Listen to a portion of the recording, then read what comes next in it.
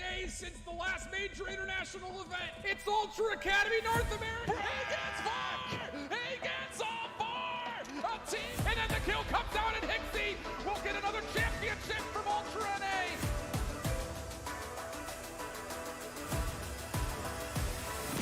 It was the last one left. Now it's the last chance for Ultra, and they're getting peace at the front doors of the lobby. 7 seconds needed, and this could be the hole to do it. Denza putting them in the dirt. Teamwork. Bueno, que por ahí ya están lloviendo las balas. Savage quiere revisar. La gente de Master Tech. Still with the Savage take that another mission. It's what he on it there. Almost getting another.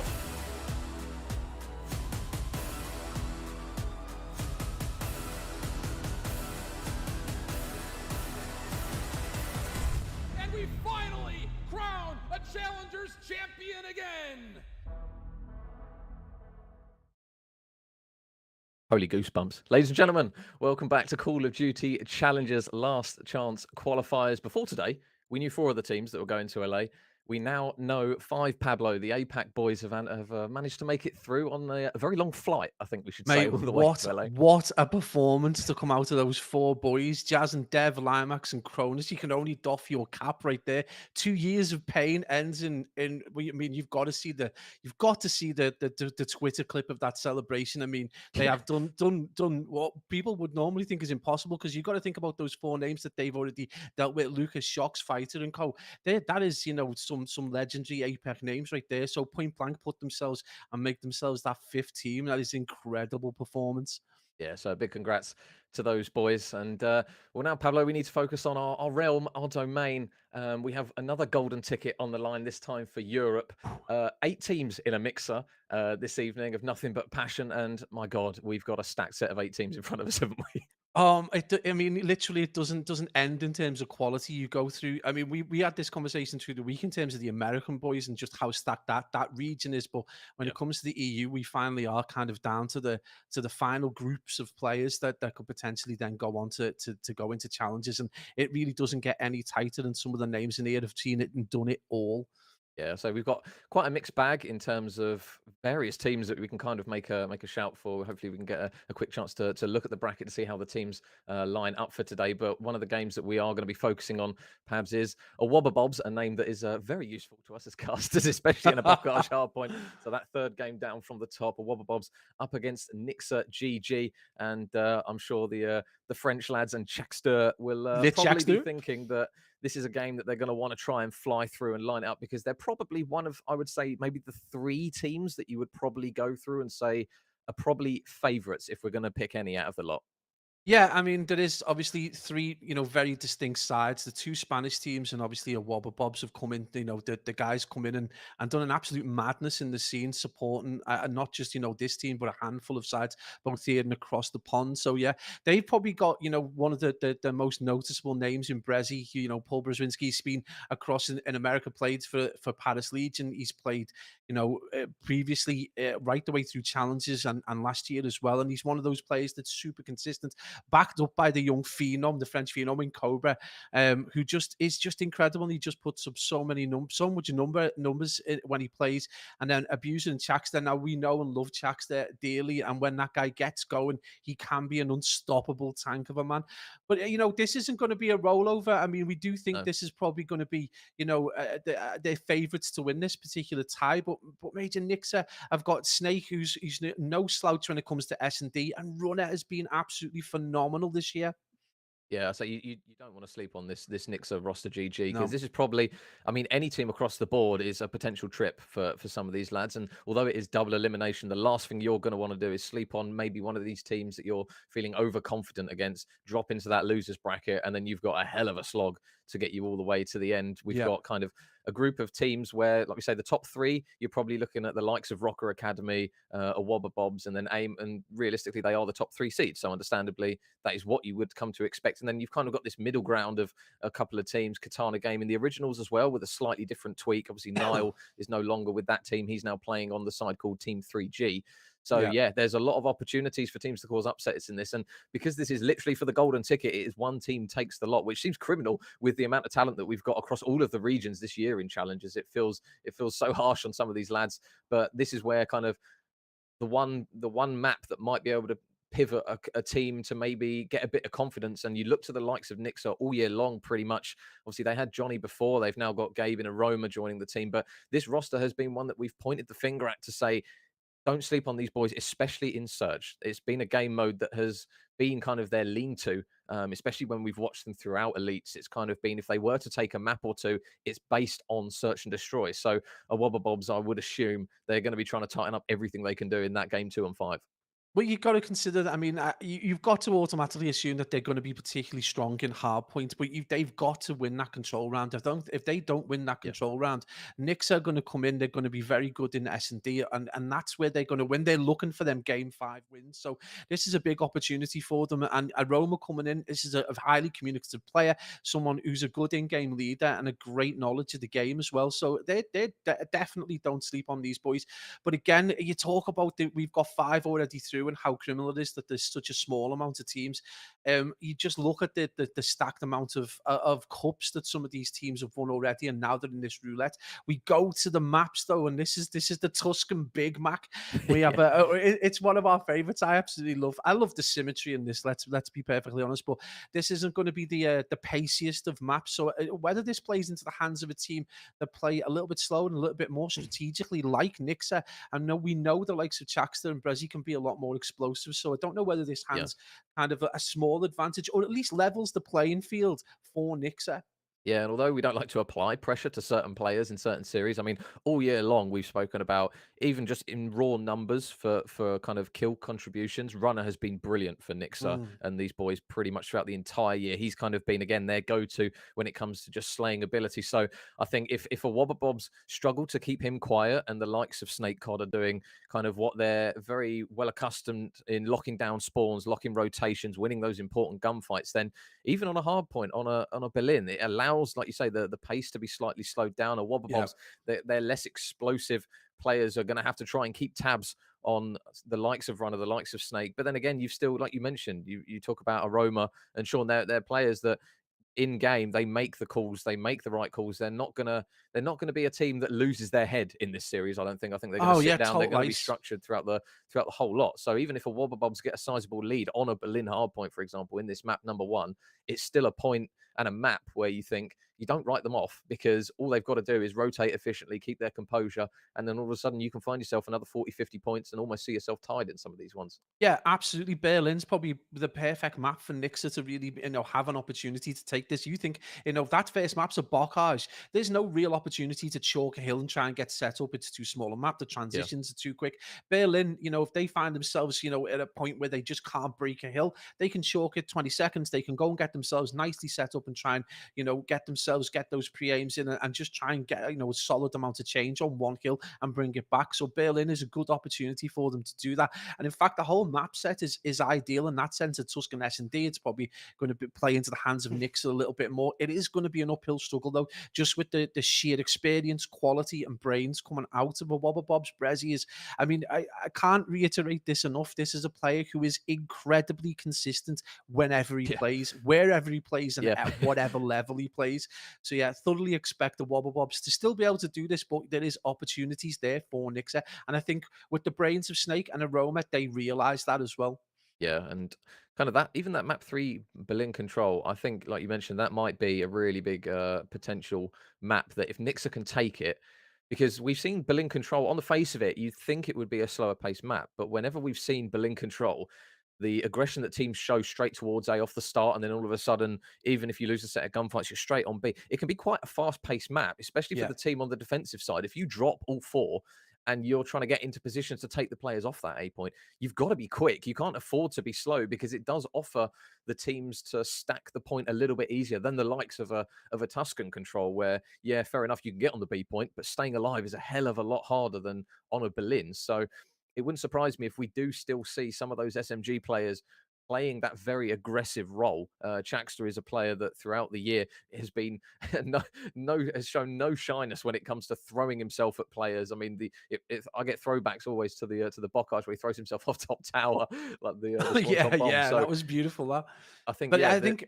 Go on, sorry. Yeah, sorry. I was just going to say, one of the interesting things about that Berlin control is obviously Gavutu and Tuscan control are kind of very much game modes in their own right. You can't really take any experience from any of the other game modes that people play on those maps. But Berlin Control, that A site is obviously P1, so players are so used to having to breach anyway, knowing that the defensive side or whoever starts kind of back docks would make it there anyway. So it's perfect for the attacking team. So if you're a strong fast attacking side who's got a historically solid P1 hardpoint start in Berlin, you're going to choose that as your control map anyway, because that's going to give you that advantage.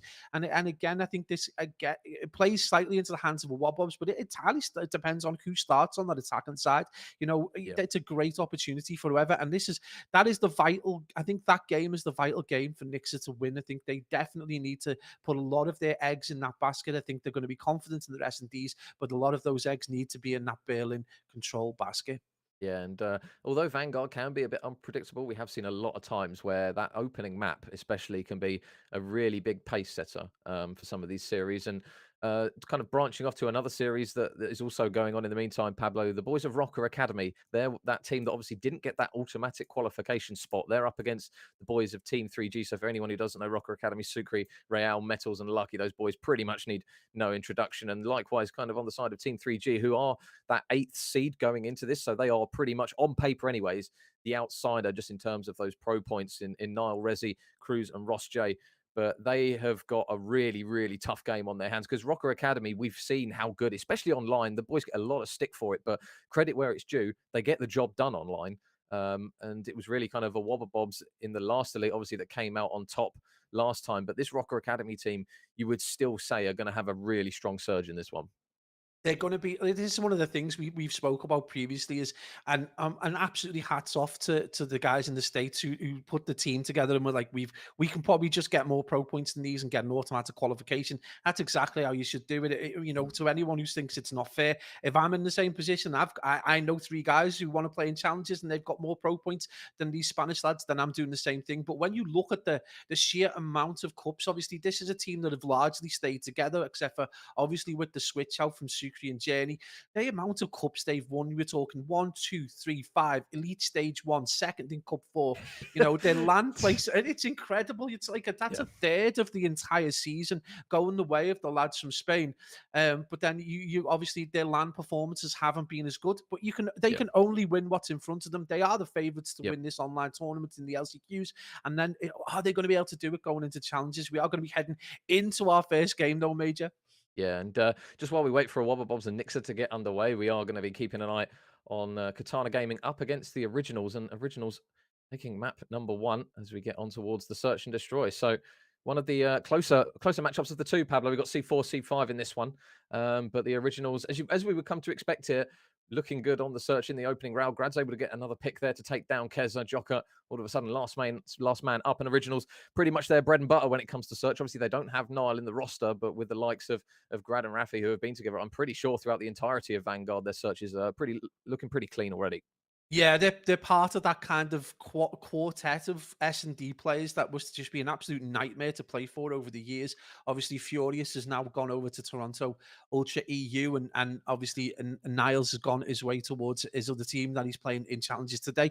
So that does leave Rafi and Grad, and SnD is their bread and butter. I mean, these guys live and breathe search and destroy. So, and absolutely are probably going to be a round on the board for them, and this is going to be huge for Katana. We thought this was probably going to be the closest of the ties out of the 4 games that start our round 1, but yeah, it is going to be a pretty tight start, and you can see the chaos already going down towards that P1 area in this Berlin SnD. Grad though 5-1 already, a disgusting SnD player. I was going to say that was quite a big pick actually to come through to take him off of a potential streak, because the last thing you're going to want to do is drop another round and give the team streaks. But he's actually going to manage to take Nelson down. Nice. So Rafi is now going to be that last man up.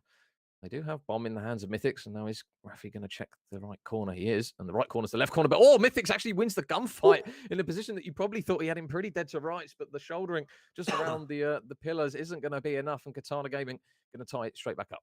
Yeah, Mythic's one of those players we thought that might be able to sneak into one of the top four sides, and particularly definitely for one of those players to look for the next season. He's had an incredible season so far, but he's definitely one of the young guns to watch out for. But parity restored between the originals and Katana gaming as we head into round three. And again, you just got to keep your eye on Rafi and Grad, who normally put up big numbers, but right now across the board for Katana, everyone's chipping in. You just feel if Joker starts to get involved a little bit more, this game will continue to be as tight as it is. And again, we don't like to talk about it too early, but this game, we did think it was going to be particularly close. So again, this push towards this A bomb site and the kind of ward of attrition that goes down over towards it, and yet no first blood as we hit that 1 minute mark, Major.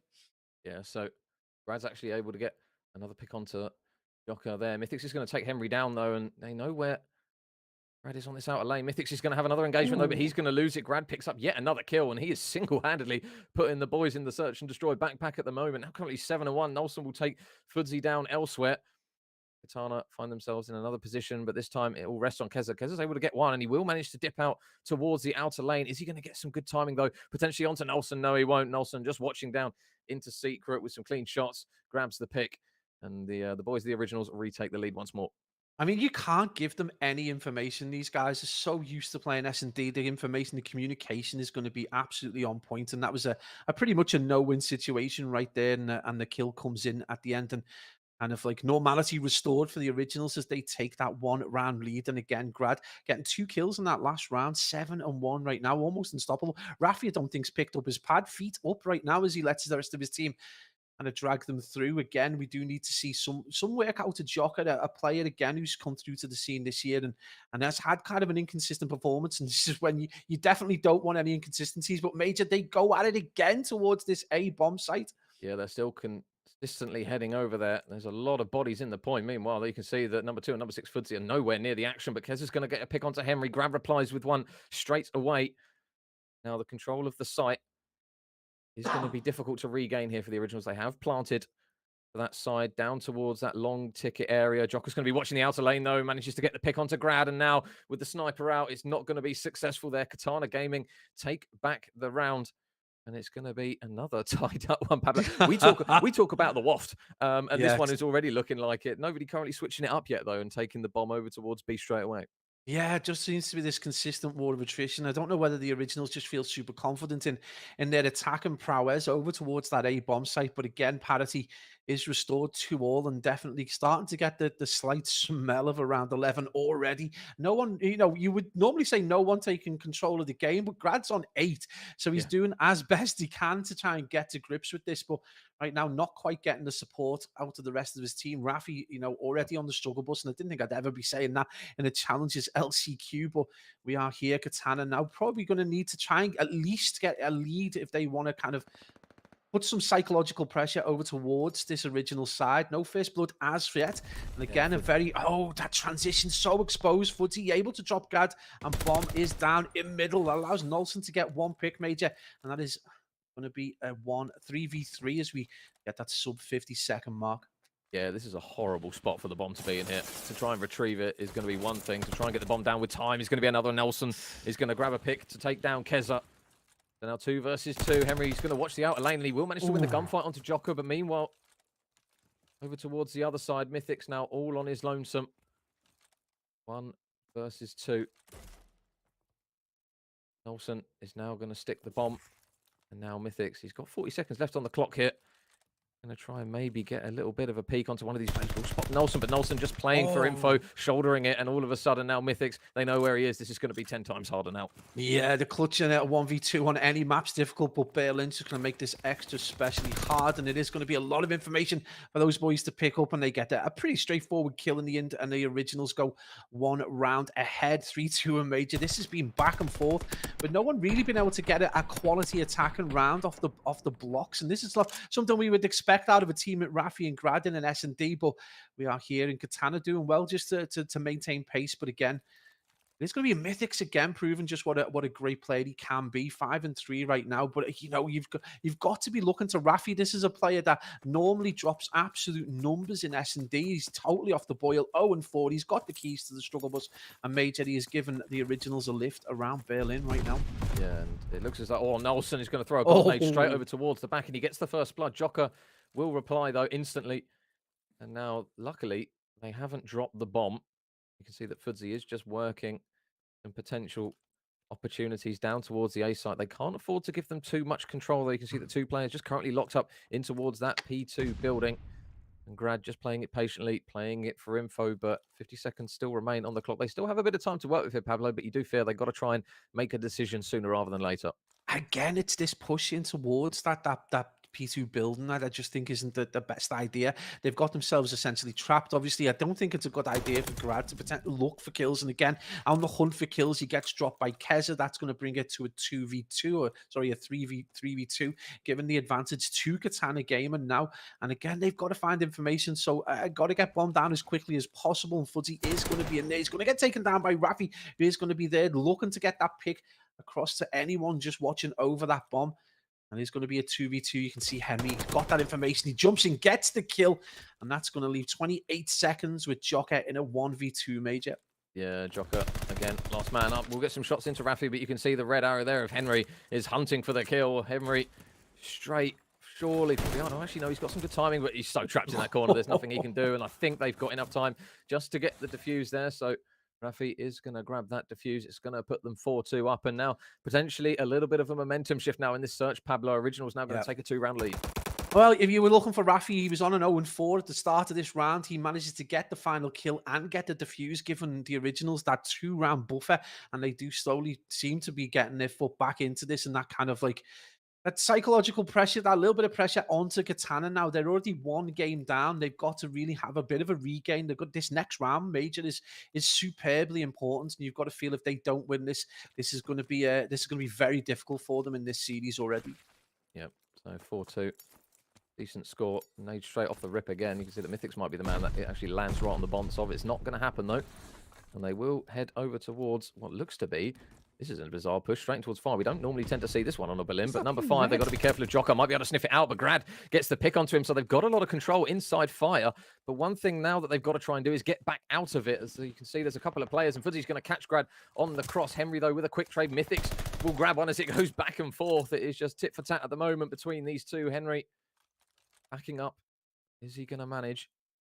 Sense out this player. Rafi's going to do it instead. He manages to take down Keza. Now Mythics left in the 1 versus 2. He will drop, and it's another round on the board for the Originals. Yeah, that was very much more a Rafi and Grad style round. You can see the control they have. They spread out quite well. They get the picks despite not necessarily been able to read that initial push, which was a wild one down street. But yeah, that's going to give them a huge buffer, and this is match point right now for the Originals. That will see them 2-0 in the game if they are able to get it, and this is going to require a big regain. And Joker, you've got to look at 2 and 6. I mean, a lot of pressure to apply to the young man, but he really does need to get some big kills now if the boys in Katana Gamer want to stay in this series.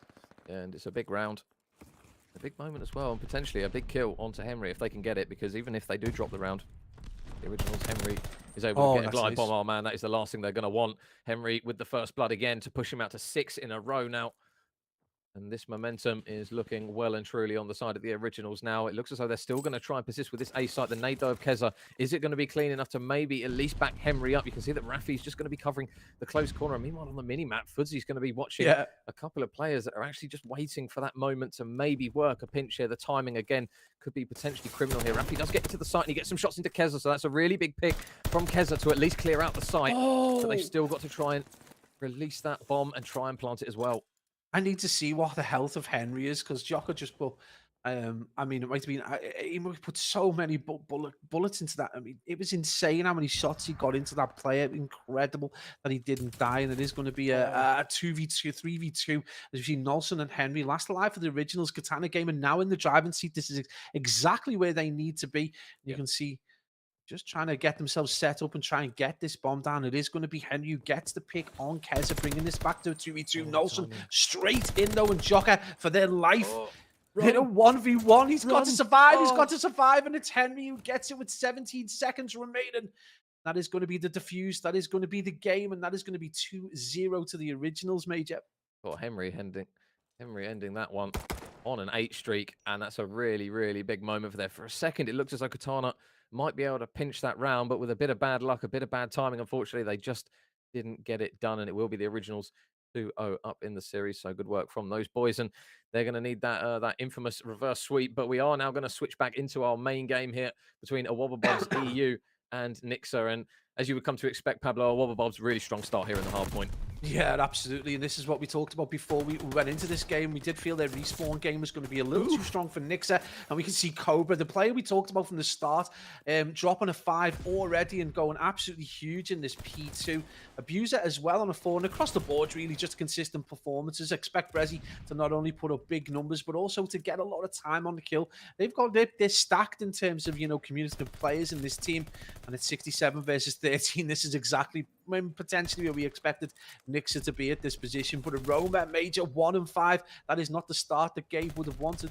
Yeah, and keep an eye on where those players are spawning, because Shaq's just got a bit of a spawn trap. I'll tell you what, the shots will have to be extra clean here with the SMG, but they do manage to get 2 really big kills. Nixa do exactly what we thought they would do, rotate early, short the time, but Rana gets 2 really big kills. Gabe's going to manage to shut down Chakster as well. They are now, however, spawning out the back, and they've got to be careful of a couple of players pushing from the front, but then also look at Brezzy. Round the back he goes. He's going to manage to baby pitch. Oh, Sean! No! I thought Brezzy was surely going to win that one, but Sean turns up to the party and just absolutely beams him.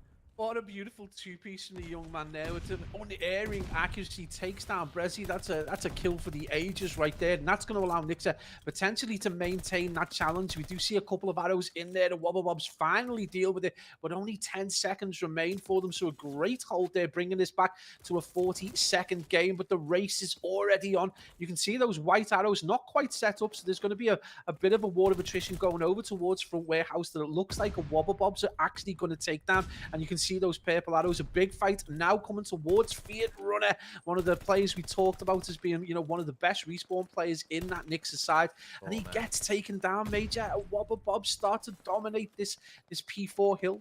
And now this is where it gets a little bit difficult here for Nixa, because they can't really afford to give them 40 seconds on this. They're going to have to keep trying to throw bodies at it, but you can already see that the passive kind of attacking selection here is kind of going to be really, really difficult, because it's going to be Abuser that grabs one, Cobra grabs yet another kill, and they really need to try and keep these big hitters quiet on the side of a Wobble Bobs, because as efficiently as you can rotate on a Berlin, if you do get flipped out and you do get broken that easily, it can be such a difficult map just to even leg it over towards the hill once more, and it will be a sizable chunk of time that a Wobble Bobs are able to get on that hill. It will be Brezzy soaking up the scrap time, but now over towards the P5 we go, Pablo and Nixa. They need to start winning some of these important engagements. Yeah, this is vital. Now they essentially chalked P4 with 35 seconds remaining, and that is not what you want to do. If you can't get onto the hills to get that time, you at least need to make it as difficult as possible for your opposition to get any time, and they just didn't do that. Superbly passive play, and that's also traveled through to this P5, and Wobble Bobs just look like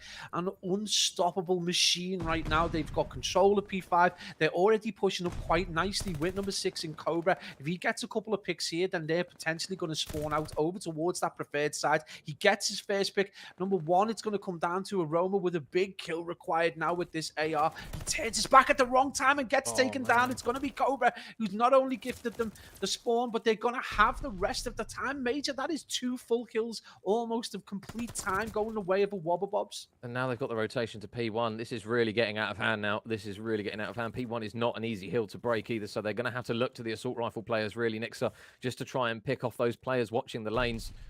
It will be the shots being thrown out, and little cheeky transition there just to get us a little bit of water while we wait. And Cobra is going to manage to get another pick here, and now this is looking really, really brutal. The 100-point club is potentially lurking here. It doesn't even feel like this Berlin has really got started, but look at the streaks, Pablo. Brezzy's on a 6, Cobra's on now 5, combining to 13 with those 3 players before Chakster drops, and the last thing they're going to want to do is give Brezzy a glide bomb, and that's exactly what they've done, unfortunately. Yeah, this is something we've mentioned before. Brezzy is just an absolute beast. He's always going to put up big numbers. He's always going to get good time. And it's a player that you've got to deal with. But at some points, it looks like Nixa having a mother's meeting at the back of the map. There just seems to be such passiveness. This kind of, you know, there's almost reluctance to try and break the hill. You know, we talk about don't feed one at a time, but please make a challenge at least 56 seconds as the boys from Wobble Bobs potentially about to break the 200 points. And we just see Brezzy again getting those kills. And Major, I mean, they've chalked P1 already. There's only a handful of seconds left and they're all set up for P2, but you just feel that their strength is not in holding the kill. Their strength is not in breaking the kill.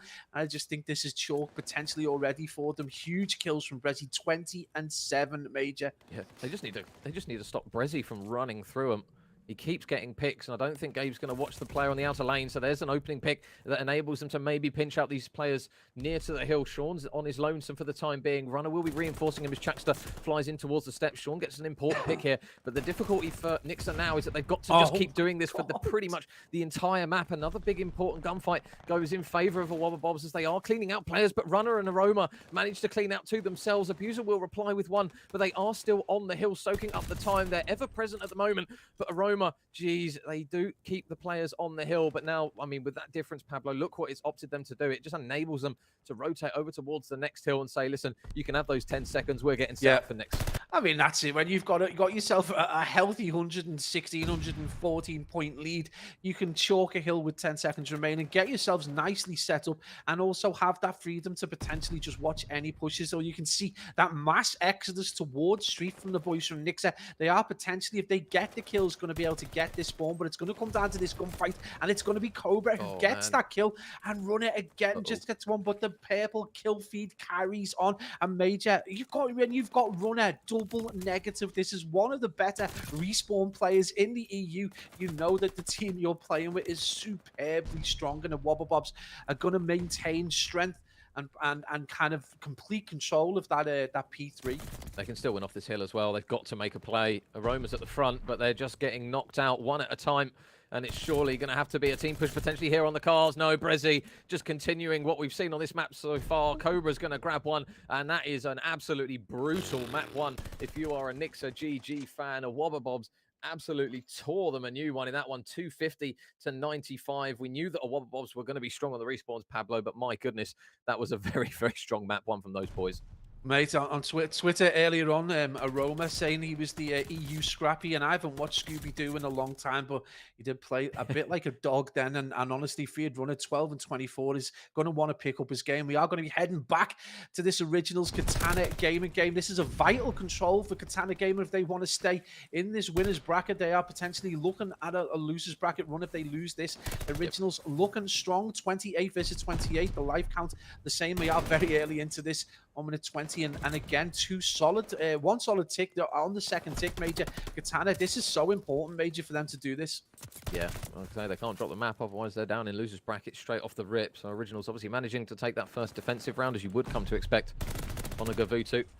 So now Keza looking down to lock some lanes, and nice shots there from Keza to clean out both Grad and Nolson as they try to transition over that cliffside. It's not an easy part of the map to head out towards, and now there's a bit of an opportunity to get a spawn trap in here. Henry gets a really big pick though onto Mythics just to allow the team to push up towards P1, but I don't think they realize that Fudzy is also here, so he might be able to grab a couple of kills. Fudzy, no, the melee's not going to come through, and you can still see, Pablo, that while number 6 Nolson is just lurking over towards the B site, it is going to just ease the defensive hold over towards that A point temporarily.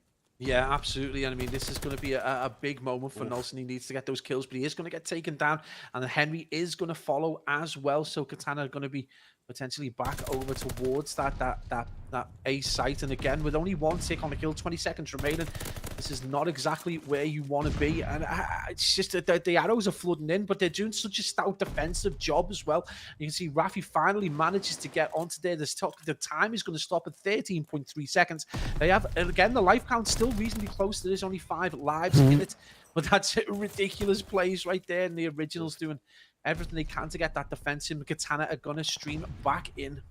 Yeah, they've only got 9 lives to work with, though. 0.8 of a second, Jesus.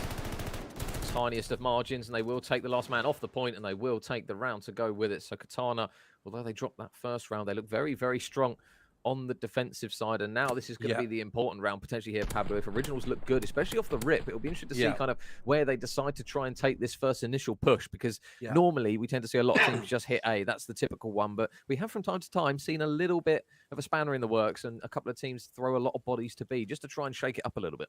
You know where I stand. I think you should at least throw someone to B, just to, if you can get on the hill, it's going to stop that time and allow the other 3 players to get that, the ticks over to A. We know how, since that change from lives to ticks, that, getting as many as possible. So yeah, get someone to B, get them to stop the time, and that allows your team then to just get that 8-point done and dusted.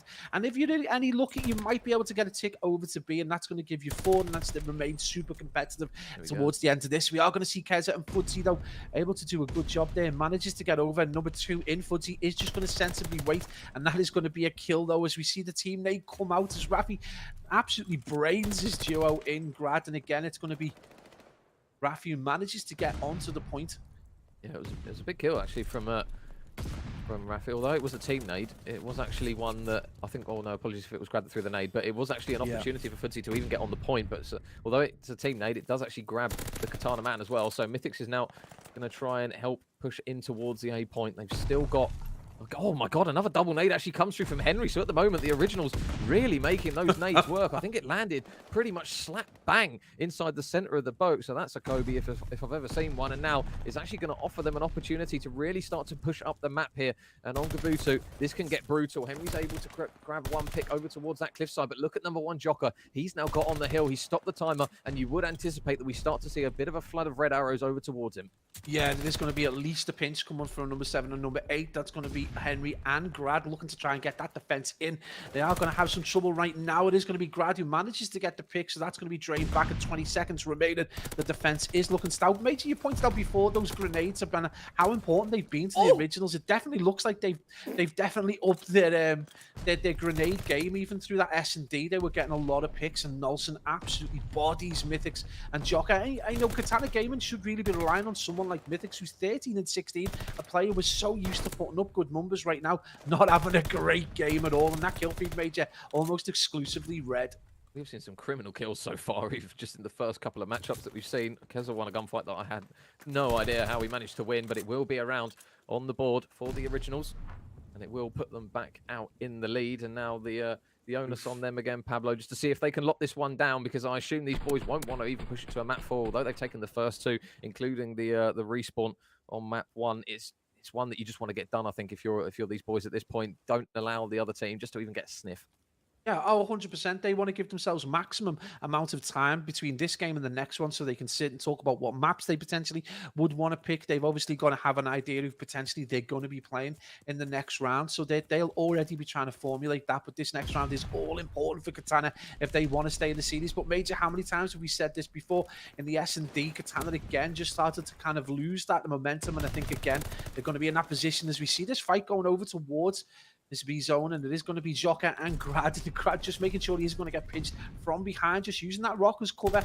But Joker, this is the key now, is if he's able to get this kill, he might be able to get himself one tick, but the bullets are going to come out. But nice to see the kill feed a little bit white for a change, Major.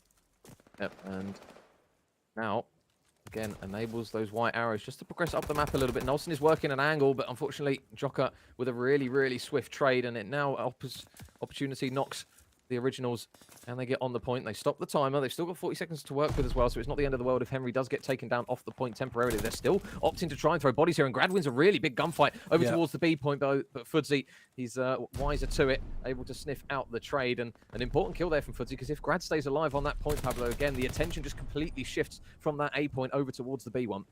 Yeah, absolutely. I mean, they're already getting that time over towards A. They desperately need, but they haven't been able to see this out, and this is going to be, hugely important that they actually see this game and this particular A zone out. They've left themselves with, a little bit of less time, I'm sure, than they would have liked. But again, that defense is so strong coming in from the Originals. They've got themselves control of that boat. They're going to drain that back to 2 ticks, and they're going to just be looking over towards that top cliff to check out Pix and Keza, who's absolutely on a tear. 23 3-18. He's the kill leader in the game, and he's just, you know, I wouldn't want to face him with that AR over towards the top, trying to push through. Grad with the good reads as well, and Major that kill feed with 19 seconds remaining.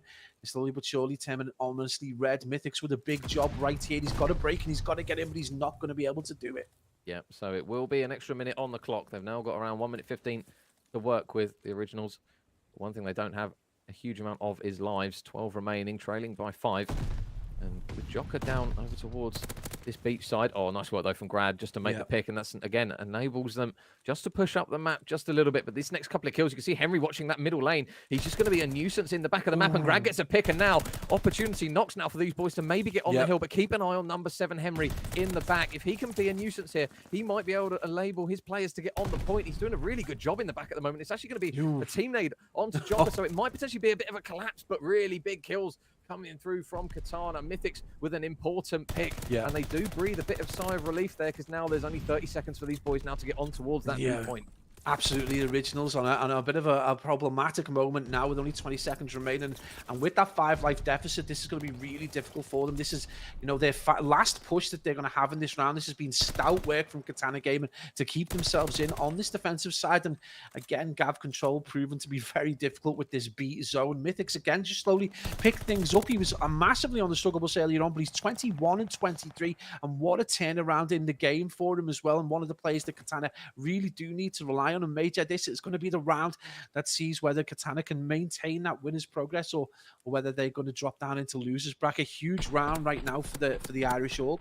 Yeah, round 5, should I say, is going to now be potentially what keeps the boys of Katana in this one, or if it sees them down in towards the losers bracket. And you guys did see on your screen briefly that Wobble Bobs were actually winning the search and destroy as well, so those boys still going strong in towards map number 2 in their respective series. But now the break off here, potentially a really important one. Katana, they haven't seen any luck on the attacking rounds. Neither side has.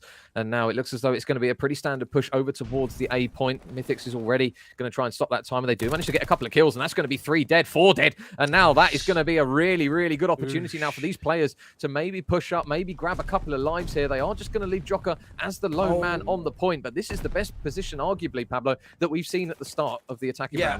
Absolutely. And Mythics push right up, getting those picks over towards back docks area. And he gets another one as well. Mythics absolutely slaying out. This has been great play from Katana Gaming. They are going to leave themselves with maximum amount of time to be able to do this, and they are potentially going to give themselves over 2 minutes to get B. But that B point, Major, is so difficult to try and get. And look at that spread from the Originals. That defensive hold is going to be really, really strong. Oh, I was going to say, look at Mythics, but unfortunately he got some horrific timing there, and Nelson was able to sniff him out and take him out of the back. But if they can still get that man in the back and keep him alive, it might be a really big game changer. A couple of gunfights go in the way of Katana Gaming again, and now that 6 life advantage is in their favor. Mythics, though, the difficult part that we always see on the Gavutu is just transitioning onto the point. That's the hardest part of the whole lot here, and it's going to be Fudzy just watching over the top with a nice angle onto potentially a couple of players in towards the point. There is going to be number 6 Nelson, though, pushing up. He's probably going to mop him up. And as soon as Katana look as though they're on the front foot, Pablo, the boys of the Originals, they just seem to clean out everyone. Yeah, you could see Joker trying to make a run towards back jungle, not able to do it with Henry going big, in not only in defensive, but he pushes right through and gets a pick over towards boat as well. So it is going to be number 7 again in that position, just making sure no one pushes out towards jungle, holding those spawns as well. And number 3, Mythics again pushed up aggressively, and again he falls, Major. And this has been the problem again, this point B proven to be so difficult to get. And you know, at this point, you know, they haven't been able to be as prolific in the kills, so they can't turn this into a TDM. I don't think a minute is quite enough time to potentially get the 16 kills required. So they are going to have to try and push this as a team and try and get this point B. But Major, we know it only takes a second to get those players onto the kill. And with 40 seconds remaining, 15 lives played, 16 advantage is still with the Originals. Yeah, I'd like to see the push come around the back of P5, around the back of that red tower, because when they've done it, it's kind of given them a bit of an opportunity to try and get P1 control at the same time, and they keep trying to butt heads at the front of the hill now. With only 25 seconds remaining, it's looking a little bit bleak now for Katana Gaming. They've got to make the plays, and they've got to do it now. Fudzy will manage to get a pick onto Grad, but more importantly, they need to try and get the man off of that heady in the boat. and it's going to be a nade straight over the top towards Henry. It's not going to manage to collide, but Henry gets a really important pick on the point, and Henry looking for more as Kez is going to chell out to the corner. He's doing a really good job, actually, of staying alive here, and Henry wins another one with the help of his teammates. They clear out every single last man with 7 seconds remaining. It's looking brutal. The kill feed is very much red, and it looks as though it's going to be an explosive end to a strong defensive hold once more from the Originals. They take the map, and they will take the series 3-0. Yeah, really solid play right the way throughout. And we thought this might be the closest of the series in this first round, in this bracket. And again, it just proves the Originals just go absolutely ham in all 3 games. Katana quit out. And again, they got to hold their heads high at times in that control. They were really good. We are going to jump back over to Nixa and Wobble Bobs. Oh my days. 9-0. Brezzy, bring him back to CDL Pro form right there as we see 3 fall for Nixa. Snake left last alive. This could be, this could be the worst beaten we've seen in a long time at this level. Oh my God, Brezzy is human. Okay, he is human. He doesn't have additional life or anything. It's 10-0 from him, but more importantly, his team now 5-0 up in the search. And Pablo, we threw the flag here for Nixa in search and destroy, but they are getting royally pummeled in this one. Oh, I mean, the difference between having someone who's played at the very highest level consistently in Brezzy and maybe having a group of players who have consistently been good at SnD at challenges level, maybe just coming to the fore when your player is 10-1, that is head and shoulders above the rest. Abuser hasn't had to do anything. He's had his pad down, made a cup of tea, got himself a sandwich, come back his team of 5-0 up.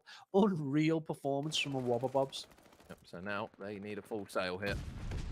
It's going to have to start here in round number 6. I mean, Abuse is just chilling. He hasn't even got a kill. He's just like, Brezzy, if you can just grab another couple of more, that would be great. But Brezzy, again, another kill comes through for him to put him on 11-1. He is really putting on a showstopper here at the moment. Snake is going to be watching that cross in towards P5. So a really clean spot here from Snake. He's going to get a bit of info. Did he spot the man, though, transitioning back over? I think he did. I think he managed to catch just the back of Abuser there. And it looks as though they're going to try and wrap this bomb over towards the A site. Runner is going to be the man watching down that field side, and the next pick surely has to go in favor, but he's actually going to give it up, and it might give them an opportunity to maybe try and get this bomb down. Yeah, absolutely. That little bit of hesitation while they decided what they were going to do is going to give Nixa an opportunity potentially to get themselves set up. They must have some information and some idea, but that is a hell of a pick as we see Brezzy and Abuser just abusing Nixa right now.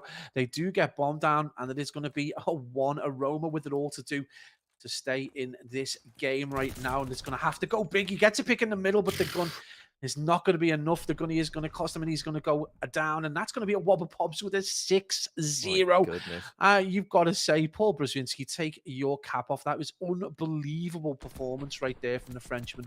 My goodness, well, Wobble Bobs, they are not messing around. They are here to go the whole way. I mean, you 100 point them in the first map, and you 6-0 them in arguably their better game mode. That is a very, very strong performance, and Brezzy demonstrating why over in NA he did it. He's doing it over in EU again, and he is looking like an absolute menace on the map. I mean, if you're Nixa now at this point, Pablo, it's looking doom and gloom because you need a reverse sweep, and it's got to start on the control. I mean, you can't. I don't think you can pick holes in your performance. You've literally got to put those 2 games out of your mind completely. They don't exist. We never played them. 2 warm-up games. The 3-0 starts now. If I'm Nixa, that's I'm with 3-0 in control. Hardpoint SnD, it's fine. This is where the game starts because the tendency you assume will be to kind of argue amongst themselves to try and dissect how they've played. Well, just put that away, put it to one side, and concentrate on potentially trying to get a 3-0 now. Is it going to happen when you've got Paul Brzezinski dropping 11 non-traded kills in an SnD, and you've got players like Cobra and Abuser dropping, absolute numbers in Hardpoint? This is probably the biggest mountain they're going to face all year. Yeah, so we are going to have to wait and see whether those boys can get that reverse sweep done. But what we will do, guys, is cut it to a quick break, and then we will be back for map number 3. Don't go anywhere. We'll be back right after this.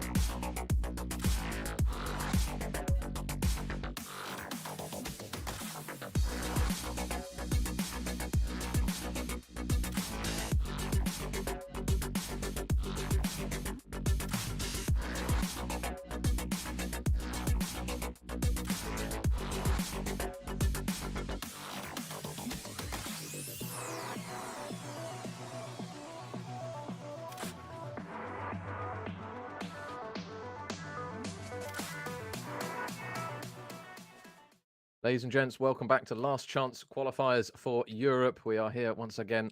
And I mean, Pablo, quick recap on the match we've just seen so far in this series between Wobble Bobs and Nixa. It's been a brutal one for Nixa. We won't beat around the bush when it comes to it. It has been very, very much the A team, I suppose you could call them at the moment. They're looking very, very good. 250 to 95, 6-0 in the search. And now Nixa have that all-important task of trying to reverse sweep a team that is looking incredibly good. Yeah, I mean, this is the largest mountain to climb if you're Nixa right now. Those four lads have got such an incredible regain they're going to need. As I said before, they're going to need to just scrap those previous two games, get into this Berlin control, and just try and shake things up. They've got to deal with Brezzy. He's been an absolute problem on the map from the start, and again, that SnD performance is probably one of the best we've seen all year. And again, it is going to be a Wobble Bobs on the attack, so a good opportunity for Nixa, you know, getting this defense in, but we're going to see this push. They're very aggressively pushing right the way down long and getting those 2 kills between Sean and Roma, who had an appalling SnD. So a nice regain from them. Very big aggression in that kill feed, though. Major goes very purple, ominously so. Yeah, and more importantly, look at number 4, Chaxter. He is throwing himself pretty much into the whole blender as 3 Nixa players come off spawn and take him down. But they are going to really hit a double pinch here over towards the A site very, very quickly. We tend to see a lot of teams do this on Berlin. Just get very aggressive over towards the A point. If you can get the A point done, B tends to be a little bit easier. Brezzy still working his magic, though, will get killed, and it will be Nixa who managed to get control of that A point once again. But off the opening start, Pablo, that's what we wanted to see, a little bit more from Nixa, a little bit more aggression. It felt as though kind of in map 1 and map 2, they were just a little bit passive when opportunity kind of knocked for them to push up the map and gain a bit of control. Yeah, absolutely. And this is the thing that they seem to have just carried in. I mean, I don't know what Aroma, his idea potentially to try and catch players in transition. Well, he's been, you know, he's essentially kind of castrated himself out in the back because he's not seen anyone. He's got no information. He's just out there and not able to really get any kind of help. And that means that the Wobble Bobs guys have already done the zoning. So again, it is going to be a Wobble Bobs in the driving seat. And with 1:29 on the clock, it's down to Nixa to go big in this defense. And Major, this A zone on Berlin is not an easy one to defend, like Tuscan B, like Kavutu B. This is a completely different, you know, beast to deal with.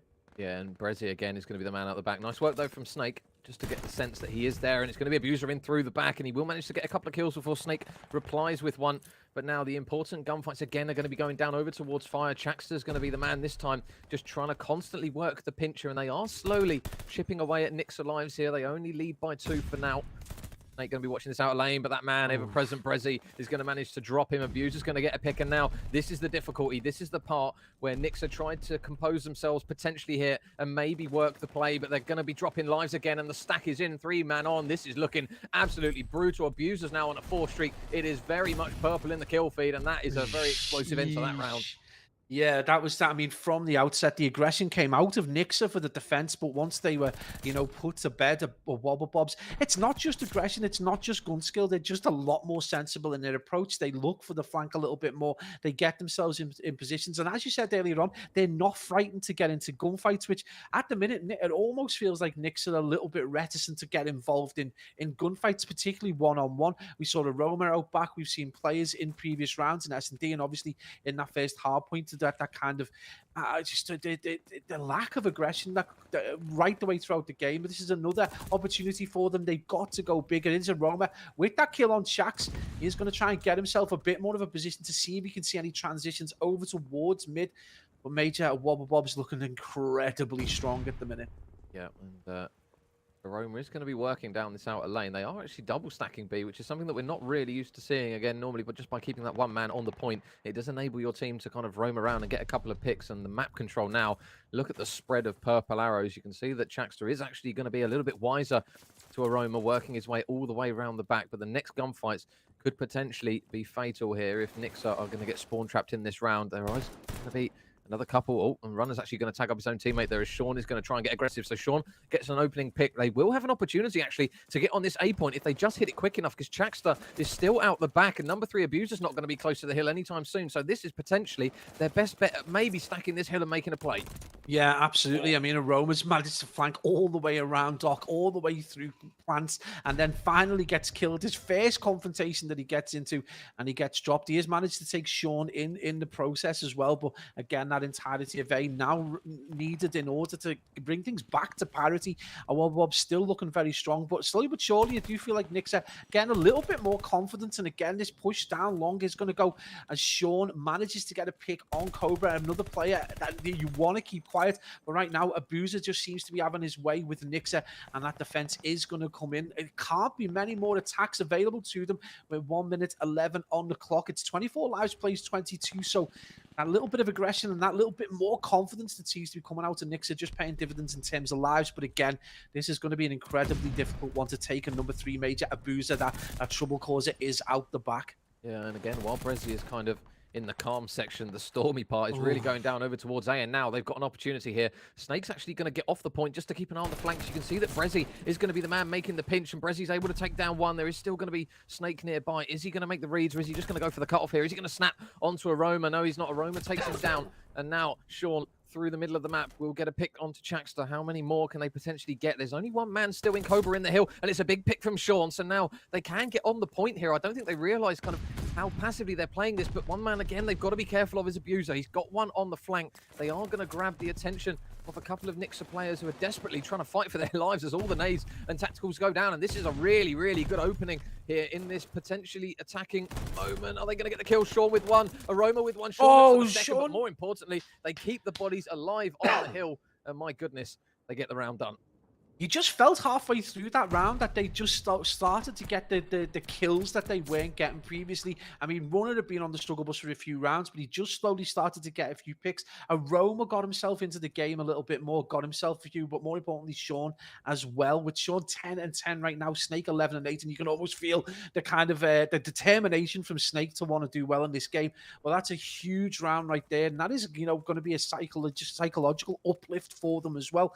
So they just need to go big on this defense. And again, they didn't do it in that first round. The Wobble Bobs very, very strong off the rip, and that's a big first kill. As Sean just seems to be, you know, in a different gear right now, Major, and that's exactly where they need him to be. Yeah, we've had a couple of series previously where Sean has looked a little bit cautious when it comes to his gameplay, but I'll tell you at the moment, he is running ragged around the map, and he's managing to get the picks to go with it. But again, it's going to be Abuser who just shuts down a couple of players. Every single time we see him in the kill feed, it seems to be a double kill coming through from him, and now they've got those players on the A point. They've got a double stack going in here, and that's 3 men dead. That is not good for Nixa here on this round. This is going to be an opening moment for the boys. If they can get this done really quickly, my goodness, it's going to open up so many possibilities to get that B point done. That A point is done so quickly, and now they've got the difficulty, Pabs, of defending arguably the harder of the two on B. Yeah, absolutely. And the other problem they've got is Runner just trying to get any players in transition, keeps himself out the game. The information comes from Fire, and it's going to be number 2 in Cobra who gets the kill. And it's going to be still Nixa in a solid defensive position, though. So it is going to come down to this gunfight right now. That is Runner finally drops Cobra, and that's Major. One of the key factors in this game, in this series so far, has been the kind of lack of performance coming out of Runner, a player that we know can put up huge numbers. He has slowly but surely started to creep into this game, but if Nixa want to do well in this control, they're going to need him to be absolutely frying from this point onwards. And now this is the difficulty. Gabe was out of the back warehouse trying to get a bit of info and potentially any players flanking. He will manage to take down Chaxter as they go on the hunt for him, but Abuser is causing absolute problems in the back, and there's going to be another man still alive on the point. Cobra gets one, Cobra gets a second, and now the double stack potentially in once more for a Wobble Bobs, and this is the really, really brutal part here. Can they manage to keep these players off from stopping them getting this one done? They've still got the man alive. Cobra's just running round and round here, and he gets another one onto Sean. They're going to try and push him out from the outer lane, and Runner with a really big pick. Snake kill with one as well, but Brezzy is still alive, and Brezzy gets 2. Yet again, the man just doesn't know what a single kill that gets traded out is. Gabe is going to get one onto Chaxter, but it's still 50-50 on the point, and it's going to be an absolute bloodbath to the end of this, and Aroma with 2 important kills right when his team need him.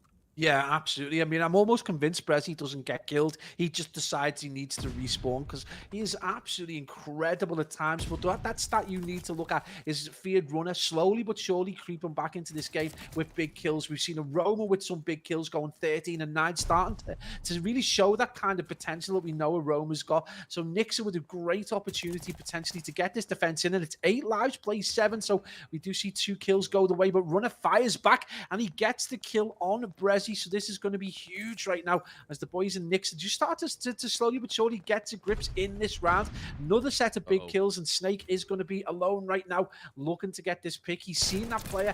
Oh, he's going to get the 2-piece. No, he decides not to follow through, and that allows a Wobble Bobs back onto the kill. There's only a few seconds needed. Can they steam in? No one can get in right now, and that is going to be a Wobble Bobs taking the game, taking the series, and they carry on through to the winners bracket. I won't get too excited. Perhaps it's 2-1, brother. Oh, shit. It's all right, mate. There's been a lot of heat in the UK, all right? Leave my boy alone. It's I'm still just going to going be 2-1. to... But I tell you what, that was still a really, really important round there. Like, when Snake had the opportunity to take 2 men off the point, I thought he had the opportunity to pretty much clear out everyone from a Wobble Bobs, but I think he kind of saw 1 kill, tried to play his life just a little bit.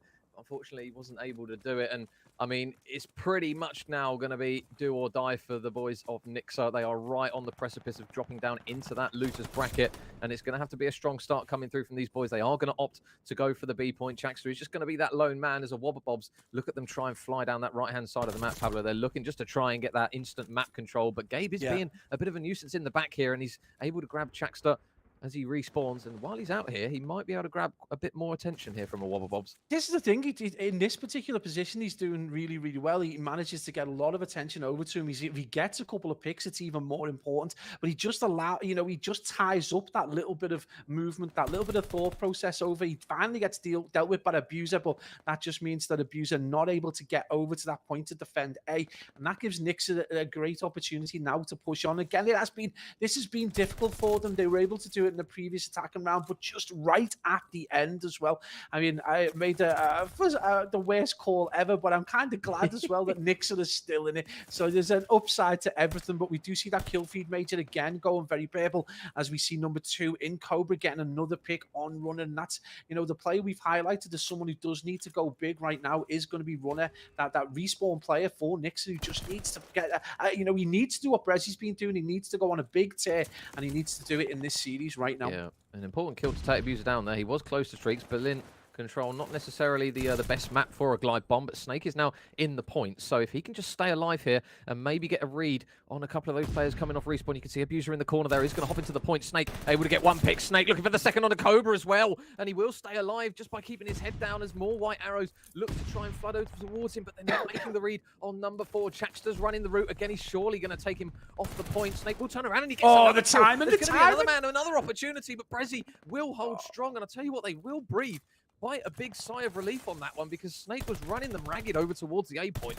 Oh man, the timing was so bad. I was like, please get that kill, but it is going to be the boys from a Wobble was managed to get the defense in, and you can see number 6, Sean, making his way up steps, just trying to get that cut through. It's a dangerous one to get because you assume someone would be in plants, but that 2-stack is back in.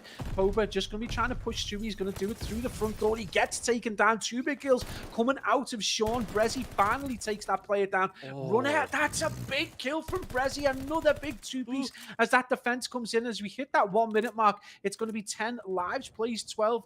And you would only suggest, Major, there's only a handful of pushes remaining for Nixa to stay in this game. Goodness, we might only see 1 or 2 good ones here from Nixa. This is pretty much what they've got left. 10 lives, plays 11. But every single time they've pushed this A point, it has been fortunate. A really big pick again from Aroma, who is really taking a bit of a grab in this.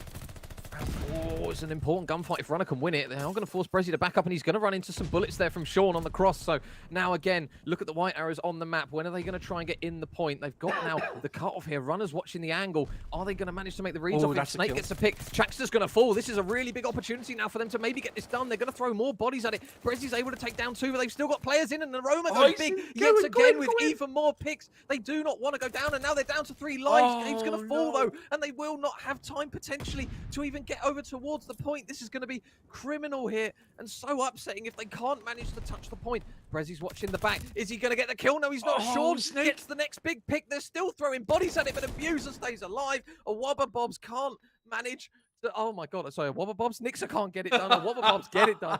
My goodness. It was all over the place, that one. Yeah, it's nice to be able to finally call that Wobble Bobs do it 3-1, but my days was that close. As the boys from Nixa, you know, that's a 3 against 11 defense towards the end. Huge plays from Abuser. 30 and 21, 23 untraded kills, an incredible performance. Nixa, though, you know, it's just a shame. We talk about slow starts in the series. Well, you cannot get a slower start than getting 100-point clubbed in your Hardpoint, 6-0'd in your SnD, and then slowly but surely starting to look like a team that could perform partway through control against a team like a Wobble Bobs. Never really going to be enough. A Wobble Bobs just I mean, there's damage limitation, and there's just, you know, this team are unreal. But great performance, and that again, just a quick sweep. 3-0 though, Major. It's not exactly what we expected. We did think they would dominate, but that is a sorry scoreline if you're a Nixa fan. Yeah, you got to feel for the boys of Nixa with that one, because they did get incredibly close to pushing that round 5. But again, we saw moments coming through from individuals of Nixa, but it just didn't feel as though they came together as a unit. And it's still going to be another unfortunate map that they do drop. They do drop in towards that losers bracket, but Abuser this time, Pablo. It feels as though this is a Wobble Bobs EU roster. You pick one out of the 4 and they will probably do very well. Brezi obviously had an incredible map 2 in that search and destroy, and it's now Abuser's turn to pick up the mantle and continue through. So with even with Chaxter struggling, they just seem to have just that little bit too much firepower. Yeah, absolutely. And you know, you look at Nix's scores across the board; they did quite well. They obviously a huge progression from the previous 2 rounds. But Runner, one player that we usually expect to go absolutely huge in respawns, 15 and 27. I'm sure he'd be superbly disappointed with his performance. And again, the guys from Nix are just going to have to chalk that one up to experience and just move on to the next to the losers round bracket and just see if they can get a solid losers run. But a Wobble Bobs, you know, we talked about the top 3 teams that we consider to be the favorites, the 2 Spanish teams in Minnesota Rocket, AIM, and now obviously we just got to consider a Wobble Bobs to be just as capable when you've got that French triumvirate of Brezi, Abuser, and Cobra, who can have absolutely immaculate and incredible games at any given time, backed up by what is normally a solid SMG coming out of Chaxter. You know, they've got to be considered, you know, one of these teams that are, you know, going to push one of the Spanish teams towards that final, that grand final, or at least winners final.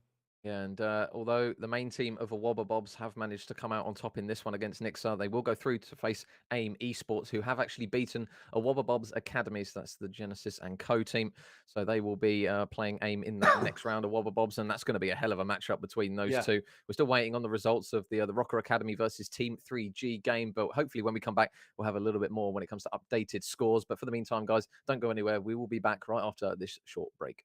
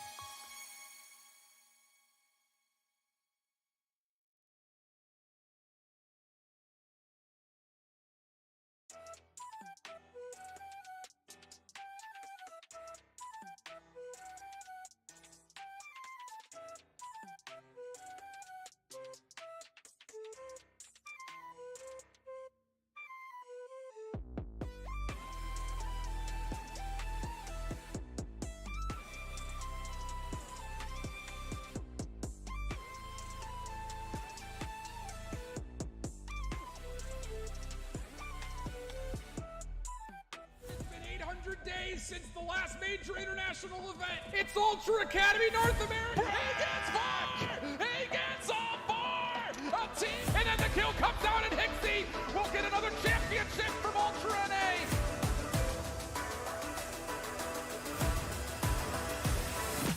He was the last one left. Now it's the last chance for Ultra, and they're getting peace at the front doors of the lobby.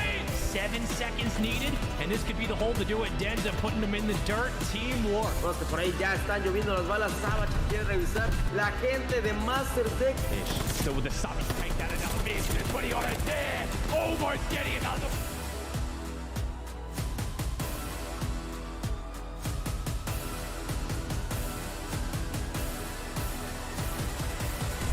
And we finally crown a Challengers champion again. Ladies and gentlemen, welcome back to Call of Duty Challengers Last Chance Qualifiers. I get goosebumps every time I see that clip, Pablo. I will not lie to you, brother. But we're back again with Europe. We've only had one round of games, by the way. We've still got another 5 to go. We've already seen a couple of the teams confirmed to go through. A couple expected results, Pablo. A couple, though, a little bit more close for comfort, though, I think is one thing we would say for some of the teams.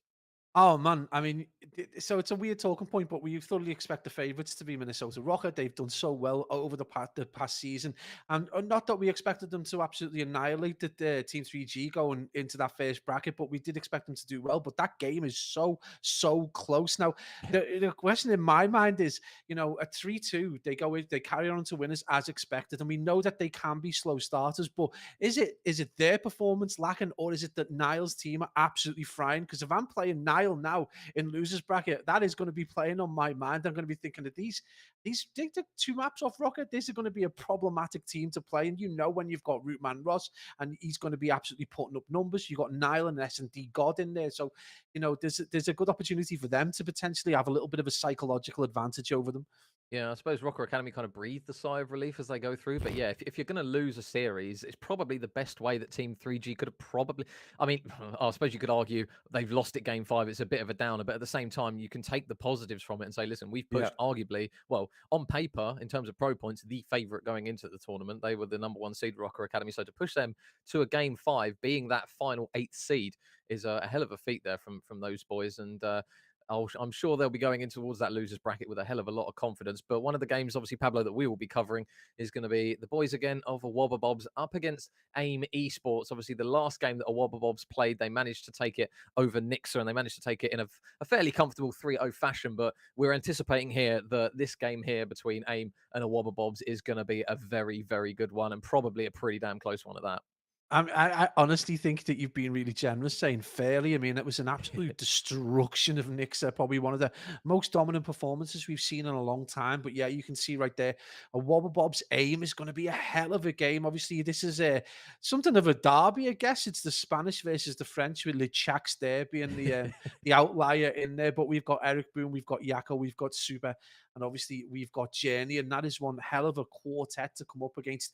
You can only say is one of the performers of the year in Brezzy. He's been unreal in the first round, and he's been unreal, in every game that he's played this year. So that's going to be a hell of a matchup. And obviously, in the other side, you've got Rocket against the Originals, and again, that's going to be a tricky one, especially if Rocket, if it is down to them not particularly being on all cylinders, firing on all cylinders, then a good opportunity for the Originals to take Yeah. advantage. Yeah, and I mean, kind of focusing in on a couple of the teams in the lower bracket as well. Obviously, we've had that first round of games, but the teams down in the losers bracket, they've still got a long old run to make. We've got the likes of Team 3G, Katana Gaming, Nixa, and a Wobble Bobs Academy in there. So you kind of, when you look at it on paper, Pablo, obviously apart from kind of maybe that seed. When you look at the kind of the seeds, you've literally got 5, 6, 7, and 8 of this one. So in terms of results on paper, this is kind of the expected outcome that you would see. But again, down in the losers bracket, you can make a run, you can get some momentum, and you can get some morale going when you come up against some of these teams that might necessarily have a bad game in the losers bracket, drop down.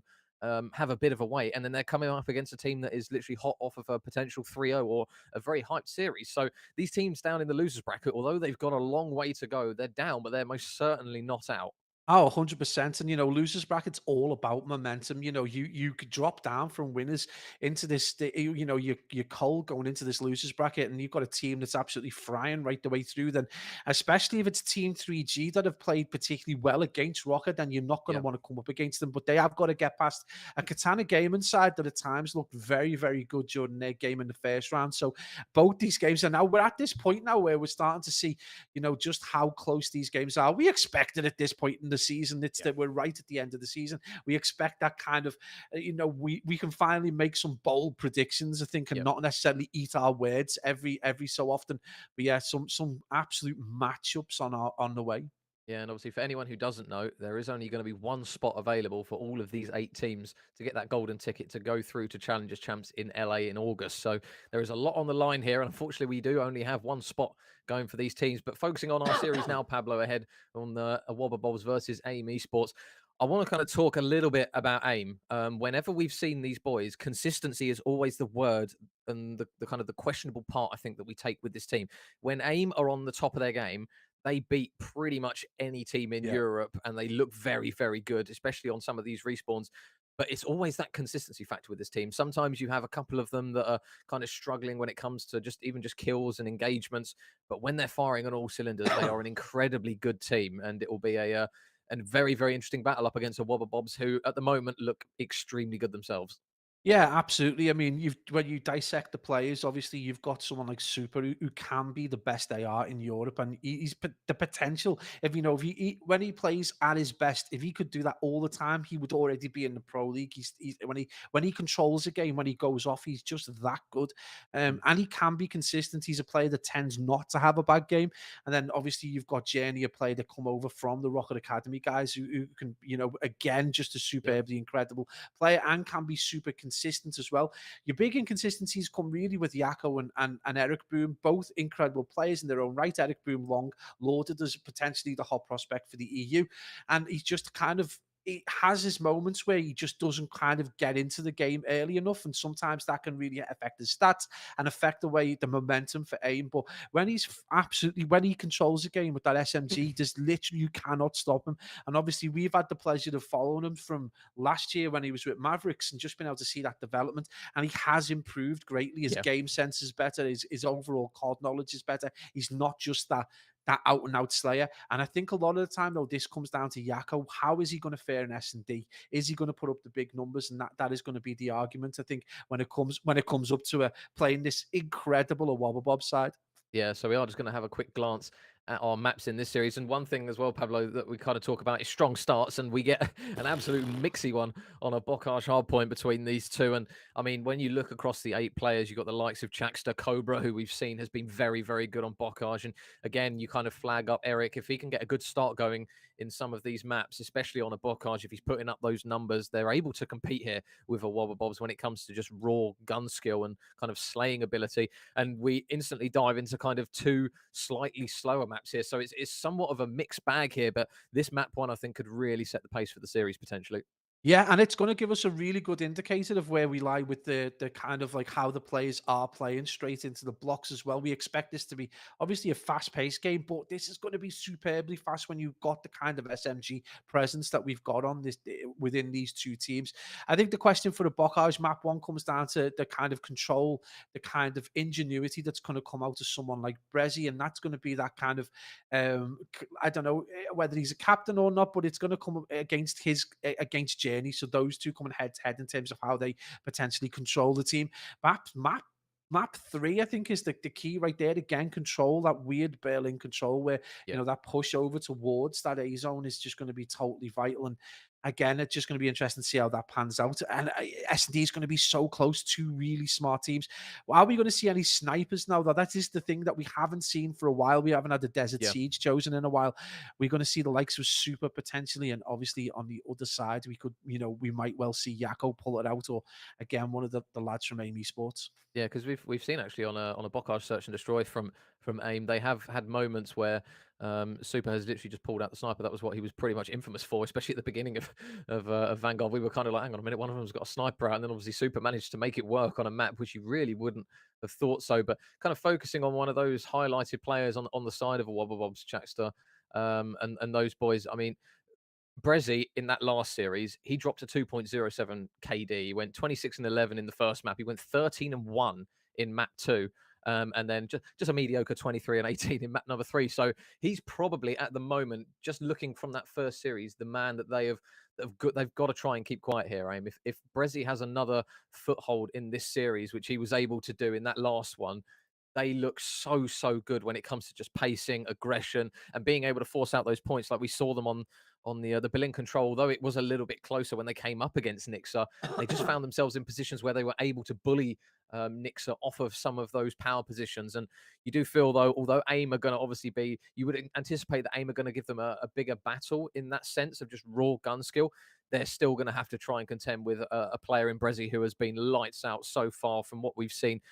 Even when, I mean, he's been lights out all year, let's be honest, when he came from America, or went to America and then he came back to Europe. He looks as though the man has literally just not stopped as we finally hop into our map number 1. But it's going to be a mixy one, Pabs. I mean, I won't ask you to pick a team because, I mean, at this stage in LCQs, everyone's playing for everything. But Bocage Hardpoint, strap yourselves in. It's going to be a messy one for sure. Oh, yeah. I mean, it's going to be straight contest. Immediately, you can see the kill feed back and forth. And that's just always going to be the case at the start of this Bocage Hardpoint. But, harking back to Brezzy, he's one of the few players who brings that CDL Pro quality with them. Obviously, Journey, Lucky, Super, and Metals bring that quality, but it's just apparent sometimes there's that step above.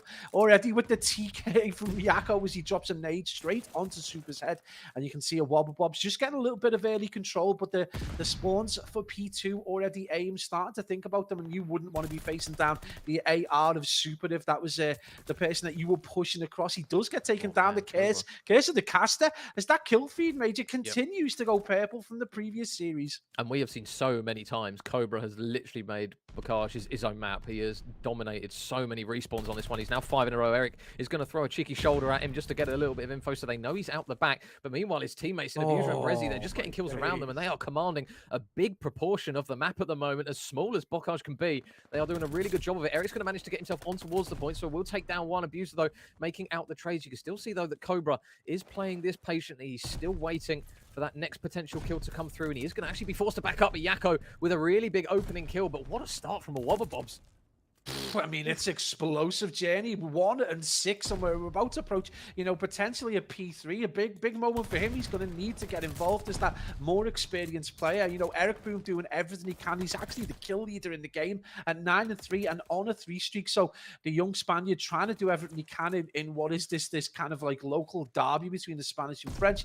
But Wobble Bob's just such a strong start, and you can see already AIM just got set up quite nicely. They've tried to watch all angles, but it is going to be Yako a little bit too aggressive, maybe pushed out forward, and that's going to allow Chaxter to just run around tower, and you can see him trying to make his way back. Whether he's going to be able to do any damage over distance with that SMG, the information definitely going to be going out. They're going to know that these guys are going to be pushing through kitchen and round potentially Zig, so big opportunity for Wobble Bobs just to stretch this lead out, Major. Oh, and a very blue kill feed there as Eric's able to mop up one Journey with the second, so this is a very good hold on this hill so far, and Eric just going on that roaming roll at the moment, which we know he's very comfortable at doing. He is going to get taken down by Abuser, but they've still got Journey alive in the hill through all the madness, but the kills come through. Another couple once again from Abuser, and Cobra is going to have an engagement on the outside of the hill, but it's a little bit of a mess inside as Eric's going to try and stay alive. Chaxter shuts him down, and they will soak up what is going to be 10 seconds of scrap time, but Chaxter, nice kills just to try and keep these spawns out the back here. He's going to fly around and actually get a third onto Journey as well, but they do manage to push the lead out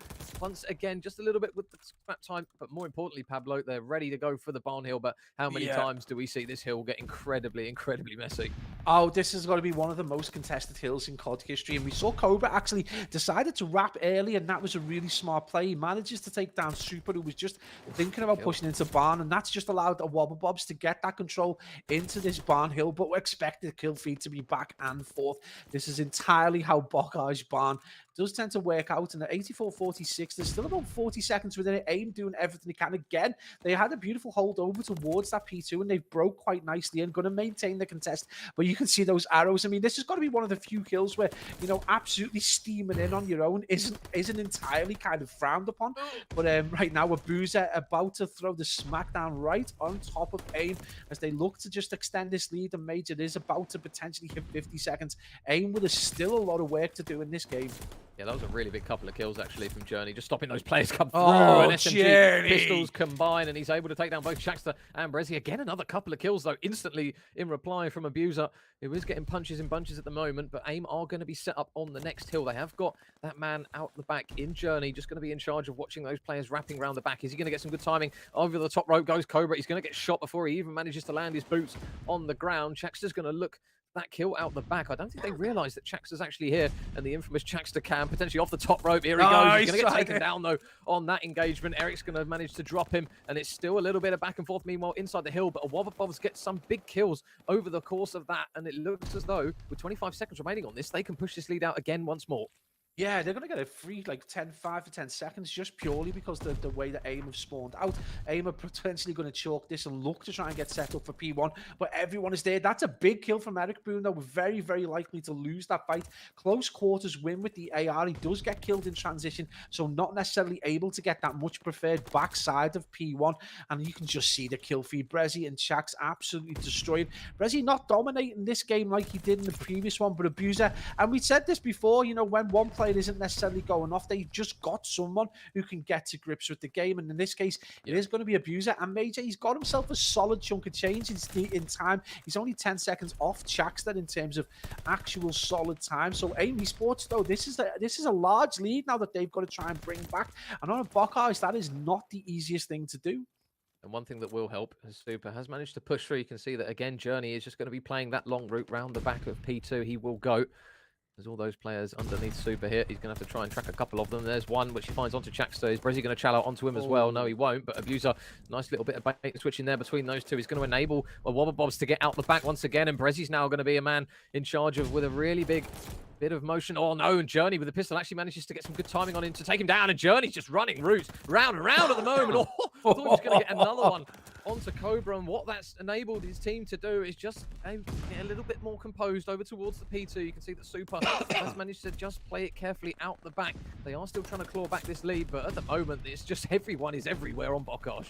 Yeah, and it's a bit of a madness, but we talked about it at the start. We said, you know, one player that would need to absolutely play really well in order for this to be a good round for AIM was Yakko, and you expect a Bocage Hardpoint as an SMG player, it's got to be considered your primary hunting ground, and right now he's 16 and 22, so not exactly in the position he would need to be. He has got himself a few kills, though, as the boys from AIM still look to try and control this, but it is going to be a big contest coming out of a Wobble Bobs, and not just that, they push expertly from the front and manage to get themselves a little bit of time, but Major, that has been brought back again to around 40 seconds, but with that scrap time of AIM, don't contest. A big fight now going down, and it's going to be number 3 and Abuser who gets that inevitable kill, 27 and 16, and Major, he's got the lion's share of the time for the Wobble Bobs. What a performance in this game one so far.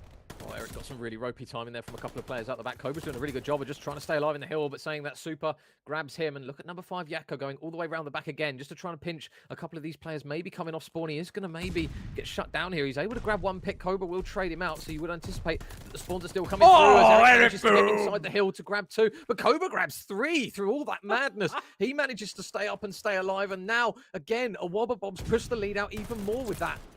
Oh, Eric Boom, anything you can do, Cobra can do better. 28 and 18 for Abuser, but Cobra brings himself positive, 23 and 23. As I say, that case of the caster, his journey's able to take him down, but beautiful plays coming out of the Spanish and French lads so far. And it's been a crazy, crazy second rotation. This has been one of the most insane P2s I've seen in a long time. You can already see AIM really well set up, and that's a beautiful read. He's able to get the kill, but number 4 in Jackster, who's been relatively quiet in this game so far, gets in a really important kill out towards the back. AIM do have a little bit of control though from that side field of Barn. It's going to come down to number 2 in Cobra. Is he going to get a red?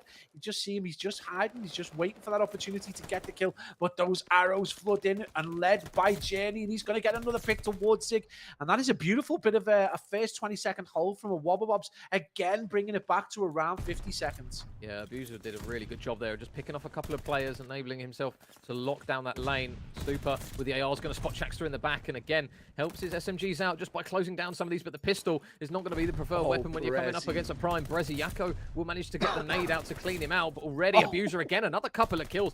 He is having an absolute whale of a time on this map with his assault rifle in hand, as there's still going to be a lot of engagements inside the hill. Eric and Yakko are going to combine for 2. Abuser's going to again throw back a nade and take 1 down, so it's still going to be around a 60-point gain as we go over towards the rotation. But a Wobble Bobs, they enable themselves just to rotate a little bit earlier, label AIM to get the scrap time, and now this is a good opportunity for them to try to push this lead out even more and maybe get it done here. Yeah, it's a very good opportunity for them to get it done. And if you're AIM, you've got to go and deal with the Boozer. 34 and 22 with only a handful of seconds remaining. That's going to be a massive kill for Jenny. He does get traded out by Chax. Eric Boom and Yakko team up. The double SMG duo of AIM Esports managed to get the picks, but it is going to be Cobra just lurking towards this gate area, looking for players in transition, but AIM still with a little bit of control. But I know a Wobble Bob's probably thinking they don't need to commit too heavily. They've only need 38 seconds, but they just got to get the push in at the same time. They get the kill, and you can see Brezzy start to put that pressure towards Ellie. Gets a pick, Brezzy again, that unstoppable Frenchman, and the handgun was out. He does get the reload in. Brezzy's going to be waiting there. The pre-fire in, and that nade is going to drop straight onto Superside Major. 23 seconds required, and this is going to be a huge, huge moment for AIM Esports. Somehow Brezzy stayed alive for so long. I thought he was pretty much dead to rights in all of that madness, but he gets a little bit more time that edges them ever closer. And we go back to the P1 where we're normally used to seeing at least 10 to 15 seconds for maybe each side. But now they're going to have to do a good job of keeping these players off the hill. Cobra again, just lurking around that top granny side. They still currently haven't got anyone on the hill as Super shuts down another couple of players. He's doing his best to literally emulate exactly what Abuser has been doing with this assault rifle. And he's now going to have an opportunity to maybe grab a bit more information and maybe picks, but Chapster's on the point. This is the difficulty of the P1 when it comes down to it. Yakko again gets an important pick, but they still need to try and keep these players off the hill. AIM are still in, but they've got to do it for so much longer. Yeah, this is a big play by Abuser. And now the little bit of trouble that number 1 Brezzy caused over towards those small huts meant the 2 players from AIM absolutely made it over, but they left Barn completely clear. Abuser was able to push through, and that just meant that AIM could not get any more time on that hill. So it's still around about a 50-second lead, and we can see the trades go back and forth. AIM starting to just, try and push players onto this hill with a handful of seconds remaining. They are set up once again for P2, but the problem is, Major, they were set up in the previous rotation for P2 and just got dominated from the front. They've got to go big right now. Oh, Brezzy's going to manage to get a pick onto Eric. Are they going to spot him out towards the stable side? They will, so they are going to get back on the hill. But Abuser's got to try and maybe pick off at least the man on the hill. He does manage to take one down, but they are still alive. But they've got to be careful because the onslaught of purple arrows are starting to charge forward. There's another one, and it's still Eric that's able to be nearby to maybe contest. But he's got a huge one-on-one up against Abuser. Yakko grabs one. Journey grabs a pick as well, and AIM is still alive on this one. Oh, they're still spawning the purple arrows out. They're down, but they are not out just yet. Oh, my days, Major. This is a classic Bokars. The frenetic pace, everything. They're going to get that little bit of strike time as the boys from a Wobble Bobs still trying to push through. They're trying to maintain control for that P2 on this third rotation, but it's going to be aimed. The question is, are they going to be able to get over in time to this granny, lower Granny's Hill, and make a contest? You can see number 7, Eric Boom, gets taken down. There is going to be a trade out as Super does manage to drop Chax. There's a huge fight that goes over from Yakko towards Street as the pinch comes in. You can see these kills are so important right now for Ivy Sports. A Wobble Bob still in. Aim managed to break in with 4. Oh my days, they're in. There's still time for them to win it from here. 20 seconds needed, Major. Unbelievable plays from Amy Sports. Keep an eye on Jackstar. Look at the route he's taken. Number 4 on the minimap. He's gone all the way around the back, but they're still getting kills, and it's still blue. Aim have just completely kerfuffled them at the moment. It's only going to be 5 seconds remaining. They've got to touch the hill, but they're getting cut. Eric Boom's going to get this but they're in the contest. There's 3 seconds remaining. Number 4, Jackstar has got to go again in the contest. It's once again in, and not going to be enough. It's finally going to come through for Aim, but that is how you regain on a Bocage hardpoint. Oh my God, what a map one. I don't know where to begin with that last kill. Oh my days, that bar. I mean, it is unbelievable performance from Amy Sports. We are going to be heading straight over from that incredible Bocage hardpoint straight over to see a Rocker Originals and Rocker versus Originals in a second. We are seeing game 1, 230 to 77. And a complete contrast, Major, to that previous game. You can see Rocker Academy just absolute dominating there. Lucky 29-12 on an 8 streak. This is it's what we have come to expect from these boys.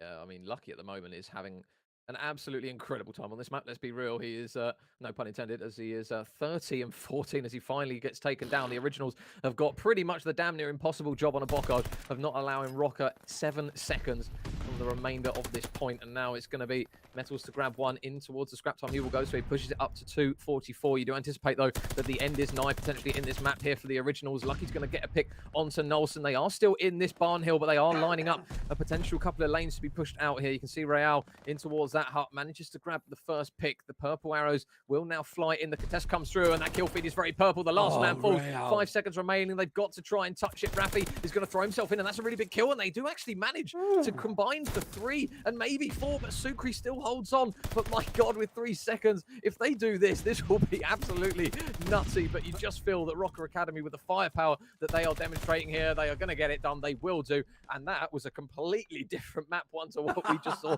in our previous series.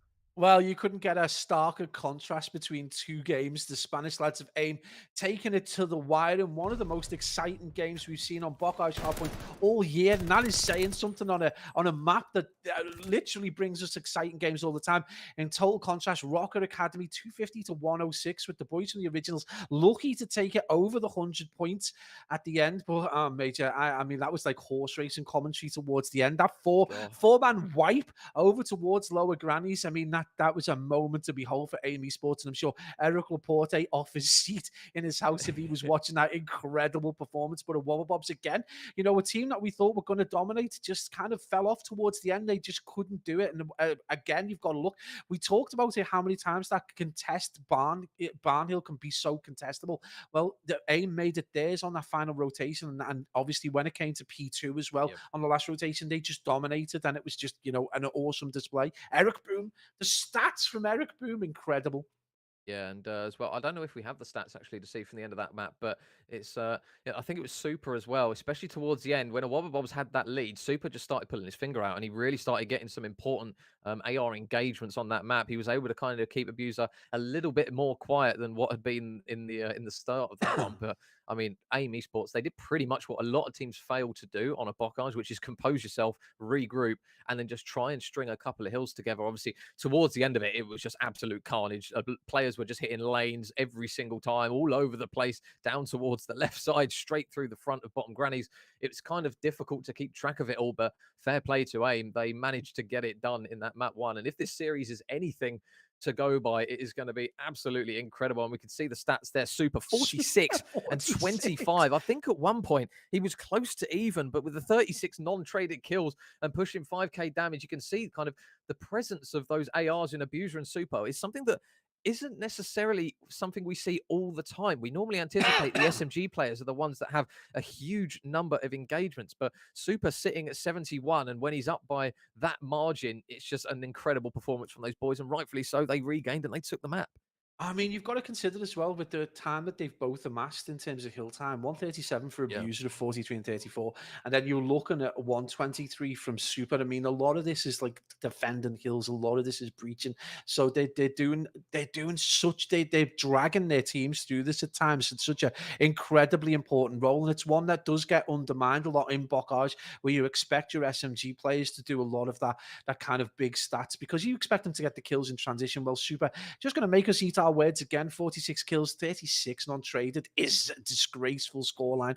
Unreal performance from your man. It's someone we highlighted at the start that when he plays at his best, we've just seen him beat a team with a CDL Pro on. This is a player who can do, the work. So unreal performance from AIM and Wobble Bobs, so close, but they've just got to chalk that and just move into the next map, which I believe is a Berlin SnD. So complete shift of pace, Major, as we slow things right down. Might be good for us, good for the throats anyway. Yeah, and well, again, Super had a really good map 1, and from what we've seen throughout the year, he's been very, very accomplished on Search and Destroy when it comes to Berlin. So again, he'll be another player that we'll be keeping an eye on. But again, we flip it back to kind of a Wobble Bobs. Perhaps the last time we saw them in the Search, obviously against a very different team, Brezzy was that man. He was the man that went 13-1, albeit on a Tuscan. So they're going to be looking towards him to maybe make a contribution. And again, kind of as a unit across the board, we know what Chaxter can bring. We know what Cobra's like. They're very, very good at hitting lanes as a team as well. They're very aggressive, but likewise our aim. So it wouldn't surprise me, even though it is a Berlin Search, if we get kind of those typical, very, very aggressive raw pushes, especially over towards the A side, like we saw before. I'm particularly excited to see how Yako performs in this and SnD. Sometimes on a Berlin SnD in particular, he can get really nice control of kind of that P5 area over towards P2, where he will control that area. A lot of time you'll see him bopping around those broken stairs, getting kills in that area. So it'll be interesting to see how he performs. I think if he performs well, AIM will probably perform well. But this is going to come down to that weird battle now between Brezzy and I think and Journey. So I think, going to see tactics, strategies are going to be everything, but I think at the end, when it comes down to it, a little bit of aggression from the SMGs in Yako and Chaxter. We are back over though to the SnD on probably what is now becoming like the definitive map for Minnesota Rocket Academy.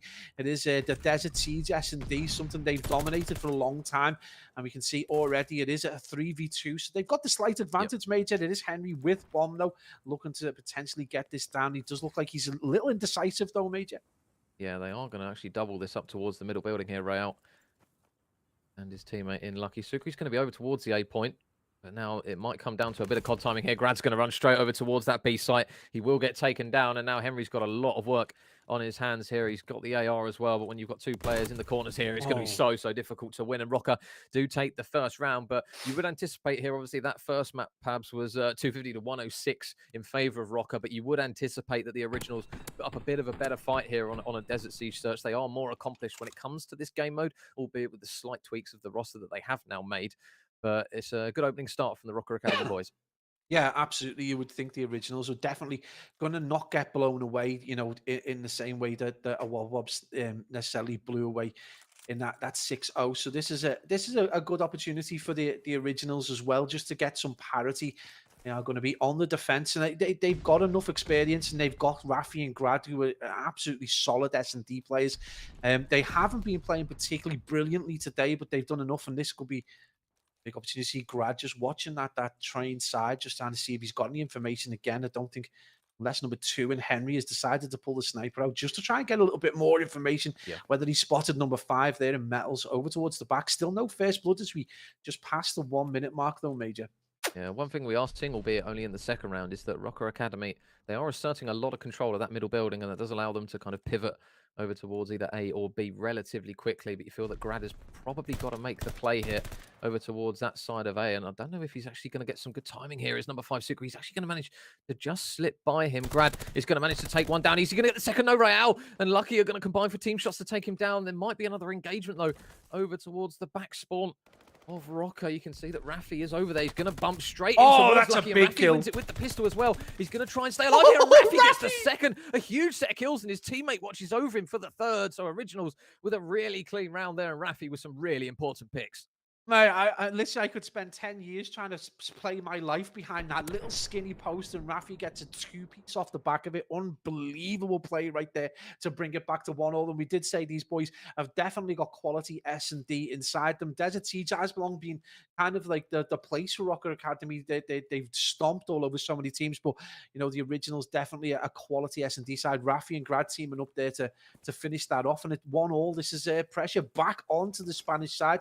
And again, we talk about this as a good opportunity. You know, the originals can take this S&D, go into control with a bit of momentum. This could be an entirely different series to the one that we expect and we sometimes predict it can be.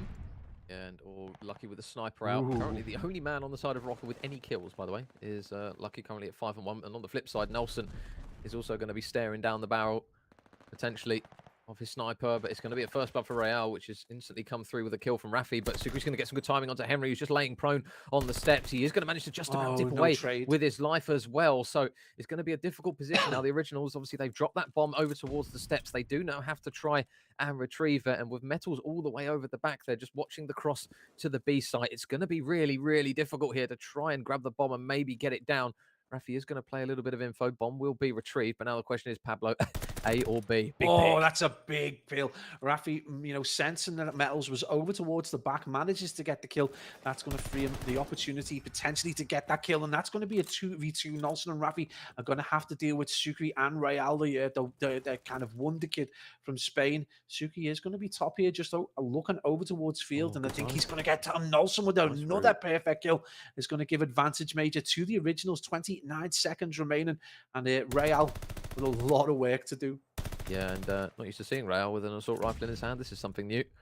But Rafi, he's done just about what he can to keep his head down. And meanwhile, they're just kind of not exactly toying with him, but they're just milking the time here to make sure that they're able to just wind that clock down. Obviously, he's got the responsibility of defusing the bomb. Real's just going to try and stay alive here, and it looks as though that round is done. But whether or not he can get a pick, we'll have to wait and see. And more importantly, Pablo, Rafi is on streaks as well, 4 in a row. So big important moment as he manages to stay alive. Yeah, and we thought the originals would be, you know, particularly strong in S&D, and they've proven that. We are back over with the Wobble Bobs versus AIM Esports after that incredible blockage. We changed the pace somewhat to a Berlin S&D. You know, on board with Journey right now, and you can see it is going to be a Wobble Bobs with the onus on them to get the plant, and Journey already in the bomb site causing absolute murder. Oh my days! with the telepathy. Oh yeah, the telepathy needed there. Unreal performance. Journey just looks like he's bringing back the Heretics time, man. That was unbelievable performance there. Manages to get a 2, then a 3, and that is incredible for him. 3-0 round 1 to AIM Esports, making a Wobble Bobs look a little amateur at times. Oh, doors open, doors closed, doesn't matter. He's absolutely fried him through the side doors there and able to get an opening start that looks good if you're an AIM Esports fan. So Journey with 3 quick consecutive kills, as I try not to stumble over my own vocabulary, but it will now be the Wobble Bobs in charge of maybe trying to keep this A site locked down, as it looks to be pretty much all hands on deck apart from Yako. So where will the first engagement lie? Chaxter is inside office and he will fly straight over the top there to get one. But one thing they don't have is presence inside the site, and AIM, they are really pushing the pace of this search and destroy. They get the A control, they get the bomb down instantly, and Super gets another pick, which now leaves Cobra last man up. And I think he's yeah, I think he's just going to dip, and it is going to be swimming shorts on, and he's back with the fishes. And honestly, you know, 1v3 clutch in Berlin when the bomb is so far away isn't the ideal position to be in. What aggression coming out of the boys from AIM. And, you know, to be fair, like, it's not a bad strategy when your shot is that clear and that crisp. And when Super's been dropping the kind of numbers he has been doing, it must be great to be able to rely on your teammates and just be like, yep, they leave them with the responsibility to do that while I do something else, knowing they're probably going to get the kills. Right now, Yako, I mean, you talk about a player with no interactions. Feet up, you boys just take care of it, and 2-0 to AIM Esports. Oh, I mean, talk about setting pace. Single file, boys. In towards B they go. Chaxter is going to have bomb in hand. There isn't actually going to be anyone in the site here, and AIM looks as though on the minimap they're going to try and retake this through the back of warehouse, which is usually the more successful way of doing it. They have got around the back very quickly, but Abuser is just watching that lane. He's got it on lockdown, so the first blood will go in favor of a Wobble Bobs, and it looks as though they're actually going to maybe chalk that one and try and push it from the front. You can see that number 2 Cobra is just outside those P2 doors, but this next pick has to really be AIM. Yako slams the door open. I don't think Let go of the He's grenade, going to mate. try and react to it just because Abuser's got the back, but they have managed to weaken him down, and Super going roaming out the back. The next gunfight has to go in their favor, but Cobra in P2 stays alive, gets the pick. Abuser drops Eric, and now again, it's just going to be the last man standing. This time it's Super. Yeah, I mean, I think Super's probably ego enough to try and get a couple of kills, but with 8 seconds remaining, he's probably just gonna let that one lie. And a good play by a Wobble Bobs. Super manages to get a pick, and that's going to maintain his streak. More importantly, it is only 4 for the time being, but a player with that kind of accuracy over distance, that could be trouble in the later rounds. But a Wobble Bobs managed to bring it back with a kind of vanilla push towards that bomb site, gets it down and gets control. And you've got to ask the question, you know, why try and be extravagant? Why try something more avant-garde when you can potentially just get your attacking rounds with that kind of finesse and that kind of speed a lot easier? And you can see just in corner a bit of picture in picture, as we can see Originals versus Rocket Academy. Originals still maintaining that lead 3-2 right now, and it is going to be a 3v1, and it does look like it. My eyesight's nowhere near good enough to read that. Thank you for that, man. Is going to be the player last, but we are on board with Super, who manages to get another pick through the walls there, and it's going to be a push over towards this A bomb site, and it's going to be a 3v3 major. Yeah, look at number 3, Abuser, though, on the outer lane. He's got a potential couple of gunfights here very shortly, and Abuser's able to get another one. So continuing his strong start in this series as he now pushes through onto 3 in a row, and that's a very good round from a Wobble Bobs. And one thing we've got to flag up, Pablo, and give them credit where it's due. AIM pretty much started the pace off here very, very quickly. A Wobble Bob struggled with it in the first 2 rounds, but they have completely adapted to what AIM are doing here, especially over towards his A site, and rightfully so. They take their points for it and tie it back up. I mean, literally, can you split hairs between the pace of Abuser and Cobra and Eric Boom and Yakko? Is there a difference, really? I mean, Chaxter's no slouch either, but we're talking about superbly aggressive, very, very fast, very reaction-based players. They will, quite happy to sit in the corner and just get that shot, even if you get to see them first, which we saw in the previous round. That's going to be tied up to 2-all, and Major, that waft again is slowly starting to creep through. No one really taking control of the game. You do feel, again, we spoke about this earlier on, as we see that first kill go the way of Chaxter. Eric Boom is going to tie things up by dropping Brezzy, but we talked about it earlier on. Yakko being that player that needs to go off for AIM. If Yakko doesn't pick up, I think a Wobble Bobs could potentially get into the, really stranglehold in this game. Eric needs to get this kill on the outer lane. He puts a lot of bullets into Cobra. Can he finalize it? You can see that his teammate is going to try and help him out. There's one-on-ones everywhere, and unfortunately his teammate gets shot in the back with a cluster of bodies that's over towards the outer lane of that A site, and it will now be 3 in a row for a Wobble Bobs, who have really managed to adapt here to what AIM are trying to do on the search and destroy. Chaxter mopping up what remains of those 2 players. And now if you're AIM, Pablo, you've got to think, what do you try and do to mix it up? I mean, honestly, just if you've not got a plan B, you should have a plan B at this point in the season. Slow things down. I mean, you're relying on these players like Cobra, like Abuser, and Chax, who is superbly fast. I know your natural game is to be incredibly aggressive, especially if you're Yakko and Eric Boom. But yeah, listen to Journey. Just slow things down. Just try and play more strategically and less a war of aggression in some kind of like small, close quarter area. Just try and get picks, play your life. Just be a little bit more sensible. No. Number 6 on the map. Super has managed just to slip through the net here. Chaxter will, however, get a first blood, and all of a sudden Super, they realise he's in fire, so a lot of purple arrows are going to now be turning their attention over towards that portion of the map. Eric has got bomb, and currently there isn't anyone inside the A site, but saying that Journey's going to push up just a little bit too heavily there, and he will get picked off as a result of it. So Eric, again, still has bomb. Resi on the outer lane. Oh, Super. Oh, this is a chow and a half. He's going to get weakened up. Abuser's going for the chow, and Abuser does manage to win it. So now Eric is the last man up, and he's going to be the sole man of stopping a Wobble Bobs potentially getting 4 rounds in a row. But one thing is mentioned that he does have on his side is he does have the bomb, and he should get this bomb down at 8 without an issue. I honestly wanted to sing "He's a Soul Man." No, just couldn't do it. Eric Boom, the soldier left alive, and it's going to be a 1v3. And these guys are just going to slowly pinch in. He's looking potentially just to try and watch that again. Just a little bit too paranoid about his back. It is going to be a strong push. A 1v3 is a lot to ask, and Eric Boom finally is going to get dealt with. And with 25 seconds on the clock, the Frenchman is going to get that defuse again. And Wobble Bob's just very strong. They just kills very effective. But more than anything else, you've got to think that the communication between Brezzy and the rest of the team just at peak at the minute, and they take that 2-round deficit now. So huge plays from them, and a Wobble Bob starting to get a bit of control in this game, Major. Yeah, they've done a really good job now. So that's 4 rounds on a bounce for a Wobble I Bob. won't sing anymore, mate. Don't worry. Yeah, no, please don't sing. Unless we get auto-tune somehow fixed into production, I think we should leave the singing to the singers, but it's now going to be a Wobble Bobs back on the attacking side. Where are they going to try and take this bomb? Because you've seen aim a couple of times, get the bomb down at A, but they haven't, unfortunately, been able to make anything of it. So Jackster is going to run this bomb over towards B. Nades and tacticals, as we come to expect, over towards this B site, are going to be raining from above, and there will be a hit marker in towards the middle of the road. And Brezzy with the first blood instantly to take down Yakko. The identification that there is going to be one man weak from the neighbor. Look at number 7, Journey. He's going to manage to pick off one, and Cobra with a quick trade. So surely bomb will go down now. But look at number 6, Super. Round the back he goes. It was a very, very quick and optimistic hit. They are now going to try and stick the bomb. Oh, no, maybe not. Eric manages to take him down. Eric Boom with the front down towards the back docks. He gets the pick before the bomb gets planted with 50 seconds. He's brought himself to a 1v1 against the Boozer. So two exceptionally aggressive players. He knows where the bomb is. This really comes down. I'm not sure this is the best play, though. He's left himself with a lot of windows and a lot of doors to have to deal with. Abuser looking for the complete wrap through fire. He's going to come in and just try and get a little bit of information. And again, those windows being closed, not going to be that much there. A little paranoid. He does check towards backfire major. 25 seconds on the clock. Bomb has got to go down if he doesn't get this kill. This is going to come down to a little bit of TDM. Eric Boom, famously quick reactions, but Abuser's been on fire all day. Eric Boom just moves at the last second time and he gets the kill.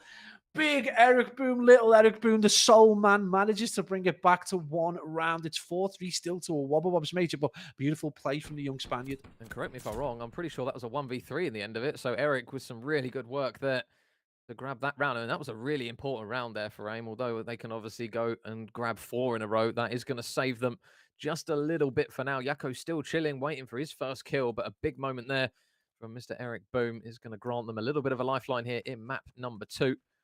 And now they are back on the attacking side. So again, AIM just sticking to what they appear to know over towards the A site. You are going to have number 3 and number 4, Abuser and Chaxter respectively, over towards this site. There isn't currently anyone indoors, but they are going to hear the wall and the doors going through, getting shot at, and they're still going to get the first blood, though. Journey's able to push his way out, but they need to keep an eye on Chaxter on the outer lane. Chaxter grabs one. He's looking for another Super with a trade almost instantly, and it looks as though they're going to try and get the bomb down, but Brezzy backs them off instantly with some shots through towards that A site. Yeah, beautiful defense there from a Wobble Bobs. It is going to be Brezzy on his own in a 1v3, though. This is going to be very difficult for the Frenchman. He needs to get a pick fairly early, I think, as the boys from AIM look to get control. He has come in the right area, but he's read that he gets the kill. How has he done that? And he has exposed himself into middle and AIM esports, bring things back to parity. And we talked about what they could do to change. They went back down to their preferred route of getting that A control. It become very close, but in the end, they're able to bring things back square. And this game, Major, I'm still getting that waft, Major. Still getting it.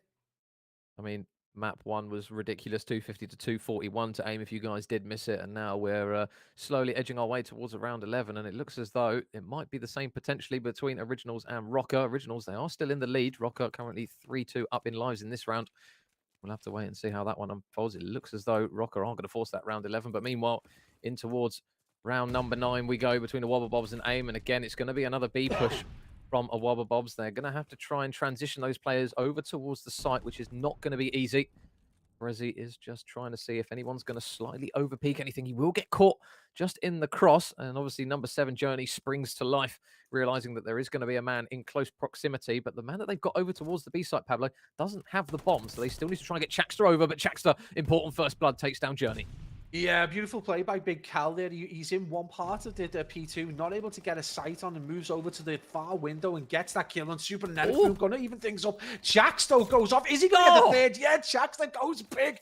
Big Chax is going to leave D Yakko all on his own in a 1v2. The handgun comes out. Chaxter now in a 1v1 against Yakko, who's managed to get himself a few kills. He was 0-5 at one point, looking very much off the boil, but he's brought it back to 3-5, and the bomb is going to get planted, and that's going to be Yakko just going to get the angle. Chaxter's got to deal with this in the very static moment right now as both players look to feel each other out and get that little bit of information. As Chaxter read, disconnected the time, and he just turns around. He goes back. He gets a pick. No, Yakko is there. You know, Yakko's not had the greatest SnD game so far, but has he picked it up? Oh, my days. Got an ace in that one. And meanwhile, in round 11 here, Nolson is very, very stuck here. He's got a 1 versus 4 on his hands. And now it's going to be a position that the Originals do not want to be in, especially after dropping map 1. They're now on the edge of dropping map number 2 with it. So Nolson is literally going to have to phase up quite considerably here if he wants this round. And there are purple arrows everywhere. They've got the info of where he is. They're now going to try and flood him out. He's not going to get the quick scope off, and it will be a Rocker Academy win in map number 2. So they will go 2-0 up in their respective series as we flip back over towards AIM versus a Wobble Bobs. And Mr. Yakko, he's been sleeping in this one, Pablo, but all of a sudden he's managed to, I believe, get an ace in that round, if I'm not mistaken. So a big moment for him and a good time to show up. But yeah, if you're going to go 0 for 8 rounds, so at least get a 4-piece in the 9th. So huge plays out of him and the defuse as well. So maybe that's going to change a Wobble Bob's mindset. You can see already quite a lot of caution where they've been aggressive pushing into A. They've decided just to back up and look to get a pick. It's not really worked out too well for them, as we see 2 dropping Abuser and Brezzy, and that's very important. Jackster on a 10 and 7, largely off the back of that previous round where he did get a 3-piece.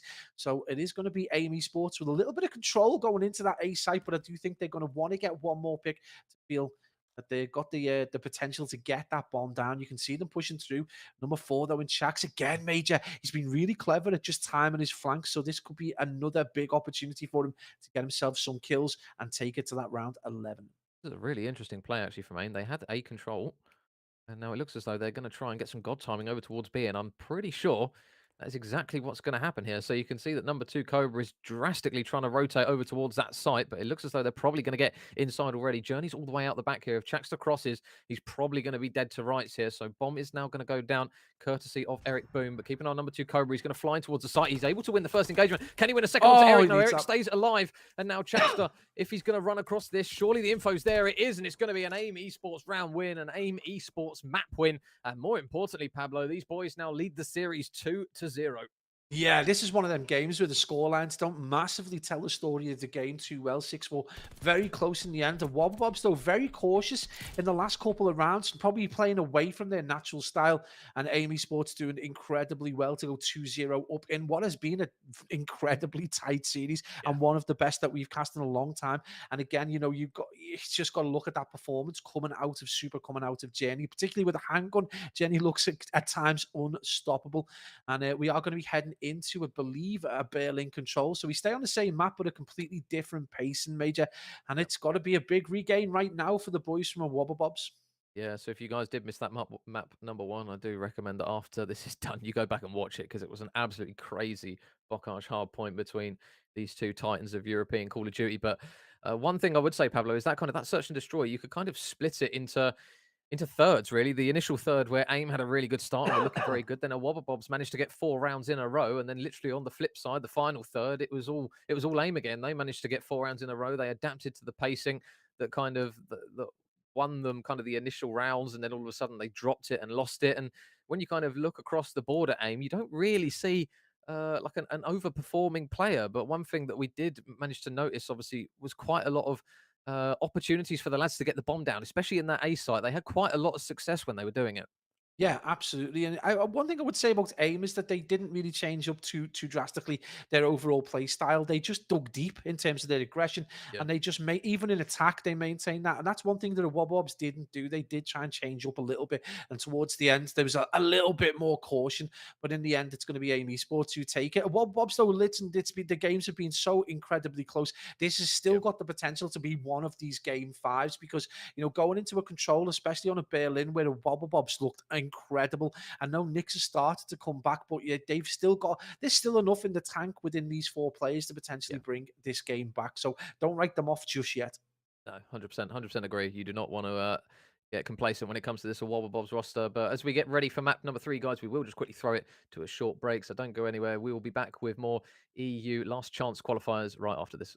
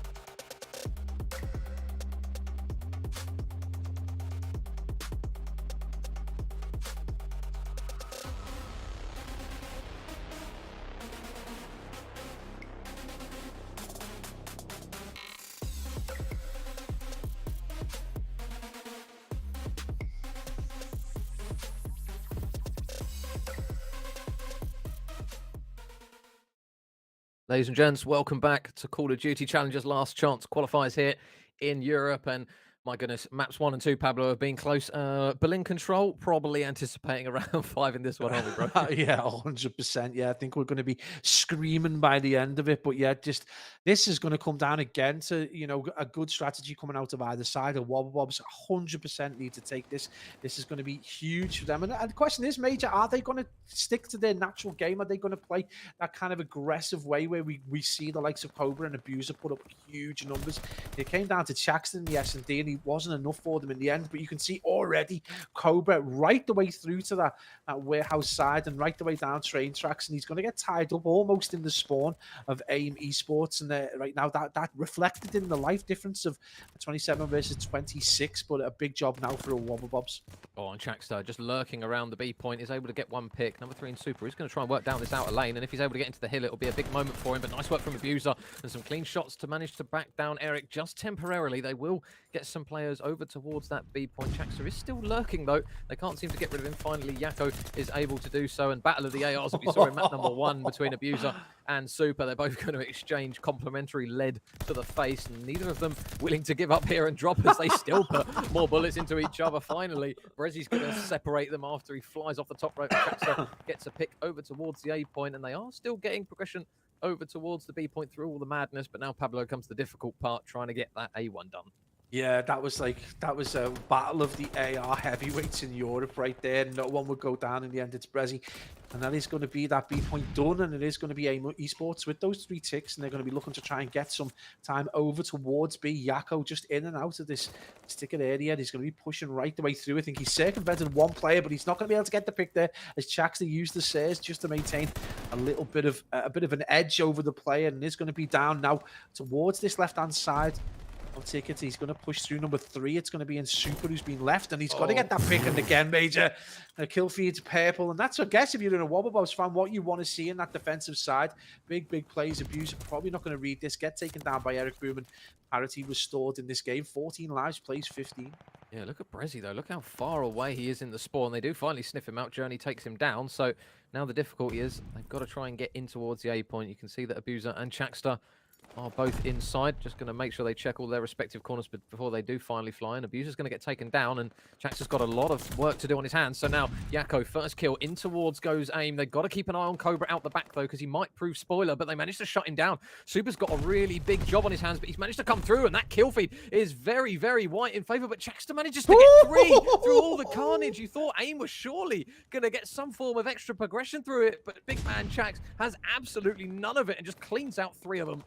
Beast mode from Chaxter. That's what we want to see, is the big man absolutely bodying plays. He gets the 3-piece and gives the Wobble Bobs one more opportunity to defend that A zone. They weren't able to get that 1 tick, so still only 3 ticks from the B zone for the boys from AIM Esports. And again, beautiful defense there, but reliant entirely on the big man Cal himself. With 22 seconds remaining, not a lot of opportunity, only 5 lives remaining, 9 in total across the map, and this is going to be one last push. Oh, Cobra's got so many people. There's so many aim arrows, but they managed to fly through. There's 10 seconds for them to touch the point, and Eric gets a big kill as well. They're watching the flank once more. Number 3 Super gets one. They clear out everyone in the point, and AIM, with a very explosive end to that round, manage to take it, and a really good performance there from those boys just to compose themselves, Pablo. We saw it in the hard point. It looked as though it might be getting away from them, but these boys at the moment, they are showing ice in their veins towards the end of some of these rounds. I was literally just having a conversation, do these guys practice being under pressure and then having those micro conversations where it's like, don't just feed the hill, let's do it together, we've got one opportunity. They did it in Hardpoint, and now it appears they've done it in what was almost looking like a loss in that first round. They've given themselves the advantage, but this puts a Wobble Bobs right on the back foot in what you've got to consider a very difficult attacking phase. So it is going to be Journey just causing problems in and around this kind of front warehouse area. Gets that second kill as he drops Abuser, and this is going to be a bit of a play. 8-6 right now. He's not quite off the same pace as Eric Boom, who's on a 14-6, but Journey unstoppable so far. Oh God, lead the charge, boys. They are here, there, and everywhere. Journey's still just free roaming, but they're getting kill after kill. Brezi will manage to get on towards the point. Just for the time being, is he going to hop out the back window? He is, and I don't think Eric's actually going to make the read on this. And Brezi, Eric's able to snap onto him. I thought he had 2 dead to rights there, but he's not. So AIM will manage to command over towards that A point once more. Chaxter is just meanwhile inside the B point, getting that slow progression and stopping the time. But I don't think they know that Journey is here once again as he wins yet another gunfight over towards this point. So a little bit of tit for tat. Chaxter trades him out though instantly. So surely going to get back on and stop that timer. But there are a lot of gunfights going on all over the place. And at the moment, Pablo, it is very, very purple. But they do have to keep an eye on Mr. Eric Boom. Yeah, absolutely. 15-7 right now. He's taking complete control of this game. Manages to get himself another two-piece, famous for his incredibly fast plays. 17-7. He's on a 2 streak right now with Yako as well at his side, dropping 10. This is going to be problematic for the Wobble Bobs. And really, Major, you've got to look to those two players in Cobra and Abuser. You know, they're massively on the struggle bus right now. It's 8-12 and 6-11. They have, you know, in terms of their performance prior to this game, they were absolutely slaying. But coming into this game against AIM, they've just completely fell off. 9-12 and 7-12, and Brezzy as well, another player who's just starting to feel the pinch. With 24 seconds remaining, they are going to push themselves in towards that B zone. We should see that tick over. They only got 2 ticks though, so there's still plenty of opportunity. Major and Journey going to cause some trouble.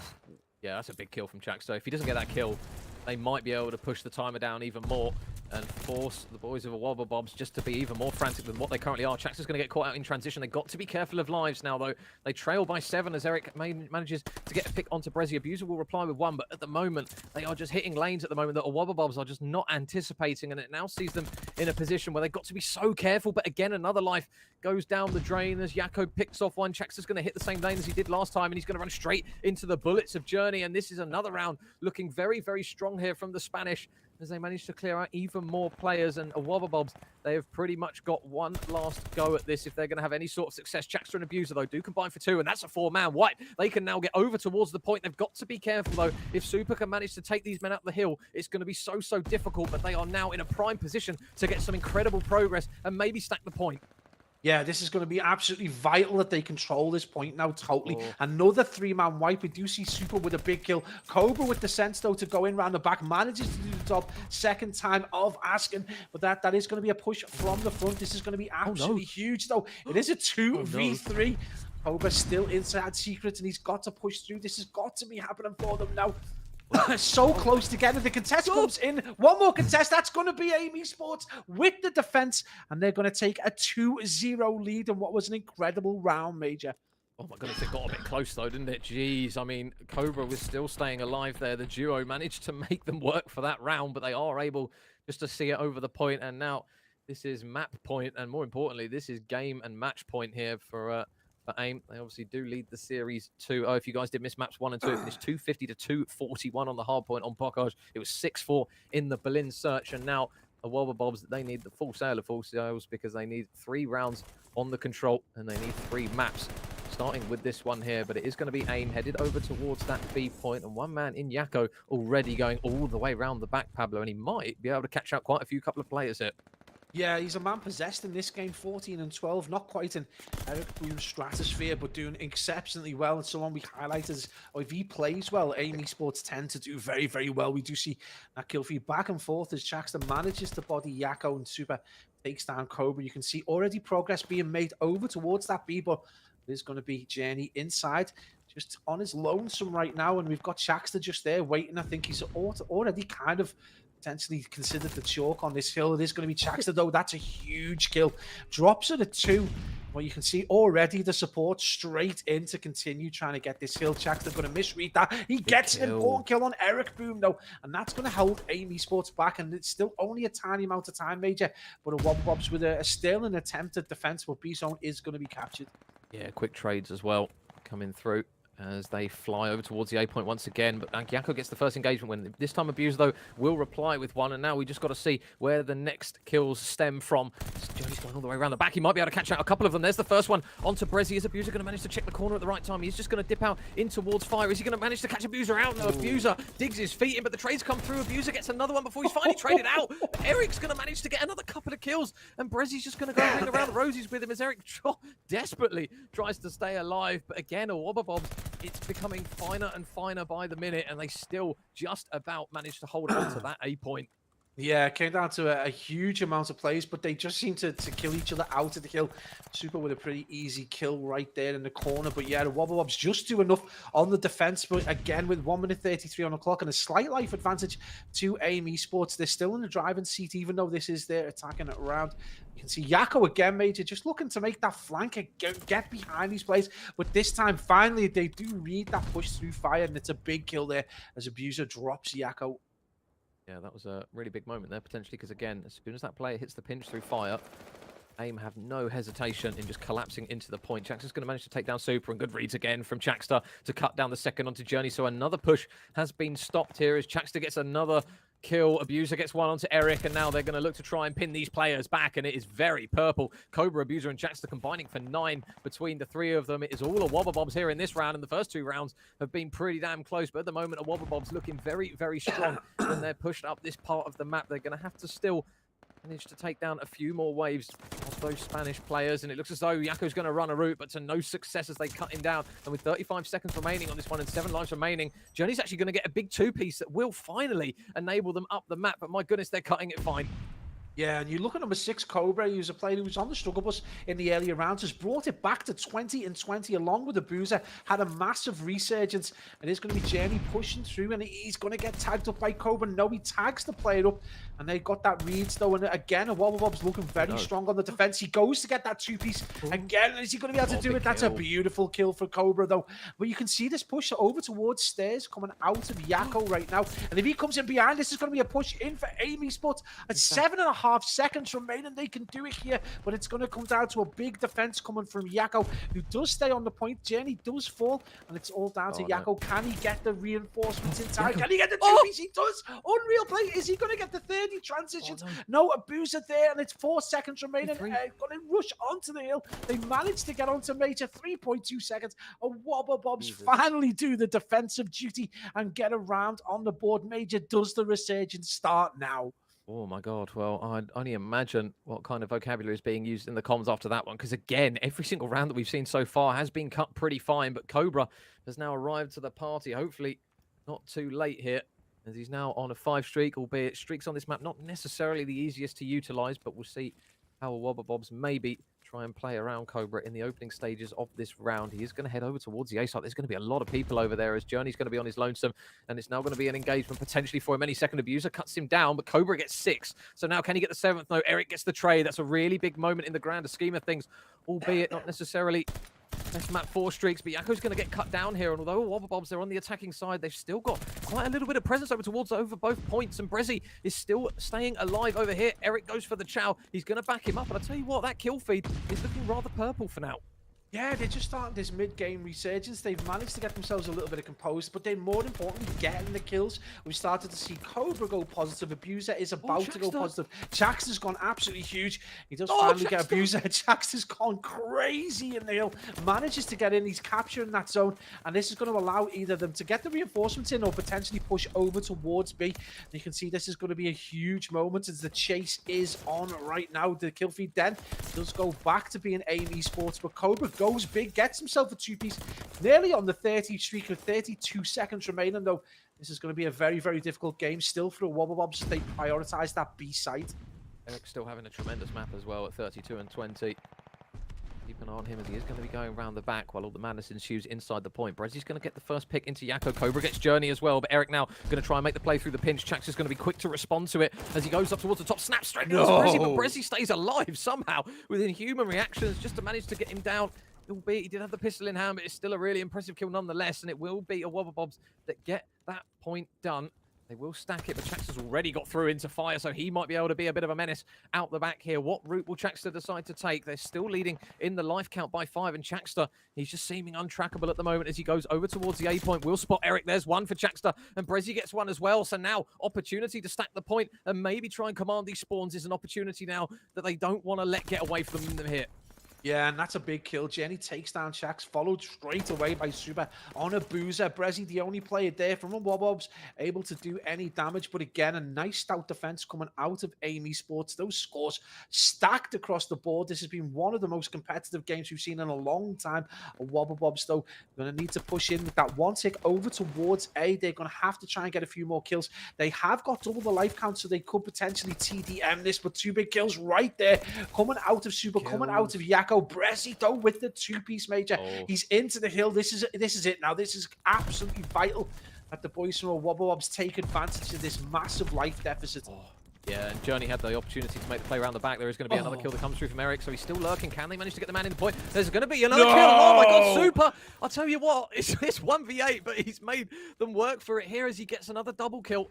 And now Chaxter back on the point. Is Super going to get some good timing? He manages to snap onto Chaxter. Oh my god, I swear to god, I might have a heart attack if he manages somehow to make something work here. He's going to get tagged up. He's surely going to be forced to back down. Abuser gets the kill, and a Wobble Bobs will force the round 5. Now, I fall off my seat. If Super does that 1v7, I fall off my seat. That's a double SnD scoreline right there. That would be insane plays, but he did make them kind of sink for their supper a bit. But they've brought it back to 2-all at a point where they looked completely out the game. You talk about a regain. Well, Wobble Bobs have managed to save that up, and it's hugely on the back of great performance coming out of Cobra and Chaxter. Chaxter's been kind of like an elusive player. He's been flanking. He's been around the back of AIM Esports for the majority of the last 2 rounds. And Cobra has gone from being massively deficit to just incredible performance with some big kills. And right now, you've got the brains of Brezzy, you've got the gun skills coming out of Cobra and Shaxter, and Abuser not far behind. AIM Esports are on the precipice potentially of allowing this to go to a game 4. Now, big opportunity here for them, though, to kind of rack up a couple of kills. You can see, though, out the back, they are going to now start spawning up here at Wobble Bobs, but more importantly, they've got a lot of control looking down the front side of the hill. Yakko and Journey, they get 2 really important kills, and I think they might have chalked this already. Unless they hit a route really, really quickly, this triple stack is not going to be kind to them, and more kills come through for AIM. So, although it looked like they might have chuckled it a little bit in the rounds prior to this one, they are looking really strong in this one, and that A point is done.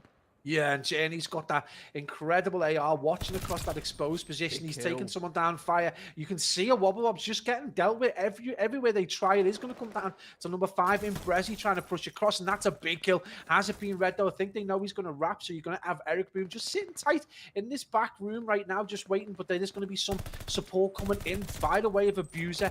So Abuser and Brezzy with a big job. Abuser's unreal performance with the handgun there as he manages to breach into that, and the defense is going to start, but AIM Esports still not dealt with at all. The Booster's got to get this kill. Now it is over to Wobble Bobs. They've probably got to defend one of the most difficult zones in the 3 control maps now, and this is going to be a big ask with 1 minute 36 on the hill. 20 lives, plays 15, and Wobble Bobs have still got that mountain to climb.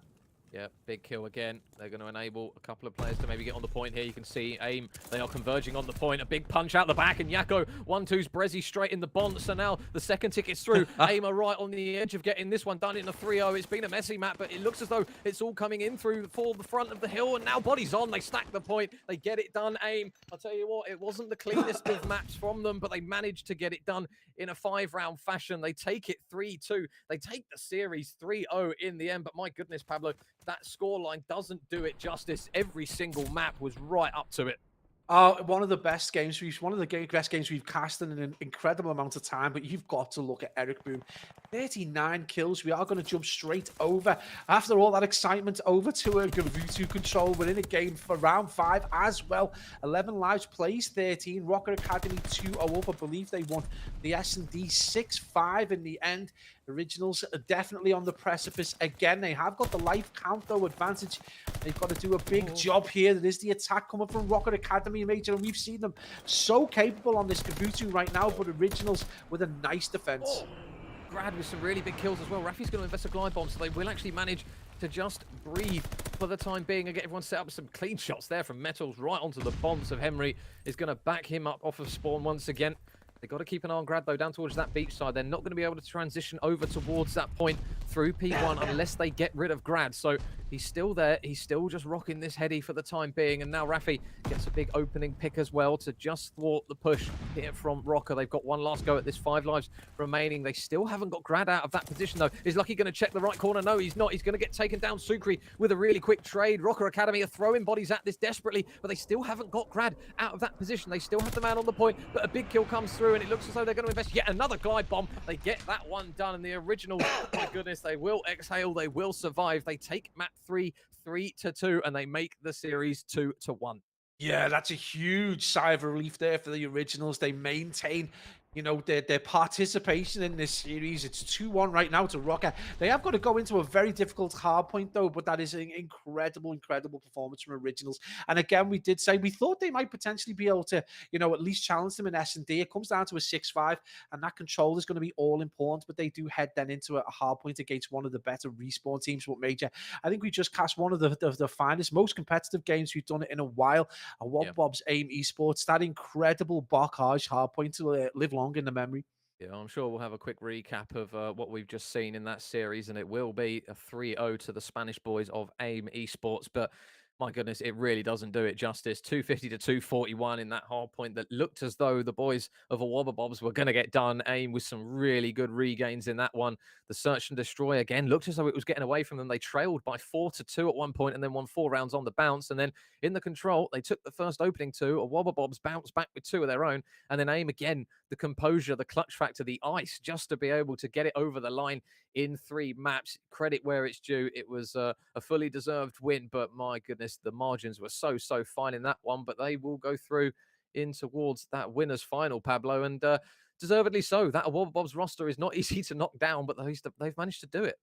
Yeah, absolutely. And I mean, they go down to losers bracket, and you just don't want to be one of the teams that's gone through and have to face a Wobble Bobs, because they are just so they're not just aggressive, they're not just accurate. At times when they need to be, they're very strategic. They've got Brezzy with all that experience there, so you're not going to want to face them. But AIM, you know, we talk about consistency with them when they do have Yako and Eric Boone playing at that kind of level. They just look unstoppable. We know we get good performances out of Journey and Super, but when those two take over a map, I mean, it just must be so difficult. At times we did see on the other side, Shaxter, you know, absolute menace on the map, finding himself, you know, in flanking positions, getting around the back of the team, trying to do everything he could to drag a Wobble Bobs through, but it wasn't enough in the end. And despite the heroics of Cobra as well, who put up an incredible stat line, you look at the way he started that control, it wasn't great.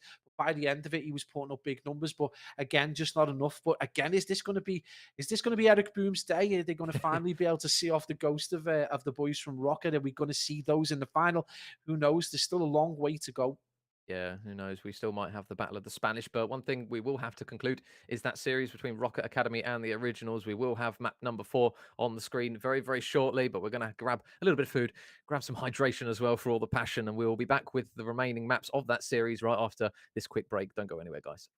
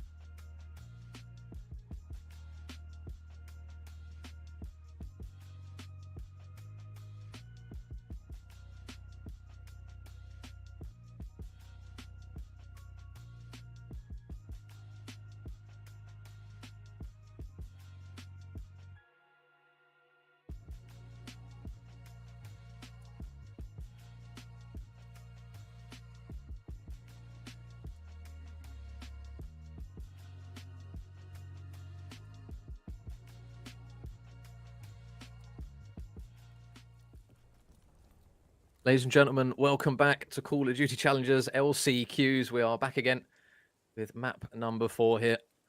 And if anything is to go by, never count out anyone who's trailing in Vanguard from what we've seen throughout the year. Obviously, we're coming to a close now. And Rocker, after dropping map number 3, the Originals now looking to try and get it done on a map 4 here. But my goodness, Pablo, it's not going to be easy against these Rocker lads. They know how to take a respawn. Yeah, they do. What a nice start from Grad and Rafi to get a 2-piece. If you're going to get control of P1 as early as possible, you can see already Suki with half a mind on P2. So the chess game coming out of the Spaniards, it's early doors, but that's a nice hold right out of the Originals. And you can see Rafi just trying to cause problems. But again, this is going to be such an uphill struggle for the major, Minnesota Rocket Academy, famously very, very good at respawns. But Gavutu in particular, they've been very dominant on. So big opportunity now for the boys from Spain to put this to bed, but the Originals doing everything they can, and it's good control. Number 5, Major over in the corner. Rafi still posing problems over towards this back boat.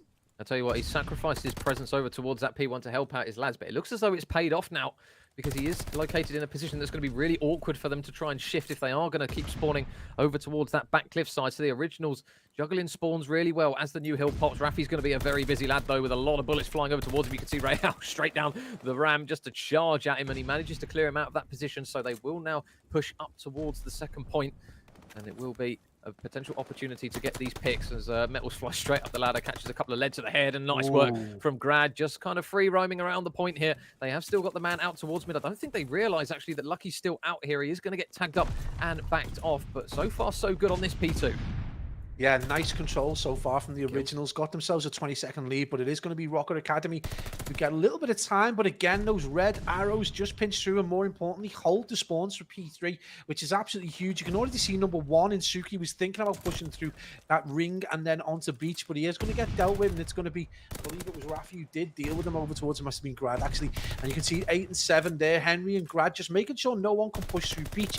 Number 5 in Rafi is just going to hold that area and just make sure that someone is going to get onto the point. So far, the Originals playing this almost perfectly. If they're able to get their kills, more importantly, and able to pick their shots, this could be vital. But number 2, just about to expose that one hole, I guess, in the kind of setup, and that's going to be this push over towards the side, and that's largely going to come down to Nelson, Major, and that kill feed is red. I'll tell you what, the Originals are taking them to town here in Gavutu. They are ripping through them for now, what I believe is a combined 9 streak. But look at Lucky, round the back he goes, able to take off that anchor position. And as soon as I say that, commentator's curse in Vanguard comes through once again. Rafi will manage to get 1, and he's able to get the second as well on the point. And a really big 2-piece there from Rafi, who now sees himself with 6 kills in a row, 1 away from the glide bomb. And at the moment, Originals, that is a perfect transition from P2 to P3. They've got the lion's share of time over towards that one. But now, this is the good point of Rocket Academy. They've taken the position of just rotating early, making sure that the Originals can't string that P3 to P4, and it looks as though they're locked in, but nice work from Henry and a big 2-piece to open it out. Yeah, Senor Henry with a very, very big kill, able to just, throw the cat among the pigeons more than anything else. Just caused a bit of consternation within the Rocker ranks, but it's not going to be enough, but it allows them to stay alive, and more importantly, Rafi is going to be there on the 7. He's going to invest that streak almost immediately, but to no avail, and they're not even going to be able to get onto the hill, but that in itself allows Nelson to get a massive pick, but they are going to spawn out. But Major, is this the wrong side of the 30 seconds to spawn out of? Because that's going to give Rocket Academy the freedom now to get to P5. Yeah, luckily the Originals actually, they've given themselves a bit of breathing space when it comes to rotating, because yeah, Pablo, you were correct. Rocker, they kind of balanced it and flipped it at the perfect time, but now with that big kills coming through from the Originals, it is now going to allow them up towards that boat just to see if they can maybe at least take the man off the point. Real is just lurking over towards cages. Henry, though, going to look to try and command down this side of the map, but at the moment, Henry is having a really good map. 3 kills to his name, is going to get on the point. He's got to be careful not to get caught by those players pushing round the back of that red tower. They are going to look to try and pinch him out the hill, and that skill feed is very purple. Rafi, again, going to be the last man standing, manages to get some shots into a couple of players, but he is going to fall, and Rocker Academy now have got a good position to maybe cut off some of these players. But at the moment, the Originals, it feels as though for moments they have glimpses of just picking up little bits of time, but Rocker Academy for sure now, it looks as though their setup is pretty much good to go. Yeah, I mean, initially their P5 setup looked like a very light touch towards the hill, but it just allowed them to kind of swing around middle and get that pinch and just stop that push from the originals and give them a little bit of boat control. So they're going to get the lion's share of that P5, and that's going to bring them back within about, 70 seconds, which is, an incredible scoreline when you consider how deep we are into this Kabuto. But that also means they now got the opportunity to push ring and get set up for this P1. This is going to be a huge hill for the originals that if they don't get the lion's share of time on this, it's going to allow Rocket to creep back into this match. That's a beautiful kill, though. Nelson manages to drop Lucky and he gets control of P1. And more importantly, the Bread arrows are able to get set up. But what can the young phenom do? Major rail out towards spawn with a big responsibility now. He's waiting for the right time to pinch here, but for all the madness, he is going to get taken down, and that is another red kill feed. The originals at the moment, they've just got to keep this momentum going. If you're going to keep Rocker quiet in a respawn, you have to just pepper them time after time, and the originals, they are now by 100 points here in map number 4. This is something that we would not have called, and I'm pretty sure plenty of other people wouldn't have either. Rafi with some nice shots, Sukri and Lucky, though, are going to combine to take down 2, but this next hill is going to potentially be make or break, and you can see they're going to throw 2 more players at this hill. They will finally take down that man to secure some scrap time. But again, the originals are ready over towards the boat hill. They are balancing this map absolutely perfectly. And I'll tell you what, Pablo, if they are slaying like this, they are going to keep Rocker Academy in a box where they are more than happy to keep them. Oh, yeah, absolutely. You don't want to get too, you don't want that war of attrition with the Rocker boys because they will bring it to you. And right now, they're doing a brilliant job. They're keeping them at bay with the ARs. Rafi's been absolutely immense. 16 and 8. What a scoreline against these Spaniards to have. And they've had complete control of this boat hill on both rotations. So right now, they are putting them to the sword. And again, you're quite right to point out, I don't think anyone, maybe other than Brody, might have pointed out that the originals could potentially do this. Huge plays, though. Nelson and Grad going to get onto the hill. Metal's going to try and cause as much consternation as possible within the hill. Not able to do it, but the backup from Lucky is right there, bringing Rafi and Grad. And is that a turning point in the game as the boys from Minnesota Rocket are able to get onto the hill? But Major, the kill feed is back and forth. 1 minute it's entirely red, the next minute it's entirely purple. But the originals maintain control, and more effectively, they're 100 seconds clear, over 100 seconds clear, and breached the 200-second mark. They are granting them no respect in this respawn. They are flying. We saw the chow from Henry over towards Shutters. He just flies straight back out. But now, is this potential for a bit of a resurgence here for Rocker? They do have one man out on the hill, but more importantly, this man on your screen here, Rafi, is having a hell of a respawn here in map 4. Grad's going to take down Lucky off the point, and this is not looking good now. The originals are going to get potentially on towards this hill, and another kill comes through. Sukri grabs 2 before Henry trades him out, so Henry will get on the point. All they've got to do is just try and keep him alive. Henry needs to try and stay down. That's exactly what he's going to manage to do. Is the nade going to be clean enough to take him off the point? It's going to have to be perfect, and Lucky, there you go.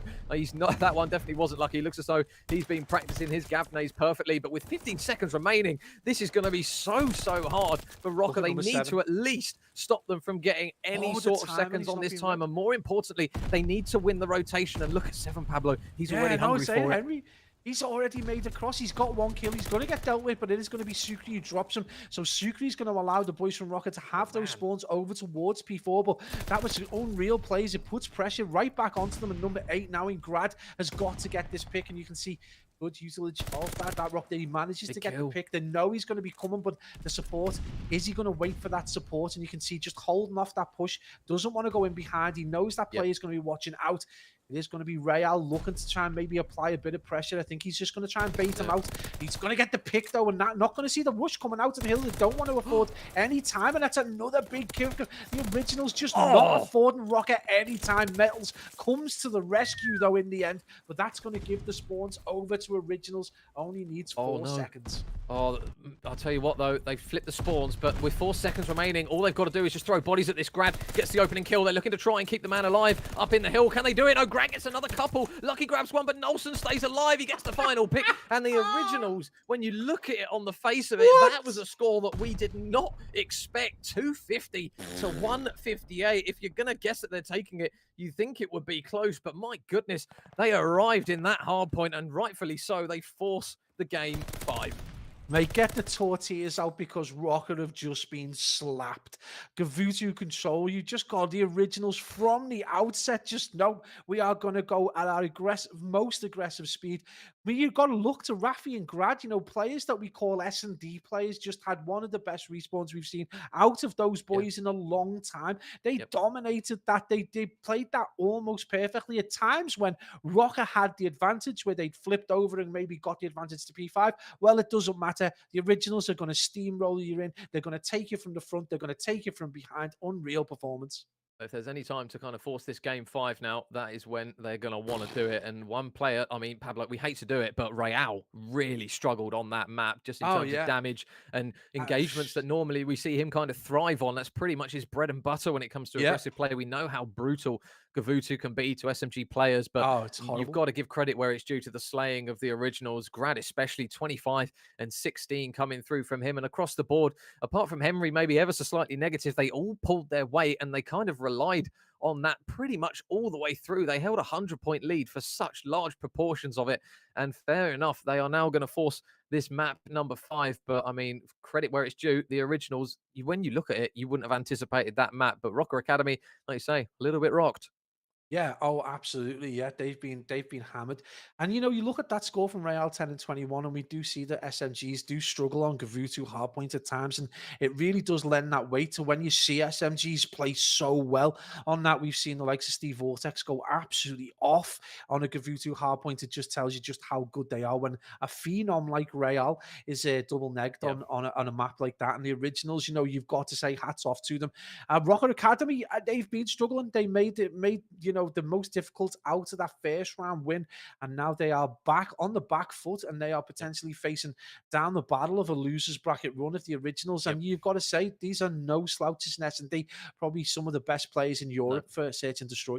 Yeah, and just another result that has come through. So unfortunately for Team 3G, who were in that losers bracket, I'm not sure if we've got the graphic ready just yet, but Team 3G have lost to Katana Gaming in that losers round 1. So a Wobble Bobs, who did fall in that previous series against AIM, will now face Katana Gaming in losers round 2. And obviously whoever drops from this game here will fall down and play Nixa, who have managed to win over a Wobble Bobs Academy. So we're starting to get some teams dropping out now. The 7th and 8th seed, respectively, have fallen, as you would come to expect at this stage. But like you say, Pablo, if the originals manage to come through here and they manage to top off Rocker and push them into that losers bracket, that is definitely something you wouldn't expect. But when you're in LCQs and there's one spot to go for champs, this is COD timing at perfection for the originals to scrub up on a bit of respawn. Yeah, absolutely. I mean, they're going to be rubbing their hands. They've got to feel confident going into this. I know Rocket Academy are a very good all-round side, but this S&D is the bread and butter of these teams. The other thing to consider is if they do go down to Nixa, I think a resurgent Nixa is going to be a difficult. It's not going to be, the easiest game for Rocket Academy if they do go down to that game, especially in S&D. The guys from Nixa start slowly, but will start to hit their mark eventually. And, I'm sure they'd be made up to do it against Rocket Academy, but we're not there yet. There's still a long way to go. And this S&D is definitely going to separate the men from the boys between these two teams.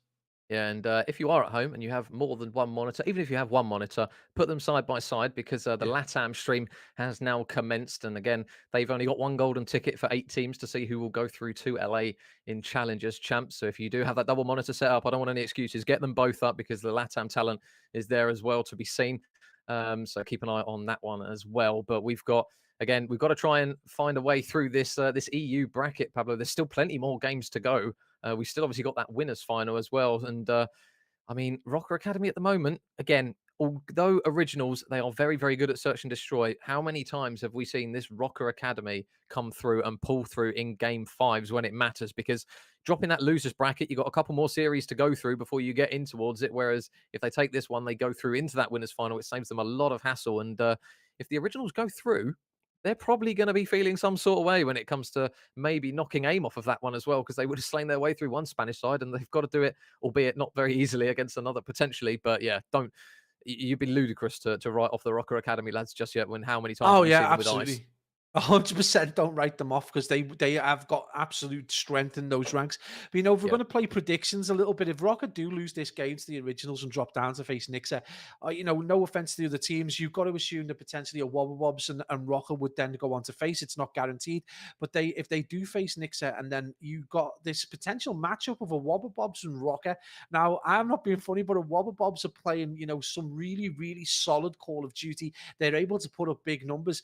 I mean, Yep. are we potentially, on the precipice? It is a few games and there's a long way to go. I've seen the Rocker Boys go out online. That could be an insane permutation to this potential bracket. But Yep. again, there's a long way to go. The originals have got to beat them in SnD, and then obviously we've got to see a Wobble Bobs and then Rocker do the business against. Well, for a Wobble Bobs, it's going to be a tricky game. The Katana gaming guys have got a good amount of experience within those ranks. They have been inconsistent as individuals throughout the season, but Katana gaming, they can, once they start hitting cylinders, they could do a weird one. So a lot of madness potentially still to ensue.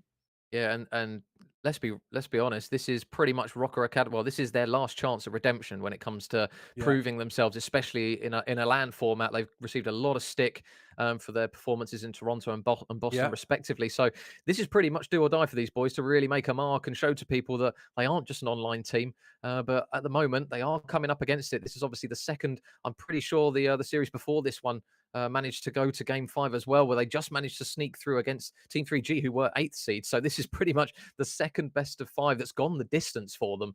And with a potential redemption arc on the table for these boys, it is all to play for these lads. And I mean, when you need ice, that you need it now, really, for these lads, because again, if you're Rocker, you're not going to want the same stuff on Twitter about they can only do it online. They need to prove it here first, though.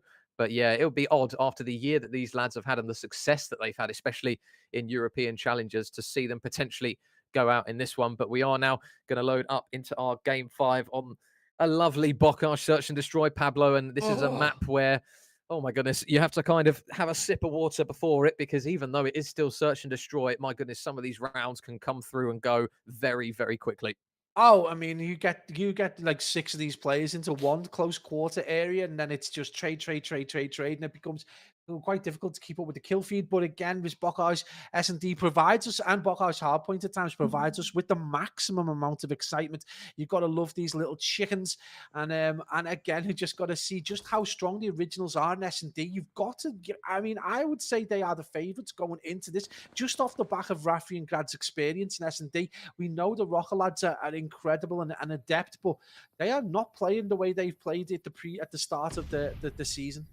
Yeah, so a very tepid start to a Bocage Search and Destroy here from both respective teams. The originals have to force the issue, though, as they are on that attacking side first. And Rafi is going to edge his way up slowly towards the site. They're not going to allow any sort of opening pick. But I'm not sure whether Real saw one man, but Metals definitely did, and he takes down Rafi for the first blood. Yeah, and that's going to be knife out. I did think he was going to try and get that pick, but that's a huge pick from Grad. We are going to see Real straight with the trade, though, and it's going to be a 3v2 with Rocker with the slight advantage. Nelson and Henry with the not so enviable task of a 1v3. Make that a 1v2, though, as Henry now with the I mean, despite it being Bocage, it's still very difficult to get a clutch moment in this. And he is going to need some information. He's going to just slip underneath that player who does back up. It is number 6 in Real. So with 21 seconds remaining, he's going to grab bomb. I think he's going to look to try and potentially get it planted. He just wants a little piece of information just to get that. But look, he's just going to push through. But Real is going to do the business and put Originals Major on the back foot early in this Bocage.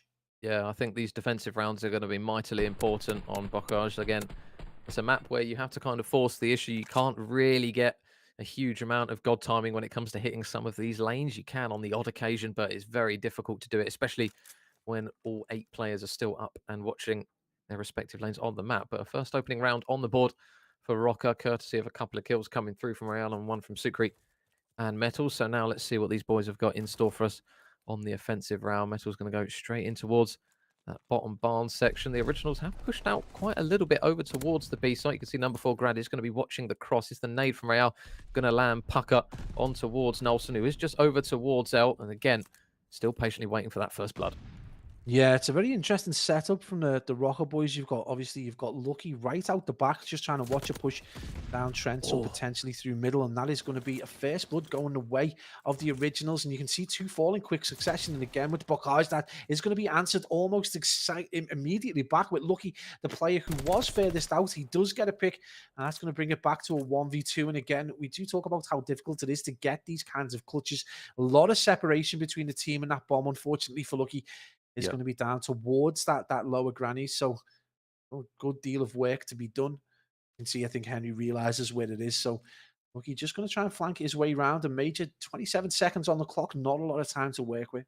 Yeah, Lucky, surely the gunfight is inevitable, maybe against Rafi here, depending on some COD timing.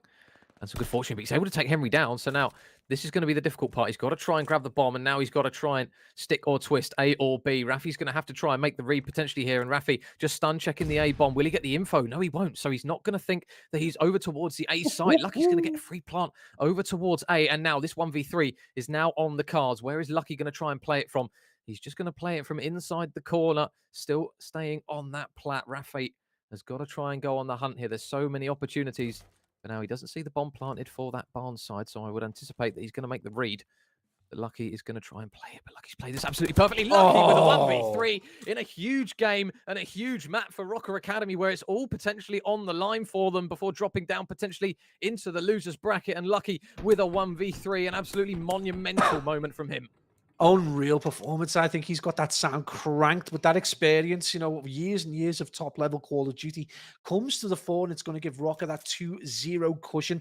And it's not choked yet, but Rafi and Nelson both on 0 right now. You feel if they get involved in the game in any way, just in a positive manner, this is going to potentially be something the originals can deal with. But right now, when you've got Lucky on a 4 streak, he hasn't died. His interactions have been almost immaculate.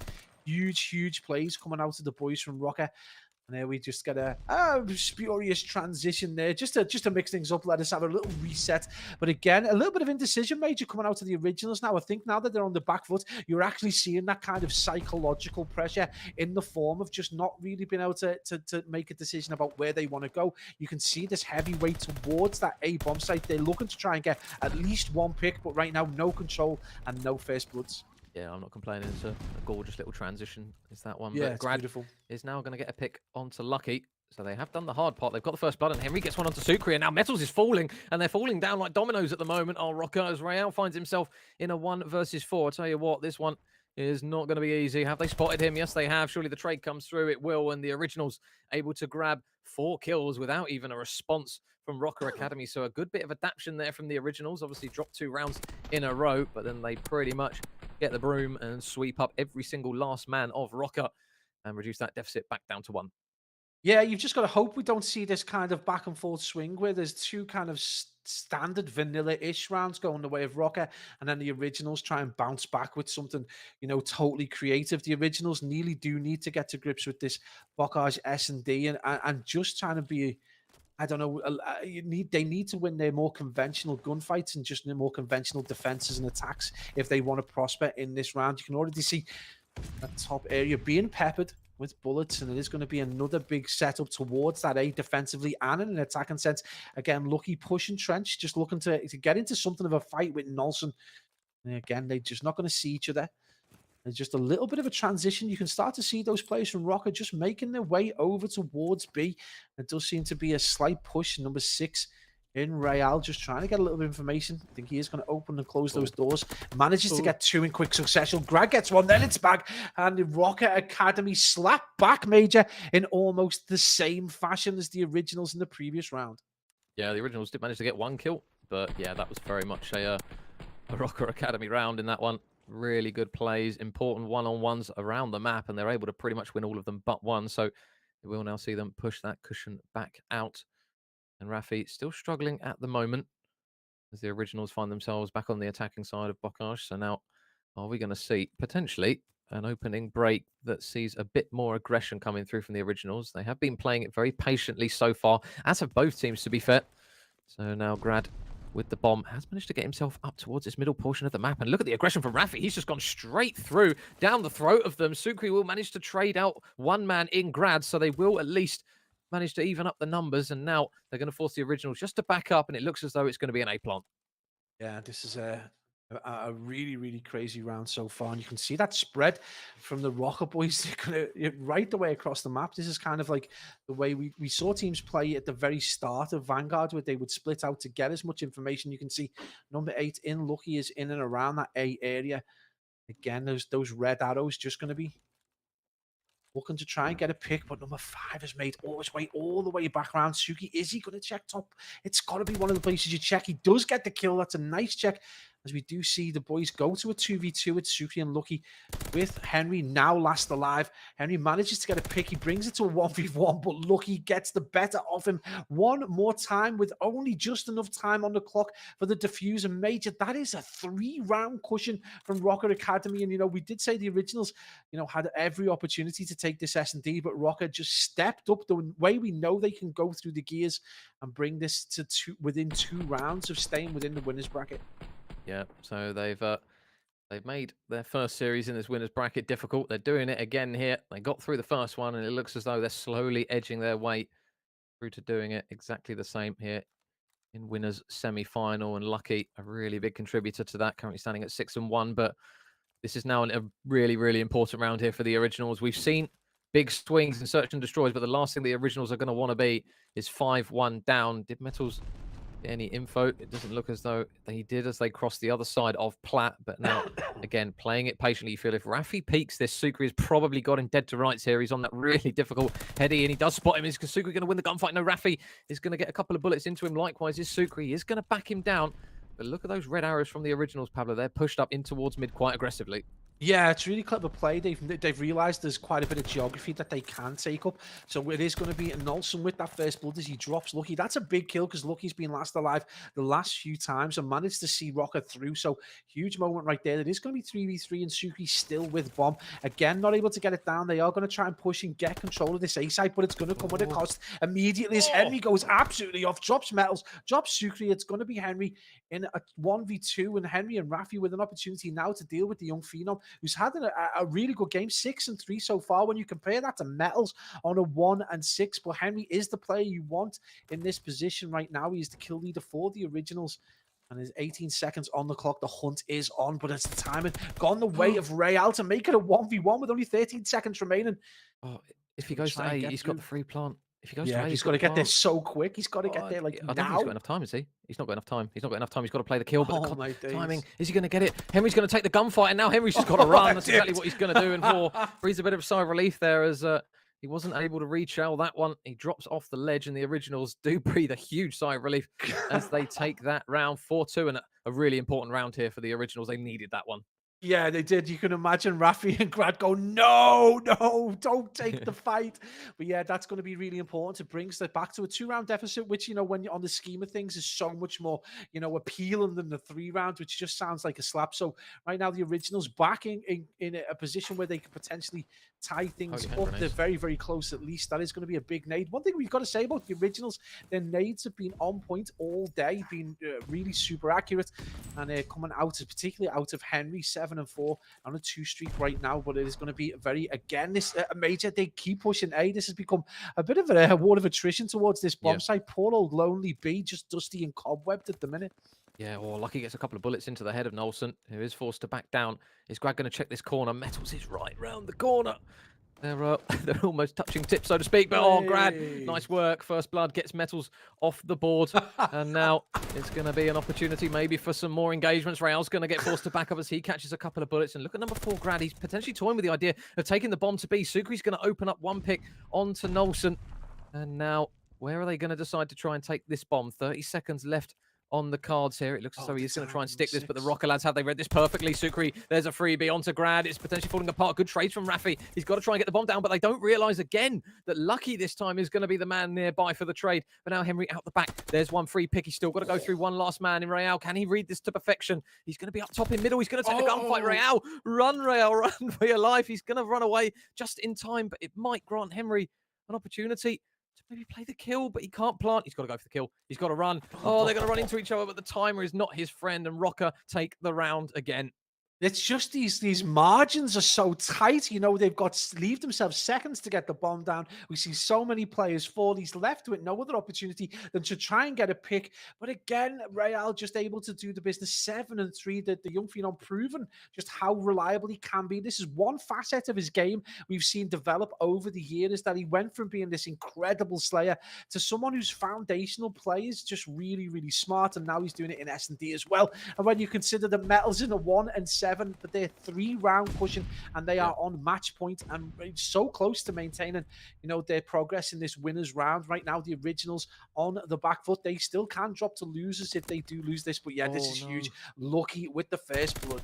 Oh, Grad gets one. Can he get away with his life, though? Grad's going to do so well to finesse his life. He's not going to be able to. And Lucky and Real combine, and now Rafi has got it all to do. He spots Lucky. There's the first pick, but they know his rough whereabouts. Whereabouts is he now going to try and distribute himself? It looks as though that bomb in the hands of Sukri is going to go down very, very quick. And he's going to run straight towards one man, bottom bar, and he's not going to be able to do it. Rocker with some body shots and some ice in game 5. Once again, they will take it in a fairly convincing 6-2 fashion, and they will progress through to face AIM in that winners final.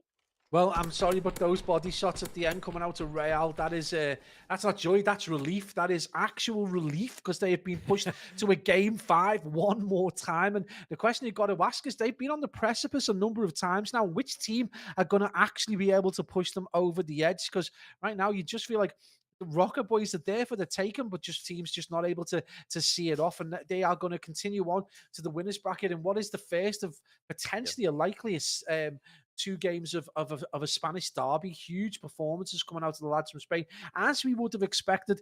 But that losers bracket is looking very, very tasty.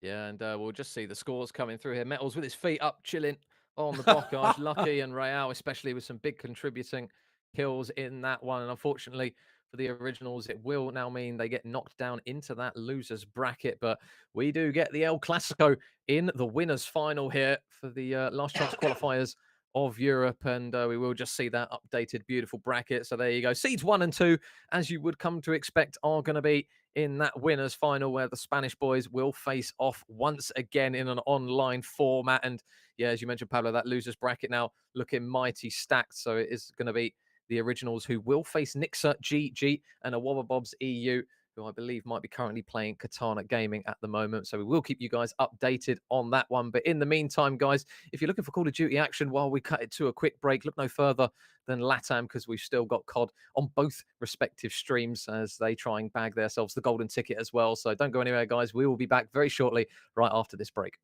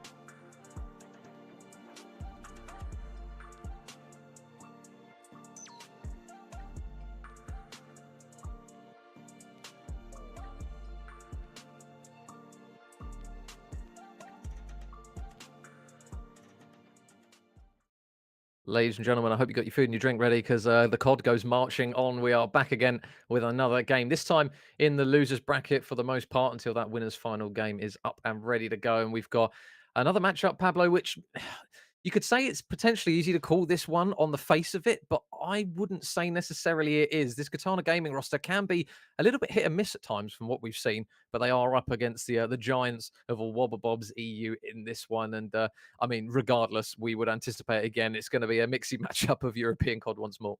Yeah, I think so. I mean, it's a tricky one. I mean, you obviously got a favourite, Wobble Bobs, Brezzy, Abuser, Cobra, and Shaxter. A phenomenal four-piece. They put up great stats all day. They just unfortunately came across a very, very talented AIM esports side. Yep. But when you look at Katana Gaming, obviously we kind of know Fudzy and Jocker really well. And in terms of like their gameplay, but they're two players that are standout for me, and Mythics and Keza. They're players who can put up incredible numbers, control a game. I think if they get the support from Fudzy and Jocker, we could see at least a map or two going the way of Katana Game, and they're going to need to be on absolute fire to deal with the boys from a Wobble Bobs. So it just outside of those two players from Katana, Mythics, and Keza, when you look at the sheer capability coming out of a Wobble Bobs, Brezzy's head and shoulders above everyone. I think as an individual player, I think he's head and shoulders above everyone in the whole bracket. And then you match him up with the likes of Shaxter and Cobra, who can put up incredible numbers anyway. And then Abuser, who's had a good day, like he's put up some incredible score lines. This could be a very, very difficult game for Katana. Yeah, we talk about kind of pacings and early setting, and I think although it's Berlin, although it's slightly slower paced, this is going to be a big marker for where both teams sit with regards to their respawn game. Katana Gaming, looking into this one, they're going to be looking to the likes you say of Mythics, who has been a little bit hit and miss in Call of Duty Vanguard. But again, when you look down the Katana Gaming roster, I mean, us as a duo, we have seen the likes of Fudzy take over a series. Keza, especially in recent months, has been very good, and Jocker as well. When we've seen him on that Ricochet roster, he's put up some really, really big numbers individually himself. So they are going to have to pretty much call upon every single individual to at least pull their weight as a minimum, and then you would kind of expect maybe one or two individuals just to really kind of pop off in this one as we do get our way in towards map number one. And Wobble Bobs are going to be playing from that, arguably that preferred side, but Katana going to throw Fudzy straight into the mix, right off the mix, and it's going to be a little bit of a purple kill feed right off the rip. Yeah, that's not what you want to see if you're a Katana fan, but it is only P1, and obviously they got that preferred side, so you would expect to dominate early on, especially if you are a Wobble Bobs with some great AR performances coming out already. But again, they've just got to be, the guys from Katana Gaming can't get tied up too much into a kill feed, but a Bruiser already finding himself at the back of P4, and he's going to get himself a little bit of information, get himself ready for the back of that P2. You can already see the run, number 8 in the back there, Shaxter, is potentially going to have a few players to deal with, but he does get killed by Jocker. So nice plays coming out of Katana, but it is only one player there, and then Purple Arrows Major are starting to converge over towards that P2. Yeah, it needs to be a big P2, but Shaxter at the moment is having his way with him. So too is Abuser, who still hasn't even died yet after that first opening hill. So important gunfights coming up here for the boys as they look to try and get a foothold back in this one, but it is all a Wobble Bobs at the moment. It's looking bleak, although you can form a comeback on Berlin. This is not what Katana want, especially when you've got 3 kills between 3 players. Jocker, Fudzy, and Keza, they are really struggling for the pace that Wobble Bobs have started here. They are very clean in the rotations, and Keza's going to get a bit of rough timing here as Cobra is already looking forward towards that next hill. They're going to have to pick up their respective lanes, and nobody is going to be watching out the back here. And the pace from Cobra, he's just not decided to shoot, but it's actually going to come back and bite him in the backside, unfortunately. But a Wobble Bobs, what a start. Well, I don't know whether that was for the clip or not, because he literally could have taken that kill. Any other player would have taken the kill, but he decides to try and slip through, and that's going to come back to bite him. That's great news if you're Katana Gaming, though. You are now in this primary position set up over towards P3. Again, no one out on Doc's side, though, and this is the question. Obviously, when they do get that spawn, you would hope that they would have someone just try and tie up Doc's side, and that is going to be Abuser with an early glide, and just making sure that anyone who wants to push down street, he's going to have that opportunity. And I'll be honest, Major, Wobble Bob's looking very, very tidy to break into this hill right now. Yeah, they've done a good job, though, actually, at Katana, of getting some really important kills inside the hill. And there's going to be Fudzy all the way out the back that might try and march over, but he's got to try and as well think towards the new hill. So it's going to be up to his teammates to make it work in towards that old hill, but they're not going to be able to. So 20 seconds of scrap time will go in favour of Katana, of Wobble Bobs, apologies, Katana have that rotation. Abuser, again, now this time on a 4 streak. He did invest that first glide bomb, which was very, very quick to use. He's obviously got a lot of faith that he's able to get another one. Katana are winning some important engagements down towards that dock side just to try and lock off those lanes, and we saw Nixa try and do this against a Wobble Bob, so it will be interesting to see whether Katana can stop them from punching in. This is what a Wobble Bobs are so good at doing on Berlin from what we've seen. Even if they don't have the rotation, they can get the kills. Abuser's going to try and go down this right-hand lane. He's going to catch Jocker with his trousers down. There's 1 kill for Abuser to push it out to 5. Jackster manages to clear out that last man, and if you are a Katana Gaming fan, you do not want to see that on your screen right now. Yeah, that was a beautiful break, really. They dealt with every possible problem there. There was a player over towards the back where Abuser was now, and they had a player in top tower as well. Regardless of that, Abuser with the undershot there,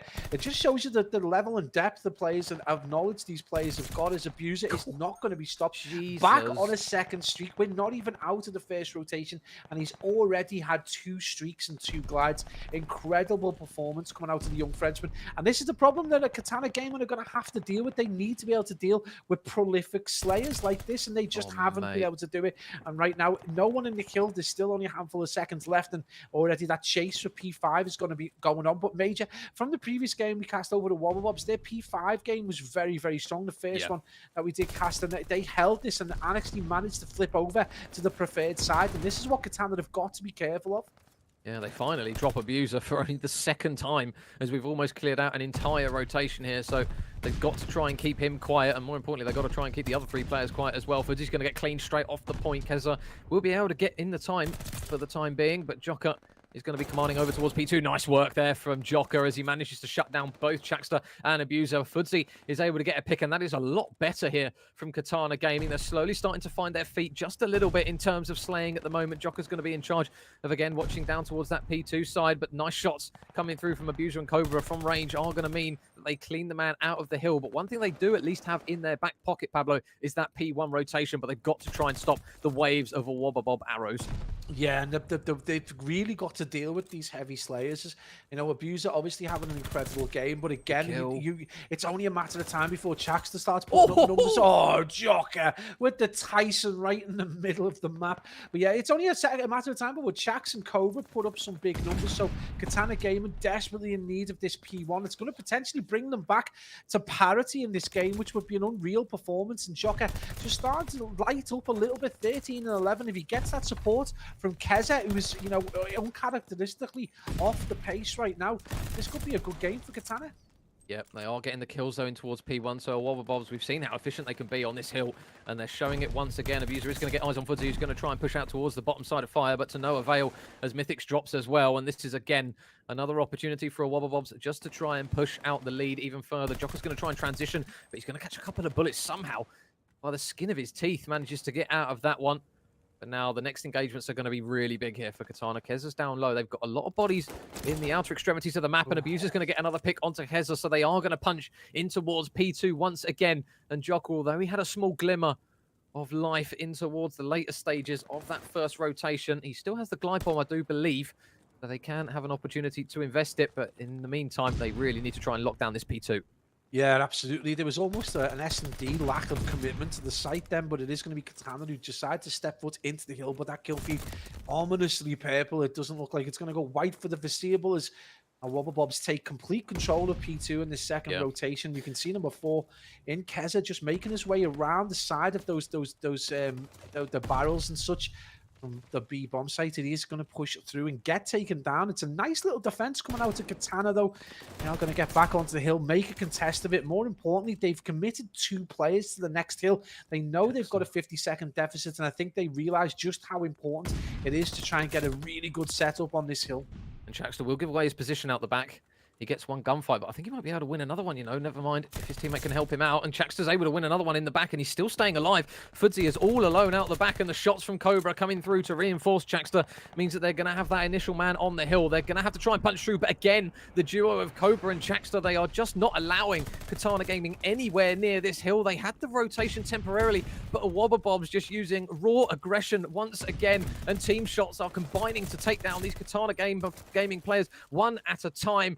And now this is looking really, really worrying if you're a Katana Gaming fan, because they are nowhere near the hill. There is still 30 seconds left of time, and they've got to be careful of Brezzy, who's cutting down those players, trying to transition over. They get the wave of gunfights, and my goodness, this looks as though Katana are going to have to chalk off this time, Pablo, and it's going to put Katana so far away from a Wobble Bobs as we see that 100-point deficit now come into play. Yeah, this has not been a great game for Katana at all. 100-second deficit. They're going to get chalked. They're going to chalk P3. They're making their way over to P4. You can already see a play there. But again, they're not really set up defensively to deal with this flank that's potentially going to come through. You can see those players are going to spawn out towards that far, the train shed, and make their way over. And this is going to be huge. It's particularly this gunfight between the two players towards P2. This is going to be number 1 in Joker, who gets that kill. But he's going to have to now provide support in those and kill those transitioning players. And when you've got Abuser shooting like that, he hasn't died 10 times in this game, and they're very close to winning it. An incredible performance out of the Frenchman. He's got the same number of kills as Fudzy has engagements at the moment, currently sat at 31. This is absolutely incredible here from Abuser. And now Mythic's going to stay down on the hill, but this is going to be so difficult. The nade's going to land right in his gob as Cobra's going to get taken down. It's a big kill, and it's potentially a really big couple of kills that come through from Mythic's, and courtesy of some team shots coming through from his teammate Joker, just to keep him alive on the point. But the difficulty is they have to do this for the entire of this map now. Otherwise, this one is done. But Mythic's not a bad time to heat up as he chops down Brezzy and Abuser to get ready for the P5. But one man they're going to have to try and keep an eye on is Chaxter. He is lurking over towards the P2, and are they going to try and orchestrate a pinch? But Mythic does not want to go down. He finally drops. But now with 15 seconds remaining, Katana, they can't let this momentum stop. I don't know which is the more important stat. The fact that they've managed to get themselves closer to 200, or they managed to put double figures on Abuser's deaths, because right now it's been a difficult game for them. They've done so well in the last few kills, though, and this is going to come down to them being able to control this side. They not only need to make sure that Wobble Bobs don't get onto P5, they need to make sure they maintain that P1 control so that they can try and add as much to this deficit as possible. Only 15 seconds required to win the game for a Wobble Bobs, and with their slaying power, this could be very difficult to make. You've got to look Chaxter again, just trying to make sure that the big brains come in and then they get that P1. But the defense is there, Major. Number 4 in Keza, who has had a great game. You know, if you're going to pick up now, Major. Oh, Joker's got to go huge. That's a 4-man wipe. That is looking bleak now. Yeesh. I don't even know if Katana are going to touch this. Those ARs, look at the map positioning that they are taking up. They are locking every single lane down, outer front of hill, and the left is all a Wobble Bobs. The kill feed purple as Brezzy chews through what looks to be the last remaining players. Chaxter gets the last one, and a Wobble Bobs storm over the finish line of map number 1, 250 to 170. I think you've got to, it looks like a closer game than it actually was at times. With Wobble Bobs, I think, playing with their food. There's an absolutely dominant performance. And Katana, at times, looked like they were going to make a comeback, but you always felt like a Wobble Bobs had a gear that they could step through one more set. You know, they could go another 10% faster. They could be 5% and more accurate. You always felt they just had that in the lock. And Abuser, I mean, that has got to be, that was a disgusting performance. 2 glides within the first rotation. That's insane. Yeah, usually you're used to seeing kind of like the blocks of kills and deaths like being relatively wide from double figures. And then when you see 31 and 7, I mean, if he doesn't have that performance, you do start to worry what it's looking like. Obviously, we can only see 2 players, but yeah, 33 and 12, as you mentioned, Pablo, 31 untraded kills coming through from the Frenchman.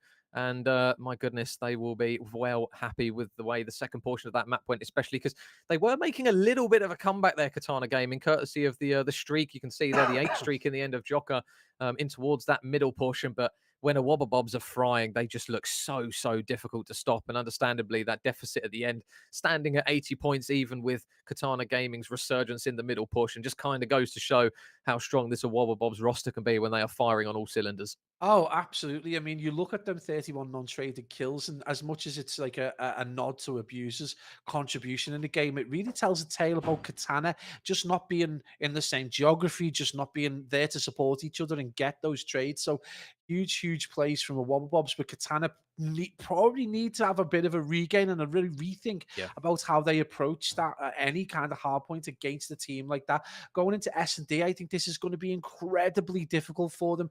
With the, well, apparently it does look like they've got no natural SnD kind of leader in that side. And when you look at a Wobble Bobs who've got Brezzy, we know Chaxter can put up comical numbers. I mean, you've witnessed his four-piece or nearly witnessed his four-piece in the past, so you just know how good the Wobble Bobs can play. And when they've already put someone to the sword 6-0, this is going to be a massive uphill struggle for Katana Gaming. Yeah, and believe that although it was on a Tuscan, you wouldn't anticipate that they're going to be any worse when it comes to a Berlin Search and Destroy, because we do have a triple Berlin to start off this series and then a double Tuscan at the end. So if you like Berlin, then don't worry, we've got plenty of it. But in the meantime, this is kind of the typical situation that to kind of give the boys of Katana Gaming a bit more positively, Pablo, is how many times on Vanguard we've seen a very good map one from one team, the other team then looks to try and balance it out, and all of a sudden we're tied up. So you're looking towards this map now for Katana Gaming. Although you don't want to count them out just yet, you do feel as though this map 2 is really going to be pivotal. And I think the first bloods, especially on Berlin, just to allow the team to maybe transition either to A or B or to wrap the bomb, are going to be really, really important. Because when we saw the boys of AIM playing this game, when they were playing this map and this game mode very, very well, it was off the back of very, very quick first bloods, whether it's a first pick down long with an assault rifle or some of the nades that we see over P2. When they land, all of a sudden that B point becomes so much more inviting to at least get a player set up on. I think it's a weird one for this. I think the most important factor for Katana in this is going to be to improve the communication. I think clearly from the stats coming out of the first game, where they weren't getting trades, they weren't getting they were feeding hills every now and then. They were chalking hills quite early in order to get set up for next, and those setups weren't working.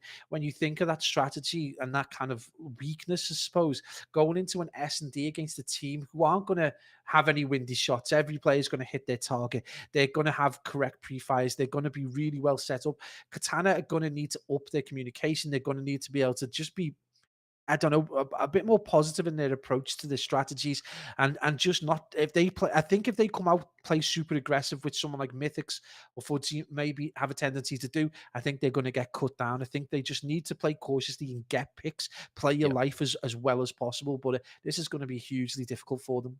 It's so difficult as well up against this Wobble Bob side, because how many times, even in respawns, you see when there's still 25, maybe even 30 seconds left on the hill, somebody from a Wobble Bobs will usually hit the route to either rotate early to the next hill, or we saw it on Berlin Trackstar. As soon as there was a big chunk of time, they do have the faith in those players to lock down. Kind of what we flagged up the Rocker Academy lads that have been extremely good at in the early stages of Vanguard, leaving 1 or 2 players left on the hill, knowing they'll play their life well, knowing they'll be a nuisance and maybe even eke out what remains of the scrap time. And Katana Gaming, I think it was over towards the P3. They didn't anticipate that Chaxter was going to be there. They had 2 players watching out towards that dock side, and Chaxter literally ran straight through the back in towards that P3. And unfortunately, on that one occasion, he wasn't able to do it. But they're constantly having to try and watch every single angle, Katana Gaming, because of Wobble Bobs, they are not shy of hitting routes and hitting flanks, trying to upset teams. Even in Search and Destroy, we've seen them do it as well.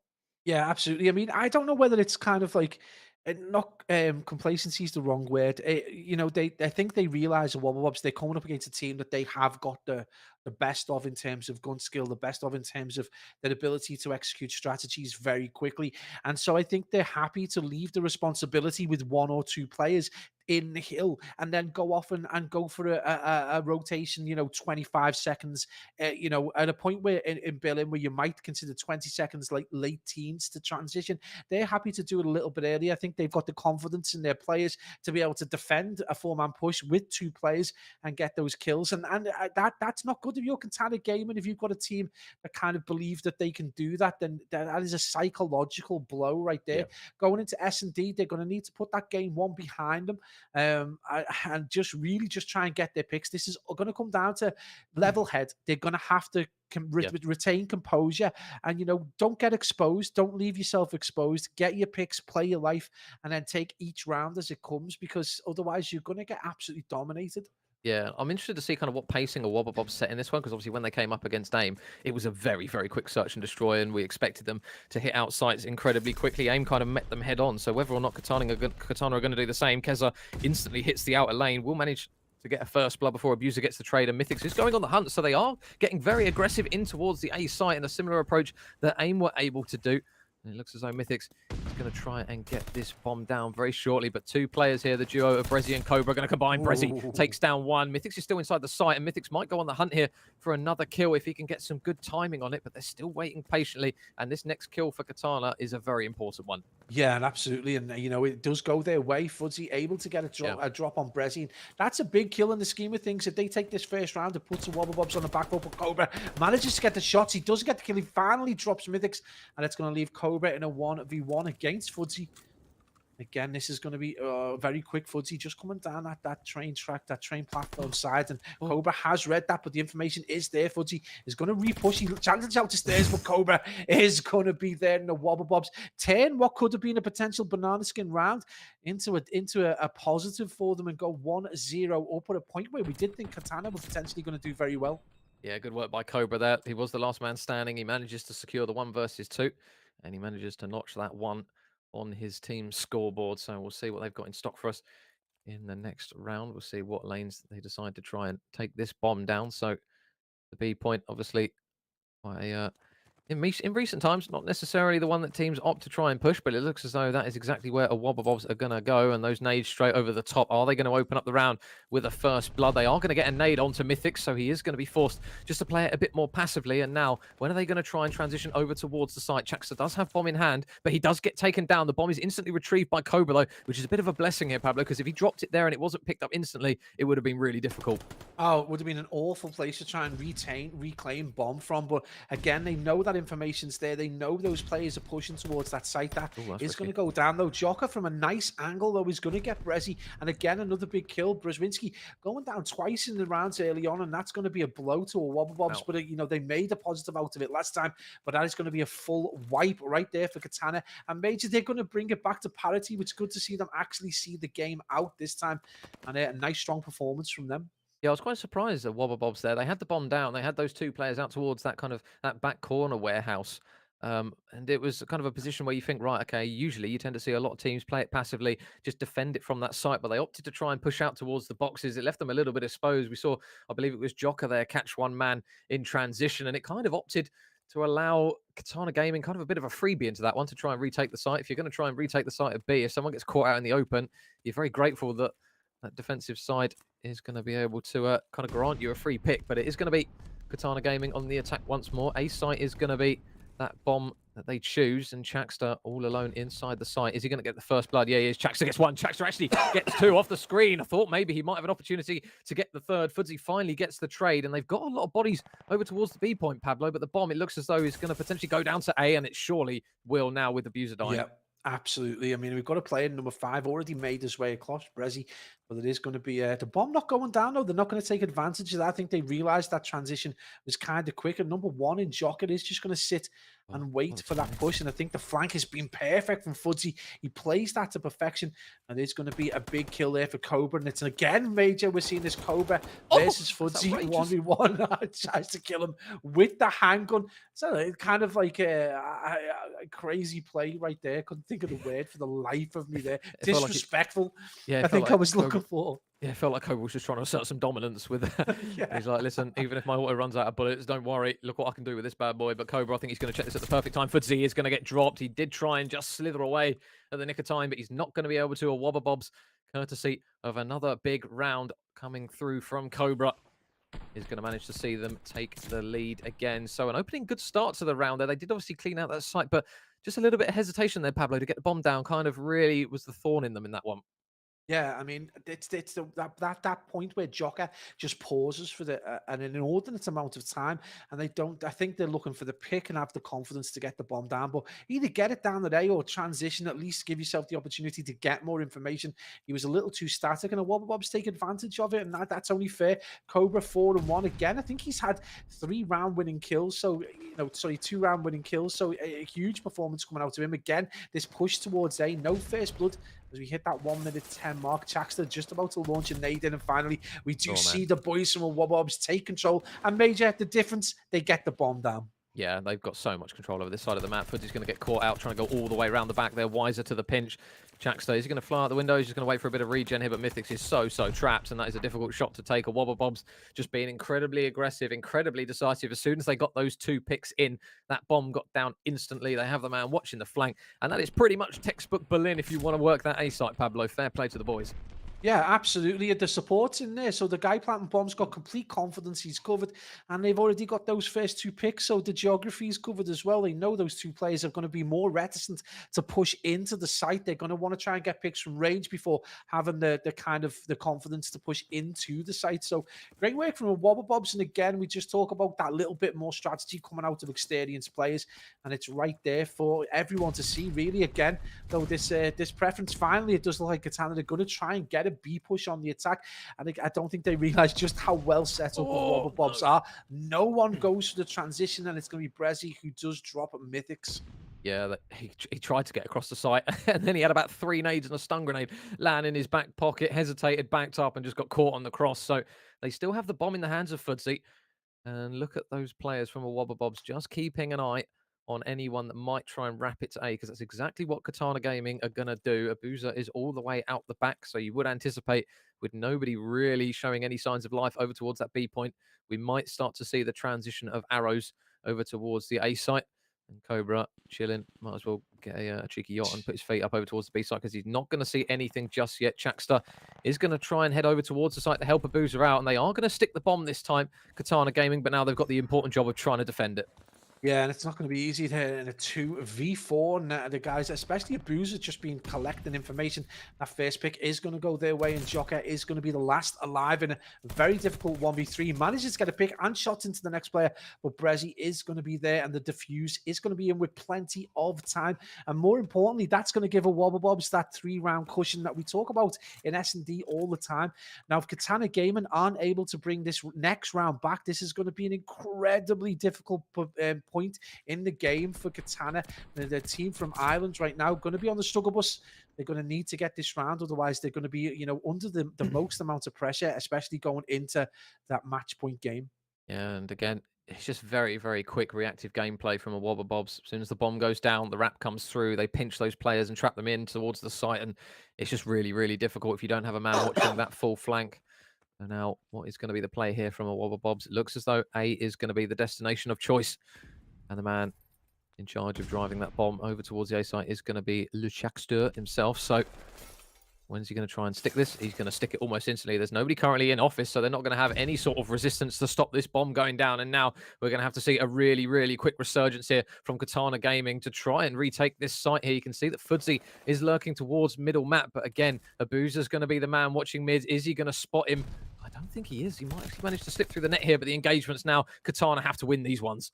Yeah, absolutely. And number 2 in Fudzy's got a big moment right now. He gets the drop on Abuser, so that's 1 down. We see 2 fall as well as Chakster drops. It's going to be a 2-3v2 with Katana with the advantage. The shots are windy from Keza, though. He manages to get the kill with 14 seconds remaining. It is only Keza alive.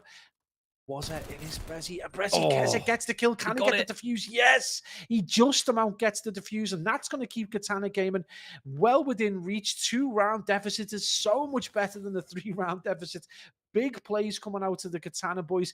Keza, in the end, one player who hasn't really shone that brightly today, manages to get some really, really important kills in the end. Yeah, that's a huge round on the board. Again, 4-2 looks a hell of a lot better than 5-1 when it comes to trying to get a search and destroy off of these Wobble Bob lads. And now they're going to need a few more like that. Keza, really big moments coming through from him, but now they're back on the attacking side. What are they going to try and do? Are they going to try and transition to B and maybe run the risk that they might drop that bomb in a really awkward spot? Keza and the boys are just going to quickly back up.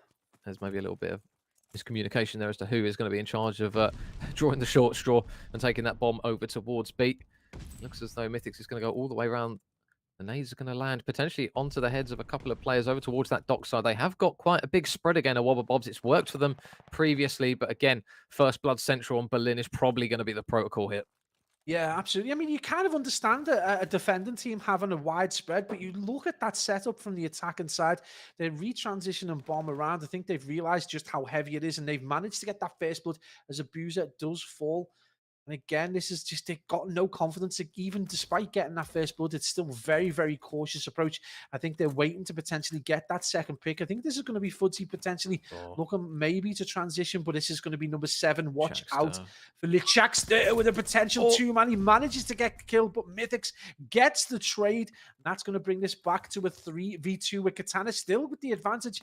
Can number 5 in Brezzy do any damage? Oh, Brezzy got the kill, and he's just slipped out like a shadow. They've got no idea where he's gone, and Cobra's going to drop Foodsy as well, so the hesitation is going to come through, and now Jokka, 1 versus 1, right around the statue. They're not going to spot each other. No, he is. Number 6 is able to win the gunfight in the 1 versus 1. They're able to clutch up, and they push the lead out. Unfortunately, Jokka not able to get the reads onto Cobra, who will get that kill. 9-3 currently is Cobra, having an SnD of his life, and that is going to be a really big kick in the teeth here for the boys of Katana. There's got to be a rule in SnD at challenges like just don't go through middle, don't go through that area. You've got so many. It's a kill box essentially. You've got so many opportunities to get a player in transition there. I mean, he's left with no real choice. But Wobble Bobs in the end, come back from a deficit again and make it a positive. They're on the match point now. They are 1 up and they are 1 round away from going 2-0 up. In a game we thought they might dominate, but at times, Katana Gaming have shot themselves in the foot, and this has been a really good display. Brezzy is going to be over towards this dock side, so he's going to have that absolutely suppressed down. And can he see that player in Mythics? He just gets a sight of his head major and takes it off, but he's being dealt with by Foodsy. With 54 seconds on the clock, there is only Brezzy down at the minute. Yeah, Chaxter's going to do a good job of getting this bomb down. There are 2 players waiting right outside here. Is Chaxter going to take the gunfight? Foodsy going to peek it. Chaxter spots him, but Foodsy wins another one. A huge moment from Foodsy. Currently leading the charge in terms of kills, but Cobra very quick to it. Replies with an instant kill. But now the difficulty that Cobra and Abuser have is trying to get this bomb down. Abuser will fall in the back. So now Cobra kind of a little bit trapped here. Is he going to spot the heads of Mythics? He is, but Mythics, the shots are clean. Katana Gaming down, but not out. They take the round and reduce that deficit back down to 2. But Pabs, they got to do it for 3 more rounds just like this. I mean, I don't think a Wobble Bob are going to wobble bobble, but they are, just letting things slip a little bit. But yeah, a great play by Katana Gaming in the end. They finally do one thing which they haven't done for the previous rounds, which is just make those first bloods and especially those kills count towards a round. When they've had that dominant performance in the past, they have let it slip. It is still on the precipice, though, of going 2-0 down. Cobra 10-4. Again, we talk about this team having players that just step up. It's incredible. Oh my days. How is Cobra being allowed to go 12-4 with 1 nade? Unreal performance from the Frenchman. Oh my goodness, as soon as I saw that nade and seeing the x-ray, you were like, oh no, this is not looking good. And now Kezza's last man up. He's not going to be able to get through any more of them. He's only able to take down 1, and a Wobble Bobs will take map number 2, 6-3. And that will be the end of that one. Perfect timing, really, because we are going to flip back into our winners final game. But shout out to Cobra. That holy hand grenade straight over the site was an absolute beauty. Lands pucker on their heads, but no time for breathing as we go straight in towards our winners final for the El Clasico of European COD here between the boys of AIM and Rocker. And right off the rip here, Pablo, one man you've got to pick up here is Mr. Eric Boom, 7-1 right off the rip, and his team looking good. Yeah, just over the year, I think Eric's personality has grown. Eric's, confidence in his own ability has grown. And I think he's starting to become quite a dominant force on the map. So it doesn't surprise me. He's putting up big numbers. He's very aggressive. He leads the charge with his gameplay. So right now, 56-10, though, AIM Esports blowing Rocker Academy out of this Tuscan hardpoint. Again, guys, I don't think we're entirely up to date on what the rest of the maps are. So we'll just be along with you. But unreal performance so far. And it is going to be already, the boys from Rocket trying to think about potentially getting back out towards P3. They're chalk P2 and they're trying to get set up, but it's going to be very, very difficult for them to maintain any kind of defense. Big kill comes out for Lucky on Journey, but you can see that player just looking to get the support, and it's number 5, and Yako kills him in fire. That's a huge kill right there, and that kill is going to go white as AIM just stroll back on. I'll tell you what, this is a way to start off a best of 5 here in the winners final. First map at the moment is looking very, very much like AIM are taking control of this one. Super's just a little bit struggling at the moment. Metals with a big double nade, though, is going to enable those players to get on towards the point, and this is much needed time here for these lads, but Journey's still not wanting to give it up. He's going to put a couple of bullets in his previous teammates, and oh my God, days. He's just chewed through 3 of them in quick succession, and his teammates are there to reinforce him. Journey showing the revenge on his previous team as he chows through them one at a time, and some important scrap time is going to push them over that 100-point mark. You can see, though, the presence of Rocker Academy players that are ready to go over towards the next hill. But I'll tell you what, Pablo, the way AIM are playing at the moment, they've got to be careful of not allowing these lads just to literally bully their way into hills. Honestly, you're just seeing shots coming out of aim and then skulls, just these purple skulls. So right now, and we talked about Rocker, you know, they have not been playing their usual level of gameplay today, and this is their first genuine test, I think, and they're being put to the sword. So right now, Rocker going to need to have a huge regain. They are 70 seconds. Make that, scratch it, make it 80 seconds. They are absolutely getting bodied by a resurgent AIM Esports, and you've got to consider Major Super's on 5 and 11 with no time. There's very barely a contribution in this game, and they are nearly, you know, absolutely, you know, over a hill's time ahead of them. Incredible performance so far from AIM, but we are just seeing a little bit of a resurgence right now from the boys from Rocker Academy. There's a big kill potentially here. Metals is able to get another one. 6 in a row now for Metals. Looking for the 7th out the back on Super, who has been struggling, but that's a really important kill there just to stop that glide bomb coming through. How many times on a Tuscan hardpoint have we seen a glide bomb potentially change a map and potentially win it for a team? But Lucky now going to be laying prone inside the hill while he waits for reinforcements to try and collapse in towards him. It's actually going to be a team stun that cleans him out. Metals, though, still continuing his absolute charge on this map journey. He's going to do just about enough to shut him down. Eric's strong map is going to continue, but Royale now arriving to the party. The boys of Rocker are slowly edging their way back into this one, courtesy of what is normally an extremely messy P5, but they're making it look very clean as another kill comes through for Real. Finally, a trade comes through courtesy of Yakko, but a big chunk of time has gone in favor of Rocker Academy on a hill that is not easy to do it on. No, not at all. They've done so well to take the lion's share of that time, bring it back to a respectable 42-second deficit, but it is going to be the boys from AIM looking to get that.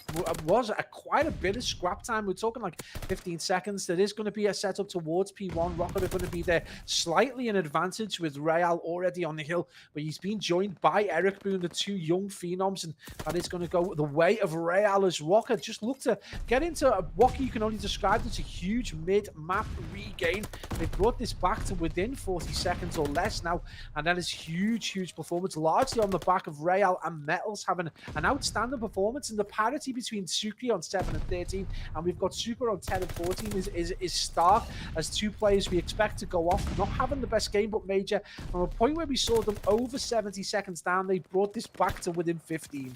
Oh, there are pinches coming from here, there, and everywhere. Super's going to manage to mop up the last remaining player. There's still 20 seconds of important time on this one. Lucky's going to try and push his way in towards you. But you can see that Super is wiser to it once again. He's going to look to try and clean off another wig as Real just looks to lay prone over towards the tree. Number 1 in Super. He's going to try and get up towards the middle portion of the map. It's literally like a Michael Bay film. There are explosions absolutely everywhere. I've got flashbacks to a little bit of Transformers there, but Eric still locking down lanes. He's going to have a big job, though, over towards P5. Eric with another, as Lucky might have the same outcome, and Eric, boom, as in Michael Bay fashion, exploded straight in towards the P2 side of the map, and it looks as though AIM are going to look to try and push this lead out even further. Yeah, Eric Boom, and you've got to say Journey looking to be a pair of bad boys. If we're going to stay on the Michael Bay theme, this has been an unbelievable performance coming out of both teams. So Real on the chase with the handgun, trying to get the pick, not able to do it, but it is going to allow him just to sit on that hill for a little bit longer. And you can see out the back, number 3 of Lucky, just causing a couple of problems for AIM Esports out towards the back of Church. He manages to get a couple of picks, and that's going to allow the boys from Rocket just to get a little bit more time that they so desperately need. But that push is still on AIM, relentless in their pursuit of time right now. They managed to get the wipe. They managed to get onto the hill. There's a solid amount of time left, and they're going to maintain themselves around and about a 70-second lead. Major Rocket just cannot seem to bring this deficit back. Every time they get themselves a little advantage or a couple of kills, AIM Esports seem to have the answer and seem to have the better of them. Yeah, Metals is trying to drag his boys through the mud in this one. 24 and 16 is not scoffable at all. But now this P3 has to be pretty much perfect, you would argue, at this point. Nades are going to land over the top, and Journey gets an opening pick onto the point. We saw him absolutely shred Rocker Academy players last time when he pushed this hill. Is he going to do the same? Super with one, Journey with another. The precision and the organization coming through from AIM is looking absolutely impeccable at the moment. As Real, though, saying that, he has none of it. Metals grabs 2. Real grabs 2 as well, and just like that, a 4-man wipe comes in, and this is a really, really big potential hold here for Rocker Academy. If they can get the lion's share of time here as Real gets another important pick, it's going to be an opportunity now for Rocker to really start to see themselves fly back into this one. And, you know, we talk about that responsibility. We like to see teams give each other. They've left the players on the hill, and then they push Lucky out to try and get that church on his own, knowing full well there could potentially be 2, maybe even 3 players towards back church. And it comes to no avail, but they've got that information now. They're going to be pushing to do. That's a big kill over towards that front radio. And number 7 in Super is going to try and make his way through. You know, while we've been casting the other players, Super's gone from being superbly deficit to being 18 and 17. So again, as they push that post 200 mark, it is going to be a 30-second difference. And again, these two teams, these two Goliaths are going to push it right to the wire. On the battle of the young Spaniard phenoms there, Real just slides through to challenge Eric. And now, with Journey lurking outside the point, this is a really big moment potentially for Rocker. If Real can get this glide bomb, this will be massive. There's another pick that comes through from Lucky. Can Real stay alive and get that all-important 7th kill? No, he can't. He gets taken down. A huge kill from Journey to not allow any sort of streaks on the cards as it goes to absolute carnage inside the hill. But Rocker Academy, they're not trailing by much. Lucky with 1, looking for the second onto Super. He's not going to be able to get the pick as the trades come through once again, this time from Journey. But now the rotation over towards the P5. Look at those purple arrows. They're ready to go. But Eric Boom has managed to sniff out one player. This P5 could be make or break here for Rocker now. Now, this is what we talked about. You know, last year, Eric Boom would have been so in the mix of that church, but he flanks all the way round towards Tiles, gets his team control of P5, and now they are sat there. Now, this is the previous rotation. The boys from Rocker did so well, but Yakko is going to have none of it. Gets a 2-piece, manages to drop the team kill, comes in from Real, and that is going to hand AIM Esports potentially the last few seconds they need. Metals is going to do everything he can, Major. You pointed out before just how much he tried to drag his side out. Not able to get the kill. Journey goes absolutely huge. Sukri in the hill is going to get dealt with by Super. The TK from Lucky comes in. The nade is back and forth. This is a heavily contested kill. 6 seconds needed for AIM Esports to do it. And Suki, Rocker Academy managed to get onto the hill. They're going to take the remaining time. And already AIM are thinking about P1. What can Rocker do?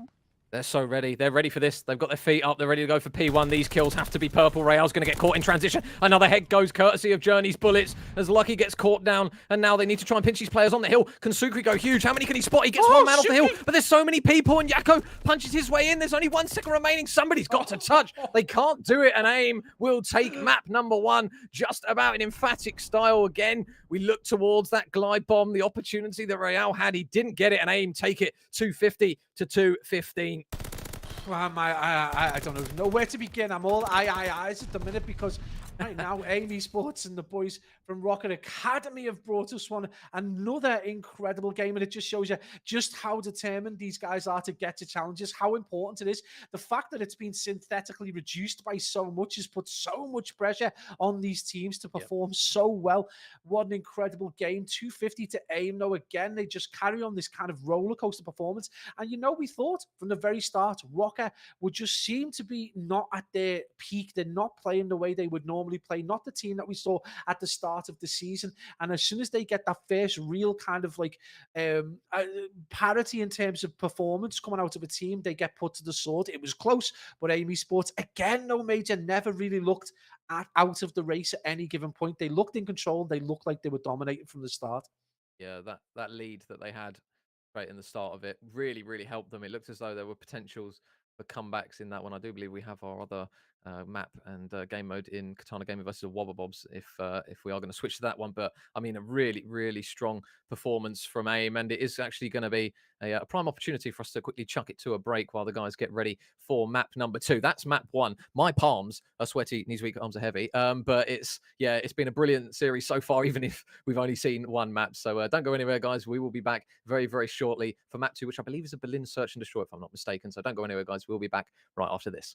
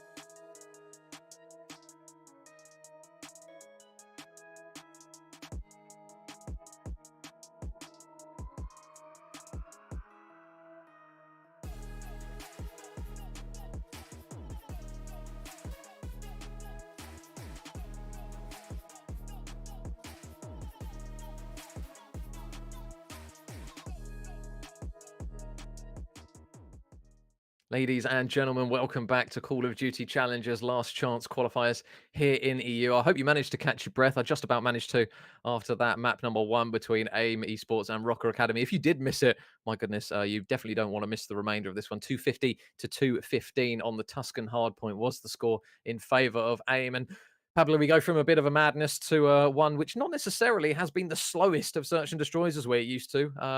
We're going now into a Berlin search between Rocker and AIM Esports. And now this is really kind of where we start to throw up the question marks of the consistency of AIM, because if they look good here in the search and destroy, you've got to give them credit so far from what we've seen anyways in their respawns. They've looked very, very good. And now we kind of come to the infamous question of whether or not they can continue this momentum into map 2, which coming through Vanguard throughout the years and how many games we've casted hasn't necessarily been the case. Yeah, these have been so juxtaposed in terms of the score lines have just completely just total opposites. But I think this is more about a clash of styles, Major, going into map 2. Obviously, AIM Esports very aggressive off the back of what you've got to consider. As much as Jenny's got the experience, I just feel like Eric Boone just drags this team and leads it, through example. So I think with their kind of natural aggression from the two subs in Eric Boone and Yako, it's going to be a clash of styles coming against a Rocker side that play a lot more cautiously. You'll see the likes of Lucky with the sniper or with the AR just trying to get information. It wouldn't surprise me if you see him get the sniper out for the first couple of rounds. If he starts feeling mixy with it, then he'll probably stay on. And again, this is going to come down to, can Rocker deal with the aggression coming out of AIM, or can AIM got the strategy to be able to mix it up with Rocker? I'd say today, Rocker Academy, it's just totally off the boil. We're not seeing that kind of all-out dominance that we've seen from them in the past, and AIM Esports a great opportunity for them to really put this to bed. Yeah, this is what we spoke about the other day. Like Rocker Academy, obviously they've changed Sucre for Journey, but as a core 3 with Real, Metals, and Lucky, they set the bar so high at the start of Vanguard that every single series we go into, you're almost adamantly going to point the finger at Rocker and say they are the favourites. But at the moment, AIM, to be fair, when they need consistency and they need the players to show up big in some of these maps, they have done no better than to save it, especially here for LCQs. As we've mentioned before, only one team from Europe gets that plane flight over towards LA to partake in Challengers Champs as we get ready to fly in towards map 2. And Super, we like to flag him up as a player to keep an eye on, Pablo. And again, with the consistency that AIM have so far offered us, you would expect that him and his boys are going to look to be, once again, very aggressive on this kind of map, as we're seeing Rocker Academy already start to demonstrate. Yeah, of course. We're seeing this preference for the A-bomb site across it seems to be the fashion right now across all the series that we have casted. But yeah, you've got to look to Super. Again, outside of, say, Toronto and Team War, probably the best they are in Europe, or at least one of them. And on his day can just absolutely dominate anyone. Again, no first blood, a little bit of caution coming out. And we're going to see that little push from number 5 as he does try and get down towards that kind of platform edge. And again, Eric Boone with the first blood. And this is going to be huge for AIM. They not only got the first blood, but they need to make it count. So this is huge. Journey drops. Then we see Yako fall. There is a response from Sucre, but it's going to be Sucre on his own in a 3v1. And Major, that again in Berlin, just a little too much. And AIM Esports are going to go 1-0 up. Yeah, Rocker Academy did well to get those players in towards the site, but AIM just opting to play it patiently. I think Rocker were just trying to wait for a little nibble there from AIM to maybe grab the first pick. But obviously Eric continuing his strong start from what we've seen so far in LCQs today, as he's now currently 2-0 after the opening round, and more importantly, getting that first blood. So now what are we going to see here from the offense of AIM Esports? Where are they going to try and take this bomb? This A site has been very, very generous to them from what we've seen. Their strategies and aggression really opts to pay off. You can see that Sucre is going to be the lone man looking over towards that A site. He does have Lucky all the way out in the back, but one thing is he's going to have to try and stay alive, and Sucre will get the first pick. Can he manage to just duck under some bullets? Yes, he can. And Lucky, I think, might be rocking the sniper, because Eric Boome's head dropped very, very quickly there. Yeah, that was a huge moment right there. And Super and Yako left.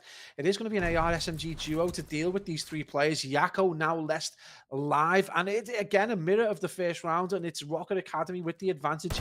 Yako with a big job to do. He's going to make his life a little bit easier, though. Again, peek and bomb probably the wrong time. He does get that pick on Metals, and with a good chunk of time left, this is eminently doable. But Lucky is going to push that out, and that's going to be a little bit too much for Yako to deal with. Rocker going to bring parity back. And Major, let's be perfectly honest, between these two Spanish sides, it wouldn't surprise me if they take this SnD all the way. Yeah, we've seen so many El Clasico games between these two that have gone the distance, and the finest of margins has been what separated them over the year of Vanguard. So we'll wait and see how this one unfolds, but still early doors at the moment, and Lucky is still persisting with the sniper. So we'll see if he can continue. I think actually might have seen just a cheeky weapon change there as they are now on the offense. So it looks as though they're going to just allow him to run that AR roll, count the cross. That's exactly what they're going to do. They're going to clock that only one player in Eric has crossed, but they're not going to get any ideas that Yakko is going through Secret. And I think Yakko has got some god timing through Secret, and he has actually able to get the first blood onto Real. So already a strong start and a strong position assumed from AIM Esports, and Eric gets another as well. Yeah, absolutely. And that's left Rocker in the unenviable position of a 2v3. And we did say, earlier in the series, one player in SnD that can really drag AIM through any kind of performance is Yakko. If he goes big, this AIM Esports side, particularly in SnD, tend to do very well. We expect him to do well on the respawns, but this has been a marvelous performance out of him so far. And again, you've got to look potentially super a player on 0-1. It's very early into the rounds, but someone who will potentially get a lot of picks. So Rocker, good opportunity for the metals, especially on the struggle bus journey, just making his way over. The timing's been perfect. Is the support there? Is Lucky going to have a sight, though? He just must be able to pick Journey's head out. Journey doesn't realize that he's there. Lucky's going to post the geography, but is he going to time that? What the hell is going on there? He just completely decides to turn around, gets dealt with an AIM Esports, a gifted around on the board, totally lost on that one. I think what he would do, he's just like, he reminds me of the meme of, I think it's like a dog kind of standing in the middle of a field with some cows just trying to blend in. I think it's like a Dalmatian or something, because it looked like he was just saying, don't mind me, boys, I'm Spanish too. Just let me through as well. But I think he was trying actually just to wait to see if he could maybe catch a couple of players out rather than just playing that first pick, because over towards the dock side, obviously, you are quite exposed down that side of the map. But it is going to be another round on the board there. And now into round number 4 we go. Journey going to be carrying bomb, and again it looks as though it's going to be pretty bread and butter here for the boys, as Sukri is going to be quite important over towards this side, but they are going to get straight in towards the site. They're not going to hesitate. And Eric, Eric, he's just shot Super straight in the back of the head. I'm not quite sure. It looks as though he's just taken a sacrifice in order into the Lord and Savior in COD timing just to try and get the bomb down. What has Eric been smoking there? Well, I don't know. The Spanish lads on gas and air for this game, because we've got Lucky in the previous round, and now Eric Boom's decided he wants to offer up poor old Super to the gods. Well, again, crazy plays is going to leave Rocker Academy with 23 seconds to get a defuse in a back-to-back set of rounds where questions need to be raised about the sanity of both the Spanish teams. I'm not sure whether or not he was maybe trying to take some shots out of the man at back P2, but it literally looked like some kind of tribal sacrifice as some sort of blessing to allow the boys to take that round. It's not going to happen. The COD gods didn't answer his call, and it will be Rocker Academy that managed to take that round in a very bizarre set, a couple of rounds that we have seen so far, but it's something to keep us on our toes nonetheless as we get ready for round number 5. Rocker Academy back on the offense again. We'll see whether or not they're going to just keep trying to bash their heads against the A-bomb site wall here. And Lucky's going to be counting the cross. Oh, the shot there whizzes past the head of Yakko. Eric's got to be careful not to overchow this one. They are going towards the A site. It's a little bit more of a passive approach here from these boys. And you can see here, it looks as though Wobble Bobs are very, very close to getting their game and series done. It looks as though they're going to try and stack that B point. Katana, bless them, they're trying to get in, but it is going to be an Wobble Bobs 3-0 in that series, and they will progress through. But in the meantime, Pablo, still 4v4. No one's dropped on this one yet. Very slow round. Yeah, a really, really cautious round again with at 2-all. I think they're just looking to someone to potentially get a grip of this game. Eric Boom, definitely one of the candidates. He's 5-3 right now. It's been an unbelievable performance from him in the series so far, but again, they do need to try and back this up. Suki with some very tight shots over towards middle. He is not going to tag that player up, though. He is just going to get that information and pass it on. It is a 3v4, Major. 30 seconds on the clock, and that bomb is not down. Scratch it, Major. As I hand it over to you, that is going to be a 2v3. Oh, man. So, I got the advantage here, AIM. That bomb is down. So, oh my goodness, is the timing perfect here for Real? No, it's not, unfortunately. Johnny, it's going to be another team kill that one. Obviously, a bit more allowable in that one, as they do manage to take the round courtesy of the bomb defuse. But Eric, it says he's on a 4 streak. I doubt that will be the case, considering he has just been shot. And whether or not, actually, because it was a team kill, it might carry over. We'll have to double check with that anyways. But AIM going to take another round. A little bit of back and forth here in the Berlin, Pablo. The Waft is slowly starting to edge their way in, as we're so used to seeing with these Spanish boys, let's be honest. But now it's going to be up to the boys of AIM, maybe, to try and switch it up a little bit. Yep, the old S&D smell and salts are starting to waft in as we kind of like feel like we're heading towards what could potentially be around 11. There's still some opportunity though. You've got 2 players with round 6. Super not off the mark. 1 interaction so far on the negative. Metals 0-4. So still plenty of opportunity for either of these players to really come and support their side. You know, you wouldn't be able to make a choice between them as Sucre manages to play his life. In fact, a lot of windy shots go down. It is going to be Real finally tags up Journey, which is a big kill. Journey being largely a bit of a talisman for AIM Esports so far. It is going to be 3v4, and again with 35 seconds remaining. Metal still yet to get off the mark, and Super again still yet to get off the mark. Look at Yakko. Oh, I think he's been spotted. Actually, never mind. I think he's been spotted. Yakko's able to take down 1. There is going to be another man nearby. Yakko's going to get traded out, though. So now all on Eric Boom. He's going to get some shots into a couple of players, but he's not going to get it done as 3 players just converge on him and shoot him at every angle. It felt like the scene from, I believe, Rambo, as he's getting shot from here, there, and everywhere. But it is going to be another round on the board for Rocker. A good retake, actually, Pablo, there. Kind of allowing AIM to get the bomb down over towards that A site, allowing them to do it, and then just retaking really, really efficiently, courtesy of a little bit of good fortune, but also some really good positioning and some picks to boot. Yeah, good patience. Now, this is the conversation we had at the start of the game. At the head of it was the boys from Rocker. I've got patience there. They've got a little bit more strategy about them. They will look potentially to let you get a little bit of bomb height control and then take you piece by piece, which is exactly what they did. But they do it so quickly that it's a crazy play. And obviously, in the end, Eric Boom facing that 1v3, and that's not going to be, you know, something even the mighty Mr. Boom is going to be able to deal with. So Real has got bomb. Right now, 4-4 from the young Fremont. It is going to be Metals off the blocks, though, with finally getting a kill. So only Super now, the only player still residing on a donut with very little interaction as well. And Eric Boom again with sights over towards this A bomb site. So a bit of caution, Major, coming into the game again from Rocker. Very, very cautious play, and it pays off. Metals gets his second kill, and first blood's the unfortunate Super. Yeah, they're just baiting out kills, playing it slowly. Yakko, though, with a really quick response to take down Metals. But again, Real is nearby for a trade. So just slowing down the pace of this search and destroy at the moment.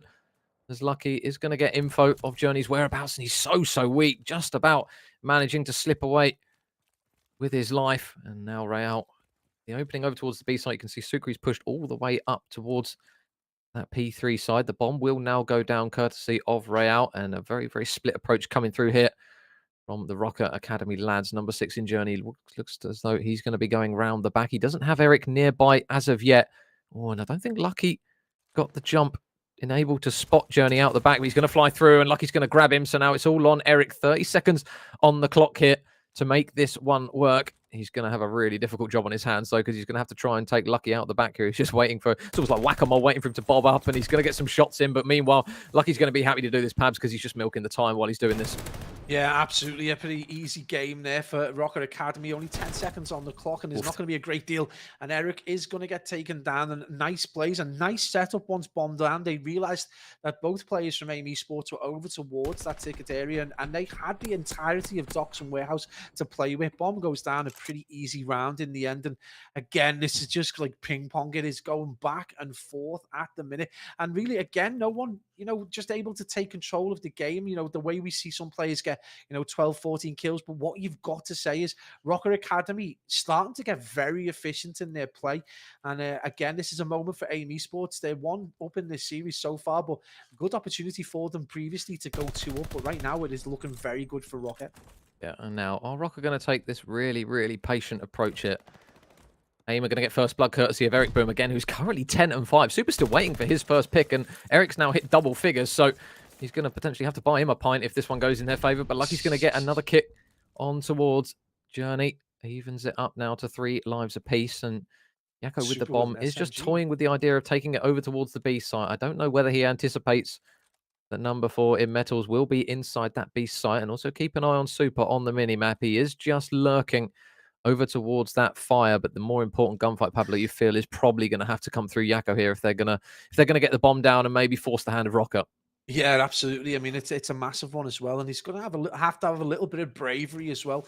Obviously, he's going to need to push out 30 seconds on the clock, so the hand is going to be forced. But you can see those players from AIM just looking to try and get picks in transition. Although I do believe number 8 is looking to now maybe provide a bit of support. But that transition so late in this series is going to be so late in the round so far. It's going to be very, very difficult. And number 2 in Real is going to have a very, very solid opportunity to get some very easy picks. He turns his back, manages to play his life, dips out, and it's going to be bomb going straight down, but there's not going to be any support, and it's going to be Eric Boom again in a 1v3, and that's going to give Rocker Academy the around and one away from the whole series, the actual game. But a 5-3 major, this AIM Esports team have just let things slip in the last few rounds. Yeah, the Rocker lads have just been really good at adapting. They're playing their life incredibly well. We just saw it there in 4K from Real. We got the pick, and his first thought isn't to chow onto a second. It's literally just to get away. And obviously, the fact that he is now one away from a glide bomb as well will have influenced his decision just to play it more carefully, get the pick, get away. And smart work there from him. He has been quiet so far from what we've seen,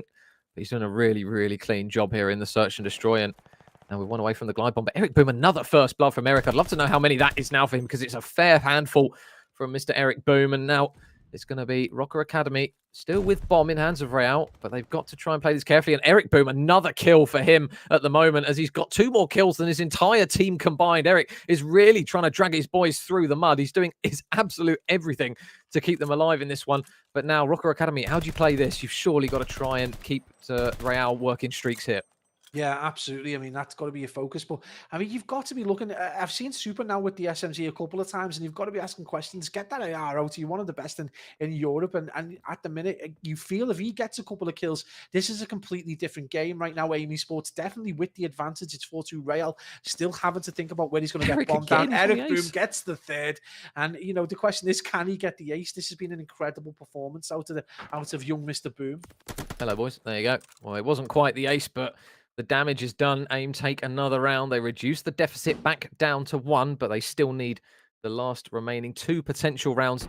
They are to take this one and go 2-0 up in the series. But we're seeing another close matchup here between the 2 Spanish god teams that EU has to offer here in LCQs. And Eric is just absolutely frying at the moment. 13-6 from Eric Boom. And if he does drop this map, you've got to feel that he's going to be absolutely furious with it. Super is not having fun so far in Berlin, but now AIM back on the attack. It looks as though what they know has previously worked is going to be the call here. Again, Sukri going to be that lone man. Rocker playing it patiently, playing it passively, and it'll be interesting to see where this first blood lies, because Sukri on that outer lane looks like he might have the first engagement. Yeah, I think he's just going to push out, but I think at some point someone is going to try and push out. And has he got any information? Yeah, he's got a little bit of information there. Suki with a big pick on Super, and Super again just falls without getting a kill. Let's make it a 3v4 right now with 30 seconds remaining. You can see those purple arrows, and Yako gets a big kill on Metals. And again, those white arrows going to start to back up over towards A, and they see Eric Boom with another big pick. Lucky on his own. He tries to get the penetration shot, but he can't get it, and those shots are going to come out of Major. We said we could smell it, mate, but I didn't think it was going to be this strong. We hit the round 11, and that's back-to-back rounds for AIM Esports. Unreal performance coming out of Senior Boom yet again. Oh, like a fart in a lift, that one. We smelt it, and here it is. Round 11 is now among us in map 2 between these two. So, if AIM take this one, Super, my goodness, he owes them a fair few amount of beer after this one. Eric is now on a 5. He is 15-6. And we talked about Eric Boom's ability. It's whether or not he can produce consistently, and that's exactly what he's doing. They will manage to count 2 players on the cross, though, and will they get the first blood onto number 3, Lucky, who just about gets away with a slither of his life. But now, first blood is where it's all going to count, and Supri with some really clean shots to open up the round. Oh, my days. That was a huge, huge moment right there. You to kill the talisman. Yako's going to back it up, though. It is going to be 2 that drop for Rocket. So advantage is parity. Sorry, AIM Esports and Rocket 2v2 as we see Yako and Jenny. And you can see this already facing off. They're both within trading distance as well. That bomb is down, though. So right now you can see the hunt is on. Yako and Metals just... Sorry, Metals, where am I going? Yako and Jenny just on their way down this platform side, looking to transition right the way around. You can see how spread the boys from Rocker are now, both looking to try and get a bit of information, but think they're going to be both surprised right now. At some point, the penny is going to drop, maybe. that they are pushed all the way around the back. Number 4 in Metals big is going to get pick. dealt with a beautiful kill, and that's going to put AIM Esports Major right Oh, on the man. precipice. Yeah, Lucky. It's all on you, buddy. And he's got 22 seconds. He doesn't have the bomb. Oh, Journey's going to manage to get away. And that is a really big moment to maybe keep this one open here for AIM, just to try and play the numbers. He's going to try and retrieve the bomb. He's only got 12 seconds to work with. They're surely going to collapse on him at the nick of time. Lucky's going to get shot in the back. Journey gets the final kill. AIM take it in the round 11. The resurgence towards the end of that map. Credit where it's due. AIM just did not give up on that one. And now, after 2 incredibly close maps, they see themselves 2-0 up in this winners final. Oh, man, you've got to see Eric Boom's stats are incredible. Super 0-6 for the win. Oh, my days. And we've been gassing him up so much. He's like, he's one of the best ARs, if not the best AR. Well, he's just been chill. He just put the pad down, just shoot me off the rip 6 times, and you guys just take it 6-5. But Eric Boom, a masterclass in SnD. And one thing we used to say all the time about Eric Boom was a great SMG player. But, you know, over the last 6 months, his AR has just been absolutely point. 9 non-traded kills. Rocker, deal with your opposition. That is an incredible performance right there. Oh, man. I mean, I think Super should buy 15 pints for those 3 guys, because that is an incredible moment. Yako on a 10. We talk about how if he has a good game, when you've got Yako and Eric Boom playing like that, AIM Esports are unstoppable. He owes him 15 sangrias, I believe, is the Spanish drink of choice in that one, because my goodness, Eric, what a map from him. We talk about the consistency of Eric, and he's now starting to show up right when it matters. Obviously, there's only one spot available for these boys, and whoever comes out on top of this series is going to progress through the bracket into that grand final. So at the moment, the way the maps have gone so far, they've been incredibly close from what we've seen on map 1, 250 to 215 on the Tuscan Hardpoint, 6-5 in the search. It's going to be an absolutely mental set of maps, I believe. I would be very surprised here if we see an absolute spanking on a Berlin control, because these guys are going tit for tat all the way through to the finish line in this one. But my goodness, fair play to AIM. They just seem to have that little bit of ice in their veins when it matters, Pads. They're just getting everything that they need to over the line. Even if it's a little bit messy at times, they just seem to be doing it. Yeah, I think it's that nice mix, so that they've got that hyper aggression. They can mix it up in them close quarter situations. But and this is testament to the fact, and testament really to Rocker, the teams that stay together, especially of this kind of quality, over the year will progress and get better. Obviously, we see, you know, the lower seed teams tend to be those that see those rotations between players more and more often. But right now, AIM Esports and Rocker, both 2 teams that kind of, you know, almost exclusively stuck to their lineups with that one swap between Journey and Suki, which was between themselves anyway, but AIM Esports really reaping the benefits of that. And you're starting to see not just this hyper-aggressive play that gets them big score lines, big stats in terms of kills, but it's also starting to see this hyper strategy coming out of them, where they're able to deal with someone like Rocker. Now, that was inconceivable, you know, at the start of the season. That was totally not going to happen. And that is completely down to the fact that they've stuck this out together for so long. Yeah, I think AIM now just have the confidence when they come up against Rocker to be like, right, okay, we will literally meet them head-to-head with pacing. We'll meet them head-to-head with aggression. And the likes of Eric, the likes of Super, I mean, they've never been shy of aggression. It's just a case of trying to keep it composed and keep it optimized, really, for some of these situations, because it's all well and good being aggressive and pushing sites. But if you're doing it carelessly, it's not going to pay off. And we saw kind of in the middle portion of that one, when Rocker got quite a lot of rounds, AIM were being quite aggressive, but they were obviously gifting Rocker a lot of first bloods. And then towards the end of it, Eric was the man who was getting picks. As soon as that first kill came up, it was always white in the kill feed. It was always AIM Esports that were putting the first notch in their belt when it came to those rounds and giving themselves a little bit of an advantage. And as a result of it, they've managed to take the search and destroy. And now Rocker are in a position where, albeit it's not the end of the world if they do drop down to losers, but realistically, they're going to want to try and work a resurgence here and a reverse sweep in this one. And credit where it's due, the boys of AIM, they are looking very, very good in this one. And obviously, just a quick shout as well, Pablo, to Wobble Bobs. They've obviously got through Katana. They've managed to take that one in a 3-0. Another roster that has gone through that losers bracket and progressed in. And we're slowly starting to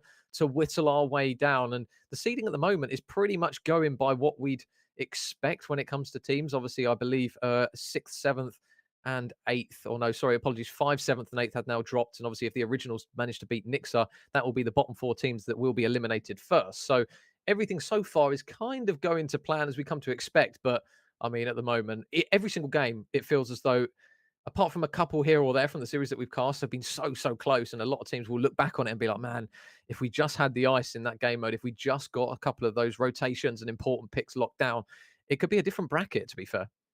I think, especially with regard to that S&D, I think you've got a couple of key moments. Obviously, you've got Super not contributing at all, and I think if he drops 4 or 5 kills, that scoreline is completely different. Aim win that with a lot more ease.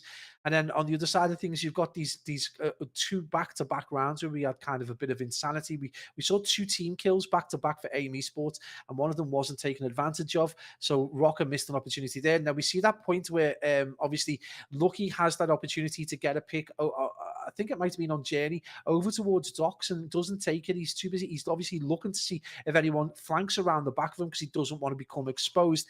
And in the process, he gets taken down by a player further back. And that was just an unfortunate moment. Again, he plays it correctly, but unfortunately, those players weren't there around that flank and he gets taken down. That was another opportunity potentially where Rocker could have solidified their gameplay. One thing Rocker aren't going to want to do, though, if they do get beaten this controller or in this series, they're not going to want to face a Wobble Bobs or Originals because right now they're not at full form and those 2 teams are very hungry to win this. Yeah, so on towards the control on Berlin. We saw a couple of breezes from Gavutu, everyone's favourite map, but we are going to be on Berlin here for map number 3, and Rocker Academy are going to be that team on the defensive side already. You can see there's a lot of arrows here, there, and everywhere from AIM Esports as Real will manage to drop Super. But the AR commanding roles here in this map, Pablo, especially on the control, when you're on that offensive side to lock down those lanes and almost keep the defensive team from reinforcing the point, is going to be pivotal here for both of these teams, you feel?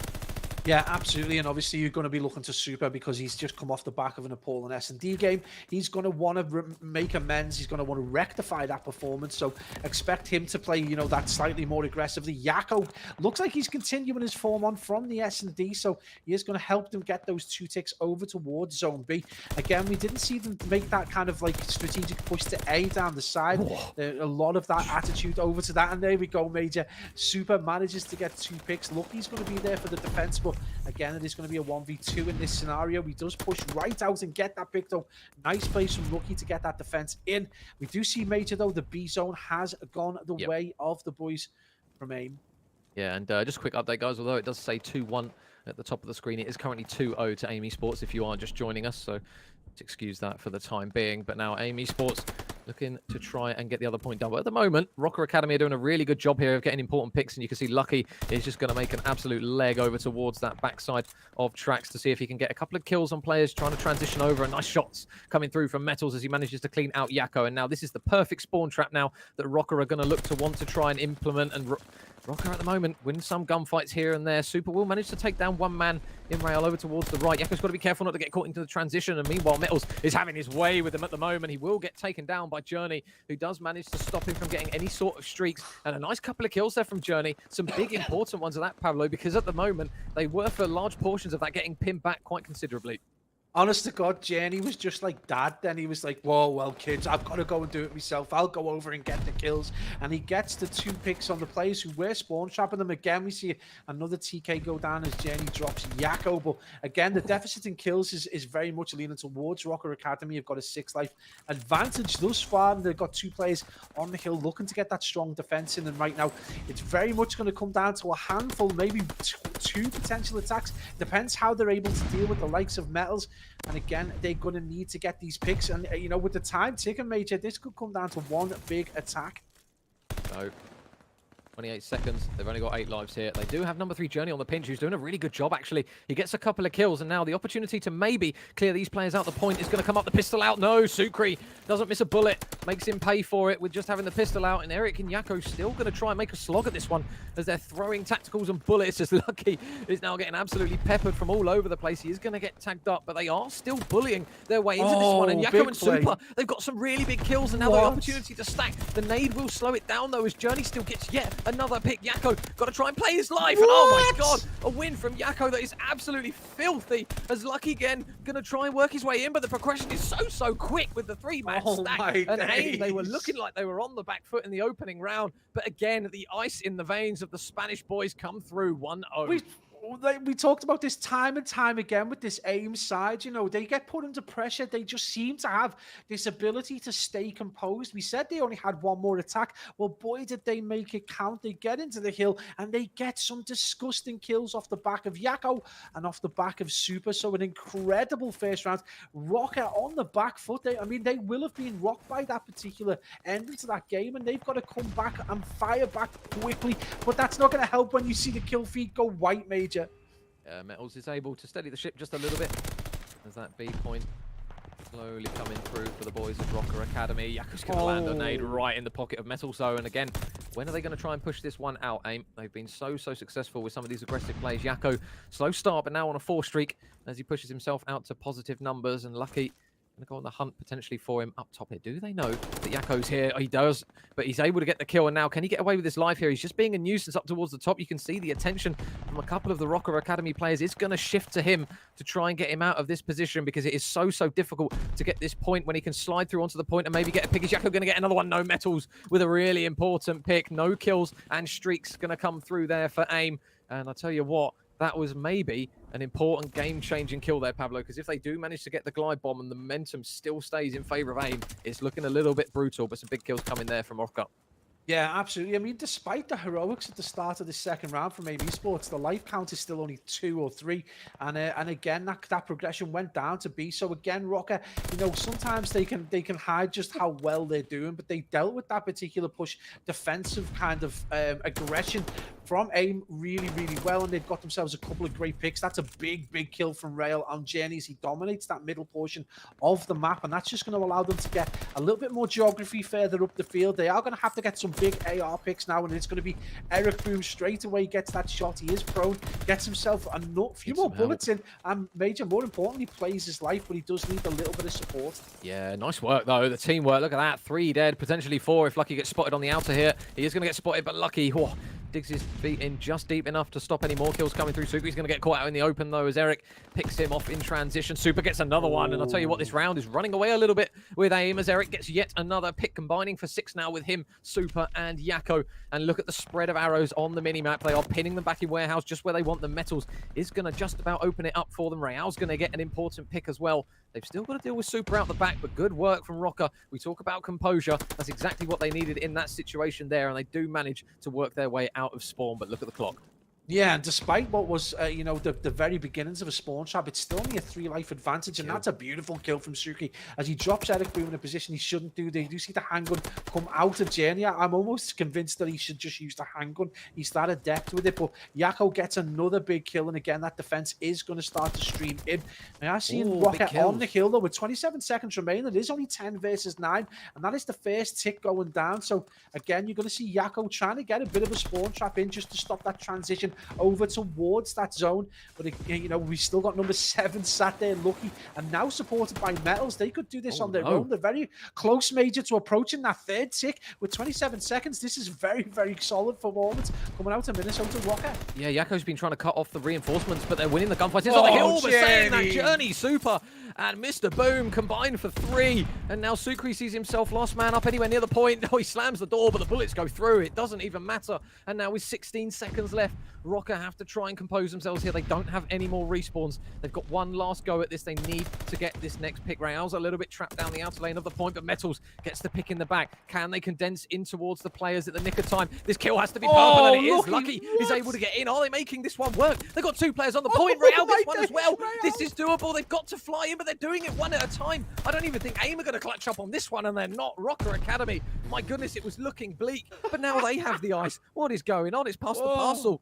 Oh, I can't cope. I can't cope. Every time you think it's going to be like, oh, there's 3 seconds remaining, they've only need 2% of the hill. Well, you scratch that, slam back in your face. They're going to spin things round and rock and bring it back to parity. This game at times has been so difficult to predict, but huge plays. And it goes to show AIM not the only ones with a little bit of determination and a little bit of gusto, but the ice in the veins coming through from them players. And in the end, it's going to be looking to the likes of Lucky and the likes of Metals going absolutely huge towards the end there. That's insane plays. 1-1, Major. I mean, this is crazy. I think if there was no end to this game, these could play all night and just be, you know, equal. Yeah, you could play a best of 21 and these guys would be at 10-all. So this is so close between these lot at the moment, and that is only 1 round. but it is a massive one in momentum. But Yakko still causing carnage as he chews through even more players. It's like he's got double health. He's flying onto some of these players, and now they've got to try and keep track of him as he's now causing more mayhem in the spawn, and he's going to get another one. No, maybe not, as he will get taken down. And Metals, what? And Sukri, my God, Sukri, he needed to get the broom out there because it was swinging so quickly. And for a second there, I did get worried for Rocker, but nice work there from Sukri to grab another kill, and there's another one for him. You're just about to gas up Yakko for getting a 3-piece, and Sukri's like, nope, anything you can do, I'm going to just slap it right back at you. Unreal performance coming out of these teams, giving us really the best level of Call of Duty you could ask for. Duffy goes the way white again. This is one thing Journey needs to get that kill. The boys from Rocket have slowly but surely started to get the picks in these one-on-one gunfights, have just started to dominate ever so slightly, and this is something that the boys from AIM are really going to deal with. Yakko, though, you disgraceful young man. Unreal performance. Sukri, though, is on a 5-spree, and that's something boys from AIM are going to need to think about. He just gets dealt with finally, so he isn't going to get that glide, and that's huge. Journey just trying to deal with these players coming out to spawn, and again, it is going to be AIM on the progression major. Are we going to see another crazy flip? Oh, we're just seeing airborne Spaniards left, right, and center in this series at the moment. Yakko is not shy of any aggression, and he's demonstrating here once again. The Rock Boys are going to just hold the fort down for the time being. Journey's going to grab an important pick. Real replies with an important one as well on his side. And now he's going to have to try and play his life a little bit here. They are still defending from the front, but AIM, they only need one more tick. They've got 20 seconds left to work with on that A point. And are they going to try and do it here? They're going to split the resources of Rocker Academy. 2 players are going to be forced over towards that B point. But now, can Sukri make the play? He's all alone. Metals, meanwhile, is getting it done over towards the point. But Super's still alive on the A point. If they can buy themselves an additional minute. Oh, my God, that was so close. Real, it's a massive kill on the point just to try and stop it from getting done. And that might be an enormous moment here for these boys. Rocker Academy, again, they just about breathe a sigh of relief. The B point looks as though it might get done shortly. But my God, what a clutch moment there for those lads. I mean, that changes the game entirely. If he doesn't get that kill on Super, that is an entirely different series for AIM Esports. And right now, 10 versus 8, they have a slight advantage. They're potentially going to get this B done. Finally going to see someone in Metals come through. He is going to get dealt with, so that B zone is going to get ticked over. But 1 minute 8 to get 1 tick, and a 10 plays 7. This is a scenario we expected to see in this El Clasico, but this has been so close, so tightly fought. You can see those purple arrows are set up so strongly for a defense. He knows he's going to push through secret. The kill is there. Real with great play, good information, and perfect. But look, Major, at the back, those 2 players from AIM Esports looking to get the pinch through fire and plants. They can afford to play this patiently, AIM. They've got 40 seconds to work with here. The first pick. Oh, Metals. Fry Super. That's a huge kill. Journey will manage to mop up Real, who just looked to try and progress his way up, but they might not necessarily realize that Lucky is doing the same. It's an important moment here. Can Lucky stay alive? The pistol's out from Journey. He's tagging him up with everything and finally gets the kill, courtesy of the pistol. Metals, though, looking to try and lock down his respective lane, but look at Sukri on the flank. He might be able to at least slow down this push. Metals with an important pick, and now 15 seconds remain here for AIM to get this round done. It's 4 versus 4. It's like an absolutely rapid SnD round here. He's going to conk one man on the head with a nade, and Real and Metals, they combine for 2. Yakko's the last man up in the hill. He's only able to get 1 pick, and Rocker Academy dig their feet in once more and take the round and take the lead 2-1. We're only 3 rounds in, Pabs. We might have 2 more of this. Oh, my God, my throat is about. Someone get me the Halls mental lifters. I absolutely need this. Is insane plays so far. Super 23 and 23. What a performance coming out of both teams. But my God, man, this is non-stop action out of this LCQ. You can just feel how much they want to be able to progress through, and I can only imagine just how fraught this final is going to be. This, this synthetic smallness of the challenges this year, just adding, absolute excitement and insanity to some of the plays. Lucky and Real team up, but then the kill feed goes entirely white as we see Super with a 2-piece and Eric through straight away, and already looking to get that defense in. But again, the boy White Arrows trying to push out for that spawn trap. Major question is, are they going to be able to do it? Yeah, an important pick over towards the A site as well. If Eric Boom doesn't win that gunfight, they're going to have to try and send resources and bodies over towards the A1, because that is probably going to be the one that they're going to try and defend. But you can see now the Rocker Academy very, very close to getting the B point done. Some important gunfights coming down. I was able to get 1. Yakko and Eric Boom, though, look at the aggression from these 2, just pushing up the map. They don't want to allow Rocker any sort of pivot point to get out of the B point. They want to at least grab a 4-man down before they're able to do so.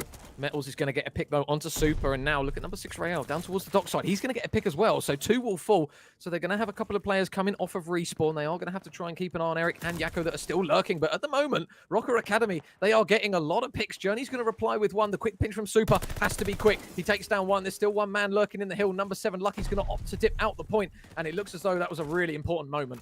Yeah, absolutely huge play by Super. Desperately needed to get that pick. But Major, you know, for the last few rounds, the boys from Rocker Academy, their shots have been so on point, and they just seem to be getting stronger and stronger. And if you're going to toll it at the right time, this could be the perfect moment for Rocker Academy just to start to get back into that kind of form that we saw earlier on. You can already see the picks going purple almost time and time again. Super does manage to drop Suki, but again, that passiveness coming out of that dockside is number 7, and Lucky just waits for a bit of support. He's just going to play prone. He's just going to get that bit of information. He knows those players are going to get the suppression fire in with the handgun. He is going to get dealt with, so aim with another big defense. And as those players from Rocker push through plants, they are going to get in, and that is going to be Rael with another huge kill. He is going to sit and just wait for that push, and Major, this could be absolutely huge from him. Oh, look at Lucky again. He's going for that quick pinch. I'm going to make the read on this because they're still watching the front of the fort. I don't think they're going to be any the wiser to Lucky coming around the back. Lucky gets 1, Rael gets 1. The opportunity for Rocker is here to get on the point. Can they do it swiftly enough? Or the punch comes out. It's not going to be enough. Super. Eric and Super are going to manage to get big kills as well. But now Metals is going to try and stay up. He can't manage it. And oh my goodness, aim. They just about managed to keep them out of it. Journey's now going to look to try and progress his way up the map. 40 seconds, 8 plays 11. How do you play this for Rocker? Because they've got to be careful not to get spawn trapped here. The next kills are huge, and Rael opens up a little bit of a doorway to maybe make this work. Yeah, this is like super aggressive coming out of this team, and not one of aim are looking to like protect that back end either. You can see number 3 decides to turn around. She's going to watch that push through fire, but again, this is going to be about this solid defense, and they're all very much tied up in the same area. So a lot of information can be gathered, but at the same time, the push coming through stairs, the push coming through plants. This is a big moment. The timing though, as Yakko spawns out, is he going to get the pick over to fire? It is going to be Aim Esports who get the defense in. And those teams from Rocker spawn out, and Aim Esports, Major, unsurprisingly tie things up 2-2. We're going into that round 5. Oh, shock horror. Who would have thought, these two Spanish behemoths go in round 5 after the games that we've seen so far here in this winners final. It has been so close, and I do reiterate that the score at the top of the screen, I still believe, isn't quite accurate. It is 2-0 in the series to Aim, but now they're still on the bus here if they're going to try and take this 3-0 in this winners final. Rocker Academy, they are going to be on that attacking side once again. But now, where are they going to opt to try and open it out from? Journey's going to be running in towards the point. Metals and Lucky combined for 2 right off the rip. And now, this is a strong start here from the boys of Rocker Academy. That is a very purple kill feed. Eric's going to reply with 1. It's just a case of whether or not they can stabilize, because every single time Aim Esports look as though they're on the back ropes, they just keep swinging and they just keep punching down Rocker Academy players. Yeah, I mean, this is, you can bring out the boxing analogies, but literally Aim Esports have been bloodied and battered, and at the very last second, they've managed to compose themselves to get that big knockout punch. And right now, you're seeing that kill feed swing back towards Aim. It is going to be Super looking to drain that down. He does have to dip, though, as he takes some shots in through those windows. And again, Journey having the good sense just to watch down that dock side. And again, this Aim Esports side living by the seat of their pants, and Journey can't be stopped. Is he going to get another pick on a play? He tags up Lucky. He's got a handgun out. Unreal performance. I think he's got more handgun kills than any other thing. But right now, Rocker put right into the blender, Major, as you see Eric Boom start to get some picks.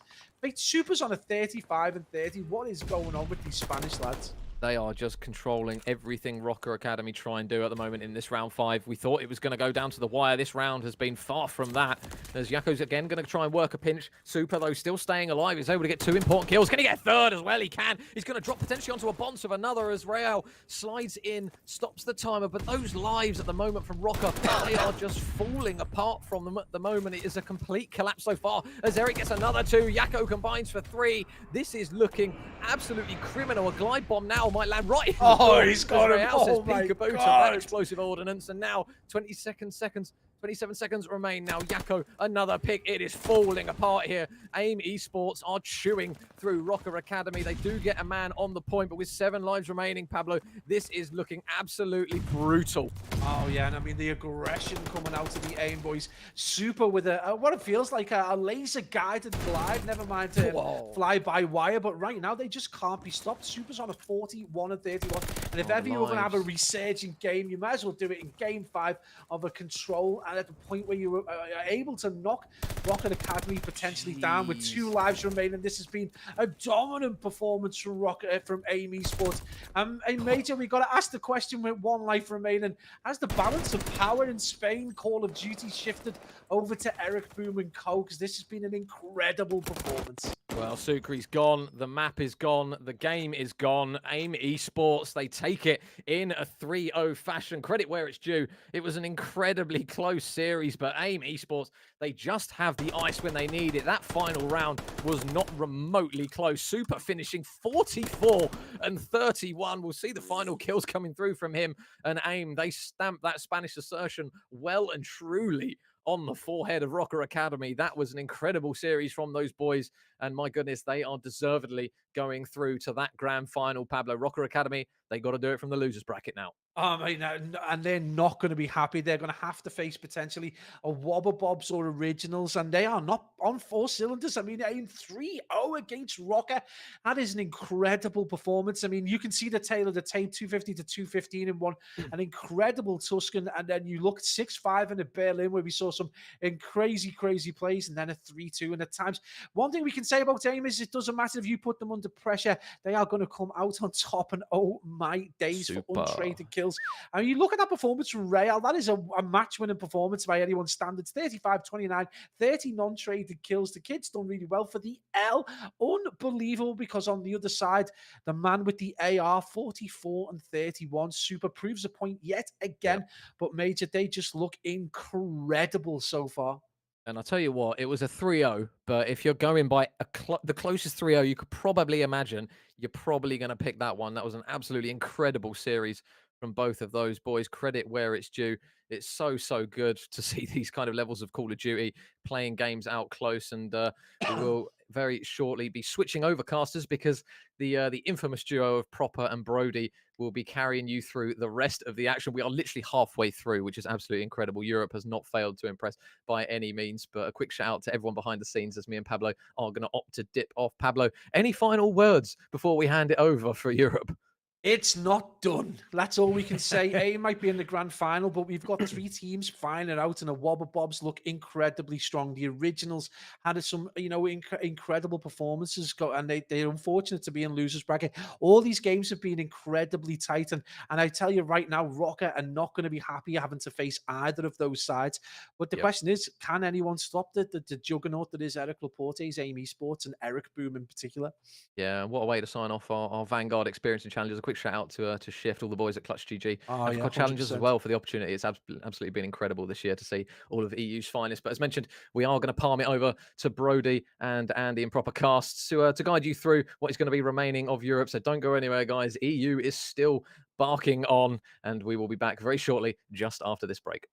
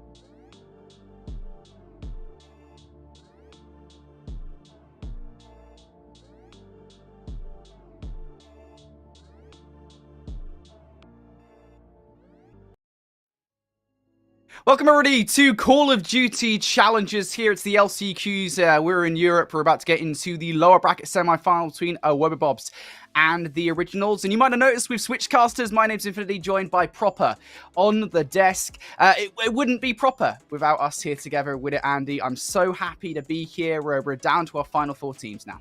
Yep, just a casual American lost in the love of EU Call of Duty that I normally am, man. 8 teams entered, only 4 teams remain. We got to crown ourselves an LCQ champion to see who is punching their ticket to LA for championship finals here in Vanguard.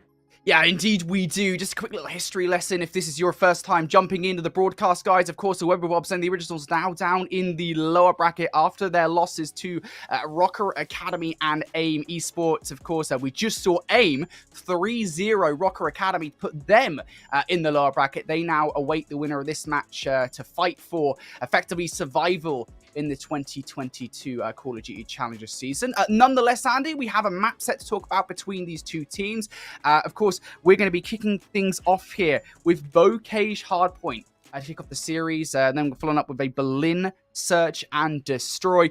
Berlin Control as well, Tuscan Hardpoint, and then a Tuscan Search and Destroy to close things out. All the fan favorites in this best of 5. Yeah, I mean, just to take a giant periscope as far as map 1 is concerned, now we have seen both these teams play on the Bocage Hardpoint through a few different times, whether you're looking at Season 4 of the Elite, you go back to Boston, or even on this very day, the Originals losing to Rocker Academy, 250-106, a Wobble Bobs losing to AIM Esports, 241-250. And this entire narrative will continue to be a boon of success, you would assume, for Wobble Bobs being the better respawn team, with the likes of what Abusa has been bringing to the table. Brezzy has been looking lights out, as he typically does. But for the Originals, Hardpoint has not exactly been their virtue, their strong suit, if you will, since their inception at the beginning of the year. Yeah, it's interesting, right? We talk about this map number 1 here in this game mode. I kind of want to talk about the Originals for a second, really, right? Because it's kind of funny today. We were talking about kind of going into today, going into the LCQs. What are we really expecting from this Originals, previously known as Invincibles roster? Because one of the things they needed to focus on, one of the things they needed to improve going into LCQs, going into the final stage of the season, would be their hard point. And actually, to be fair, we have seen that today. Earlier on, we saw that map number 4 versus Rocker Academy where they convincingly were able to take that Gavutu. I would say overall, they do look a lot more stable in their hard point comparatively to how they did in Season 4, which, to be frank, they were dreadful at hard point. in Season 4. I do kind of wonder, Andy, to what extent is this kind of the roster change coming into LCQs for this roster? Of course, Henry joining the team now. Yeah, I mean, if you have not been paying attention to EU challengers throughout the entirety of the year, this roster of the originals, formerly Invincibles, have gone through their fair share of changes, obviously starting off the year with Furious, and then playing with Nile throughout the entirety of the year. They pick up Nolson going into Season 3, definitely helps out as far as an AR, and I guess that sniping department, but now insert Henry, and something that you and I were speculating for this roster is that it's going to enable a certain faster pace for this team. The break potential needs to be there, and that was quite prevalent when you go back to that 250-158 win on the map for Gavutu Hardpoint versus Rocker Academy. Their breaks were on point. Every single setup almost felt like that it was untouchable at certain moments of time. That's what we want to see from this roster change for the originals. I mean, better late than never to at least showcase you can at least take a hard point, because being a good search and destroy team is only going to get you so far. You got to somehow extend it to map number 5, and you would hope and maybe pray that that could come through either a map 1-4 or hell, maybe your control got better along the way. Yeah, indeed. They needed to be better at hardpoint coming to LCQs. It seems like those improvements have translated into their gameplay, but they're going up against a Wobble Bobs, a team that are no slouch in the hardpoint game mode. 12-6 in Season 4. It was a major reason why they were able to come out on top during Season 4 of Challengers Elite, and of course, even get top 16 over in Boston. So Wobble Bobs absolutely a threat that the originals will need to deal with, and we'll be kicking things off here with the original side, currently in purple on the minimap. Let's see what this team can do. Yeah, starting off on the favorite side of the map is such a very small win. You have to be able to win so many different gunfights and deal with all the different flanks that could come through. And albeit it's been a bang-up job for the Wobble Bobs so far. They deal with the kills inside a barn. They also find the kills down inside a river, which means they can at least soak up a handful of seconds here on one. Yeah, indeed. I think just the idea here, the objective for Wobble Bobs to kick off this game is to make sure they stay on that left side of the map, do not give the originals control, make sure you're keeping an eye on the trench side of the minimap, and that's where Rafi is going at the moment. Wants to get control of that, decides to cut through middle for a second here to help out his teammates and perhaps get a touch on that time, but in doing so, will give up some modicum of control over the trench, and Wobble Bobs at the moment feeling pretty confident as the start of this game has gone by. Not only do they get the first 30 seconds or so, but they continue to hold on to spawns for their next hill. Yeah, and that's what's most important, right? You're always having players cycle in and out of barn. That's going to be Brezzy, the last player alive inside there. Now, the originals have actually done a decent enough job to be able to find kills through the middle of the map, try to encroach on forward through this P2 lane, but easier said than done when the nades are on point and you have to deal with the ARs that are locked in the back. Alrighty, well, Grad currently sitting inside barn, has quite a lot to do, but unfortunately he gets found out by Brezzy there, who does take him down. So all the players here from the originals have been pushed back towards the water wheel, but Rafi comes through with 2. That automaton has been so potent today so far. Rafi, a top performer for this original side, and he will pick up 2 kills, but it will not be enough as a wave of kills once again comes through at the moment here for a Wobble Bobs. They continue to hold on to what has been a solid amount of time, and so far this game has not been the best start here for the originals as we move over towards P3. No, this is a nice, comfortable lead that a Wobble Bobs have been able to build for themselves. Keep all the originals off of P1, recontest going back over towards P2. You got yourself a 45-point lead, and you're already threatening in towards the back. Now, the originals need to win a string of gunfights, and they do well to at least clear away the backside of the spawn. Henry gets on the point early, but now you have to deal with the players from Wobble Bobs that are trying to hit through tools.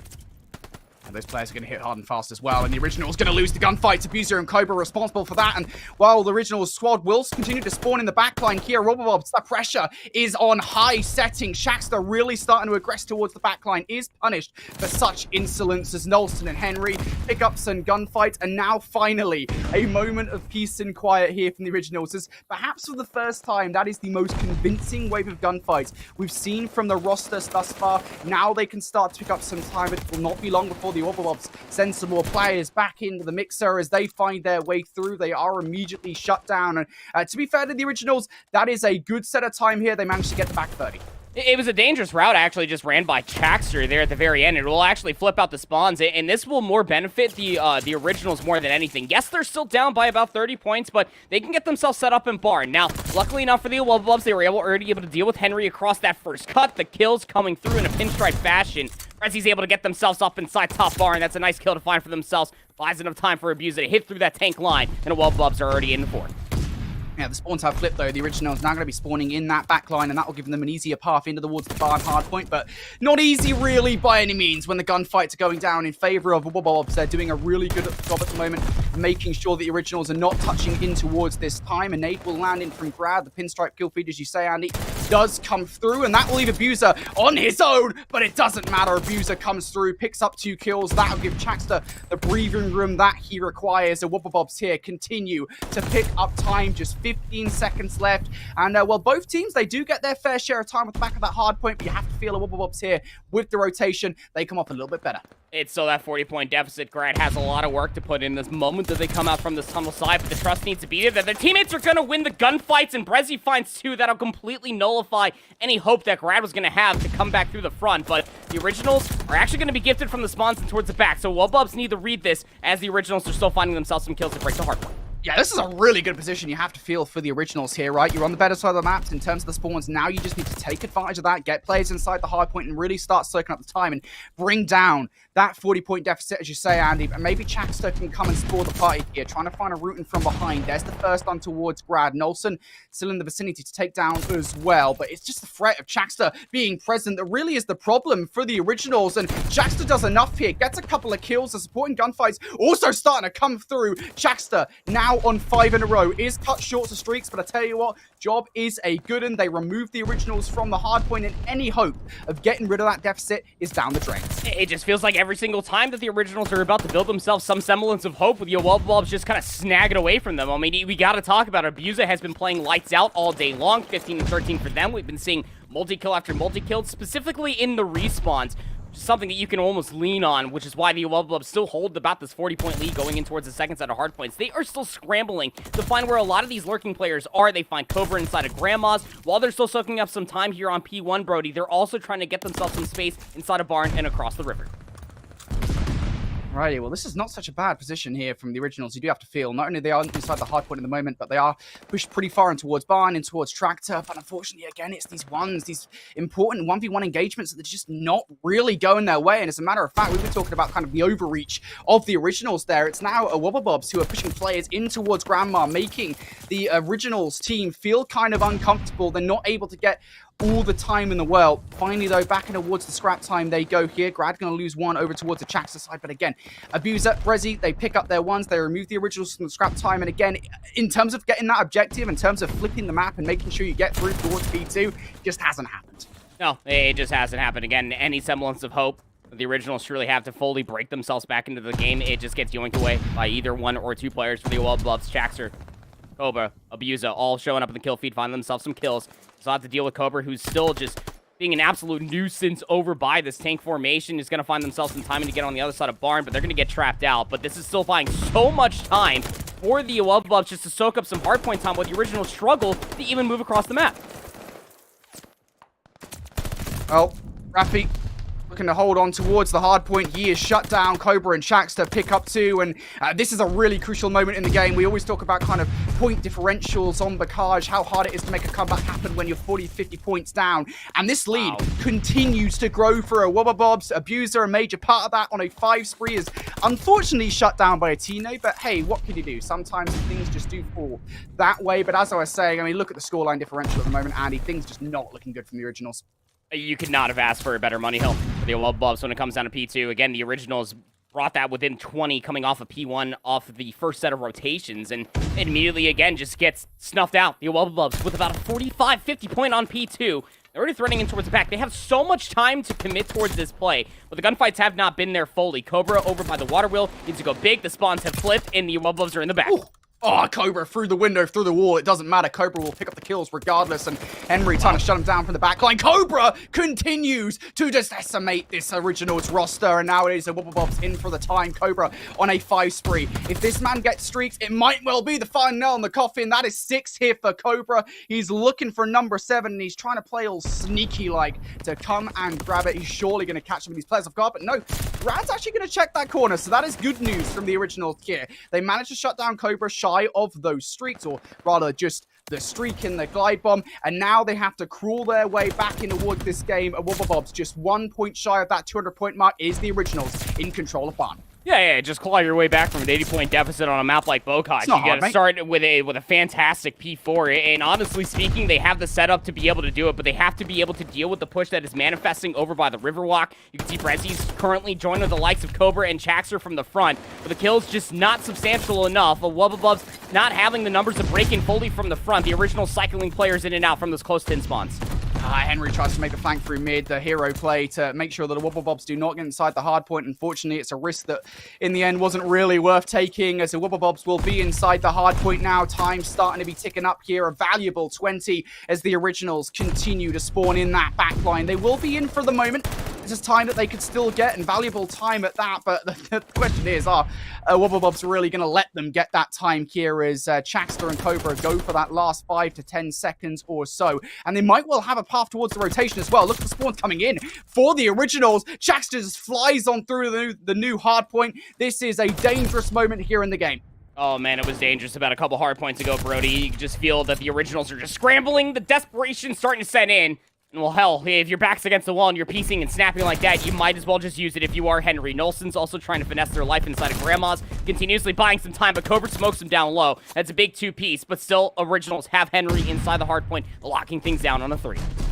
Problem is, though, Wobble Bob's going to be spawning in that back line. Abuser taking advantage of it, flies down from the street to take down Henry, but as the kills coming back here from the originals, trying to keep Wobble Bobs out of the hard point. Raffi now on 3 in a row. If he can put together some streaks, maybe a little bit premature of myself to call it, but if he could get those, it would be a window back into this game for the originals. They will touch 180 points as long as they get the scrap time. Chaxter, though, not having any of it. He shuts down Raffi. The kill's now starting to come through from a Wobble Bobs, and in terms of closing out this game, they could well do it here on P1. Yeah, I mean, it's been a which hard point you want to close out on for a Wobble Bobs. Such a big leader's advantage has been grown for themselves, but the originals are currently just putting themselves back together. Grad with a 3 spree, 27-30, sure, but this is a great string of kills coming through for them to be able to bring themselves maybe back in towards this game. Here on P1, they did a great job going back through the first set of hard points, but spoken too soon. A 4 dead in favor of the Wobble Bobs, getting closer to 250.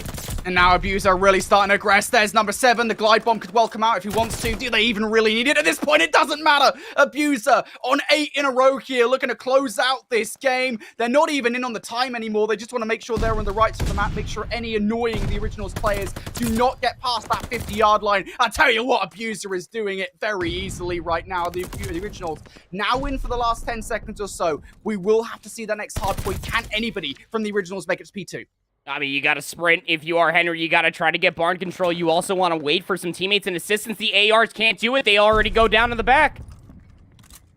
There it is. There's one player in from behind. Grad, potentially the playmaker here for the originals. You need to get at least 2 kills. There's 1. There's 2. Cobra still inside barn. The originals refusing to die here. And Cobra just going to sit quietly. The Wobble Bobs team, they only really need 1 push here. Yeah, and they're going to call in the glide bomb immediately coming through from Abusa. It will clean off Henry inside of the barn itself. Cobra also in here with the MP40. Kills coming through the spawns from the river. Too much to bear. And the originals need to go big inside the hard point. The kill's just not favorable for them, Brody, unless Nolson has anything to say about it. Well, they still might. They're still trying here. They're hanging on tooth and nail into this game. Wobble Bobs just 3 points shy of victory. And the originals refusing to give up. Cobra and Abuser come through with 2, though. There's another one. Cobra on 5 in a row. That should surely be the final nail in this coffin as the originals try as they might to make the miraculous comeback happen. This is Bokash, baby. Those things just do not happen. Yeah, again, off of that 40-point lead from P1 to 2 in the first set of hard points, it just became that leader's advantage that was just so apparent throughout the entirety of that map number 1 on Bokash. Barring a few arguments here and there, sure, from the originals, you got to see some really snappy 3 pieces coming through from the likes of Raffi. You asked for Grad to be able to find 2 in the back. He delivers, but it's still not enough just because of the pace differential that was set at the beginning of the game. I mean, how many times, Brody, did we see Abuser go on 3 sprees from the flank, join with Brezzy up front, or Chaxter just breaking these hard points continuously? It felt like the originals never had a substantial setup, barring maybe that P3 in the first set, maybe the P5, albeit 4 in the second set as well. It just felt like that Wobble Bobs were everywhere, and the originals just never had a consistent answer. Yeah, I think the thing is we always kind of talk about it with Bakaj, we talk about like leader's advantage on such a map, right? And when you do get that 40 to 50 point advantage, it does just become such a horrible thing to try and claw your way back in. Now, granted, there are hard points where you can get yourselves the money kill time, if you will, get the full 50 to 60, and those generally speaking only happen, I would say, on like P3 on the Grandma's hard point. I think that's probably the most obvious one where you could get it, maybe on P2 as well. But you know, I feel like the originals, every time they got close to doing that, Wobble Bobs, they were just a lot better. We can see it here in the replays after game number 1. I think this was the point where it really felt like a Wobble Bobs, they'd just given themselves too much of a cushion, too much of a comfort cushion. The originals just couldn't find a way back in. It was in the second set, Brody, again, that we talk about the leader's advantage, the differential, the potential for turning hills into money hills. The Wobble Bobs did that on P2. You remember the originals actually did a great job on P1, making sure that they could at least get that deficit built or checked all the way down to maybe about 20 points or so, comparatively to about the 50 that they were leading in towards that second set. But the Wobble Bobs just answered back with such an indomitable hold on P2, and that started off with the originals getting spawns in their favor. It just really does speak volumes to the pace that was being set up by Cobra and Abusa continuously, just always flanking the members of the originals, never allowing the ARs to get out set up continuously. I mean, Abusa, for one, just another 40 bomb on the day for the kid.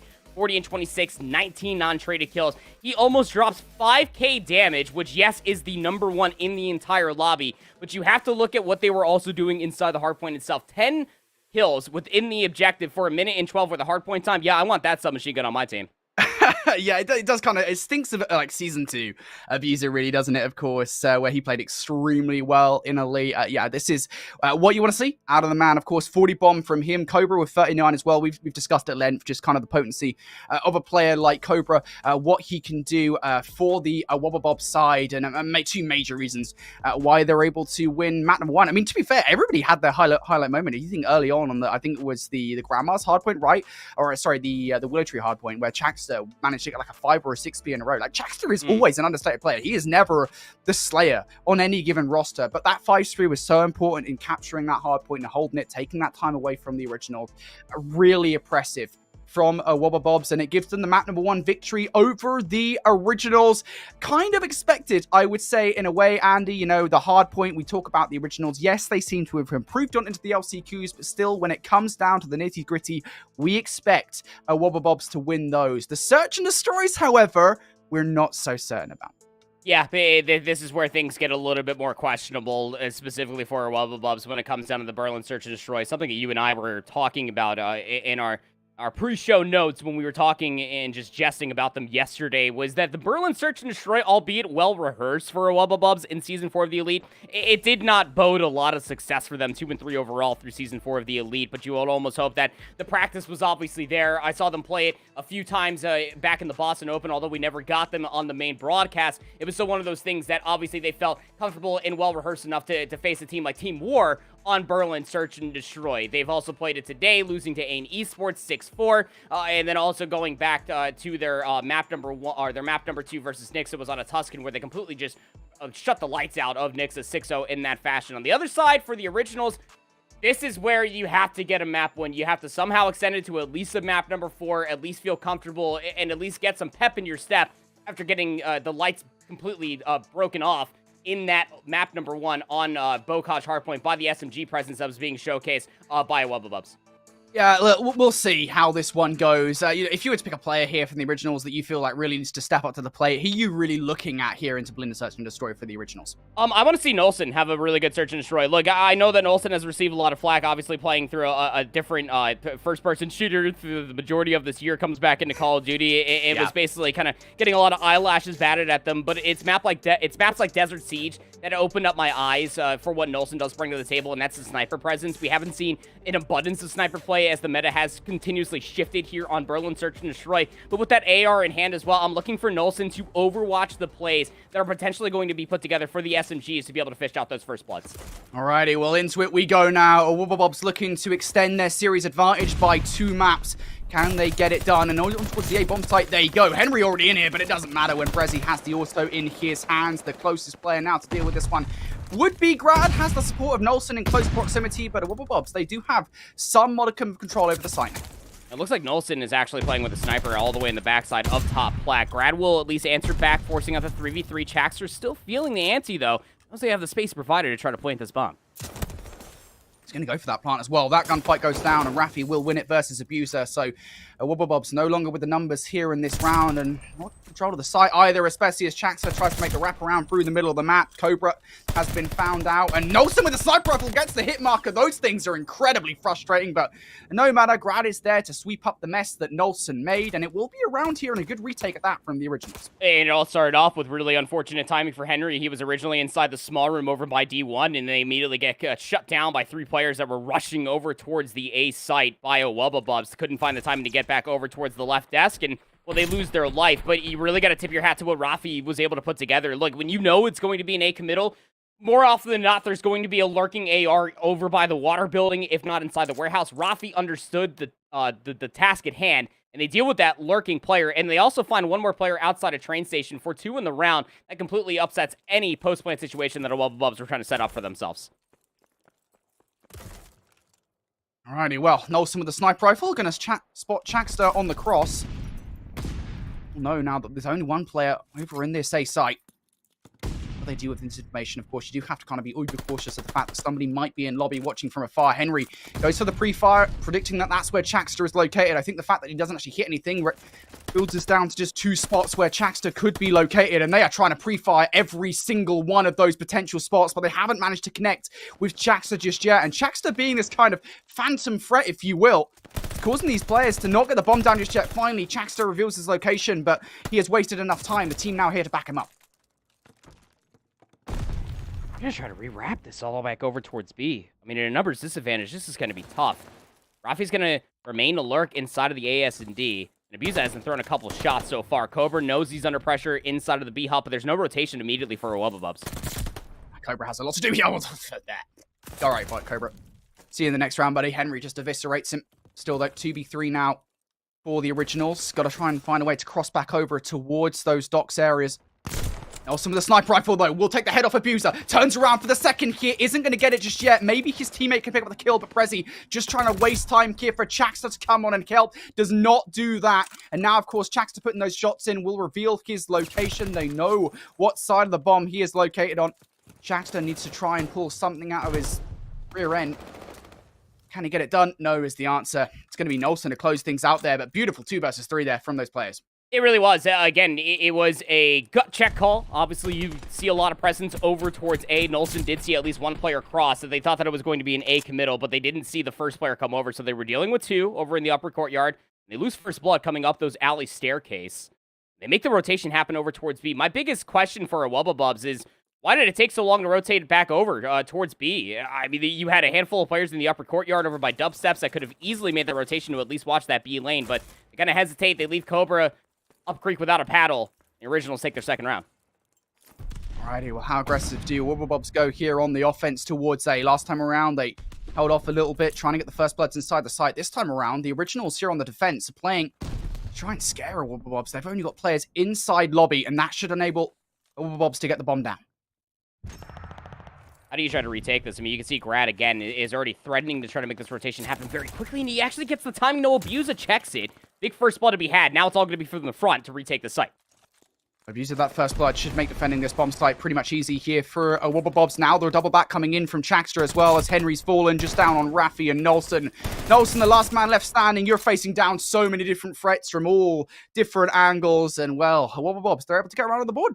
You really got to tip that execute that comes through from Wobble Bobs. They make that A execute happen, but it was the biggest change of it all. Instead of having a player over by the water building over in the back warehouse, they put Abuse a top third of mail to make sure the middle of the map and their flank gets fully secured, knowing damn well that Grad or Raffi could be making that flank play happen. That's exactly what ended up faltering the original A execute that Wobble Bobs were trying to put together for themselves in their opening offensive round. Finally putting themselves on the board there in round 3.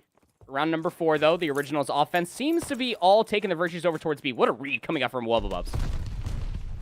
Oh, nice nades as well. Grad lands his on a Brezzy. And the numbers most certainly in favor of the originals now. You got to imagine they're going to get this bomb down with not much stress at all, especially as Abuser falls. This one's going to be a fast one. Cobra, it's time to get your Olympic swimming nails out.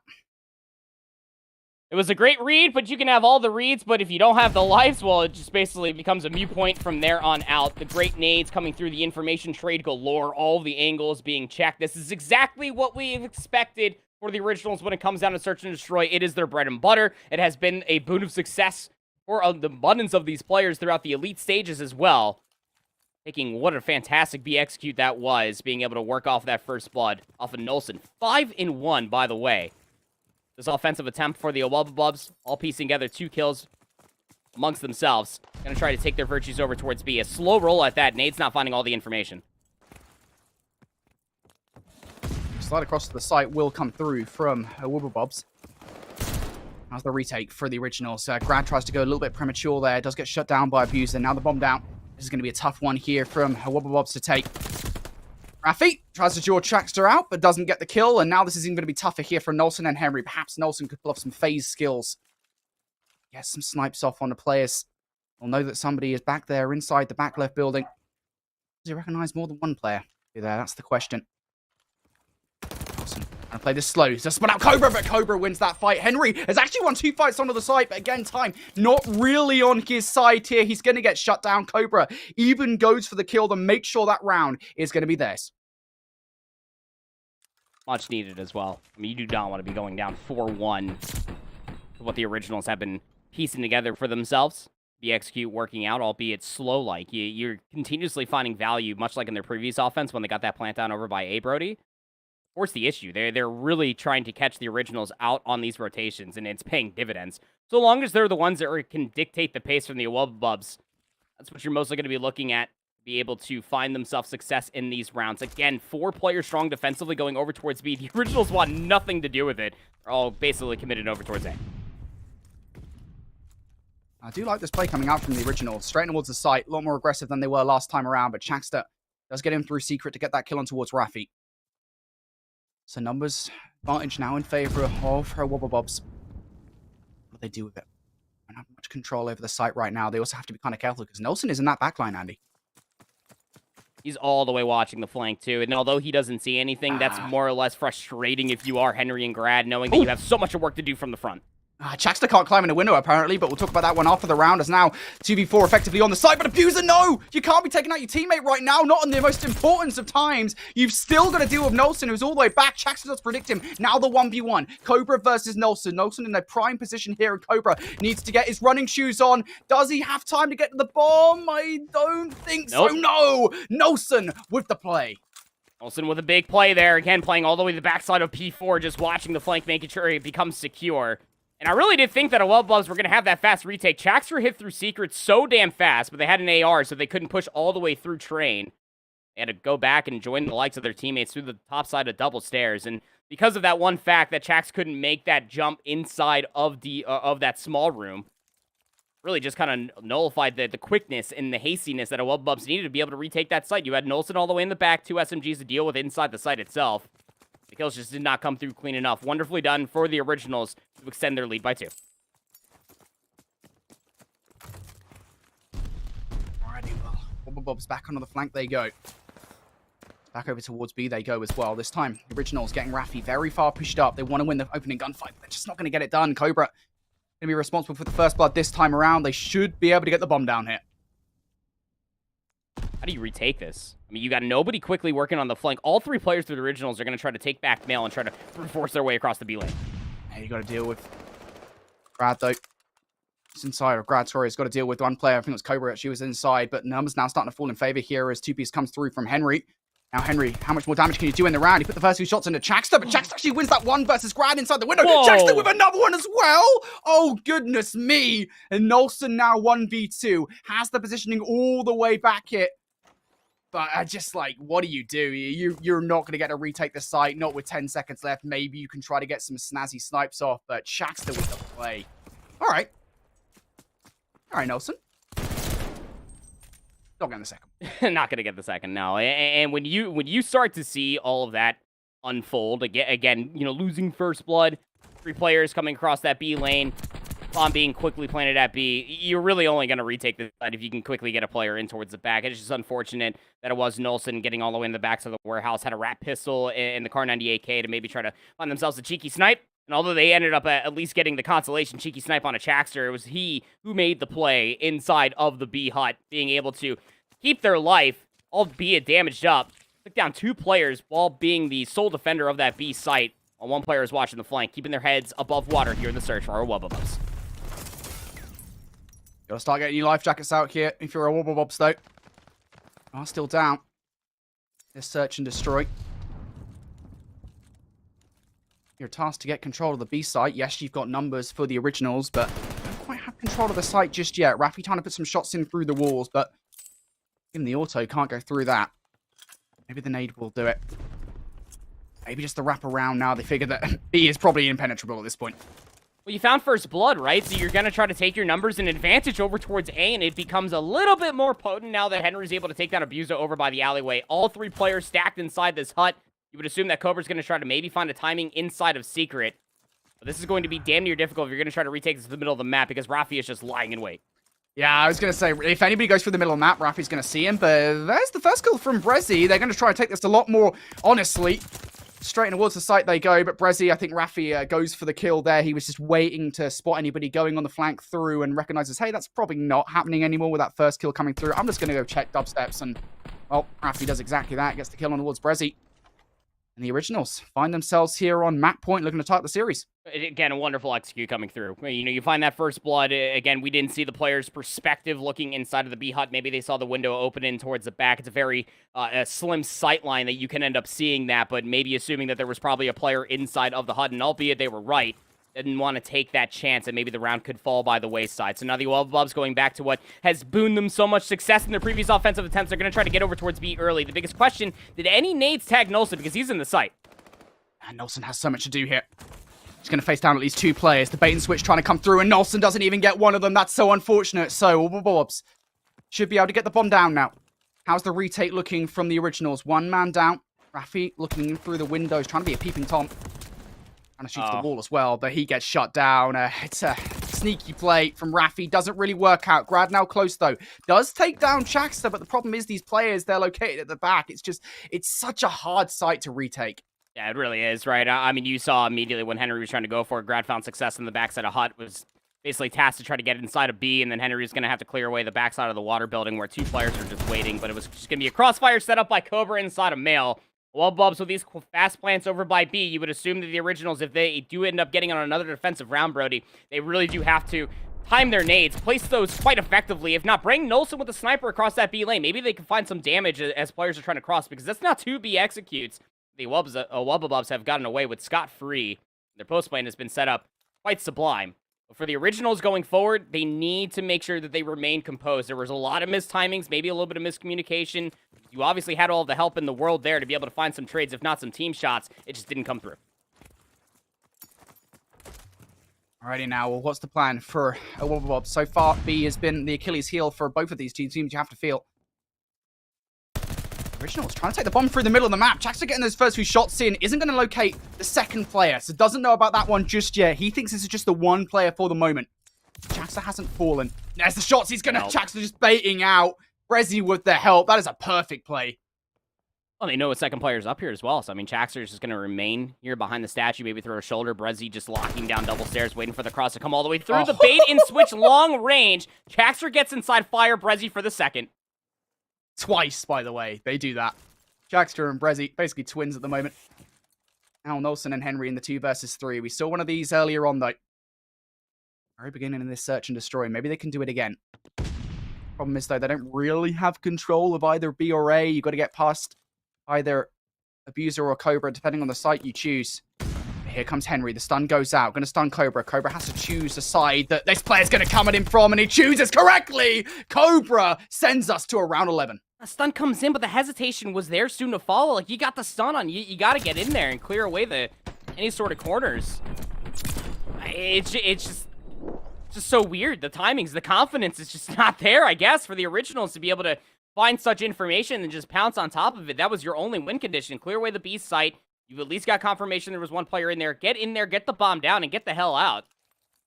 Force out around 11. The Wobble Bobs piecing together not only just teamwork, cohesion, but these rounds, as soon as we speak, the originals will be on offense again, going to take these nades across that B lane. Question is, how many players did Nolson see cross if he's still sniping? Look at this over-aggression coming in from the Originals. Grad with a player with a bomb is pushing all the way up here, as is Henry, to be fair. It's just trying to get this player out of docks, but Henry doesn't get that first kill cleanly. But it is going to be the trade now coming through. Chaxter for Henry, Grad for Chaxter. So 3v3 we go. Grad in towards fire to take out Brezzy, and now Cobra and Abuser left kind of drowning here. Cobra on the docks. They don't quite know exactly where he is. I think they've got some kind of idea. That's where the stun was thrown out, but Abuser inside fire as well. This is going to be a hard one to retake. Oh, look at it. They're all just laser focused on a Cobra. They know he's still laying on his belly out here. Abuser's going to be there for the help, but can Cobra even get out with their life? He's got an MP40. He does find some shots, but not enough for the kill.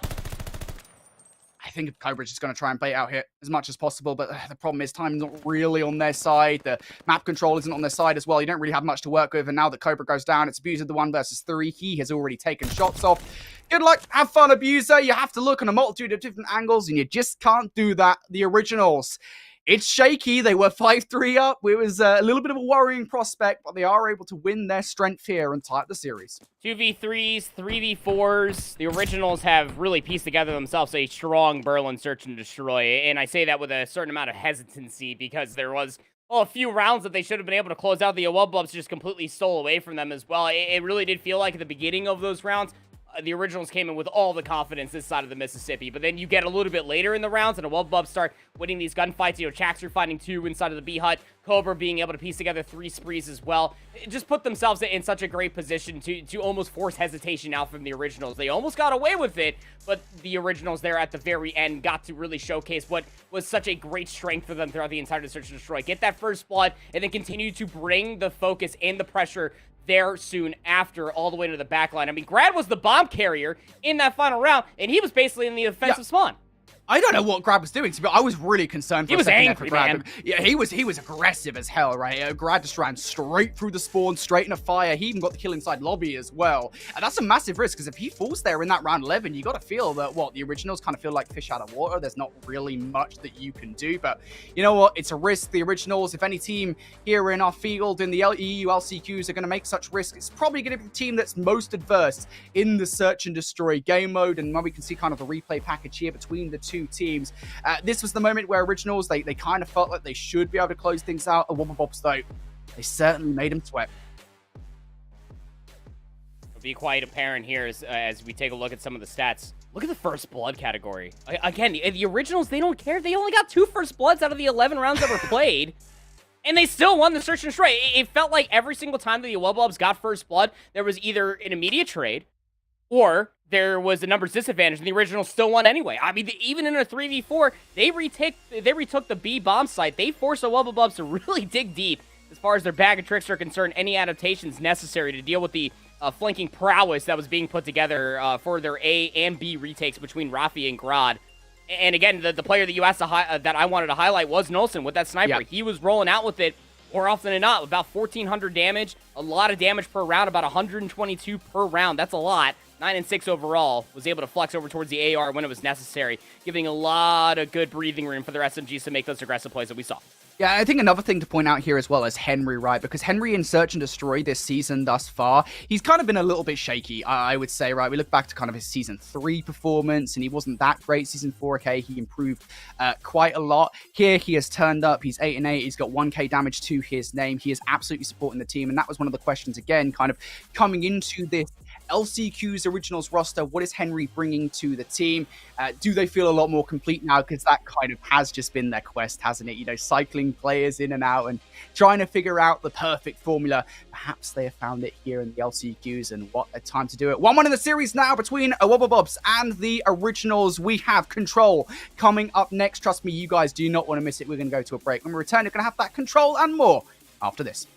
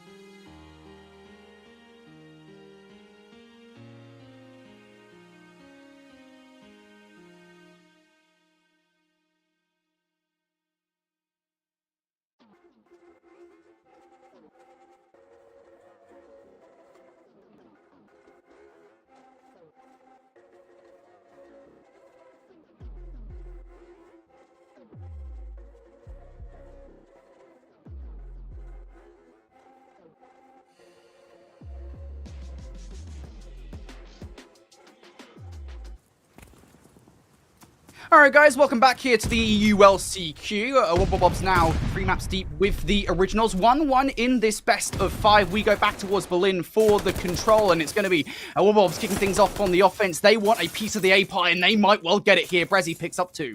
Oh, you got to move a little bit faster if you are Cobra, because the flank is starting to put itself together if you are Nolson, but Nolson actually doesn't commit to it.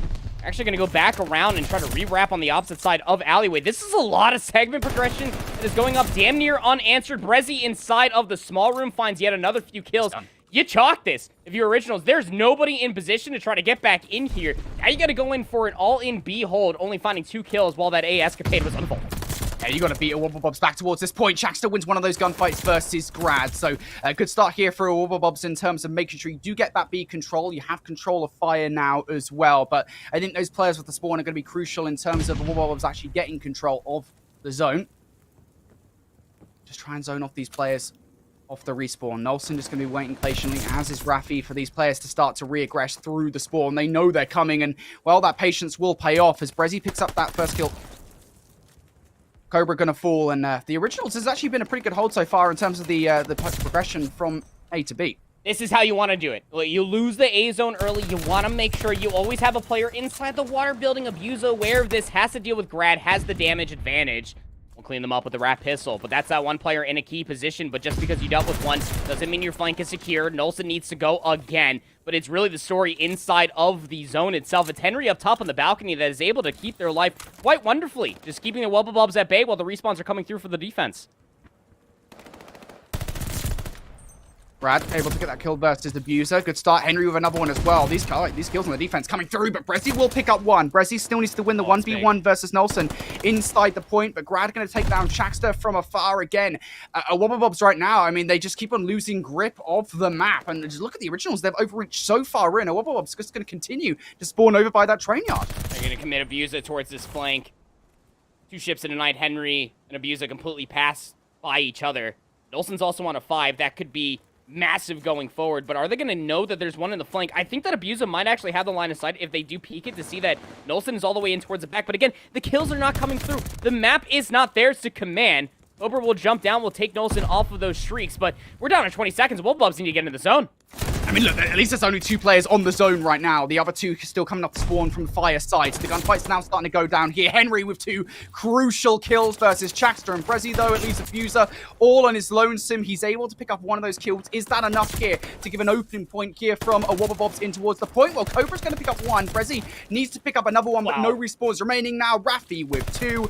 That should be all she wrote here in this round. That is one of those disappointing moments, for a Wobble Bobs. If you get A, you're very likely expected to go grab B as well, and that just didn't happen here for the Wobble Bobs roster. Well, yeah, I mean, on paper, right, Barry? Because it's one of the 2 easier zones to capture, Forehead. But still, it's one of those things that for the originals to set themselves up quite wonderfully, continuously, be able to make that B defense happen. It does have to sing the praises for what they were constantly getting. I'm convinced that Henry is a mailman now, because every single time he was inside the B zone, he was just finding a multi-kill after multi-kill with the help of Nolson and Rafi or Grad across that B lane. Alrighty, well, the original is going to go for something a little bit less original here in terms of plays. Straight towards B. They don't want to make the push that regulated teams do go forward, just, trying to hit A and then have B as a backstop, if you will. Only one player to contest with at the moment as well, and that's Chaxter, who is kind of just garnering information at the moment as to where these players are, maybe waiting for his team to start to aggress through train. The problem is, of course, that they're being held off at arm's length by Henry as well, and while all these plays are going down, the capture starting to come on through. Chaxter having shots put into him here, and the capture about to reach the second to get progression. I can take about to be coming through. Do you even try to recontest this? I mean, you're only down by 1 life, so Chaxter is feeling the ante to drop down. Grad has the read. That will be the final kill in the coffin here for the B zone. Grad not going to capture this. Actually, they're enjoying the kills that they're finding, Brody. They're actually going to take the riches across the double stairs because they also have Nolson on A. It's good defense coming through from Wobble Bobs at least, right? I mean, they win 3 gunfights. They make sure that push towards A doesn't come through, but Grad's still an annoyance that has to be dealt with, and he's actually survived, I think, very much past his station. Looking for a second, and he finds it as well. Grad's still an annoyance over here. Almost gets that 1v1 against Cobra 2, but finally is going to be shut down. And while Grad effectively distracts the entirety of the Wobble Bobs roster, that B capture will now come on through. They will add 60 seconds out on towards the board. Couldn't secure that first segment of progression was Nolson, and they wanted to push out inside a lobby with along their teammates. But look at these transitional gunfights that are coming through for the Originals. They are keeping all of Wobble Bobs in the backside of fire. And I mean, Abuse is just down here by P4, just kicking their feet up because they haven't had to move because the trades are that good for Wobble Bobs coming out of P3. It's funny how many times we've seen that today, by the way, where players push all the way up to long train and just don't do anything because the team is just like, yeah, we're not bothered about them. We'll just run past them, go through Broken, go through Fire. We've seen it a lot today, put it that way. And Abuser right now is going to have to kind of double back here to help out his teammates. Have to feel, especially as Brad and Henry now starting to win those gunfights. Abuser, though, has been challenged. Rafi going to take him down, and that should make the spawn at least a little bit more comfortable for the Originals now. Just over a minute left on the clock here. Quite a lot of time to work with. 15 versus 13 in terms of lives. And here comes the Originals roster. This should be their attempt to get on towards the point and being a little bit more honest about it, not going through the flank. Henry going to be shut down through the side door, and now you have to feel that Nolson has quite a lot to do down the side steps. He is shut down as well. Wobble Bobs winning some crucial one-on-ones. Perhaps now Rafi and Grad can do something about this as they touch the point. Rafi inside the small room needs to go big, gets at least an isolated challenge. Has Grad from the help. He doesn't even need it. Rafi's going to be able to clean up too. Now you got two players inside the zone. The flank also gets picked up by Nolson, but now it's all up to Sir Nolson himself. Now that fourth segment will come through, and that is massive within its own self because then now it has a segment progression advantage in favor of the Originals. So the Wobble Bobs desperately need to hold on here. Do not want the Originals to get any more. That's it, trying to hold on, taking shots that both Henry and Grad will kill the latter of the two. User in the middle of the map also starting to take down Nolson to try and re-aggress and reposition here as those players come with the spawn. 6v6 we go. 25 seconds left on the clock, but the kill feed will effectively all be purple. There is just one player past the 50-yard line. That will be Grad, who is able to get one. Jackson now on 5 in a row as well. If he can close out this round with streaks, yes, they'll be behind in terms of ticks, but I'll tell you what, the streaks will be helpful moving forward. And they're going to try and hunt him down. He will not earn those glide bomb 4v2. Can Nolson and Grad perhaps pull something here out of the hat? Nolson going to fall. Grad now 1v3. 3 seconds left. Tries to touch the point. Also needs to be careful of down low, and he will be shut down. But you know what? I think for the Originals there, they'll be somewhat happy with that. They do get that fourth tick, as you say, Andy. You should be very satisfied if you are the Originals, being able to get a tick progression advantage going for a round 5 defense. Could mean everything going forward, but the Originals give themselves a lot of good opportunities to be able to get inside the A zone. It just came down to players like Abusa and Chaxter that was shutting it down. Chaxter, by the way, at the end of round 1 was 3-11, ends round number 2, almost getting themselves that glide bomb at 14-18. Alrighty, well, Nolson starting to play defense here on towards B is going to be shut down. Brad now next up to bat in terms of defending this B zone, but Cobra should be able to take him down, and there you go, that kill does come through. So in terms of having a good start towards this offensive round, Wobble Bobs here, because of their choice of going straight towards B, they'll be feeling pretty comfortable the way this round is going so far. Yeah, the kills are coming through, and they felt at least enough comfort for them to be able to transition through the middle of the map and maybe try to get themselves some segments over by A, but it completely falls flat on his face. Abusa on a 4, trying to get themselves closer towards that ever so wanted glide bomb, can't find much more. That push all but stuff so far. And the Wobble Bobs, I mean, they are relentlessly striking over towards the A zone. This is not only exhausting a lot of time away from their offensive game clock, but it's also taking away a significant amount of lives for the Originals to come back. Yeah, I will say one thing at the moment, you know, it does kind of feel like a Wobble Bobs that they're relentlessly trying to grab this 1 tick or 2 ticks on A, just trying to get out of the way because they've made that 1 tick of progression on towards B, at least trying to force the Originals back in towards the spawn to mount up some pressure to make sure they do not get over towards B to defend that point. One player has actually slipped the net if that is their objective, and that will be Grad. Also at the moment, just trying to keep a handle on the train, but here comes Grad in towards the point. There's the first kill versus Chaxter. Information gained that there's 1 player on the tank, 1 player inside the point. And what do the Originals do with that? Well, they're more than happy with the current situation. Now can they defend the point itself? Henry flying through the window, gets the first kill, does not get the second. That tick has now come through, and B is fallen by the wayside. If Henry finds more than that 1 kill, I lose full for the Wobble Bobs because it could have potentially been a full-on stuff over by that A zone with not a whole lot of clock to deal with. And again, we go back to how much they've been relentlessly striking for even maybe that first tick over by A. They are down by 3 lives, are the offensive team of the Wobble Bobs. Really need to piece something together going forward. And you can see their slow roll across that P4 side. They're trying to find an AR that's over here. That's Nolson that was pushed up on the backside of P4, but has given up that ground so far to back up inside a train. 2 kills come in quick succession, and Wobble Bobs getting further map positioning.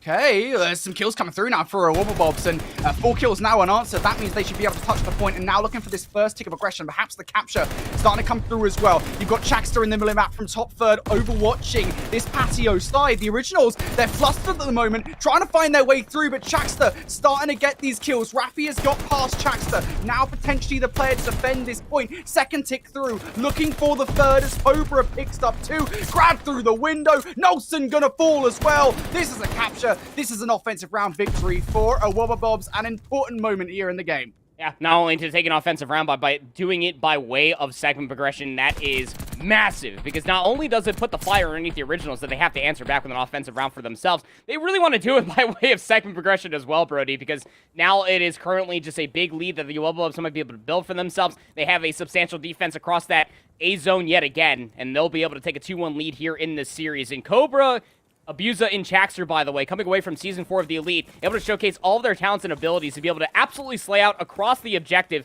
getting themselves segment progression. They are averaging about 2 kills per minute across the past 2 rounds.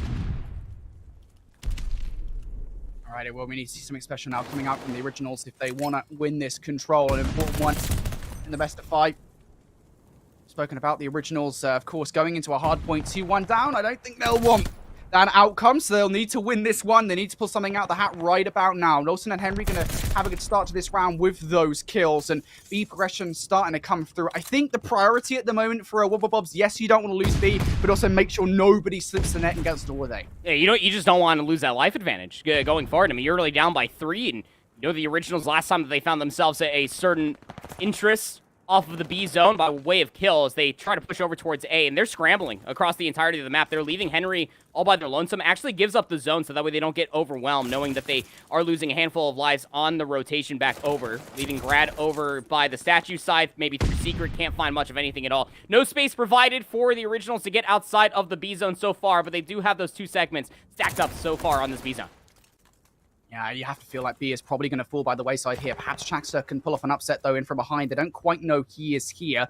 Henry has some idea that somebody might be in on the flank, but can Chaxter stop this one in time? And I think Henry is, yeah. Just like somebody is definitely around in the flank, guys. We can tell by kind of the weird spawns that we're getting that somebody is being an annoyance right now. Chaxter is finally dealt with, but enough time wasted here that a couple of Wobble Bobs players will be on towards the point. One of those players, Brezzy, is going to be shut down. So now it is all on Abuser. He's able to get one. Almost the second. Not enough to stop the capture coming through. So now 90 seconds on the clock here for Originals to get their way over towards A. The job is done, though. Wobble Bobs were able to mitigate that life advantage that the Originals have built for themselves through the opening rip. But look at the map and the positioning. They already deal with Cobra. That means that the spawn on the backside of P4 will be secure. And you also have Grad finding kills over by the double stairs. You have to get past this totem of a player over on double stairs. Finally, Cobra's able to find him. You also have Chaxter finessing their life for such a damn long while over inside a train, buying ample time for the Wobble Bobs reinforcements to come back through. How is Chaxter still alive? This guy's just dipping and diving. He just finally dies there. And the Originals will get past the 50-yard line, but nonetheless, Chaxter does so much work there for the Wobble Bobs team. Now, the Originals have to reset here, find their way on towards the point. 50 seconds on the clock to win out. Brad and Raffi going to start off with some kills. Chaxter, though, trying to cause some problems. Nelson going to take him down. And now the Originals, they will be on the point. Can Brezzy do anything about this, though? In through the window. Key comes with the first kill. It is just about deteriorating the offense at the moment. And they will do exactly that. Raffi, all on his lonesome. He has to do so much here and can only pick up 1 kill. This back and forth between the 2 teams at the moment is so tiring for the rosters. But the life advantage now in favor of the Originals. Yep, look at the lives remaining, Brody. You're absolutely right. 1 good sequence of kills, the Originals should be able to stack this and get the A zone. But if you're a Wobble Bobs going forward and you want a round 5, you might just throw your lives at this, knowing that you could secure round 5 defense. If you lose all your lives, Brezzy inside a secret will find 2. That'll keep the Originals honest on this last offensive attempt. Indeed, it will. Trade still going down, though. 13 seconds left on the clock, and that's going to create a sense of urgency in the players that are still up.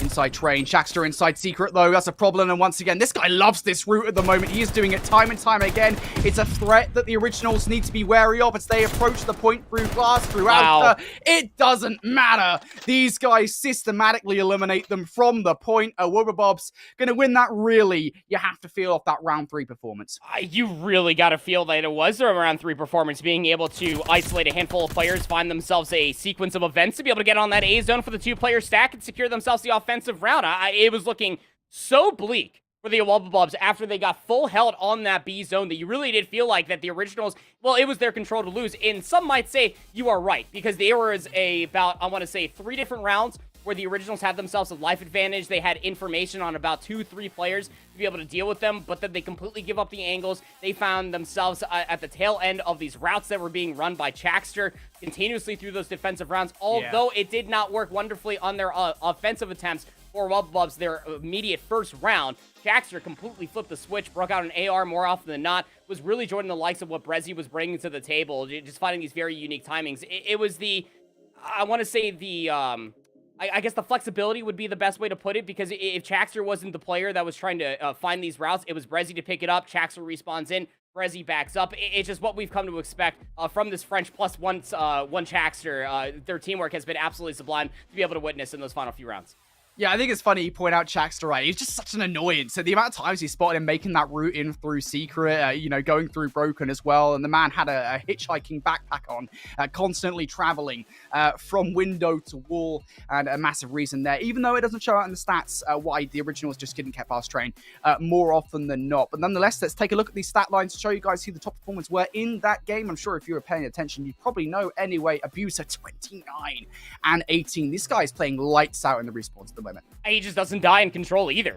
It's just one of those things that Abusa throughout the entirety of the year kind of got put in the Shadow Realm with what they're able to do. We saw it at the end of the Cold War year, and we're seeing it at the end of the Vanguard year as well, what it means when you do have ARs that are overwatching the plays that Abusa is able to put together for their team. 21 non-traded kills, 3k damage, wasn't leading the lobby this time around, but you can see what it meant for the rest of the players. Brezzy, Cobra, all putting up 3,200 damage plus. Abusa there for the cleanup continuously. 16 offensive kills, 13 defensive kills, for only 1 segment captured as well. That just really does speak volumes to how Abusa was just moving throughout the 4 rounds of play there on Berlin. Indeed. Well, Wobble Bobs now 2-1 up. And I did allude to it, when we were talking about it in the middle of the game there, kind of what this implies when it comes to our overall best of 5. The Originals now have to win a hard point to force a game number 5. Now, mind you, if they do force the game number 5, it would be a solid situation for the Originals. It wouldn't guarantee a victory if the search and destroy hasn't been infallible so far this season, but it has been their best chance at a victory. However, Hardpoint, look, they've improved, but I think, you're just statistically up against it. You weren't good at this. This is still your worst game mode by far. And on the flip side, for Wobble Bobs, they are a great Hardpoint team. Yes, they are. They have any one of those 4 players could absolutely slay out, could put up any semblance of numbers. I mean, we've seen about 3 different times at this point on this very day during LCQ that abuses more than adept at putting up 40 bombs, no matter the map mode combination that we're looking at. You really do need someone to meet that pace and that overall presence on the map, because if it's not going to be Abusa, we know it's probably going to be Cobra, and honestly speaking, again, any one of those 4 players could put up that presence. You really do need at least 1, if not 2 players for the Originals to showcase that ability. I'm mostly looking at Henry for what they were doing in that Berlin control, to be able to meet up with that SMG presence that we know that Abusa will probably end up putting in their own accords. Same thing could be said about Cobra. You almost have to feel that this is almost falling on the shoulders of both Henry and Rafi to be able to meet that pace of SMG and AR presence that our Wobble Bobs are going to be bringing to the table here. Yeah, I think this is the key thing for me. I would say at the very least that, in terms of this game mode, when we talk about kind of the strongest players on the Originals roster, it is a little bit concerning that we're going towards Tuscan and the strongest player on your team is Rafi, who is an AR player.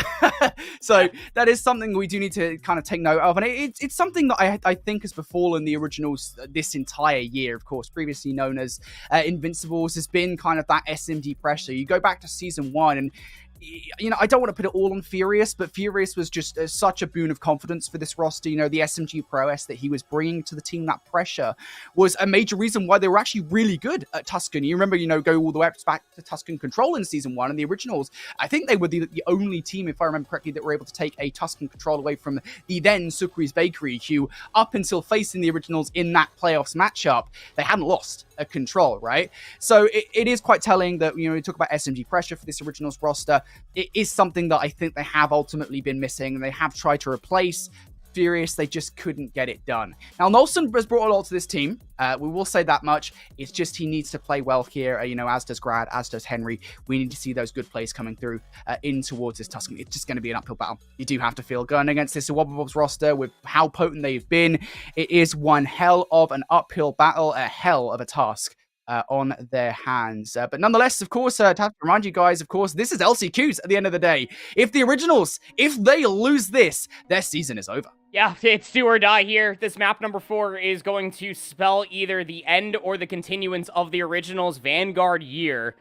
You really do hope that they can force a map 5, because albeit it's not a guaranteed Search and Destroy win, and at least it's going to be a comfort level that the Originals are mostly going to be looking forward to, as Search and Destroy, again, is their biggest success, no matter the iteration of the roster that we're talking about. But it all has to start here on Tuscan Hardpoint. They are starting off on the unfavored side, Brody. The Wobble Bobs should be able to get a P1 first here. Nades need to be on point, but no one was watching mid-map, at least not directly. Chaxer almost found an opportunity to get inside Church, but the Originals deal with it. I'll tell you what, despite those set nades coming through from the Originals to kick things off, the re-kills coming through here from Wobble Bobs means that they will be able to touch the hard point first, and now starting to get some time. So the Originals now going to have to push this one through grass. It's going to be a one-dimensional attack at that from this roster. The Wobble Bobs more than happy here to just sit up with their automatons and take these fights. Cobra starting to put some shots in. Now, the first kill versus Henry, the second versus Grad. He's just going to be snaking at the moment on towards that Hetty. More than happy to get it done. Wobble Bobs at the moment, this has been a solid start for them, but now about this rotation over towards P2. A little bit of a 1-to-1 ratio of what we saw there on the Bokash hardpoint. A nice P1 coming through from the Wobble Bobs, but they have to be able to break inside P2. This is not a very easy hardpoint to break, especially when you do have the zoning all the way in towards the back. But Henry's up here by their lonesome. Big one to be able to find for Chaxer P5 in their possession. They will be traded out, so you know this push is going to be coming through the patio side. Alrighty, here comes Abuser with that first blood, looking for a second. Nolson out the backline will be taking down Cobra. A nice nade from Chaxer, though, to entry on towards the hard point. You do have to be kind of cautious here if you are the Originals. You do not want to lose these gunfights and still continue to spawn in that backline. But fortunately, that doesn't happen. Henry picks up 2. They will stave off the approach for the moment here, and now they kind of need somebody inside to actually pick up this time, because this is a Wobble Bobs roster. They're not going to stop anytime soon. They're going to continue to hit this hard point. The kills finally come on through, and now a really important moment in this game, because of Wobble Bobs, they're going to get that scrap time. Not only are they doing that, they're zoning off these players from making their way towards the rotation. It's just so annoying. Chaxer in the corner mid-map. Almost had a good look to be able to find 2, but Rafi will be there for the trade. So rooftop spawns will actually be flipped out for the Originals. Cobra's aware of this, but they're actually all by their lonesome on the backside of this half wall, and you also have player number 6 of Nolson zoning away in the middle of the map. Cobra needs to go big, has good damage on the Grad, can't lock down the kill. The break is early, 10 seconds deep. Well, the Originals are already in for 3, but they can't get themselves some time.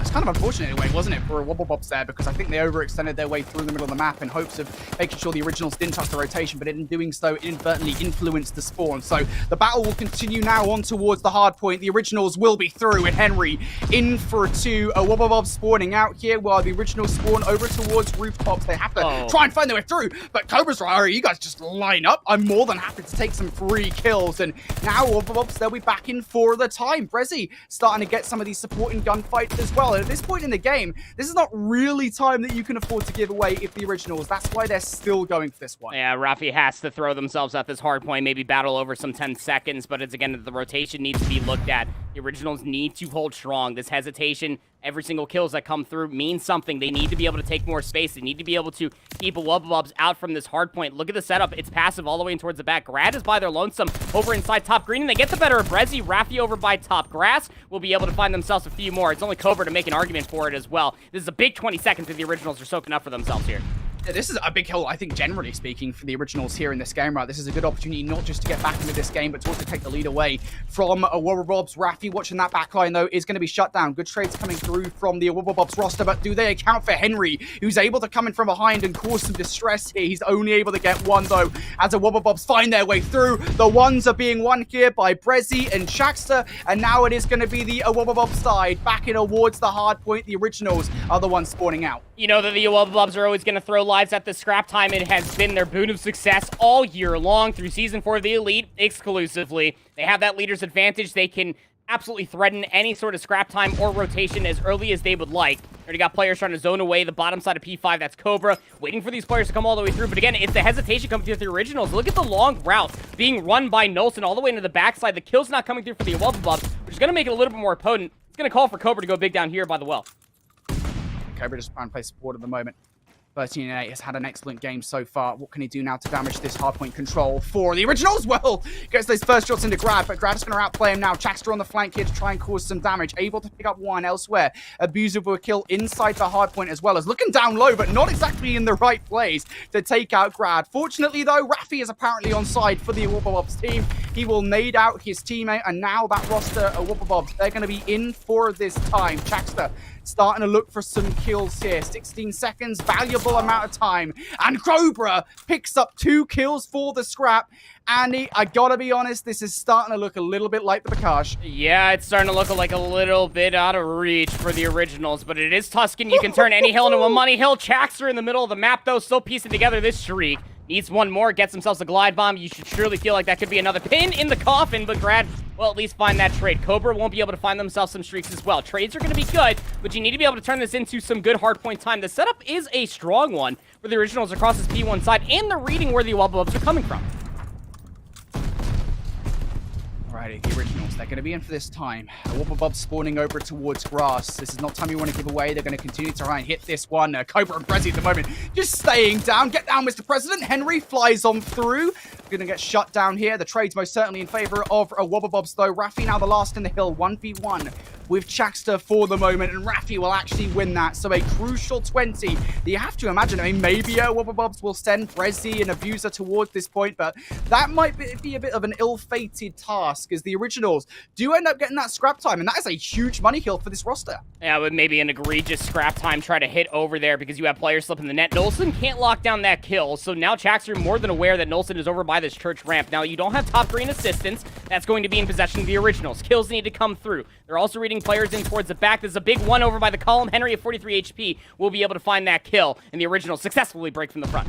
Rafi on 6, by the way, as well. So he's 1 kill away from a glide bomb. This will be a big moment. And he's going to get it versus Cobra. Glide bomb for Rafi. It was only a second ago that we were talking about a potential glide bomb for Chaxter. That has been shut down. And this script has been completely flipped, by the way. The originals, 60 to 70 points down. They've now got some stuff in the arsenal ready to go. They're backing towards this game. They're on the right side of the map. They're spawning a Wobble Bobs towards the back line. This is a very huge moment in the game for this roster. It doesn't really matter too much about this 15 seconds, even though Henry is still going to fight for it. Loses the 1v1, but that's not to matter. The rotational gunfight was won there by the originals, and they're pretty happy with this position. You got to watch the rooftops, though. Chaxter's already starting to put them together. A little bit of a route coming forward. You should be aware of this as well, given off of Henry's spawn a little bit further out. Got one player playing on the backside of Wine. That's going to be Grad. Nolson across this fountain side is calling for some assistance. And assistance, my name is Nolson. Grad able to lock down the kills, coming back through the rooftops and through vines. The Wobble Bobs still have those close rooftop spawns, but Rafi already has the read. Yeah, the original still holding on here. Got to be careful of the rooftops. Got to be careful of fire, and they're going to hold both. But Prezi and Cobra are now starting to make their way in. Henry deals with both, but these teammates again. It's so frustrating. This is the second time that it has happened right now, and that might be yet another colossal failure there in terms of those teammates. It doesn't matter though. Rafi and Nolson will actually deal with the aggressing threat that is the 3 players from Wobble Bobs. They will not get that scrap time, and the originals will take the lead now by about 20 seconds or so going into the next hill. There is just one player over here on this rotation. It is going to be Grad that has so much to do. He is going to be shut down there by the overwhelming force that is 3 players from Wobble Bobs. 3 players dealing with 1 player in towards the back. They did have some assistance, but it will keep a Wobble Bobs in the backside of Church for this potential setup of a break that the originals started to piece together from the front. Grad with 2 with the nade, and then the SMG is able to break back in. They find the 3rd. Damn near single-handedly breaking inside P4. What a monumental feat the originals have pieced together here on 4. Yeah, they're in. Now they're going to start to put some distance between themselves and a Wobble Bobs. Brad, inside, looking for a one. He will find it, but not the second. Now 2 players from a Wobble Bobs inside, but it just doesn't matter. Nolson and Raffi, they are there. And now for a Wobble Bobs, you're going to be spawning out over towards Vines. This is a really huge moment. You've got players in the middle of the map zoning these players away from Church. And for a Wobble Bobs, you're in panic mode at the moment. You need to find your way in, but perhaps Abuser has done that, picking up 2. They will remove the Originals from the hard point for the moment, but the Originals now crossing the 200-point mark. And for the last 2 hard points or so, it feels like the tick hasn't really moved much at all for a Wobble Bobs. No, it hasn't. Through the second set of hard points so far, Brody, we are dealing with about 160 points to about the 20 the Wobble Bobs have been able to piece together for themselves. The Originals have been stringing together a handful of kills. The Wobble Bobs need to be able to win this rotation. Kills coming through. 1v1 potential for the scrap time, but Abuser doesn't want to chow out inside of P5. They're stunned up. Olsen will be able to get the kill. It is a Michael Bay film on the top side of P5. Cobra looking to mitigate the damage. Does fine too. You need this plus some more if Wobble Bobs want to be able to bring themselves back into this game. Oh no, Brezzy! Oh, Brezzy, no! He put shots in! Not a single one of them will connect. Henry effectively single-handedly there, going to be able to get control of the kill. I think more importantly, if anything, taking that time away from the Wobble Bobs side. Nolston in for 2 as well. Raffi in for another one. And if there was ever a time to dominate the kill feed, it is right about now for the Originals. They are just 20 seconds shy here. They just need one good rotation. Perhaps Nolston's going to do exactly that. He's going to slap down Abuser. Still involved with this rotation. It is not in the hands of a Wobble Bobs by far. You don't have to outright win this rotation because remember, Raffi off spawn might just call on that glide bomb. But even more so than that, you have middle of the map coverage. Grad knows that they're not overwhelmed with pressure, but will lose their life in the middle of the map. That needs to be picked up. Raffi will be that player to do so. Needs to be traded out. Raffi for 2 will be traded by Cobra's pistol. You can keep this contested for such a long time. It's just 9 seconds that are required for the Originals to force a map 5.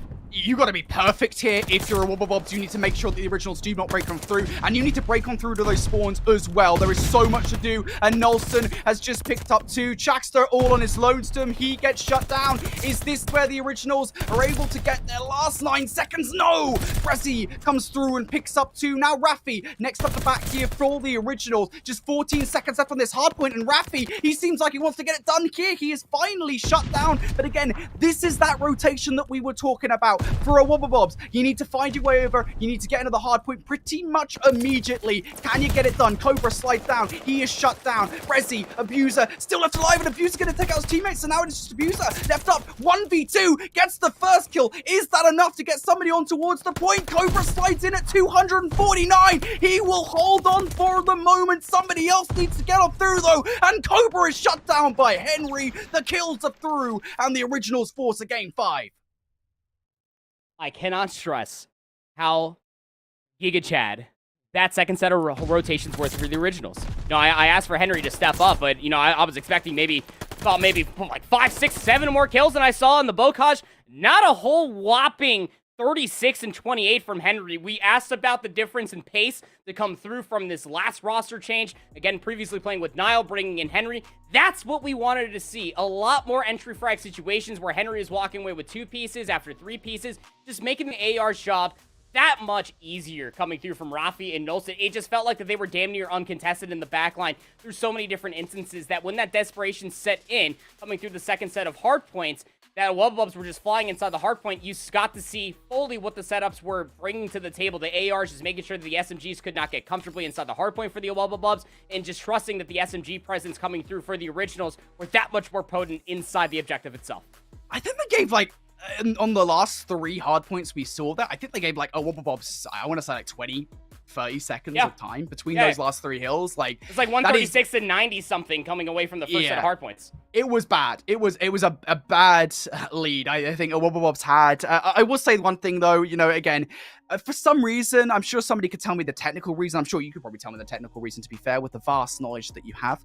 And it always seems to be Tuscan hardpoint where we see these insane comebacks happen, right? It always seems to be the same set of rotations as well. Fountain rotation towards Church. You get that rotation. You get that the break perfectly towards the spawns, and then somehow the teams are able to get maps as well. It just consistently feels like that every single time. And now it is the Originals who are able to get a second clutch hardpoint victory through today, of course, in reference to the earlier one that we talked about earlier on versus Rocker Academy. But here's a look at our stat lines towards the game. You've already spoken about Henry. What an eclectic performance the new addition to this roster has had there in that game. 3,800 damage, a minute worth of hardpoint time, 16 kills out of the 36 on the hardpoint itself. I mean, dude was all over the place. And that, again, couples along quite nicely with what Rafi was doing. AR, by the way, getting their hands dirty inside the hardpoint for a minute and 25 seconds worth of OBJ time, still dropped 31 and 27 with about 3,800 damage. It's absurd, the amount of value that the Originals were finding across all roles being played. But I don't have an entire podcast to break down the entirety of Tuscan's nuances for you, Brody. But what I can tell you is that a Wobble Bobs drive in nature, as far as hardpoints are concerned, to constantly try to throw lives to break for scrap time was just not a non-benefactor, is what we saw there for Bokaj. Abusa 24 and 34 with about 3,200 damage, albeit great numbers. It was just not as much value as what we were seeing from them on the Bokaj hardpoint. Same could be said about Chaxter. Their break attempts and holds soon after are always on the back end for Abusa and Chaxter brute forcing their way through the hardpoint and getting Cobra and Brezzy set up the same way that we saw the Originals quite wonderfully doing throughout the second set. I gotta remember as well, there was one point in that game where I think it was Chaxter was on a 6 spree. I mean, yeah, we always talk about kind of the infinite multiverse, right? And what happens if, Chaxter does get that 7 spree, does he get that glide bomb, how does he use it later on during the game? There's a lot of what ifs to be said there about. All right, Wobble Bobs, I mean, to be fair, I think, frankly, they had so many chances to stop that comeback and they just couldn't get it done. The Originals claw their way back into the game. They claw their way back into the series. And I think you and I could probably convincingly argue here that they have actually put the series in their advantage. Yes, they are now 2-2 with a Wobble Bobs, but they go into their favored game mode for game number 5. I believe we are returning to Tuscan for that game number 5 as well. Ooh, I don't know, man. This is scary hours. I think for the Wobble Bobs team, this is the season for champions right now. They're on a threat against this original side. Look, it's no shade to Nixa whatsoever, but that a Wobble Bobs Tuscan Search and Destroy map number 2 in their very first Winners Round 1 match made them look absolutely silly. I mean, a Wobble Bobs absolutely ran them over. Through all 6 rounds being played out, you just have to hope and feel that the same amount of presence through at least 2, if not 4 of those rounds will be there continuously of what we saw on that Berlin Search and Destroy for map number 2. But the same could be said on the opposite side for Tuscan. We know the timings, we know the angles, the ARs, absolutely electric as all get out through the rounds that we got to see. The confidence absolutely booming for this Originals roster. I'm sure that they are going to be feeling themselves going into at least the early rounds here on the Tuscan Search. Everybody loves Tuscan. We're going to a game number 5 now for survival between Wobble Bobs and the Originals. Before we get there, though, we're going to go to a very brief break. When we return, it's a game 5, baby! We love these ones. We'll be back in just a second.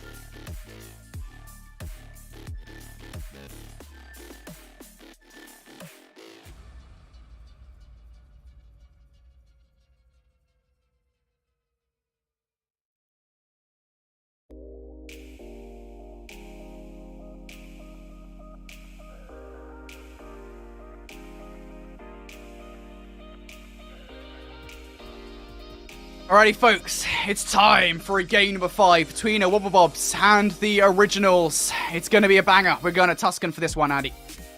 This one's gonna get a little weird, Brody. I mean, we saw a lot of different things that we could take and pull from the maps that have already been played out. The confidence has to be booming for the Originals, but we gotta go back to the search and destroy strengths of what we were able to walk away from. Almost have to wonder if Nelson's gonna continue to almost lean on their sniper presence, whether it's through the top, in the middle of the map, if not over by that P1 lane, and if Cobra's gonna answer with one of their own.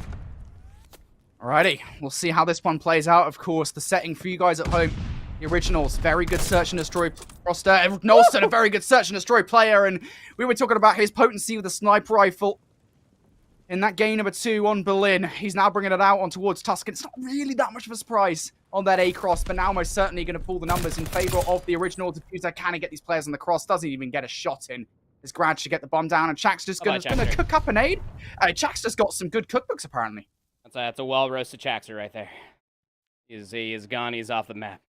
Again, it's just the Originals in search and destroy.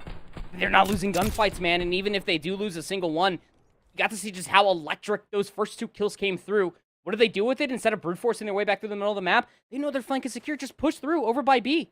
You have all the information. There's more than a few players over across A. Get over towards B. It's free. Just the executes that are coming through from the Originals in search and destroy is going to be a bread and butter.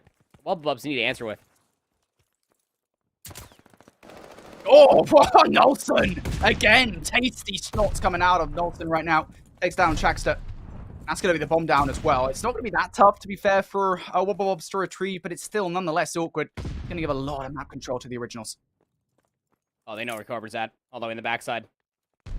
Just going to try to cook a nade. He has a rat pistol to try to help out with this cause, but he doesn't get the tag on one player close. That's Grad. Maybe looking for the timing. Cobra unaware, but with the pistol, still gets the kill. 3v3. What is with these players at the moment? Snappy shots.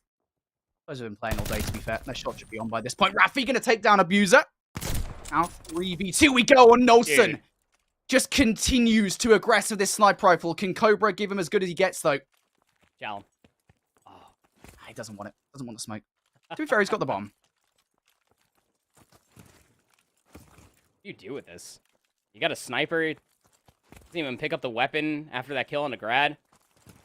24 seconds remaining, has to plant over by A, and well, that nade's gonna cook up, it's gonna hit him as well. They know exactly where he's at. Poor Cobra. It's the information. Oh! All right, look, Cobra loses the round, but what is going on?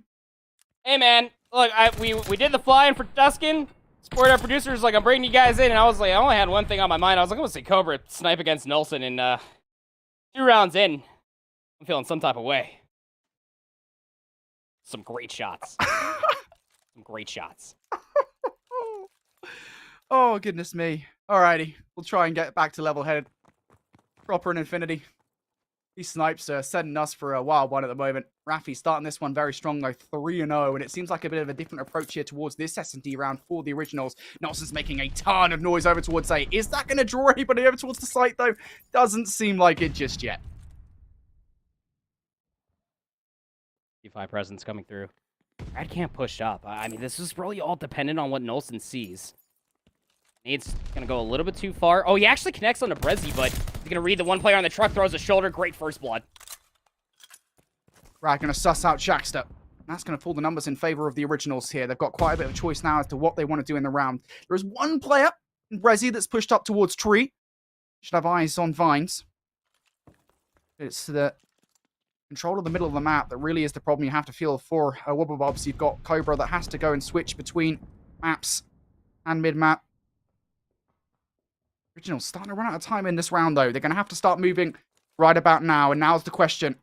How much can Brezzy do here to put a stop towards this offense? It doesn't matter. We don't see it, but Nelson gets a short-range snipe on towards Brezzy. Elsewhere, Abuser does take out Grad from the bomb site. Now in control here for the Originals, and Raffi takes out the threat that was Cobra from the middle of the map. Abuser now 1v3. If he can stop the plot and get away, it'll be huge. He does the first step.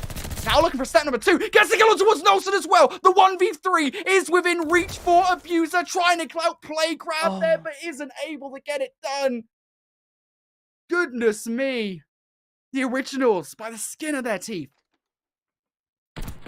Abuser almost just got away with that. Highway robbery. Got the freest chow of his life on an Olsen who had to push him with a pistol, keep in mind you. almost want to say he probably had a better fair share. Like maybe trying to quick scope him in the middle of the map. That's just abuse of things. Finally putting themselves on the board with 3 kills, but no information. Thought that the chow was going to come from behind. Loses it to Rafi, who's now up to 5 in a row. 2 kills away from that glide bomb. All 3 rounds in favor of the Originals. And look how much respect it is bought out from the Wobble Bobs. They're just throwing nades in their spawn, trying to get information. They're pushed all the way back from the Originals. There's just no map control. Finally, maybe there is some modicum of it. As Brezzy takes down Nolson, but look at the aggression coming through from Grad, and there's not any consequences. Is Grad going to run straight back towards Grass? How ready is Chaxter for this 1v1? Well, sure, it's going to have Brezzy on hand to take that gunfight for him. So 3v2 we go now. And as far as Rafi and Henry, the last remaining players for the Originals are concerned, they are very fast split up. So if one of these players spawns, there isn't really going to be much of a trade coming through. But Rafi just trying to scare away these players for the moment. They should be more than aware that they can overwhelm Rafi over in this position, and they sure will. No streaks to be gained. Henry picks up Nolson's sniper rifle. This is a great call from Wobble Bobs. I mean, you don't know where Henry's located at. You got to clear through church. You know that Abusa hasn't been pushed inside of maps. Henry might be able to find some good timing. Does find one. 1v2 bomb being planted at B. Henry going to wrap all the way through the middle of the map here. Got to be careful of all the different angles. He's going to check every single corner possible now. Does he get the timing? Rezzy's not watching at the moment. If he slides across, might get it done. And no, he's going to be spotted out, but it doesn't matter. Henry gets the 1v1 versus Chaxter. The sniper rifle as well. The first one will not connect, but switches back towards the auto for the close range gunfight. Spots out Brezzy and gets the shot, but Brezzy wins it anyway. These rounds, that's the second clutch situation that almost happens. Yeah, it is. Except it's this time of Wobble Bobs being able to win out on the round itself via numbers advantage. If there's one player that I would want if I'm on the Originals team in a 1v situation, it's probably Henry off of the performance that we saw on the Tuscan map number 4. Does not come out. Also shutting down Rafi on streaks. That's big within its own self. Everybody from the Wobble Bobs finally starting to put in the work, getting themselves some kills, getting themselves the advantages across the map. It just needs to be a consistency going forward.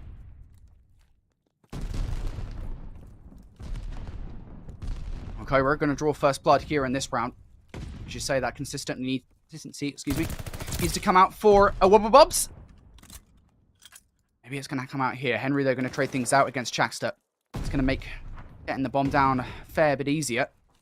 But what won't is Rafi falling. So Henry now needs to play the hero inside church. He is shut down. Grad now 1v3. Not really a lot to work off, especially as those shots don't really connect against Cobra. A Wobble Bobs. Second round on the board now. And it's Cobra with these snipes coming through. You know, there's one thing to mitigate a sniper on the opposite side with what the strength that Nolson was showcasing early on. I almost think that it has to come through with Cobra with a boomstick of their own, just being able to utilize what worked so well for Wobble Bobs on Search and Destroy, specifically throughout Season 4 of the Elite. And that was by way of Cobra's snipe. Yes, you do lose a lot of presence and aggression with an AR or a sniper rifle, depending on how they're feeling, but it has been working out quite wonderfully as Brezzy has put themselves on a 6-3 ahead of this round. And Rafi, very fast first blood. Cobra tries to get control of the middle of the map and is shut down almost immediately. Grad should have that information. Sees just a slit between the wall and his own. Most of these players are now approaching B, and Henry will deal with that information very well towards the backline. Chaxter doesn't really have much of a chance for trade, and for Chaxter and Brezzy here in this 2 versus 4, you're being sandwiched between all of these Originals players. Brezzy able to pick up one, but no more to be found. The Originals are going to win that round. But it was still a big one, Brody. Yes, you were down by 2 rounds, but it was still a big one because Brezzy did find 7 in a row, so he's able to get themselves at least that glide bomb going forward. It was just a little bit of, I guess, ill timing coming through on that B execute, right? You know, you're able to find that first blood of your Originals in the middle of the map. You have to fully execute on the backside of B. Chaxter gets caught up trying to jump over a half wall, get caught mid-mantle, and they eat a lot of damage, and the collapse soon to follow. But, I mean, at least Brezzy and Chax, they understood the job at hand. Get Brezzy that kill number 7. Get themselves that glide bomb. Could be the resource required to either come back fully into Search and Destroy, if not take it. Indeed. Brezzy will be the key to Wobble Bobs now in this Search and Destroy. Originals have slowed up quite a bit. Only presence in the middle of the map. Nobody inside fire. Nelson and Henry just trying to find something from tree. Nelson has been the opener so many times in this SnD so far, but isn't going to find anything just yet. Respect has been earned for the Originals. Gonna slow roll their way up through the middle of the map. Grad, no more utility. Trying to get themselves control of this truck. Knows that there's one player up top. Just looking for a better power position to help out their team get closer to the SnD. I would say he's found it, to be fair. I mean, they don't exactly know where Grad is right now. They know there's somebody in the middle of the map. And there you go, Grad off the back of that is going to get that first blood versus Chaxter inside you, but there's still one more player to deal with over here. It's going to be Prezi, who is going to be shut down. So that streaks out of this round now for a Wobble Bobs. 2v3 as well for Cobra and Abuser, and they're both stuck inside radio. You got to move. If you're these players, you got to find a way to move pretty fast as well to try and outplay the originals here on this retake. Cobra has got through mid-map. I don't think Raffi saw him. So Cobra has the element of surprise on his side. He's going to wait for Raffi to re-peek and go for the kill. The shot's now coming on through. Not many, they're going to connect, and Abuser on his entry into the site will be taken down. There goes the other as well. The originals. It's match point. Best case scenario there for a Wobble Bobs. You want to try to hold on to that streak. You really want to try to utilize that for maybe forcing out a round 10, if not winning a round 11. They were trying to do it via their map positioning and overall gun skill, but the information was just not there. The originals give them absolutely diddly squat. As soon as you end up pushing through the middle of the map, Grad for that first blood was everything. They're doing with these aggressive pushes with an AR, keep in mind you, more often than not at their 5-5 KD ratio. And it has been working out quite wonderfully. 3 differential as far as rounds are concerned. The Wobble Bobs need to be perfect here, and you really do feel like with Prezi putting themselves all the way in the backside of P3, they're going to do it off the streak. There goes that streak. It's going to force the originals into hiding, and it should give them the breathing room to get the bomb down. At the very least, get control of Ruins. That's exactly what will happen. Now the nades being fought back out here from the originals. Jacks are going to get this bomb down with very little consequence. Now 4v4. All players still up here for a potential retake. How do the originals handle this one? Nelson trying to get the snipes off from Grass. Chaxter with the better weapon for the situation here is going to go straight for the aggressive play. Just get control of Grass, if anything, but elsewhere. Originals starting to get control of the map. Nelson wins the 1v1 versus Chaxter, and he does it with the rat. Trade starting to go down now. Wobble Bobs no longer have the numbers in this round. The originals, they have the numbers to make the retake work, but Abuser will be taking down Nelson now. 18 seconds left of the player inside. Firefalls as well. Grad, 1v2. He is going to be shut down, and a Wobble Bobs, they will survive. Ooh, just barely. I think survive is the great word to use there, Brody. I mean, they just barely get by the skin of their teeth. I mean, Grad found themselves such a unique timing through the middle of the map to get Zig control behind the play entirely. Also had a player just trying to get themselves top fire. Cobra puts it to rest. I mean, Chaxter really got to be able to win those ones versus Nelson with the pistol. Also got the first ball, just the jumping, the bunny hopping, a little bit too good from Nelson there at the end, 8 and 6. Got rounds to play with if you are the originals. Nelson with the snipe. Excuse me? I don't even know what to say at this point. Nelson, We've missed you. I think like the thing is with Nelson, right, is we'll talk about it in a second. The gunfight's going down over towards Maps. Grad gets a second one as well. At least there's a trade coming out from Abuser, right? That is something, but Abuser's still taking those shots. How much faith do the originals have that Abuser isn't on his own lonesome? That's the question. He is in trouble at the moment, and Cobra's going to have to come help. You need to do this in a 2v0 situation. Look at the pop as well. I mean, Henry's all the way in the back. The snipe, the hit marker. Abuser has to get the hell out of Dodge. Is anybody going to read that Cobra's close on the staircase? Well, now they have to. He has to go big from top green. And Henry wins the gunfight. There it is. The final nail on the coffin is the original Send a Wobble Bobs packing. Season 4 champions will not be at champs. Wow. I mean, that is just absurd for so many different reasons. The Wobble Bobs season champions, as you were saying, top 16 at Boston and Toronto. Could not showcase what they wanted to there at the end of the year. Even Chaxter leaving the lobby knowing that they're 1-8, 1-9, I believe, full KD ratio there at the very end was something that we did not want to talk about. But I saw it. I saw it, Chaxter. You can't hide from me. There's not enough value being found from the SMGs. And Chaxter, by the way, when it comes down to their SMG presence, especially on Tuscan, you and I have casted through a multitude of different iterations of rosters that Chaxter has been on. Always loves to be able to find those very unique timings through the middle of the map. Was a non-benefactor because it always came down to players like Henry fishing them out from those positions, or Raffi or Grad with an AR. Keep in mind you trying to fish out those first blood engagements through the middle of the map. But it was all the focus on Nelson. Where was Nelson at continuously? Because he was fighting first bloods left, right, and center throughout the majority of those rounds. By way of the Card 98K, even Cobra tried to out-snipe them a handful of rounds, and albeit they did get the better of them maybe one round or two, it was just not enough. The presence, the swagger coming through from the originals on Search and Destroy was absolutely too much to handle for Wobble Bobs. I feel like we have to talk about it. Nolson's sniper rifle, right? He's Because so good, I was trying to talk about it, but then obviously the action went down there in that final round. It does feel like Nolson has been just this understated player. I have to say it. You know, he hasn't performed that well sometimes. I mean, SnD has been his best performing game mode by far. That was most certainly the case in his elite debut in Season 3. But, you know, in Season 4, again, Nolson was by far and away not the most impressive player in SnD on this team. It was Grad and Raffi that were picking up the slack, and they're still doing their part, by the way. You can see that in the double 8 kills there coming out from those guys. But Nolson with a sniper rifle, it really feels like he's kind of kicked it up a gear here in LCQs. Of all the times to perform here for the Originals, now is the time to do it, and Nolson has stepped up to the plate in spades. His sniper rifle, a massive reason there why Wobble Bobs just could not find their way in towards the site on the offenses. I mean, Raffi just went 8-3. So he was 5-0 at the beginning of those first few rounds, was finding multi-kill after multi-kill. I mean, it has to be talked about just how confident this team must be, truly. It's just about kind of transitioning that inside the respawns was our biggest consideration, our concern, if you will, for this Originals roster, is that, yes, their search and destroy is good, but can they get it done in the respawns? And albeit the Berlin control was quite telling for them, it really did get brought home on that Tuscan hardpoint, just the overall aggression that was able to be showcased for themselves. Their breaks were absolutely sublime. Their holds that much better. It took them a whole set of respawns to be, or a whole set of hardpoints to do it, but the moment that they started to find themselves that comfort zone, Brody, this team looked undeniable in those last 2 maps.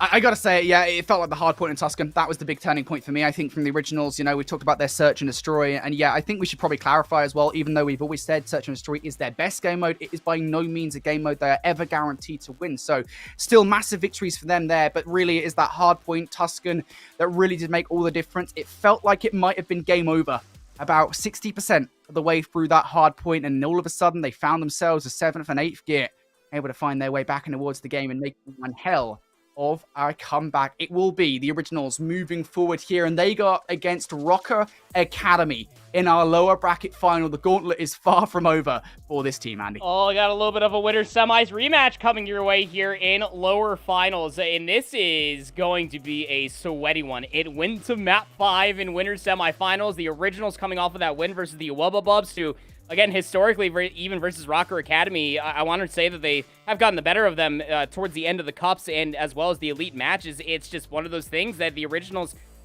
you got to keep that gunning warm going forward. I would be jumping into shoot bots immediately once I get back from that that celebration of knocking out the Wobble Bobs from the LCQ, because if you're hitting snipes like that, Nolson, the search and destroy should be a good thing to lean on, but you want to make sure that the veto process goes in your favor. Get Henry and Grad, Raffi, any maps that they're comfortable on, just to completely fly through the respawns. I don't care if it's map 1, map 4, or control. They got to take one of those, because the search and destroys can't be everything that they lean on in this series. Yeah, I will say it is peculiar in a way, isn't it? Because we talk about that veto process, and I'm sure you and I will get into the mixer of it more when it comes to our pre-game amble for that matchup specifically. But, you know, I would say, you know, the veto process for that map set was pretty much in favor of the Originals, the way things went down. I mean, they got Desert Siege Search and Destroy in there, for example. It's a bit odd. But we'll talk about that more in just a second. Of course, here's a look over towards the winners bracket to show you guys exactly who is waiting in that grand final. It is the other Spanish team, AIM Esports, who, by the way, I predicted to get to this point. You know, I feel like this team at the moment, you know, they've found themselves an extra form, if you will. You know, the fact that they're able to beat out Rocker Academy, who, by the way, beat them in the Season 4 playoffs. That was a 3-0 victory for Rocker Academy. They actually got double 3-0'd, I believe, double first rounded in that Season 4 playoff. So for AIM, I think this is a massive moment for them to make it in towards playoffs, right towards the end of the season, to make it to Challengers Championships. Oh, it's going to be crazy to see who comes out on top today. 3 teams remain, folks. Wobble Bobs EU officially out in 4th place here at LCQ. Their season in Call of Duty Vanguard is over. Next up, it's the Originals versus Rocker Academy. Only one team can face off against AIM Esports for a spot in Los Angeles for Challengers Finals. Who knows who's going to take it? But we'll find out very soon. We're going to go to a break. When we return, we're going to have that match after this.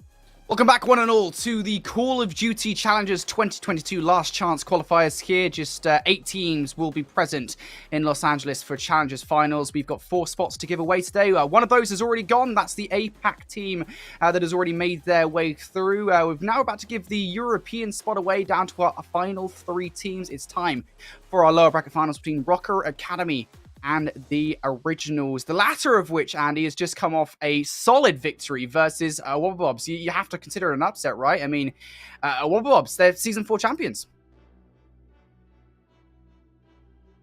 It's a technical and legitimate upset as far as seeds are concerned, sure, Brody, but who would have ever expected is the name of the Originals, not on land, coming through, being able to make this run, not only beating Nixa, but also getting the better of the Wobble Bobs in Map 5, to have this rematch of our previous winners matchup versus Rocker Academy. I mean, they got to be feeling pretty darn good about themselves. Yeah, I think the Originals will have a lot of momentum coming into this best of 5, although it is important to note, of course, being in the lower bracket, you guys can kind of surmise how that best of 5 ended versus Rocker Academy. I will say it's a lot closer than I think anybody presumed it would be. Rocker Academy did have to go to Game 5 with the Originals to take it and send Originals down to the lower bracket. And I think actually it did go, I think, very much not how anybody expected it to go, because Rocker Academy ended up winning both Search and Destroys in that best of 5 versus the Originals. I believe both were round 11s as well. Sorry, no, just the first one was round 11. The second was a 6-2, so very far off around 11. You know, close enough in some people's minds, but nonetheless, it still was both. Close. Yeah, shut up. We know both SnDs were won by Rocker Academy, so the Originals will want to improve on that coming into this best of 5. But the one thing we do know, Andy, is that this best of 5 is entirely different. Only one map it still remains from that first best of 5. Yeah, and that one map is actually just going to be that map 2, Desert Siege, where it went to around 11, and the Originals gave themselves a real good argument for potentially able to take that map number 2, but yeah, other than that, we got a triple dose of Berlin to close things out. Starting off on this Tuscan Hardpoint, again, it is something that we can really lean into, because we got to see what the Originals truly do look like. Backs against the wall, fire underneath their bums, ready to fire on all cylinders. In that second set of Hardpoints versus a Wobble Bobs in their map number 4, they were undeniable on rotation. The Originals have gotten a lot better at Hardpoint. I think that much is undeniable at this point. The question is, are they good enough now to take down Rocker Academy once again? They already did it once in that last best of 5. That was a map number 4. It was a Gavutu. Can they do it now on a much more close quarters engagement map like Tuscan? We shall see. No doubt, though, the Automaton players will still have a good go at things, and it seems like that is most certainly the case off the rip here, as Nolson and Rafi, respectively, will win the first engagements. Able to get themselves on the Hardpoint early. Oh, some unfortunate timing there from Grad coming out from bottom church. Lucky for 2, but it still doesn't mean that they can get inside the Hardpoint comfortably, because it's Henry. He has been on one through the last few maps in that Wobble Bob series. This has been about an unanswered 30 seconds or so, and it looks like Rocker Academy are just going to chalk this for the back 20 seconds to try to go all in for this P2 Hardpoint.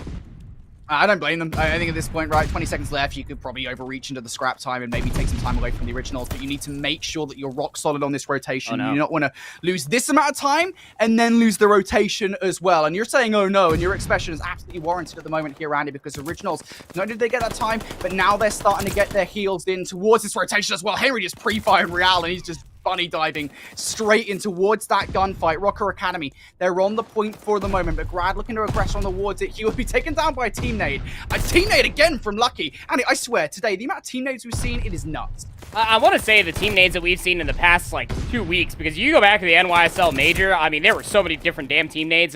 Shift and I in the crowd were losing our minds, but regardless of the matter, Rocker Academy have been able to mitigate the upfront pressure that the Originals were starting to manifest for themselves off of P1 when I did say, oh no, it came down to a handful of players going big. And those players have been going big. Real inside top green would have been a big second to be able to find under Rafi. It's just space being provided for now. You can see the spawns also being manipulated, flipped out, the Originals into the backside, but this is still good for Rocker Academy. They can hold the middle of the map. Yes, they are down by about 20 points, but they can get themselves set up early here for P3.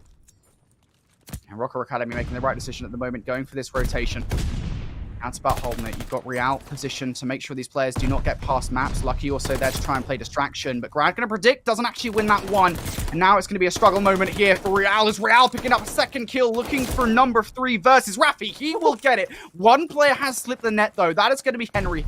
that pull should come through from Real, that somebody has gotten past the first line of defense. And now how ready are Rocker Academy for this one? Unfortunately for them, Real and Lucky going to be spawning out on the other side of the map. This is all going to be down to Sukri and Metals inside the point, the former of which is actually going to get that first blood first is Grad, but the rest of the Originals roster has still made their way through and is still causing all sorts of problems. Now just down to one player, Henry, who is on a force spree, by the way, tries to play for it, but is shut down.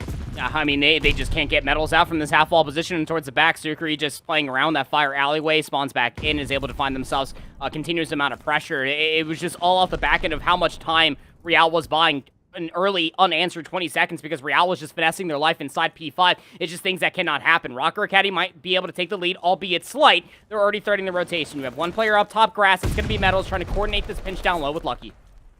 Real and Sukri winning their ones. Lucky with another one as well. It's all going wrong for the Originals here in this rotation. Henry has so much to do. He gets looking for number 3. He will not find it versus Metals, but Rocker Academy have now broken through, and that is a very fast break. Fortunately for the Originals, they do stop Metals short of a spree. Nice nade from Nelson, but you got to make sure you find your way in here. Do you not want to give this time away? You don't. This is 30 seconds that you need to fight over if you are the Originals, and they got players up towards top lawn. You got some trades coming through and towards the back. Got to be another 1v1 potentially inside the hardpoint itself. It will be Real that gets the better. Henry up top should be able to get this trade for the back 20 seconds. This will keep the game just about even. Rocker Academy might just send one more player by name of Metals and maybe try to finesse for some scrap time, while the other 3 players set themselves in the middle of the map ahead of P5. Nice rotational gunfight coming in from Grad, second as well versus Lucky, and Grad's doing quite a lot for his team at the moment. He will isolate Real, all left on his lonesome. He's still going to play. Real, he's still alive somehow. Waits enough time here so Metals can come and join the party. Metals will be taken down though, so Real's efforts, his solo efforts, we should say, not over by any stretch of the imagination. He will finally be taken down by Nolson here. Rocker Academy going to have to start to aggress through rooftops, well. Nice nade from Sukri to take down Henry, and Rafi just explodes those players away. Lucky with another one as well. It's Rocker Academy, the Spanish. They're in. Yeah, what a clean 4 down that was. Look, if Henry is the mailman there on P2, I'm convinced that Real is just P5 incarnate. He is just finessing for so much time inside of P5 itself. Lucky, nice trigger discipline, slides back out, be able to find the second. It's another 4 dead in favor of Rocker Academy. So much unanswered time here on 5. Rocker Academy want this last 15 seconds. Grad's not going to give it to him. He will go for the last few kills. He gets 2 of them, but not able to get the thirds. They will get that scrap time, and Rocker Academy put a 30-point cushion between themselves and the Originals. But the latter of these 2 teams at the moment that I mentioned now has control of the rotation as we go in a set of new hills. See whether or not they can hold it. Rocker Academy starting an angle for kills through Fine, starting an angle for kills through you. That first kill comes through from Real, who is piecing at the moment. He will pick up 2. Good moment here for Rocker Academy to find their way through, where they unearth the Originals from the hard point, and now as they spawn over towards Grass, it is Rocker Academy who are in. Still so much time to fight over as well. Needs to be on point for the Originals. They want to try to break back into this because you know you have a couple of Godheadies that you have to combat through. Middle of the map, Henry will come up with absolutely nothing. Lucky will hold the line. 25 seconds down to P1, and again, the Originals, they can't let the scrap time go unanswered, just trying to slide in all willy-nilly was Grad, but they only found 1 kill. Rafi was not there for the assistance. This is taking so much time for the Originals to break back inside of P1. They will finally do it. About 10 seconds to battle over here on P1, but most importantly, they still hold the rotations, those close spawns ahead of P2. That's the good news. I think that's why they didn't full commit towards that last few seconds of scrap time. Yeah, you know, they just want to make sure they get the rotation, because this is an important one for them. If Rocker Academy break early on in this one, they might put some serious distance between themselves and the Originals that they might not be able to get back. But Grad comes through with 2. The Originals will be feeling pretty happy with that one. They've managed to keep Rocker Academy at bay for the moment, but now it's going to be Lucky. It's going to be Sukri coming through maps, and as a matter of fact, the entire cast of Rocker Academy are here now. Can they break through? Yes, they can. Real, Sukri, they combine for 3. Grad, the last player left alive, he has been dealt with. And now for the Originals, you're in a bit of a naughty spot, right? You're going to be spawning all the way back towards that tank area. For Rocker Academy, this is perfect. And nades are keeping them weak, but Rocker Academy, as you were saying, is just damn near perfect for them because they can hold from the front, keep players weak, keep them at bay. You know the overextension will be coming through to make sure that the Originals are still spawning in the backside of P2. Real's not going to get chowed out on the backside of Truck. That immediately gets communicated because Metal's already found one on the backside of Ruins. The middle of the map is where the Originals are trying to escape from, and escape they shall, because a little overextension in possession of P2, nobody for the Originals in the backside of Church, means that the Originals will spawn in over by Rooftop, so the rotation will be there for them, but they need to make this a Goliath hardpoint. They need at least 40 here. this game is starting to slip away from them, but of course we've seen some incredible comebacks from the originals before on this very map in the last best of 5 too, so we do not want to count them out at any given point. Nelson now inside the Fountain Hardpoint though, looking to cause some damage. He's able to get some shots in, but no kills just yet, so the rest of the team will have to pick up the slack, and well, they're all going to fall, but they will respawn over towards the rooftops, not far away from the Hardpoint. You need to find your way back in this one, because Rocker Academy can, technically speaking, fight this one from the front. Real with a nice nade on towards Nelson. Rafi gonna fall as well, and the originals, they are falling like dominoes. Rocker Academy doing a splendid job of keeping these guys at bay, and even now, at this point in the game, 15 seconds, that is so much time to give away when Rocker Academy are this close to that 250-point mark. I mean, you could just look from top to bottom. The breaks and the holds have been so much stronger for Rocker Academy, and all these isolated 1v1s you really do feel like on the rotation have been the catalyst for so much success. Going in towards P4, again, the originals, you never want to count them out, especially for what they were able to piece together on that second set of hardpoints versus the Wobble Bobs in their map number 4, but Rocker Academy, pick and choose as you may like. You already have 226. It's one good break or all you need, and you're going to be able to put this map number 1 to rest. One good break, and they did it pretty quickly last time around. And they do it again here, just 24 seconds shy of the victory. And now Henry needs to hold on towards the hard point. He gets dealt with by both Real and Suckery. He'll aggress towards the front. And, well, Suckery with 2. Lucky and Real with 2 as well. And Rocker Academy find their way on through. The originals now going to be spawning up over towards P2. They need to find their way on through. But it's Rocker Academy keeping them at arm's length. Rafi can come on through. He cannot, and it's all going to be individual gunfights from here on out. Metals comes in from the grass to help on through, but it will now be Nelson who's able to pick up 2. He is keeping the originals in this one, but look at the rotation as we move our way over. It is Rocker Academy who have found their way with the advanced positioning. 1 wave of kills, and they should be able to get this one done. That's all you really need. You got to deal with them quick and fast if you are Rocker Academy. You don't want this contest to go by way too long, and it's Mr. Incarnate himself. Real and P5 will be traded out. The bottom of the P5 stairs will finally be taken on over. The kills a little bit too clean. Rocker Academy will walk away with map number 1. It was close through the first set of hardpoints, Brody. It was very, very competitive, but it really did feel like that once we reached over towards, I want to say about P3, that Rocker Academy just absolutely snapped. Metals was finding themselves isolated gunfights. Real was becoming untradeable, had themselves 50-plus engagements throughout the entirety of that with 3,500 damage. I mean, the originals just had no answer. No lurking players could answer the amount of pressure that Real was just running around with on Tuscan. Yeah, look, I don't want to exaggerate or anything, but I feel like for Rocker Academy right now, you know, it does almost feel like this is Season 1, Rocker Academy and that hardpoint, because what Season 1 Rocker Academy looked like, and of course that was with Journey, by the way, not Sucri. You know, they always seem to be able to hit hardpoints together at the exact right time. The synergy of the roster was something that I don't think they've ever been able to bring back together for Seasons 2, 3, and 4. They never quite looked the same in hardpoint, and it's why they were so good at it, one of the best hardpoint teams in Season 1. That right there is Season 1 Rocker Academy that we saw, especially against an originals roster that we've seen improvements in hardpoint. You know, I don't think they're any easy name to take down, but you already said it, I think, in the middle of the game there, Andy. You know, there were so many crucial moments at Rocker Academy. You know, they were able to break on through key moments where originals felt like they might be able to get back into the game. I think the Fountain hardpoint was probably the most obvious one, where the originals, you know, they're in for the time. Rocker Academy, they're able to break on early, and it really just crushes the hopes and dreams of the originals lineup as Rocker Academy 1-0 up in our series now, Andy. Yeah, again, you know, when we end up taking a look at these stats again, it will be quite telling to be able to see who was putting in the majority of the legwork. And there's really nobody that you could really point at and negatively for Rocker Academy. I mean, even Sucri, 1:17 worth of OBJ time, 19 and 18 for the main AR, was anchoring down a lot of these positions, but it was really Metals and Real.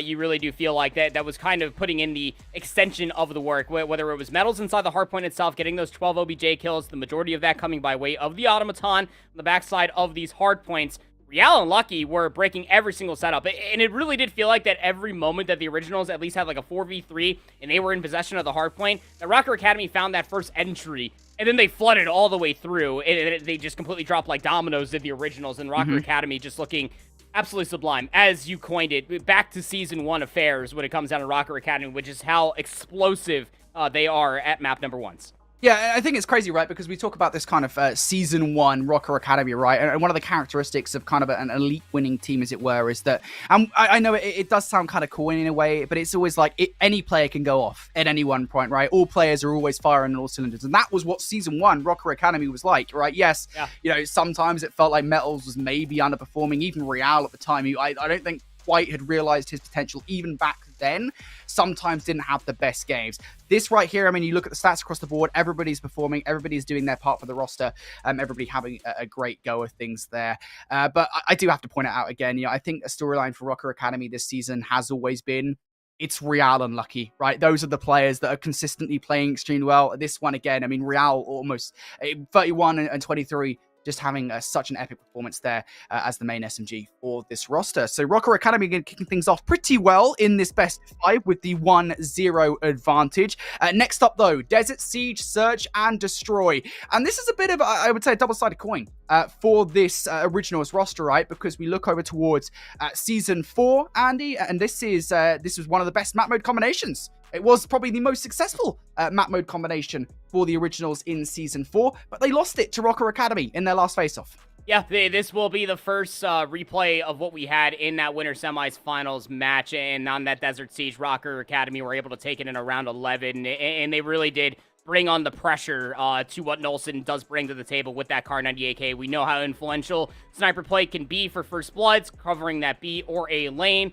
With the boomstick in hand, it just comes down to being able to mitigate that. We know that Rocker Academy have played this continuously when it comes down to Season 4 of the Elite. It was a lot of this and a lot of Bokosh Search and Destroy for them, and their main focus is always in the middle of the map, making sure that they can get SMGs in very annoying positions, depending on who's going to be sniping. We have seen Lucky do it in the past. We've also known that Sukri can do it even when he was the manager of his own bakery back in Seasons 1 and 2.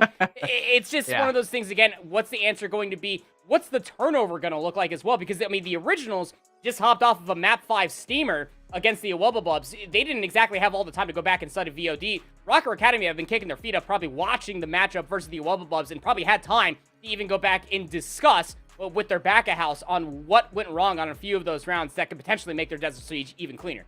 Yeah, I will say one thing. I think the thing is, for this Originals roster, so far what we've seen from their SnD is that Nolson sniper rifle, right? I think that's just been so crucial. We saw it in that game of 5, right, where Nolson was just doing so many dirty things with the sniper rifle, right? I think, to be fair, on the other side as well, we had sniper rifle play coming out from the Wobble Bobs team. But nonetheless, yeah, I think it was just so crucial for the First Bloods. On a map like Desert Siege, that is going to be something that Rocker Academy will have to worry about. But when we talk about Search and Destroy here for Rocker Academy, again, you and I, we spent quite a bit of time looking at kind of what makes things tick for Rocker Academy. We will say, you know, Search and Destroy, I think, was their biggest weakness in Season 2 and 3. It was something they desperately needed to work on because their Search and Destroy, off the back of that roster change, losing Journey, it affected them so negatively. But they made vast improvements in Season 4, Andy.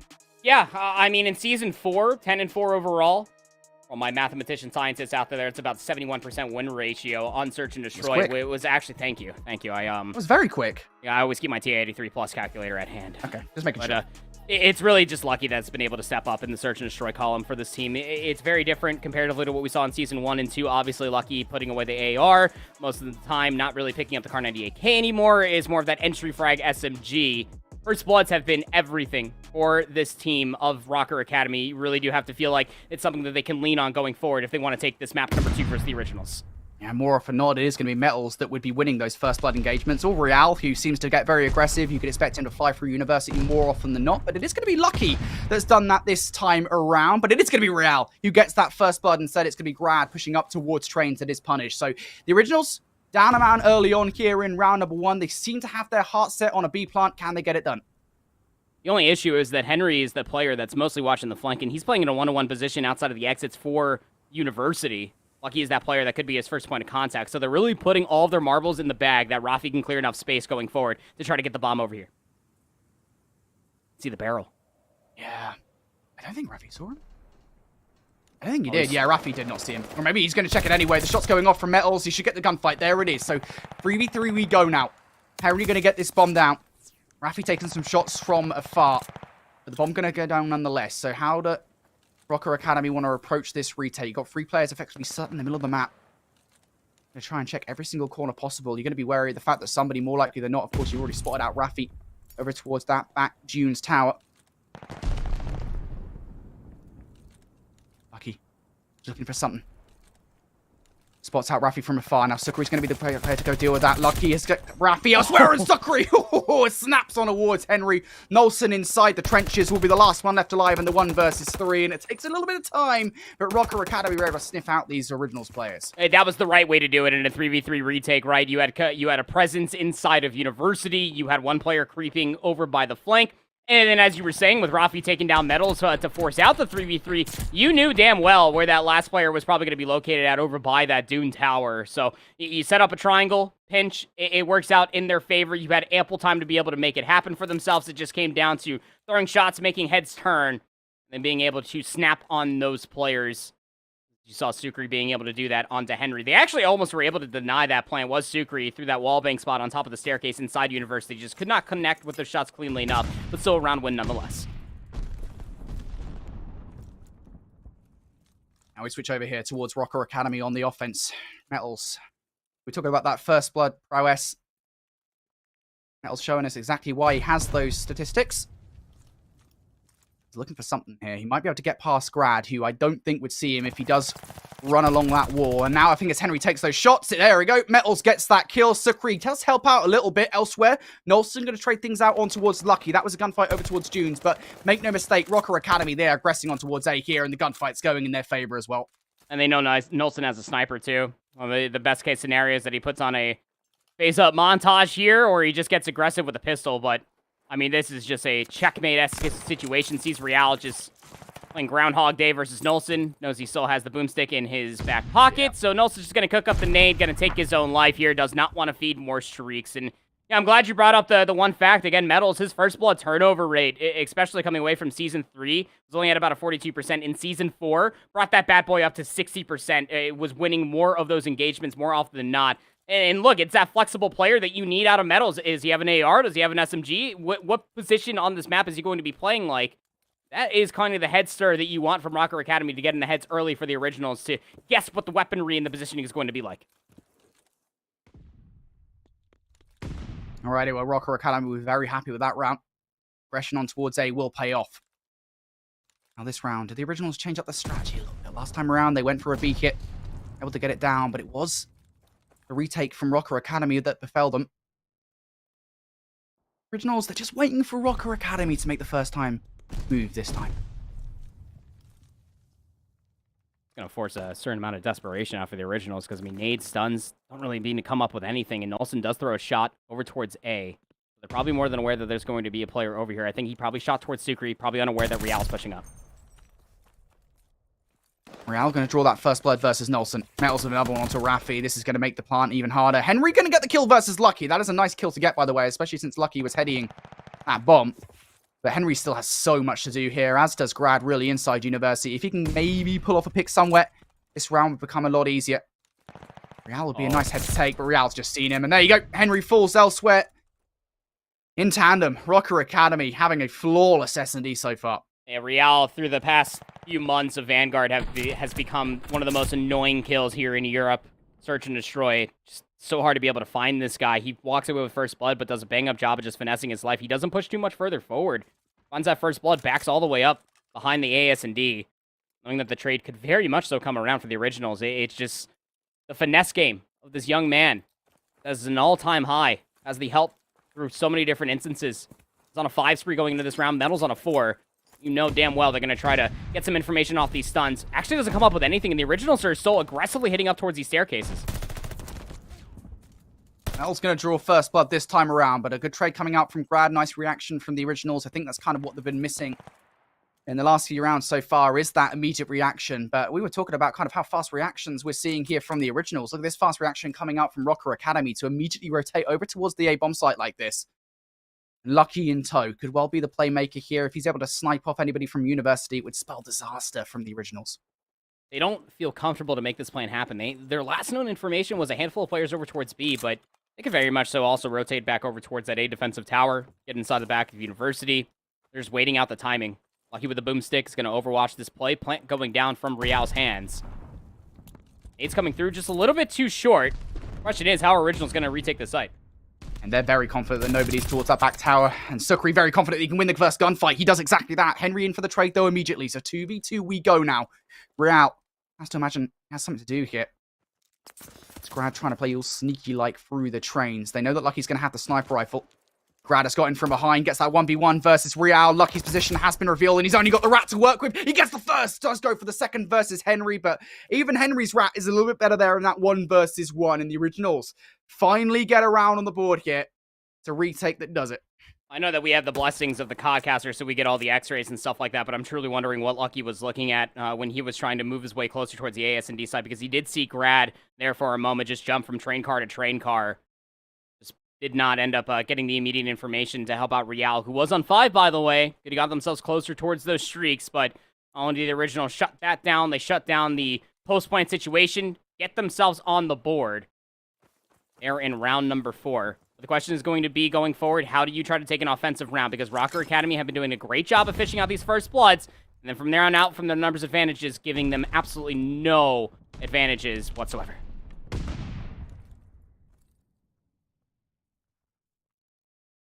Henry's being uber cautious at the moment, knows that Metals is probably in that position from earlier on, and he's got a pre-fire as well. Gets some shots in, enough to scare Metals away. But look at Lucky, just cooking up an nade at the moment. I thought he was going to cook towards the bomb site, but maybe doesn't even need to, as there's the kills coming through. Metals to take down Rafi. That nade did land, by the way. Lucky slides down to take down Henry. The bomb now down on the site, and this is a horrendous position for Brad and Knowlton to be in, even with Brad sniffing out Lucky, or Sukri, excuse me, towards the back line. Grad has so much work to do in Real. Oh, no. Put Grad on a poster. Broke his ankles and everything. Knowlton with a snipe. No, we'll see you next round. Good heavens. Oh, what did Real just do upstairs in the university? What I'm not too sure, but what I can tell you for sure here, Brody, is that Minnesota, on Search and Destroy, is everything that we had wrote down on paper of what we have seen from them in the past, specifically in Season 4 of the Elite, just doing a fantastic job at just making sure that the information, if the originals find anything, it's nowhere near enough, if not close enough, to be able to be pounced on. They're shutting down Knowlton with a sniper rifle at every single turn. They're getting control of very big power positions across Desert Siege. And the originals need to find a way to clamber back into this game. That's a good start. Knowlton going to draw the first blood on towards Metals. Real trying to even things out here, but he will not be able to. The shots are just wayward, frankly. Now it's Lucky and Sukri down in a 2 versus 3, and it's a situation not all that similar to the round that originals were in last time, but Lucky with a nice nade on towards Knowlton. That'll make things easier, but the bomb is still down. That hasn't changed, and as Sukri falls, they know exactly where Lucky is. I think Grad might have just seen him cross as well. It's a very slim sight line. Lucky more than aware. Sees Grad just barely peek over that head glitch. Such a tough angle to be able to combat him back from, but yeah, great nades. That is 100% a round where Rocker Academy are just feeling themselves like, hey, you guys just want to aggressively hit over towards B, and hey, why not? You got rounds to play with. You might as well try something. Catch them off guard. Lucky takes away the sniper rifle. Knowlton more than obliged. The trades were able to come all the way through, denying that quick plant, denying any presence for Real on that S&D head glitch. Keeping their heads just barely above water are the originals, but we need to see a little bit more input, some productivity coming through from Knowlton. The sniper rifle's been turned down so many different times. He loads into this offensive round with an AR.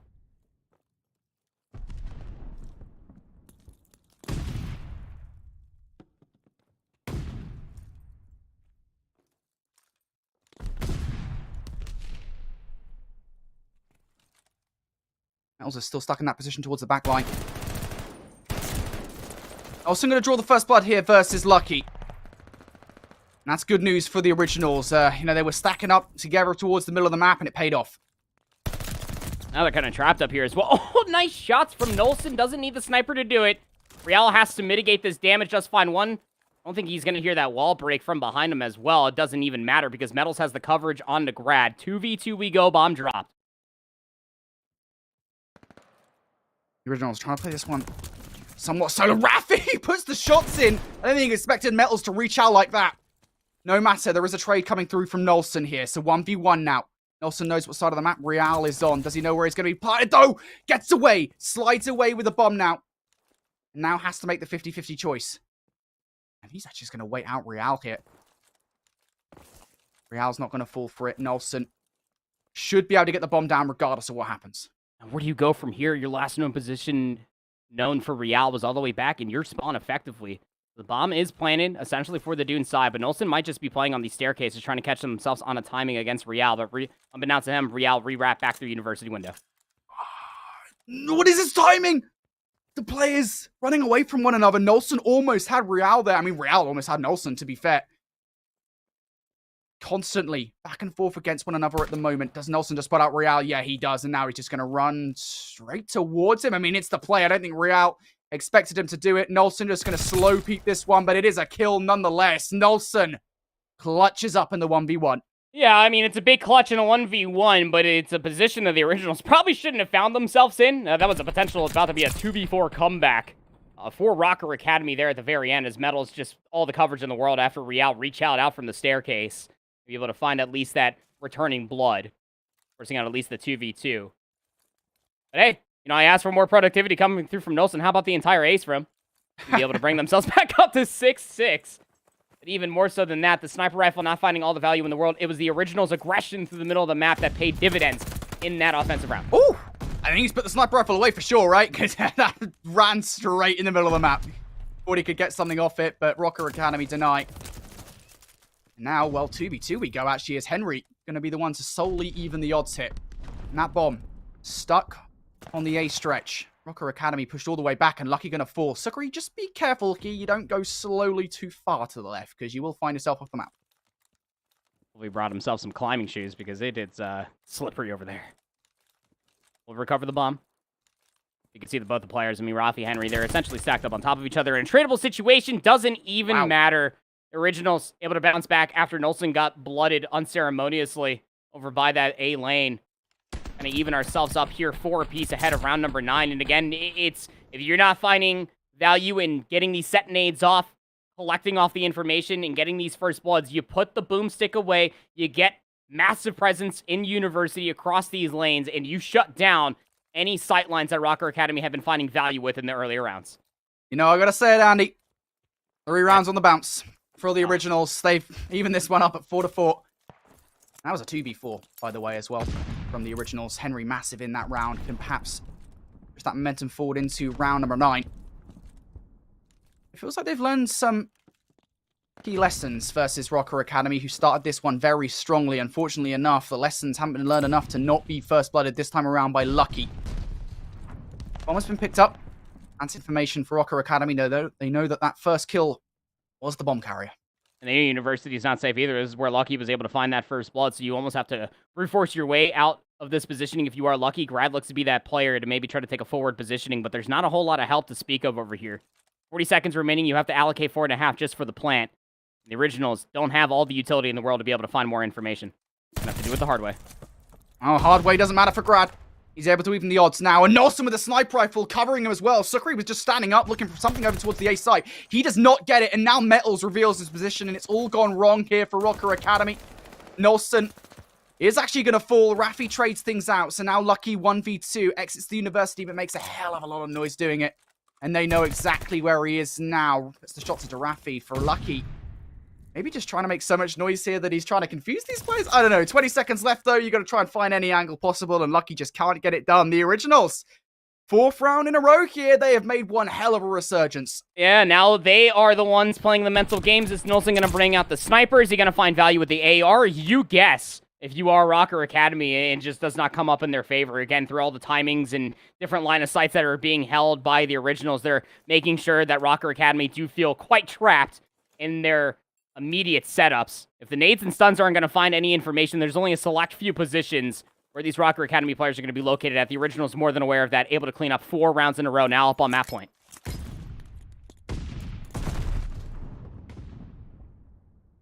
Oh, the windshield wipers.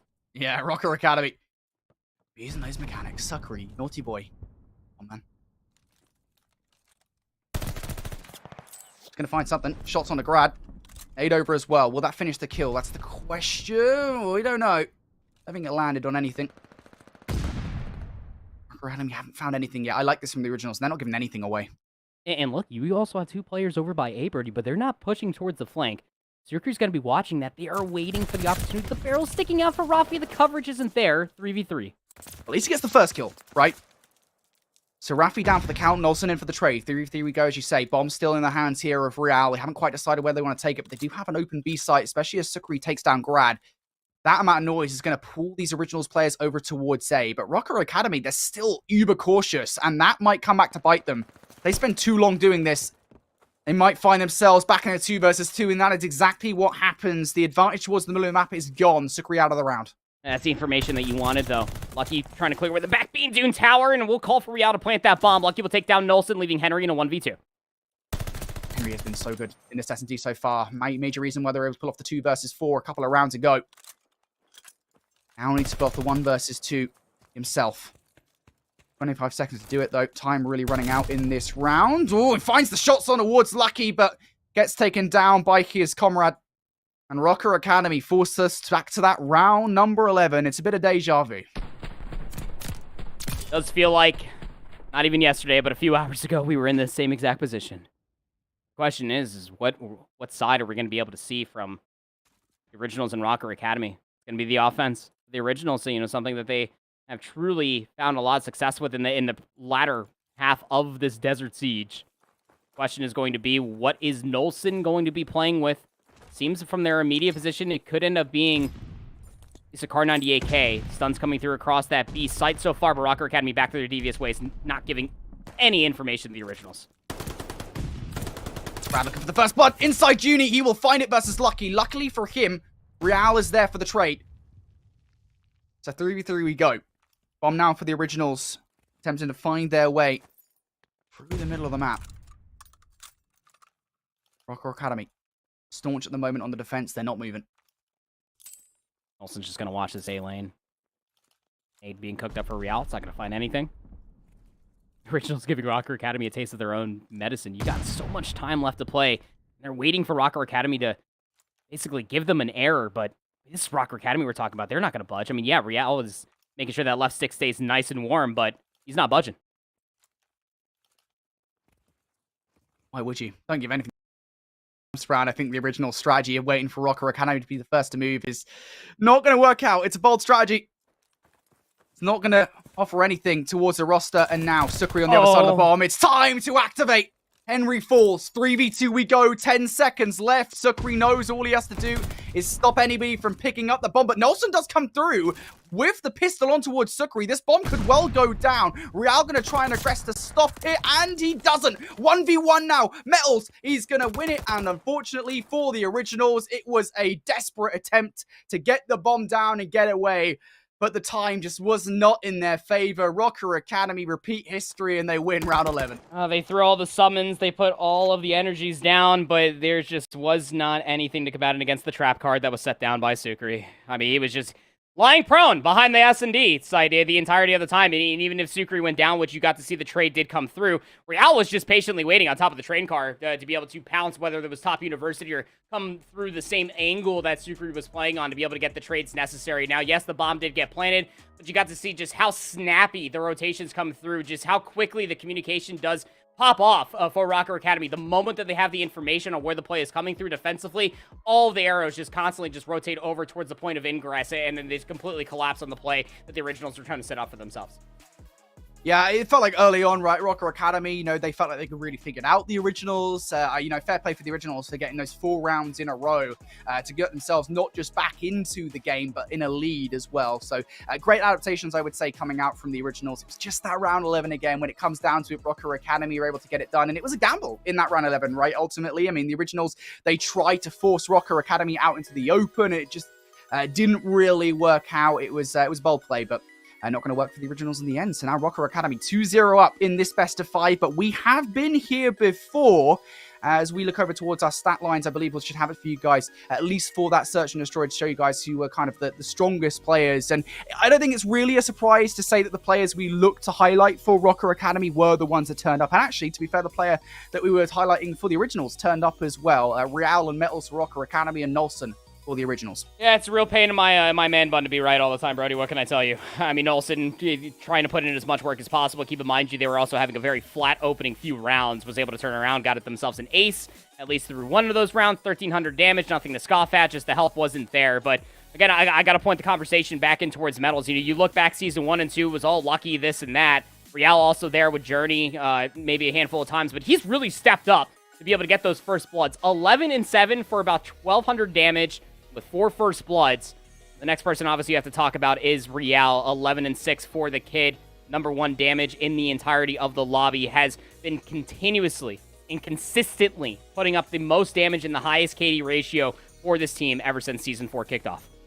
Yeah, I think Real has definitely stepped up, and season upon season, he seems to have improved, specifically in Search and Destroy as well, every time. Because I know often we do talk about kind of Lucky and Real as this duo that seem to really dominate the conversation when it comes to Rocker Academy. When it comes to Search and Destroy specifically, it seems to have been, at least the last seasons of Challengers Elite, it seems to be Metals who is picking up these first bloods, and his statistics kind of reflect that. And then Real, who, you know, off the back of those first bloods, if he doesn't get them himself, he will react and always put the rounds further in Rocker Academy's favor. And it seems like certainly that was what was happening early on in that Search and Destroy. But as we said, 2-0 now for Rocker Academy, but we have been here before. Rocker Academy were 2-0 up versus the Originals in that best of 5 in the upper bracket semi-final. Of course, that one had to go to a game 5 to decide who took it. Of course, it was Rocker Academy in the end. So let's not count the Originals out just yet. They have shown a propensity for comebacks today. They now need to do it again here to guarantee a place in the grand finals versus AIM. And of course, that match for a spot in Challengers finals for the 2022 season. Before we get to the control, we're going to go to a very brief break. When we return, we've got map number 3 between these two teams. Potentially could be the last endeavor.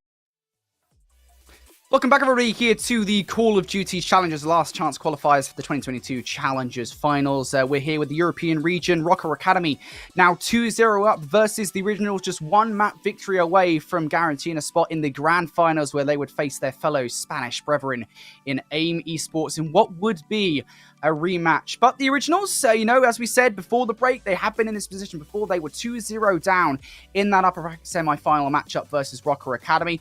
They started their comeback in the series with a controlled victory. However, Andy, I think the key differentiating factor with this best of 5 is that the map is different, and Rocker Academy ensured that with a map ban of Gavutu.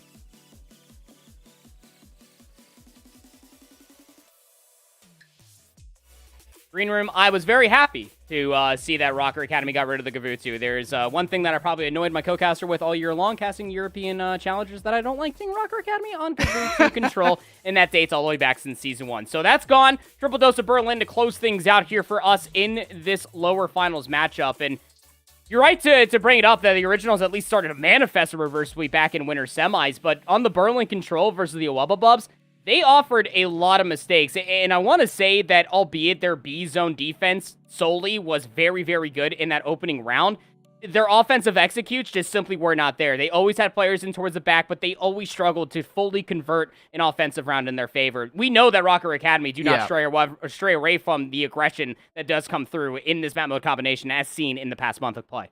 Yeah, I think this is the scary thing for this Rocker Academy roster when it comes to Berlin control. You're going to be expecting the subs to get uber aggressive here. And, you know, Lucky, of course, he rotated towards that sub role, a few months ago now. Look, I think we've been fairly critical of that role change. I still think I am. But for the most part, again, you know, when you've got this kind of try-sub play where Metals, Real, and Lucky are running that sub, and it gets highly aggressive here, it's going to be a problem I think that the Originals will have to deal with. We'll see how well they are able to deal with it. It's going to be the Originals here on the offense to kick things off, and well, as we kind of expect with teams on offense on Berlin, they're going to go straight towards A to try and make this A hit happen and get it out the way. And to be fair, it hasn't gone that badly. Henry, Nolson, Rafi, they all contribute some kills for the Originals, and now maybe they can start to make the progress. Yeah, I mean, you really got to tip it to Rocker Academy. They really went for broke. 3-player struggle, just shell out from the A window, and it actually doesn't work up too terribly for them. I mean, their biggest issue going forward is that Henry is very much so still alive over inside of the alley staircase, so you need to push that through with a pistol. We'll clean them up. So you're only able to walk away with a handful of kills if you are the Originals on your opening offensive attempt, and they're still cycling numbers out to try to at least get a single segment here on A. Lucky and Suckery do come through with some kills now. It's going to give them a little bit of breathing room, but Nolson and Henry still over here, the latter of which has just fallen. So now Nolson going to try and reposition over towards dubsets. Doesn't actually have any help whatsoever. So I think the best idea here, I think, for Nolson would just be to try and help his teammates now, stop any players transferring from middle map towards Broken.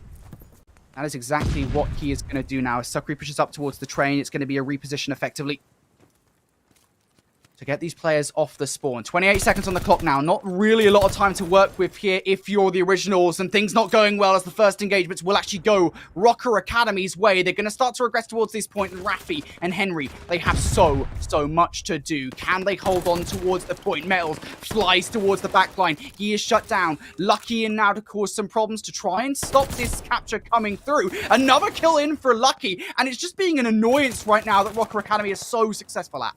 Needed to be able to find that trade that stops some streaks, but you also need to be able to get some zone coverage if you are the Originals. 12 seconds remaining. This is going to be your last hurrah if the kills come through for Rocker Academy, and they're still threatening it. I mean, you have players across the B lane. Up top third is Real, trying to at least fish out a few of these kills, but the third segment is quickly working its way up with 2 more players left on the zone. Real coming through, wants to take down Grad, will not be able to, so an extra 60 seconds will be added onto the clock here. 1 minute 10 now to go. For Rocker Academy, they felt pretty confident in this round. They've shown a lot of exuberance. 17 versus 12 in terms of lives. That's quite a difference. Well, the Originals will have to find a way to chip at. Excuse me. Not got much time to make it happen, but every kill that comes through from Rocker Academy is just worsened in this situation, Andy. Player number 3 as well. Henry starting to piece together a little bit of a streak. Real more than aware of this. The setup defensively for Rocker Academy is pushed up all the way down towards the train tracks because, of course, it is. You're trying to force these players offensively to spawn up towards water. With Rafi, Grad aware with their homework, they have to be able to deal with Sucre in that position. They will finally deal with them, but Henry over by the flank, they go down. Players in the middle of the map can't find much of anything. 25 seconds remaining. Last attempt for the Originals. That was too late, by the way. Sukri did actually end up getting that glide bomb. He was on a 7 spree, so Rocker Academy were very happy with the way this Berlin control has opened up. The Originals now in a 6 versus 15, just 15 seconds left on the clock. No respawns remaining now. This is a flawless defensive hold from Rocker Academy. You could not have asked for a better opening to this Berlin control here as the trio of Originals players left up will retreat. I think if you're lucky here, you just play your life. In the last few seconds, if you can maybe get away with a free kill, why not? It'll give you a 5 spree, but I mean, this has been a solid round. They walk away with a glide bomb, and now Lucky finishes on that 4 spree. Yeah, I mean, look, Valentine's Day was a couple months ago at this point, Brody, but you really got to tip the commitment that Originals had to try to get themselves that A zone originally. It just was not the play. They lost so many lives within transition. It came down to desperation to try to get that B zone converted for themselves, and when they did, they were still down by a whole 4 lives. That at that point, Rocker Academy could just an area they would like. As you were saying, Super able to get themselves that streak. Lucky finessing their life, sitting there on a 4. All right, let's see what Lucky can do off the rip here in round number 2. Rocker Academy feel the best chance they have at winning this offensive round is just going for the classic B approach. That is exactly what they have done. Can Grad come in here and spoil the party? Well, it's a bit of a risky gunfight versus Metals, but he gets it done. And the second versus Sukri too, but we'll feed Real here another kill. And that's 4-0 now for Real. So both Real and Lucky now starting to put together some sprees. That's 5 now for Real as he gets a triple. Sukri over towards the back train, stops Rafi from making a wrap in from behind. That was an attempt at preparation here for a post-B capture play. Doesn't happen, though, from the Originals. For Rocker Academy, this is a flawless start. Yeah, it really is. 2 minutes on the board. 3 life lead in favor of the offensive team. You play as slow as you like. Try to fish out a couple of these picks. Real also more than aware. There's one player over here, but Grad's completely slipped the net. Might be able to see them go inside of Mail, but Grad is going to be that player that could blow this play up. You would think so, but the communication is there. Metals will take them down. And now Real has a nice little opportunity to get themselves in the fire. Streak's coming down now, by the way. Sukri is going to use his to try and take some of those players down on the outer side. That is not going to happen. So I think as far as the Originals are concerned, this is a pretty important moment in the game, right? I mean, the streak is gone. Real now will be the next best hope here for Rocker Academy to regain another one. Grad is keeping an eagle eye on the flank to make sure that Real, or any player really, to his knowledge, doesn't cause any problems. And that is exactly what's going to happen. Grad sniffs out Real. That is another streak down, or another streak really that never happened. One streak that has completely escaped us. Shaving off a minute off the game clock, by the way, are the Originals ever since that B zone was captured by Rocker Academy, able to mitigate it, at least the life lead down to 3. Gotta start dealing with some of these pesky SMG players that are just berating the front line continuously. A little bit of an overextension coming through from Lucky. They will be dealt with, but there's not enough kills, not enough presence for the Originals to get themselves on the backside of P4, forcing Rocker Academy to spawn further out from the situation, so they're going to take their virtues inside a train, try to hold the line here. It really does feel like the Originals seem to have stabilized over the last minute or so, right? I mean, early on in round number 1, they were getting decimated. Early on in round number 2, it felt like Rocker Academy continued that momentum, but it seems to come to a grinding halt here. So Rocker Academy still up in lives, but not really much time to work with. Lucky going to outplay Grad towards the train side. He shuts him down. Grad with 2, though. Nelson with another one. It will leave Real left up all on his lonesome. Real does win that opening engagement with 20 seconds left. You got to feel that Real has a fair bit to do. Not a lot of map control to work with whatsoever, but going to try and make his way through Secret. Is caught off guard by Rafi. Now more direct approach from Rocker Academy. Just 8 seconds left. Can Metals and Lucky do anything about this? Metals going to fall. Lucky, the last player left alive. Time to pull something special out the hat, and he is just not able to. I tell you what, the Originals, they felt a little bit shaky at the start of this control. They seem to have found their way. Yeah, I mean, they got completely ran over, right, as far as the opening engagements were concerned, and it really did feel like that Rocker Academy had their pick of the litter to be able to choose how they wanted to win out that round, whether it was finding themselves isolated engagements, getting Real on the flank. It just all gets snuffed out and significantly dealt with from the Originals in their setups continuously. There was at one point where I was looking at Nolson and Grad, and they had to combine about like 10, maybe 9 kills between the two of them. It's just not good enough. So you just hold the line, you wait for Rocker Academy to make those unforced errors, because of course they have to for the offensive team that time around, but ultimately you stop them from getting that 4th segment, which keeps us all knotted up 3 apiece here in this round 3. I think as far as the Originals are concerned, this has basically been a reset, right? I mean, like, even with the streaks that Rocker Academy had built up, or rather the streak that Rocker Academy had built up early on, then they prevented the ones coming out from Real and Lucky. So this is pretty good, I would say, for the Originals. It's going to get better as well, as these players will aggress on towards A. Henry pushed up as the advanced guard for the roster, will now wrap back around through Secret, and that will leave Rafi as the first player to deal with for Rocker Academy. Grad also there for the support. The first tick is through, so as far as capturing Zone A goes, if they get the second, I mean, they're very happy. But Henry is just lining them up at the moment. That's 3 in a row. A 5 spree from Henry. The Originals, they've captured A. Uh-oh. Not looking too good. 2 more players are all Rafi and Henry need to find. You got yourself a couple of glide bombs for this offensive attempt. You might not even need it. But Rocker Academy are able to already deal with Nolson, who was looking for a forward positioning outside of fire. Real's that player trying to deal with Henry, coming outside of lobby, so that's 1 streak dealt with. Rafi was also taken down on the opposite side. So both streaks nullified, no glide bombs in the back pocket for the Originals, but you have so much time, such a significant life lead to try to break inside this B zone. I will say, if we're talking overall meta quickly for a second here, teams have got a lot better at holding on to B once losing A. We've seen that a fair bit, both in the LCQ this weekend, in Season 4, and in both Boston and New York, but nonetheless, it's going to be a challenge for Rocker Academy, even more so as Rafi, Grad, Henry, they win their ones. And you know what? Sometimes I feel like just never talking at all, to be honest with you, Andy. And it feels like one of those times. The Originals, they've stormed their way on towards the point. They're stacking it as well as anybody from Rocker Academy even going to be able to touch. They will, by the skin of their teeth, come on through, and they do eliminate the players, but that is the tiniest of margins. There was a millisecond before Originals were able to capture that. The percentage of that capture was higher than Lysol kills germs. That was so close to being converted on over, but Henry's still over here trying to create a little bit of a ruckus, has Nolson's assistance over across that B lane. There's the 2-player stack. Rocker Academy did not be able to get here in time. Sukri was going to give themselves a good scholar's try, but the Originals, albeit with a little bit of a struggle there from Metals with the 2-piece at the very end, will be able to take a 1-round lead here into control with an offensive round nonetheless. I can't believe it. The Originals, they seem to have just flipped a switch. I felt like Rocker Academy in round number 1. I gotta be honest. I saw Rocker Academy, the way they were playing round number 1, I thought this was over.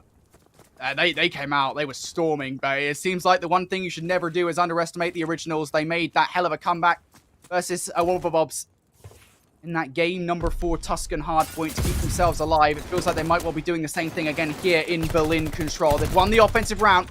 Now it's about closing things out with the defense. That's a good start. Kills coming through from Rafi and Henry to close on towards A. Maybe Sukri can still cause some problems, though, especially as Lucky's able to win 1 inside train. Sukri's still alive here to cause those problems. There's the first kill versus Henry. 1 more to deal with on the outer lane. He's going to trust that one towards his teammates. And to be fair, that's the right decision to make. That player will end up falling now. Rocker Academy back on towards the point. It's such a desperate attempt to try to go for A when you're already down and you need to win an offensive attempt. I mean, that's going to call for Grad to get off of the warehouse because Metals, he's creating a ruckus here inside of the A zone. Is able to find 2, has some assistance by name of Real. That's the second segment already gone. I mean, now if you're the Originals, you just got to chalk this. You don't want to lose more lives. You got to go in towards the B zone defense. What is happening? It just feels like these teams are flip-flopping at the moment. Yeah, I mean, this is Berlin Control, I suppose, but it feels like these teams are just flip-flopping at the moment with just how aggressive and how dominant they're being in these engagements. Oh, goodness, he's just spit on Grad's body. Now for Rocker Academy, the approach on towards B will be easier. They've got a wave of gunfights to work off the back of, but look at these players. They're pushed all the way up in towards dockside. Trenched inside the mailroom. Players you got to deal with. Henry onside steps is going to be dealt with by Real.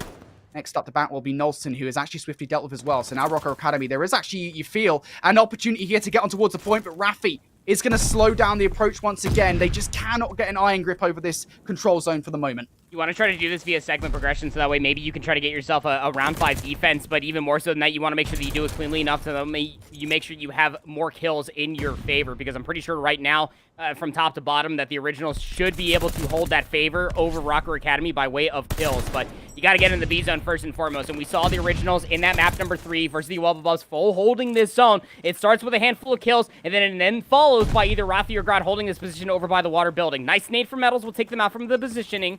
You just got to deal with Henry and Grad inside the zone. Just got to deal with Henry and Grad inside the zone. Just make it sound so easy, Andy. And maybe it is, to be fair. Real gets that first kill versus Henry. Grad is the next up to complete that prophecy.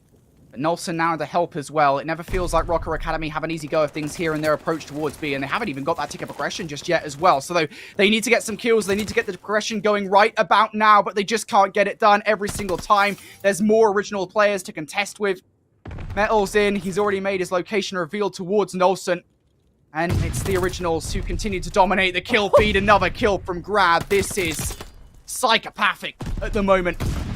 Nelson with another one on towards Lucky. Just 10 seconds left, but the kill feed continues to be the originals. Another one will fall. Can Metals do anything about this in a 4 versus 12? They're just going to pre-fire. You have to imagine he attempts to find his way in. But the originals, what a swing from the start of that control to come back storming in rounds number 3 and 4.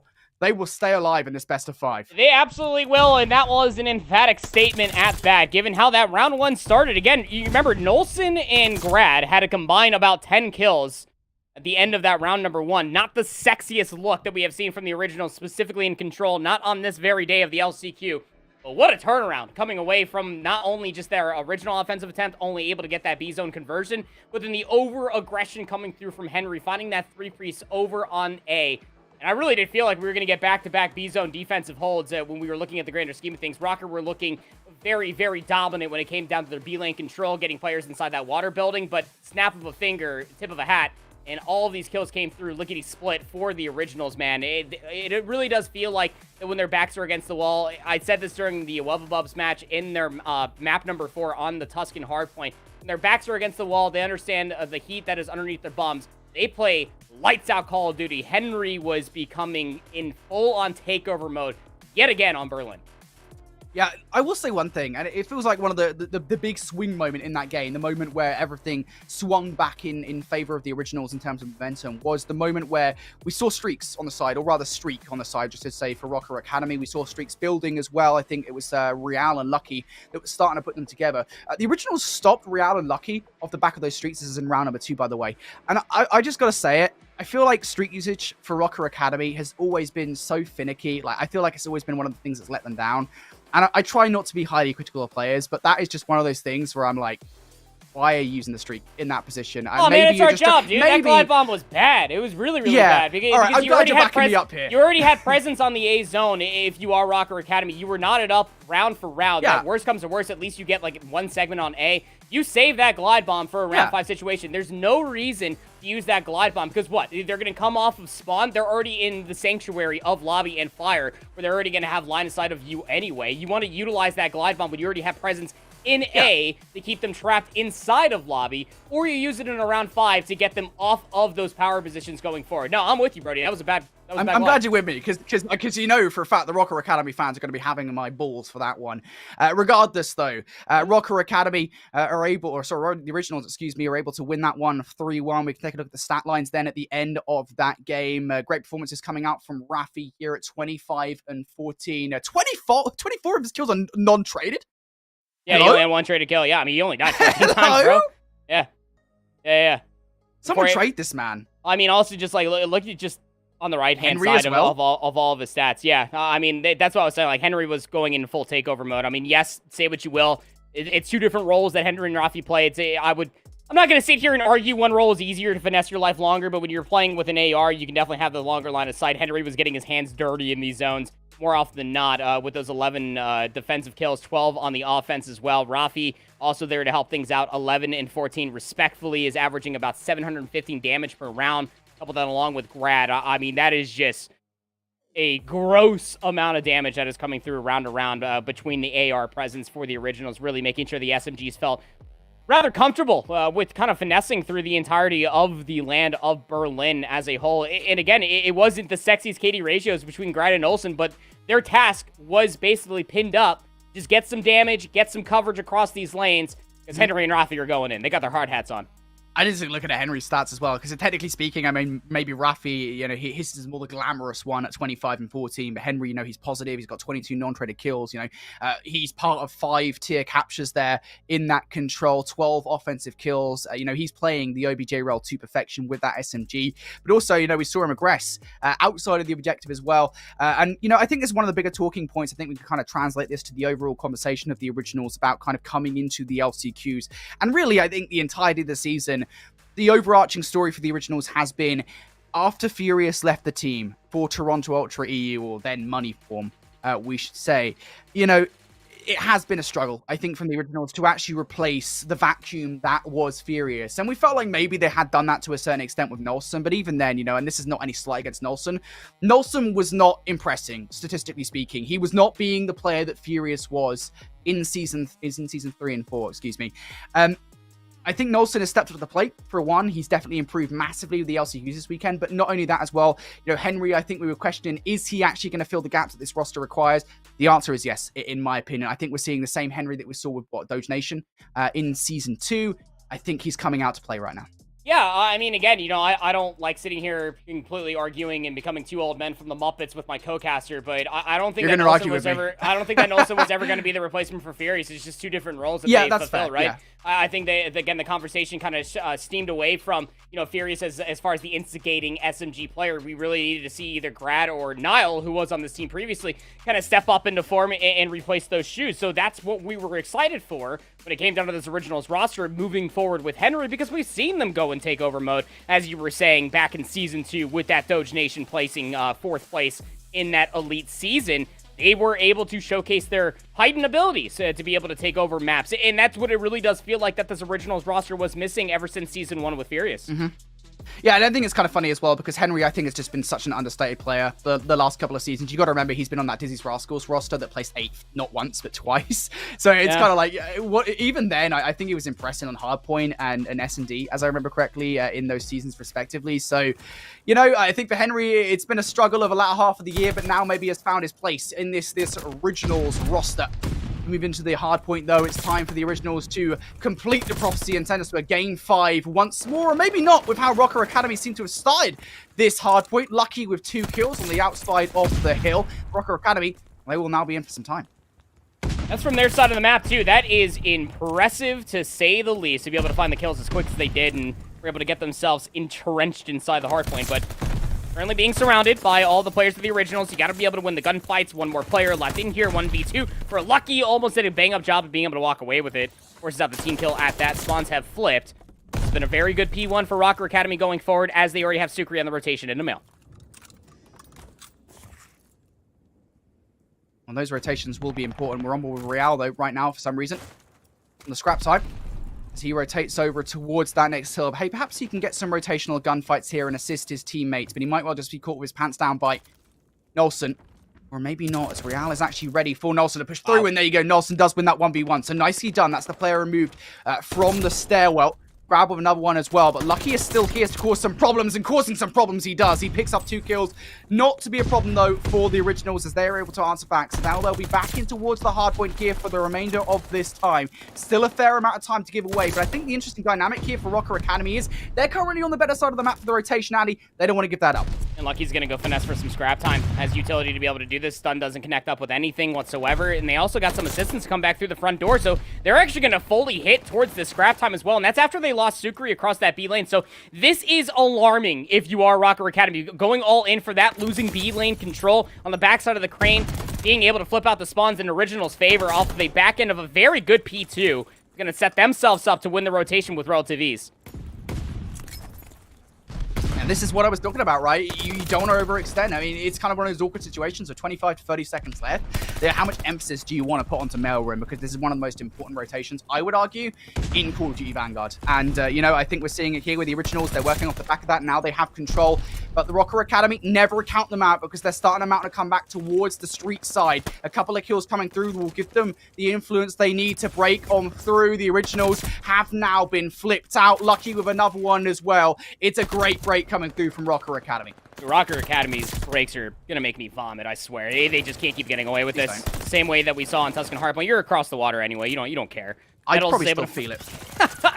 While we're truly connected. What a duo we've been able to manifest for ourselves. But again, Rocker, much like on Tuscan Hardpoint, has just been breaking all these different setups the Originals continuously think that they have set up for themselves. And it's the ARs that really need to lock down these power positions. The SMGs that just need to win the gunfights inside the Hardpoint. You have 2 players, Rafi Nolson, without a single second of Hardpoint time. Those are your ARs that need to be keeping Rocker Academy at bay. And again, on this rotation from 3 to 4, Real already causing a ruckus in towards the back. It's not enough presence to upset the front line for the Originals, but still, that is what is so commanding for Rocker Academy's success to get themselves ready in prime to break these hardpoints. Rocker Academy, they broke last time around. Can they do the same thing once again? This is, I would say, an easier hill to break, generally speaking, and we're seeing that right now as Lucky and Sukri do come through, winning their gunfights with the automatons, and now they will be in, fighting this one from the front as the Originals continue to respawn in that backline. Metals See what he can do now from the front. Looking for the first kill versus Henry. Will not find it. So now next up back will be Lucky on towards this hill. But if anything at the moment, I think for the last 15 seconds or so of time, Rocker Academy happy with the way this hardpoint, I think, has gone, generally speaking, because they kept the originals off a fair bit of time there. And now as we move over towards the broken hardpoint for P5, Rocker Academy, they have themselves positioned well for it. Oh, it's such a big kill from Nolson on Real. Look, a lot of teams can get themselves so much success on P5 if they can continuously cycle players out from top third of Male. So it's a battle on two different fronts, right? I mean, Metals able to at least find Nolson from getting top third of Male. You also had Sukri being able to find an isolated kill on Arapi over by the alleyway. So no entry on two different lanes for the originals ahead of P5. Rocker Academy have the presence to get themselves in for some time, but those power positions are quickly being dealt with. 3 quick kills come through for the originals. Now they can get themselves some time and try to push through ahead of that P1 rotation. That eases a ton of map pressure coming out from the originals there, of course. I mean, they weren't on the better side of the map, right? So Rocker Academy now have control of that, but at the very least now,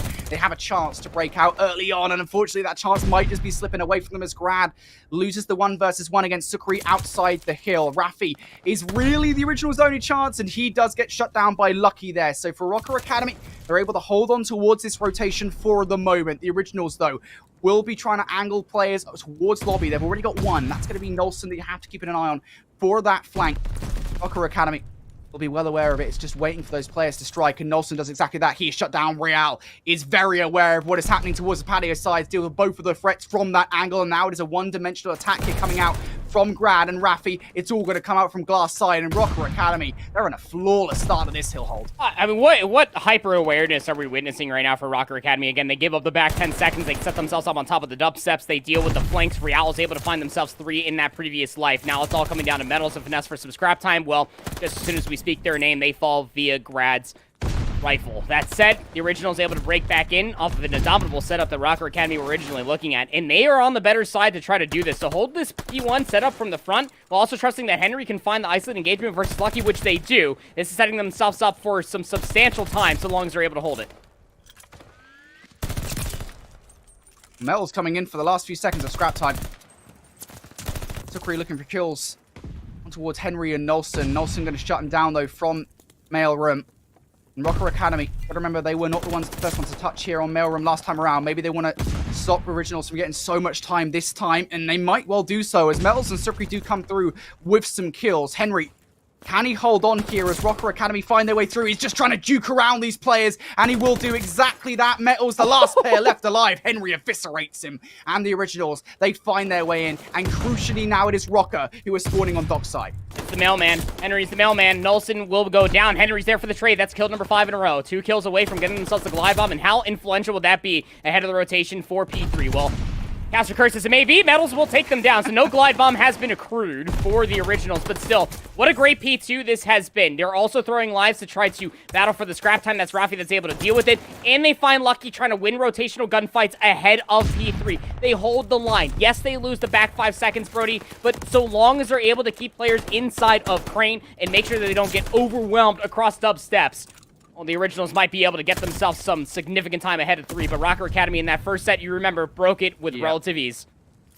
Yeah, they put themselves in the bad position, but they were able to climb back from it. This is an important moment in the game. The originals, 25 seconds in the lead.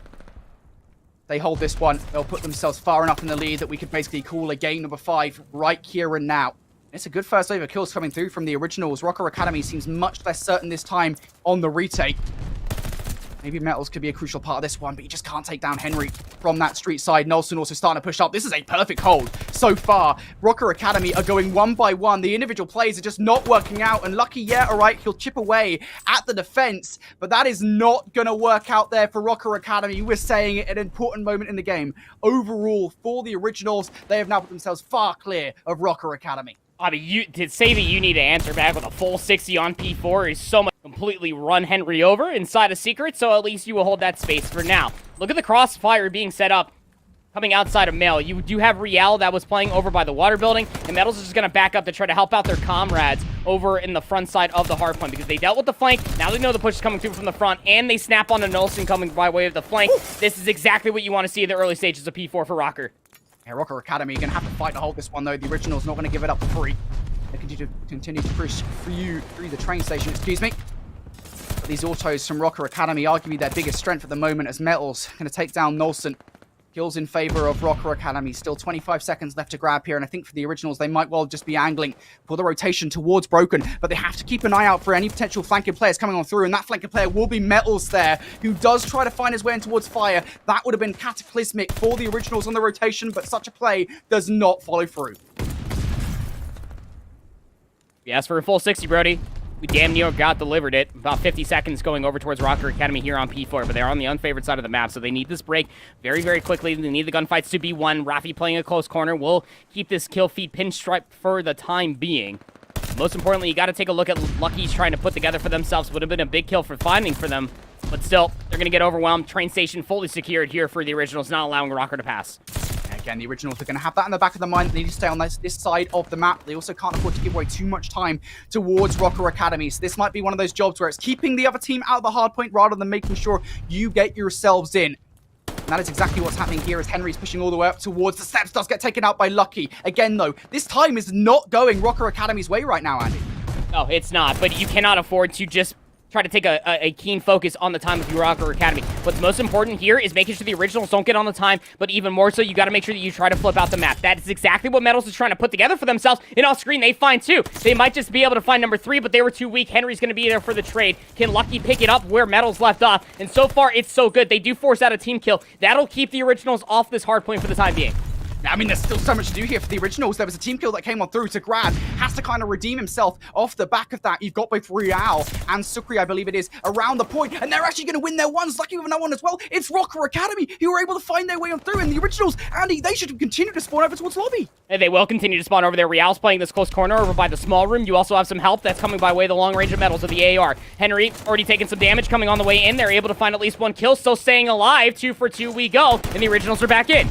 There's still 25 seconds left here. Both of the teams could still close this out, but you got to keep an eye on the rotation as well. That is something that will be at the back of these teams' mind, but that might not even come into play. Rocker Academy, they're in. It's a clean hold, and Rocker Academy might well just close it out here, but here comes players on the flank. Nolson could still upset the party. Rafi, you need to find your way through because Nolson has fallen. It's going to be Rafi all on his own. Rafi with 2! He's going to keep this one in for the Originals. And now as we turn towards the rotation, it is just 2 players over here from Rocker Academy, Metals and Lucky, the former of which is now the only one left alive. He will fall. The Originals gonna be the first team to touch. Rocker Academy trying to find their way on through. 3 players over here. The trade's going down, and now it is just Lucky. It's a 1v2, but he can't get the kill versus Grad. It is chaos right now inside the hardpoint. Metals, though, might well have just put the dagger in this game. Henry, the last player left alive, and Rocker Academy ruin the hopes and dreams of the Originals as they are gonna close this one out.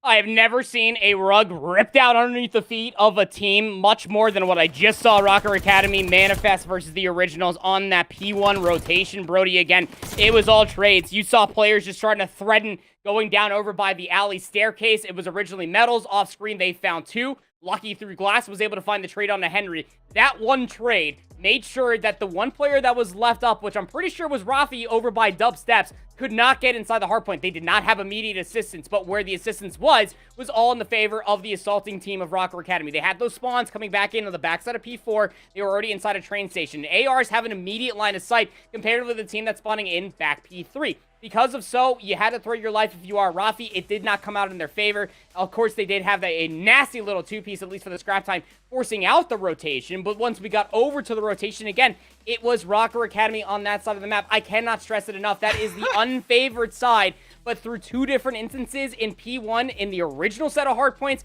they break in, they get the majority of the time. They do it again there in the final set, and they win the rotation over towards P2. When Rocker Academy are truly on their final breath, they let out a gust of air. All right, well, I'll tell you what, we got a treat for you guys at home, because if you guys like the replays, if you guys like the deja vu, our wonderful producer, who is great, by the way, is just going to show us those last 30 seconds once again. Andy, I know you love to break these ones down. Take it away. Yeah, again, you know, here comes Rafi. There's that nasty 2-piece to at least force out the rotation. And take a look at the mini-map as well. You already have Grad that's in there. A second set of hesitation comes through from Nolson to either try to help out their comrade inside of P2. They actually take this as an opportunity to fully pinch around. By doing so, they left up some of the flank, and that is exactly where Real came from. That was such a big kill on the Nolson. It just opened up the floodgates for all the different angles that were able to get fished out continuously. As you called out, chaos on the hard point, and it just came through for who was going to be the snappier SMG. And I would definitely say one of the two that were the snappier was definitely Metals there at the final end, being able to find that kill, buying so much time for their teammates to come back through. 15 of Metals' kills in total. The 31 were on the objective itself for 1:11 worth of hardpoint time. That is absurd for Metals to be able to find for themselves. Couple that along with Lucky for a combined 63 total kills for 2 SMGs, or for 2 flexes, I should say, is absolutely absurd to be able to find across the map when it is that close.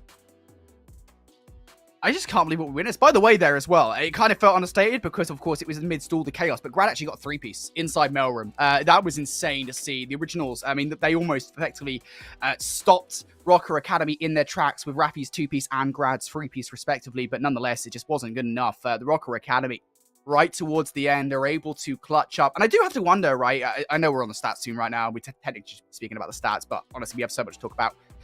With that game number 4, I do have to wonder, you know, how much of that comes down to the decision-making that was made on P5, right? Because you got to think, neither team were able to get much time at all off that P5 hardpoint, and it felt very clear the decision was made from the originals there to not go for that, to just try and make sure that Rocker Academy didn't get that time. Well, that was their job, right? I mean, they had the leader's advantage. They wanted to make sure they held on towards those back P3 spawns, making sure that they always had the statue in their favor, making sure that nobody from Rocker Academy were trying to get themselves in those favored spawns. But because you weren't seeing any focus for Rocker Academy on the scrap time, apart from maybe trying to find a kill to keep the originals off of that time, you should have gone all in at that point. You should have completely conceded the back 12, 15 seconds, because that was a lot shorter of the lead than what they had going in towards P1. To make sure that they were set up on dub steps, on the statue, put a player inside P3. Essentially, it should have been an opening rip experience for the originals. Instead of constantly setting players for some scrap time, you didn't need it at that point. You just wanted to make sure that, one, your flank was secure, make sure that the front was not being finessed by Metals over by the alleyway. Both of those two things were not were not secured for the originals, and Rocker absolutely just pounced on that error that came through. Alrighty, well, Rocker Academy, 3-1, the originals. The originals are out in 3rd place. They will not be making their way towards the 2022 Challengers Finals. And you know what that leaves us, Andy? It leaves us an all-Spanish face-off in the Grand Finals. A rematch of our upper bracket final. Rocker Academy will be taking on AIM Esports once again. And I'll be honest, you know, I don't want to be biased, but I kind of hope this one isn't a 3-0 this time around. Of course, the other thing is there's potential for a bracket reset. Who knows how this is going to go. I will say, you know, it was a 3-0, but that does not do justice to how close those games actually were between Rocker Academy and AIM Esports. So it's going to be a banger. I'm not going to ask you for predictions because I wouldn't do that to you, Andy, but we know you always support because you're a big AIM lover. We know that. Regardless, cannot wait, You weren't mate. going to ask for my predictions. You just throw it underneath, you know, whatever. We're done. No, why would I ask you? I'm not going to do that to you. I'm not going to do that to you. Regardless, we're going to send it to a break. When we return, it's the Grand Finals. Only one of the remaining 2 teams can make it to Los Angeles for the Challengers Finals 2022. Let's see who makes it.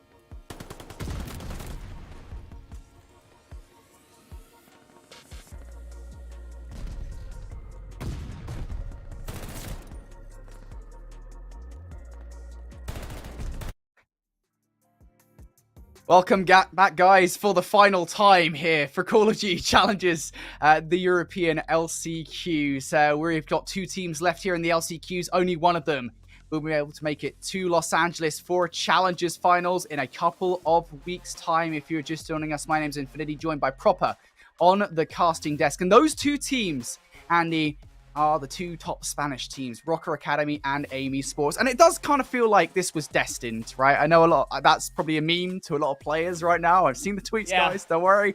But I feel like the amount of times that these 2 teams have kind of topped the European charts, of course, outside Toronto and Walker, who already sit in finals, it feels like we've seen this so often. I mean, El Clasico, whatever it may be called at this point, we already have 1 Spanish player going to Challengers Finals in Vickle for Toronto Ultra NA. It's a guaranteed 5 now going to be competing at the very least.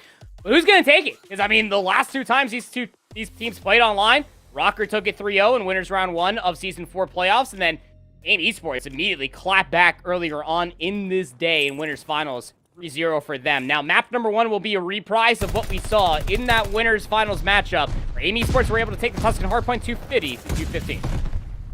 Alrighty, well, in towards this hardpoint we go. We're wasting no time whatsoever to get in towards what could be the final series of the day. I remind a few folks at home, there's technically could be potential for a second best of 5. That is if Rocker Academy win the first. If Amy Sports win it, they are done. They are through to Los Angeles. They're through to the Challengers Final, joining Toronto Ultra Academy, EU, and Team War in that endeavor. But in towards the hardpoint we go now. It is going to be Aim, currently sitting inside the kill. Eric Boom with 3. Huge to guarantee this rotation. Unfortunately for him, though, Rocker Academy will spawn right in front of him. Yeah, they'll still spawn on the backside of Church, but it doesn't mean their setup is a strong one, right? I mean, you still have 8 seconds while P1 is active to try to make this break attempt happen for yourselves. And well, you already have Yako that's able to slip the net. He's already back column. Lucky's trying to chase him. Should be able to find that kill because, I mean, Yako is incredibly weak. Has some help now from Super, but can't lock away a kill either. Still 35 seconds. Aim Esports were able to tack on over from P1. Now comes down to Rocker to answer back. And this rotation towards New is never really guaranteed, is it? Especially when these kills starting to come through from Aim Esports. Eric Boom seems to have slipped the net, but nice nade from Metals will land right at feet and take him out of the equation. So Rocker Academy here still with a chance of getting backing towards the hill. Real, though, will end up falling. Trades galore, but it is Metals now who picks up 2. And Rocker Academy potentially in for some time, but they didn't quite expect Journey to be situated on the steps. He is looking to cause some problems, but Metals with yet another 2-piece. And early on here, Metals now on 5 in a row, a couple more kills. We have a glide bomb to his name, and we know how potent those things can be here on Tuscan. I wish my hipfire pistol mantle kill could have gone through that cleanly. Metal's now on 6. Looking for kill number 7. He's not going to be able to find it on this backside. I mean, not unless you at least have a few players to maybe try to force out some scrap time, but it doesn't seem that Yako nor Journey want anything to do with that. Trying to get coverage in the middle of the map. 3-player strong, keep in mind you. And off-screen, Eric Boom is able to take down Metal, so no glide bomb achieved for Rocker Academy, but they are set up early for 3. Yako looking to put a puncture into the defense early on here for Rocker Academy. Journey with another one as well, and that's going to do it. There's nobody towards the back right. Metals is actually situated closer towards that back building, and that will enable Journey to get on towards the point. Unfortunately, they're not actually able to take advantage of that. Metals is able to reposition towards that back position, and now Journey is going to be shut down off the back of it. Aim Esports here cannot find their way through. This has been a rock-solid defense from Rocker Academy so far, but Aim are not quite the roster to give up easily. They will continue to hit this one. Super from Fire. Just lay down towards the fountain. There's no real reason to try and aggress towards Metals here. He is the player that will need to move to take you out, and, well, he will do exactly that. Nice nade from Suka to take out that player. The scrap time will be Rocker Academy's, but over towards the church we go for a new set of rotations, and the gunfight's already going down in favor of Aim. Yeah, the only unfortunate part is that Real doesn't have help back here for Rocker Academy, but he will at least get some respect into the space that they have been finding in towards the back. And well, Aim Esports is just going to leave him back here because there's been little to no success on the opposite lanes for any assistance to come back for young Real. Now finally bringing themselves the virtues back off the respawn screen. Lucky the player pushed up furthest over by the B ramp, but I mean, Rocker Academy cannot cleanly get across the 50-yard line. It's tough, isn't it? When Aim are facing you down, but not so tough for Real, who just slices his way on in off the back of the 2-piece. But Aim respawning like they are, will find their way back on through. Super will but fall, so Metals with yet another 2-piece. And that's what he's been third or fourth this game so far. He's having a hell of a time. 11-6. Good start for this man, but the fight with this hill will continue as Amy Sports look to soak up the scrap time. I think that one should secure, excuse me. Rocker Academy now will be focusing in on that next rotation. They haven't exactly got it just yet, and this could actually be a really important moment here for AIM Esports. They might well be the first one to touch as these guys now butt heads on this new rotation. Yako tries to sit in behind the door, is punished for his insolence. Rocker Academy not looking to get this one up. Chef Eric Boom comes through with 2, and now the last couple of players from Rocker Academy, can they hold on? There was only one player that was on the lower staircase trying to at least influence the rotation for Rocker Academy, but, I mean, stuns, nades, everything else in between on point for AIM Esports to come through the patio side to break themselves back inside. Team nades not going to help out your virtues, but it doesn't matter when you're getting trades via SMGs the way that we're seeing AIM Esports put themselves together here on P5. They have bottom well presence, and they're keeping all of Rocker FA outside that door. Can we get, like, a team nade counter going? Somebody in chat, someone... Closer to 20. Yeah, it's closer to double figures at least at this point. It's a crazy high amount from what we've seen today. Just so many, and that's another one there that will not help AIM. But nonetheless, they will get the scrap time regardless, and they put some serious distance between themselves and Rocker Academy now, and that was off the back of that P5 or P4 to P5 rotation, excuse me. Now, though, back over towards P1 we go, and it should be Rocker Academy touching this one first. 60 points behind AIM. You do kind of have to feel like at this point in the game, Andy, that they do need a solid hold here. Yeah, they really do. And P1 could be a perfect moment to try to turn it into a money hill. AIM Esports, though, they're knocking on the door, trying to send at least Eric Boom early on. Team nade, again, will plague AIM Esports. Won't allow to get Eric in view freely. You also have lurking members like Lucky, 16 and 13 for them coming away in towards the second set of hardpoints is going to keep AIM Esports honest, being able to at least find one kill over towards top field. And that's all the information you need if you're Rocker Academy. This has been an unanswered 24, 25, maybe even 30 seconds. Yeah, good hold here from Rocker Academy. We said they needed to do so to make sure that they didn't give too much time away from AIM Esports. As we say it, though, AIM Esports will now be in for the remainder of this time. I think what I'm more curious about here, regardless of this scrap time gunfight that will go the way of Lucky, is kind of what the rotation looks like from Rocker Academy, right? As we say that, Sukri tries to make his way through maps and is punished for that by Super. So AIM Esports will be the first team to touch here. How quickly of a break do we see come through, though, from the Rocker Academy side? You've got one player towards the back line. That is going to be Journey. Rocker Academy looking to make their way through both that backline and through maps. The latter two players here, Sukri and Real. Can they find their way through? Sukri with one, Real with another. It is just Super now left up on towards the hard point. He's in a 1 versus 2 while the rest of the team spawn up towards the backline. He does win one of those gunfights, and that should buy his team some time. It should, right? Eric Boom is flying on the backside of column. Is Lucky going to be aware of this? Well, had some idea, but 30 seconds still left to fight over here on P2 in Rocker Academy. They are forced to try to fight for this scrap time, but the biggest issue is that they're also tunnel visioned on the front, and nobody's going to read that the flank comes through from the back, and Yaku will shut down any sort of reinforcements while super zoning away top flat. 12 and 9 for the kids. Number 1 statistical player through a multitude of different seasons of the Elite is really sinking their teeth in towards this map number 1 of Grand Finals with a 40-point buffer over Rocker Academy. Alrighty, well, AIM Esports currently in the lead here in this game. We talk about the rotation once again in this Rocker Academy, who will be touching first this time around. They're trying to remove some of these players from fire. Real just going to be laying down outside the window. You never quite expect him this time around. Journey should, but it doesn't matter. Real's going to win the gunfight regardless. Now, Super trying to contest him. Real with 3. He is staunch on the defense of that window. Ain't nobody getting through him. Just one player has managed to split the net. It's Eric Boom, who does actually pick up 1 kill. Wait. The second as well. Hello? How has Eric Boom gotten away with that? There's just no reason that Eric Boom should have gotten inside a wine for free and got away with 2 kills on the backside of the half wall. Just inexcusable for Rocker Academy, making sure that their flanks are not secured in AIM Esports. They're absolutely feasting on it. 17 seconds still left to soak over here on P3, and Rocker Academy, they're forced to concede. No player pushed up through the middle of the map. They have to go all in for a strengthy P4 setup. Rocker Academy, once again, in control of the rotation. They have been for the last 3 or 4 hardpoints. AIM Esports. Oh, they've broken in when they need to, and that's kept this lead at about 40-50 points. Maybe they can do it once again here as Journey looking to make his way through. His teammate Eric Boom, who was with him, has actually fallen. Journey's still somehow alive, has the support of Super, who right in from behind him is kind of using like a meat shield. Super still alive inside this hardpoint, by the way. Doesn't really have much support, though. It is Eric Boom back at it again with the MP40, looking to get some kills. Almost gets that second on towards Lucky, but at the end of the day, it feels like AIM at the moment, they're kind of just going in one by one, and Rocker Academy, they're just deep grinding them through.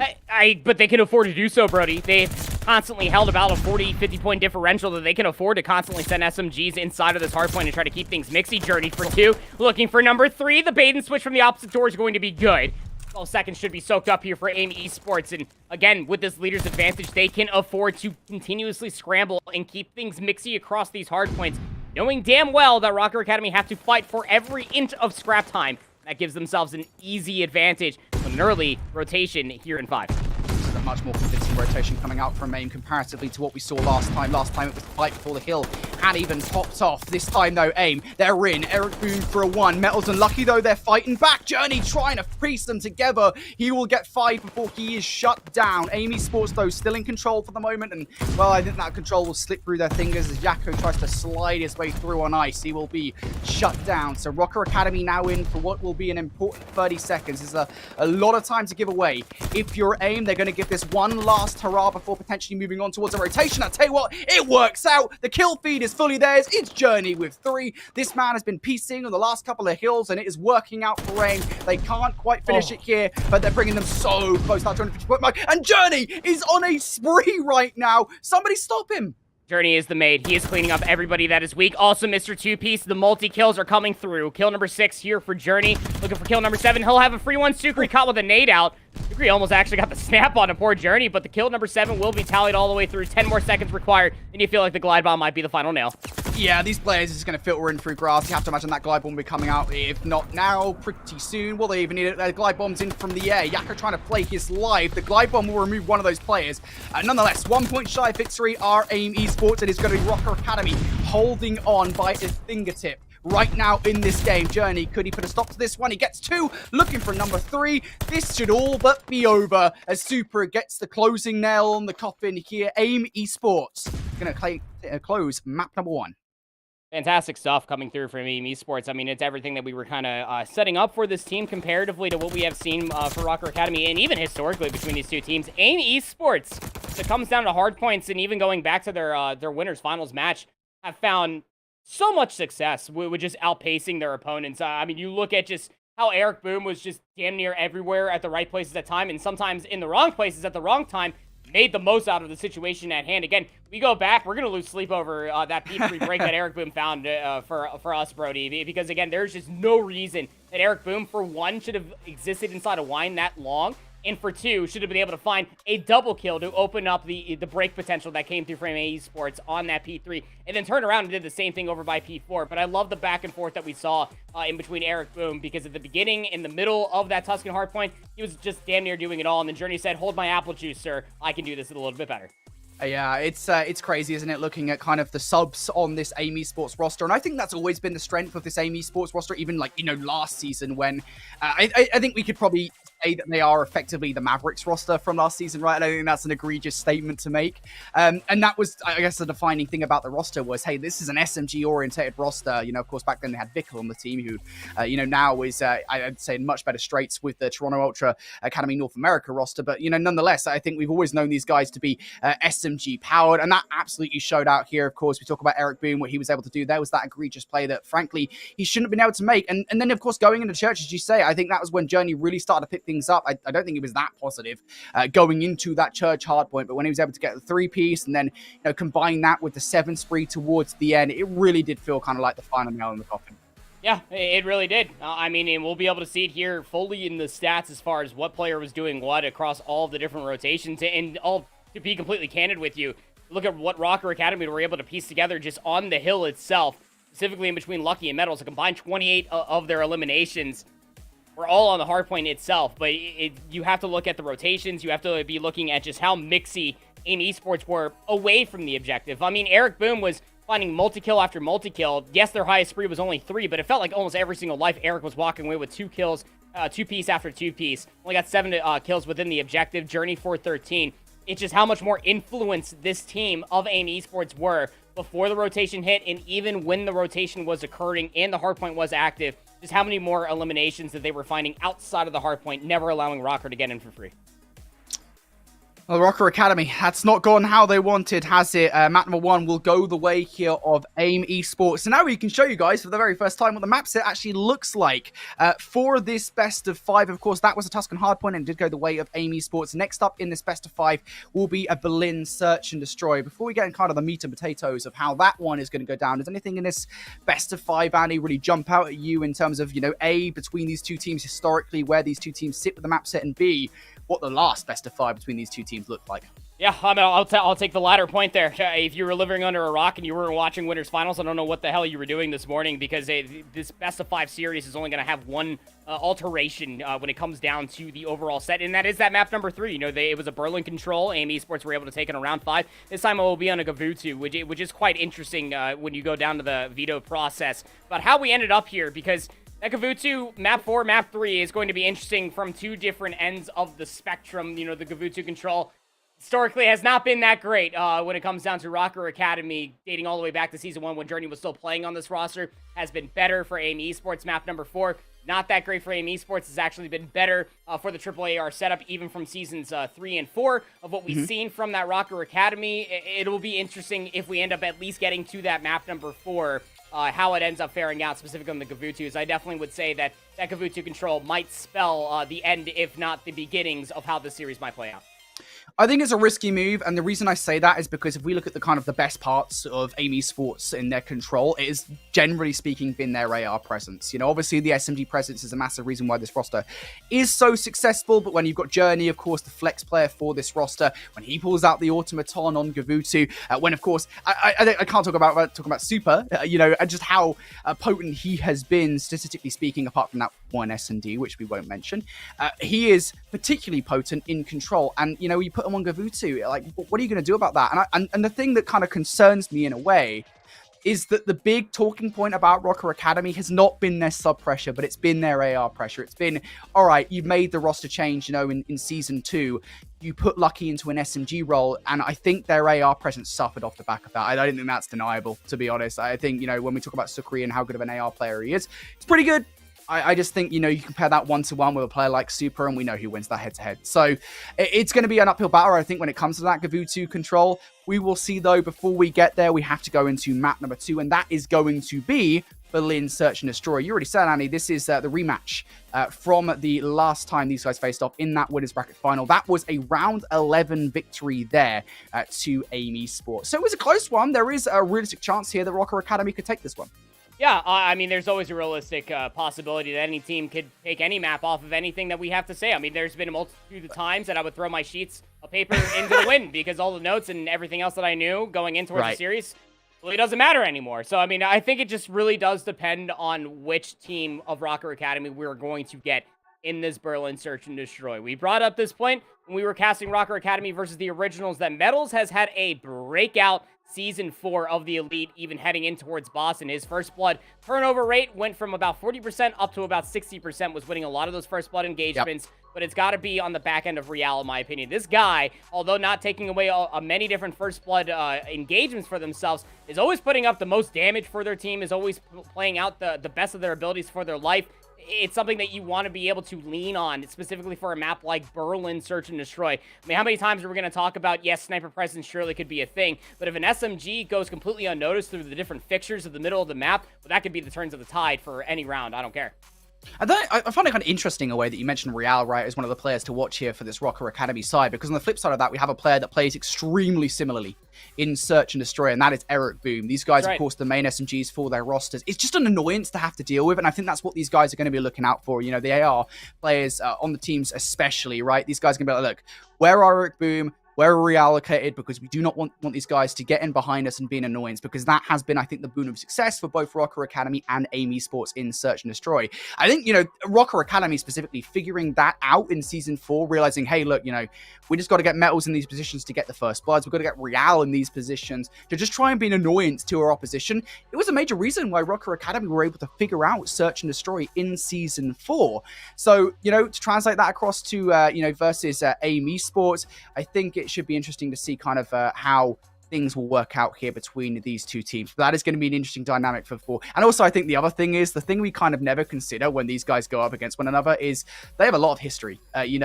Between all the years these guys have been competing in competitive Call of Duty, these are, outside of Vickle, the top 8 Spanish players, at least to my memory. I actually don't think even in the last few years, maybe like Torres is the only other player that comes to mind, and that's probably a controversial pick for reasons.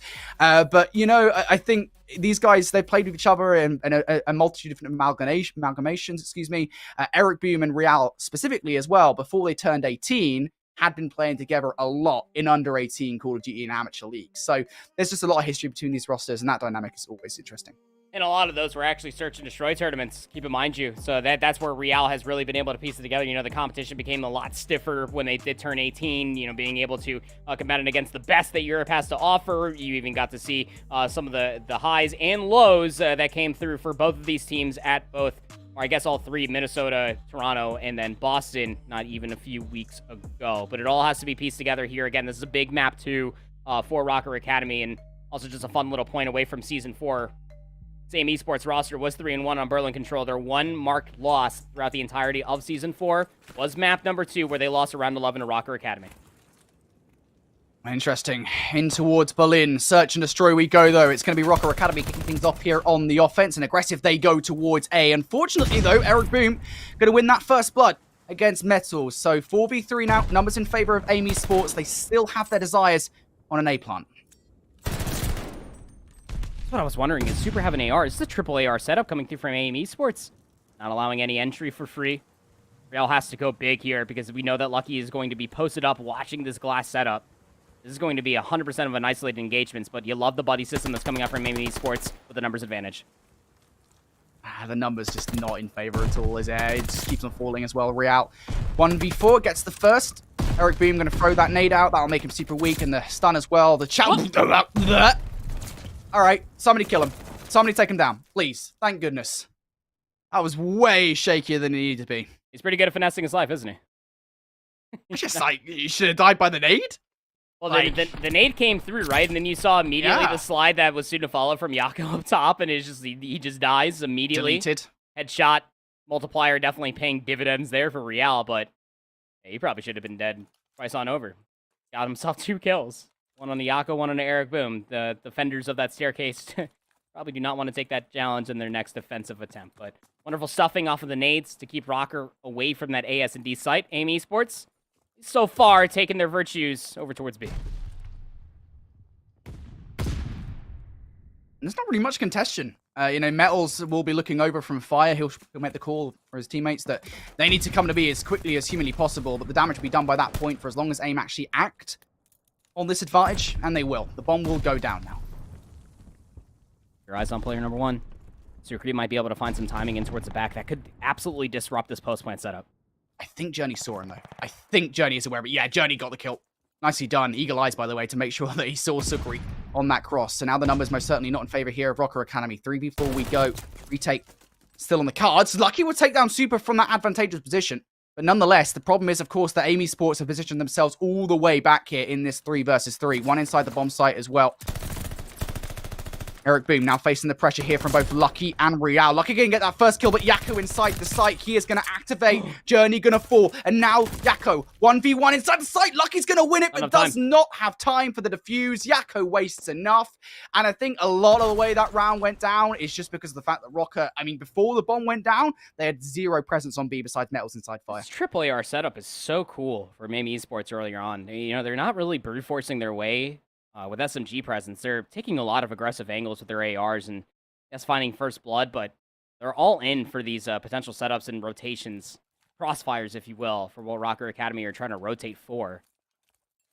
This is all just on the back end. Again, Yako has to play the most difficult role in that entire B execute. Plants the bomb, has to at least find one inside the site. They do well to at least find the first. It's just about exhausting some time.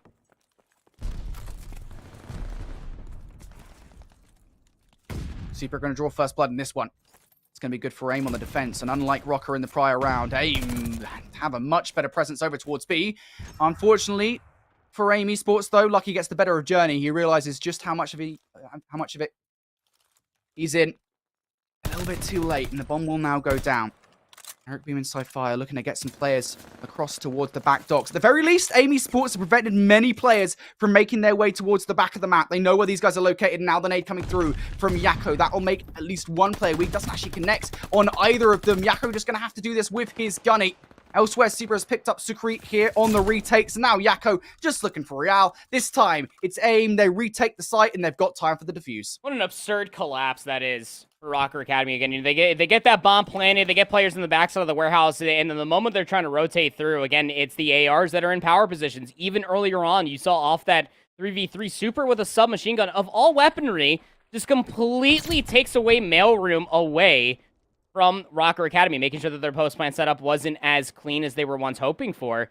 And the warehouse players just couldn't even get there for free. They couldn't get that rotation out from the BSnD site, and you had just players watching that rotation from fire across that B lane to potentially get inside that warehouse. Every single I is dotted. All T's have been crossed for AIM Esports so far in these 3 rounds. AIM Esports been flawless. Rocker Academy to find a way to get a grasp on this round pretty quickly, and that's certainly not going to help. You were talking about this triple AR setup that we were seeing from AIM Esports. I'll be honest, I think it's just because the Automaton is just disgusting on Call of Duty Vanguard. That's not bad. It's not a bad weapon whatsoever. There's a reason I use it in ranked play. Probably doesn't help that much, but nonetheless, it will help AIM Esports here. 4v2 we go, and Super will make it even worse. Real doesn't even have a nade to get himself out the round, so you're going to have to find a way out of this, probably out the map. Take a swim. Oh, no, he's just going to take the high road. Oh, wow. I didn't even know you could get up that far. I kind of wonder. I mean, it's a theoretical thing, but could you just get to that position and get a kill on towards patio? I'm not going to give anybody ideas. I should not be giving Celium ideas. Brody, we have champs in a few... You can't be talking about these obscene things, I mean, man. To be fair, these players think about that. I know what I'm trying after this match, though. I'm not going to lie. I don't think that's going to help you. I'll be honest. Probably not. Probably not. 4 rounds all in the favor of AIM Esports. Again, you know, triple AR, albeit the weapon very, very goated at this point in time. It's just really nice to see how AIM Esports are just manipulating the pace. It's just crazy. AIM Esports, they really do feel like they've stepped up a notch, and it's going to be yet another gear found here for AIM Esports as Yako draws not just the first blood, but the second as well. Rocker Academy yet find themselves defeated. 2 versus 3, though. This is still possible. You've got 60 seconds to work with. I think the bigger problem for Rocker Academy is they sent that bomb right towards the site, and they got to retrieve it. Yeah. I mean, they have no immediate information as far as where some of these players are at. Lucky's going to turn on the windshield wiper, see if anybody's in the backside of the water building. They won't find anything. 3 players for AIM Esports, Yako, Journey, Super, all on their side of the map, even still, knowing that they don't have to make an aggressive move. I think that Lucky has actually been spotted out here as well by Yako. Nonetheless, Lucky's free to move. Sukri makes a little bit of noise over towards B. Might be trying to draw some of these players in. Of course, that's not going to work out. And as soon as one of these players picks up the bomb, Rocker Academy, or AIM Esports, excuse me, will know what's up. And there it is. The bomb will go through. They'll get the notification that that bomb has now been picked up. 15 seconds left. And there you go. Yako going to work off that information. Just takes the easy kill on towards Stukri. Super looking to finish things out with a sniper rifle. Goes for the rat. It doesn't really matter that much. There's no way these guys are getting peace since they're on opposite sides of the bomb site. And yeah, that round, it really felt like it was over pretty early on. It was, absolutely, because Yako found a 2-piece outside of glass, and that bomb patty-caked itself on the stairs just outside of the ASnD site. I mean, these are just things that need to be immediately traded out, if not completely nullified. I mean, there's just no reason why it shouldn't have been a 1-for-1 instance, if not have an AR on the top plat, to even watch that play happen, if not just break the glass, nade through, get some stuns in. There's so many people for Rocker Academy at the end of these very close rounds that still have full utility. Just can't let that happen. 5 rounds in, all in the favor of AIM Esports. Sukri still sitting on a goose egg.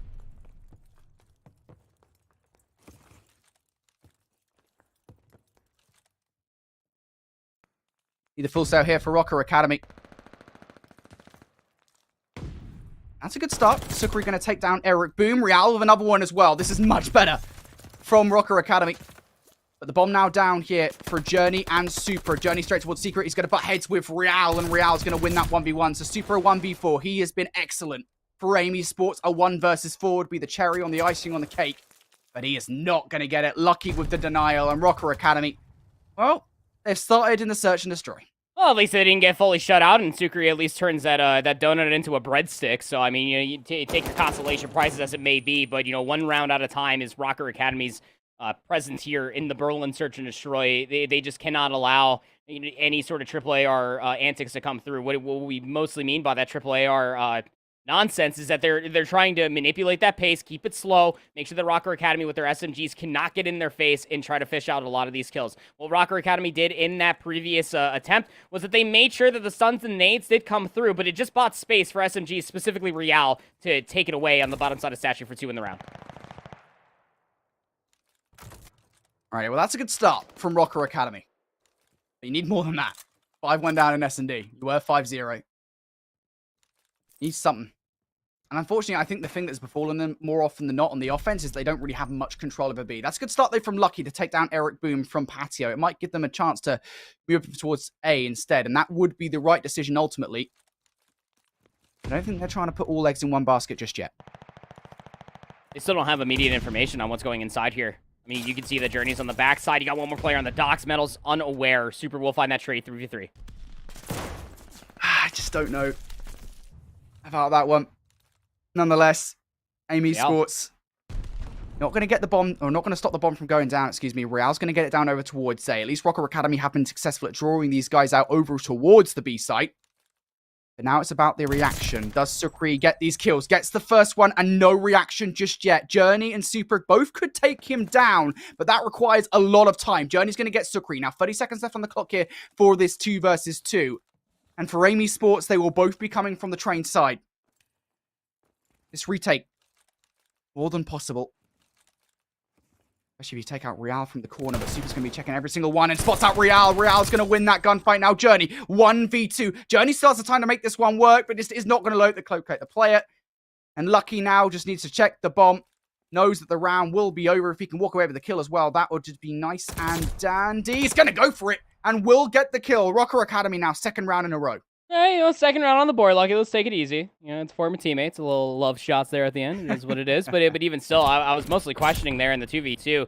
Did Lucky find any other weapon? Because we saw them with a Kar 98K early, was able to find that first blood, and they had to do it all with the Rat pistol. But that's a 50-50 guess when you're coming through from the train station side. Do we come up through the alley staircase, or do we just brute force our way through glass? And Amy Sports, albeit they did brute force their way through glass. Real only had to find 1 and damage onto the 2nd. They did that plus some more. 2 rounds in a row for Rocker Academy. Let's see if they can put themselves in favor of another offensive attempt.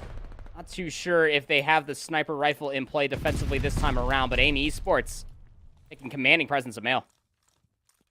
I don't know if Super saw one of those players, by the way, near the tank. Too sure if that information was given away. Either way, Amy Sports in the advantage. Oh, Super gets decimated from top third. Jacko falls as well, and how quickly this round has changed hands. Rocker Academy now most certainly in the driving seat. Now, for Amy Sports, they want to get the bomb down over towards A. Oh my goodness me. Real to take down Eric Boom. Now Journey in the 1 versus 3. Looking for the first kill. Doesn't even get it. Versus Real. Rocker Academy. 3 rounds on the bounce. And Amy Sports just can't finish out. Real's so annoying to play against. I think it's rightfully so that he's rocking the Atlanta FaZe banner and logo. He's just so annoying to play against. So he's just behind that desk. Trigger discipline comes through. Communication soon to follow. Probably heard a door or some glass break, and then just jumps out from the door, finds the first, lays prone behind the desk. Probably assuming that he probably got the hell out of dodge. No, he just went prone behind the desk. Lucky 10-4, by the way, on 4 in a row. I want to talk about bringing yourself back from the desk. How about getting some streaks? But you definitely need that bomb. Love that call from Lucky to go back and retrieve the objective.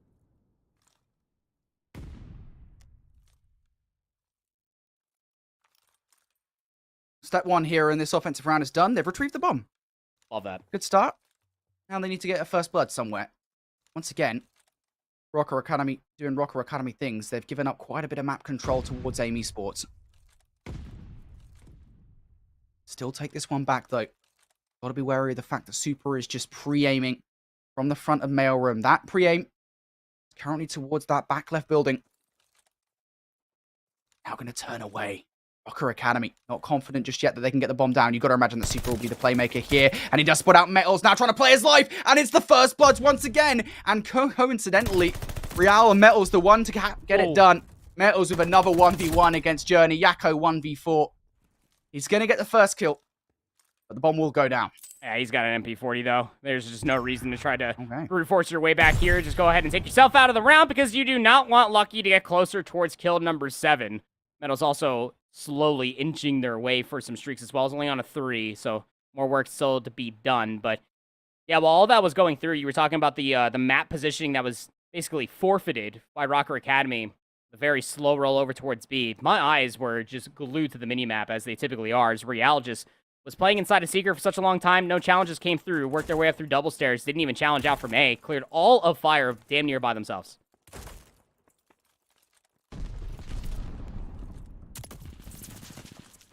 Alrighty. Rocker Academy, 4 rounds in a row here. They are looking venomous at the moment. Journey just looking for a way to close things out. Quite a lot of noise on towards the A site. Looking to get the bomb down. Isn't able to get it done. Quite a lot of pressure coming through right now from Rocker Academy, but none of it mounting to a kill. Amy Sports will be grateful for that much, but they just look so uneasy at the moment. Even if you try to exit that door, look, Real is just holding it, sprays through the door as well. All of AIM Esports trapped in here. They can't comfortably get this bomb down either without a pick and not being able to clear away the backside of double stairs. And even if they try to exit again, that is currently being watched. Might come down to Eric Boom, maybe try to find a cheeky angle, try to find some good timing, be able to help out their comrades get this bomb planted. Oh, those are gross shots.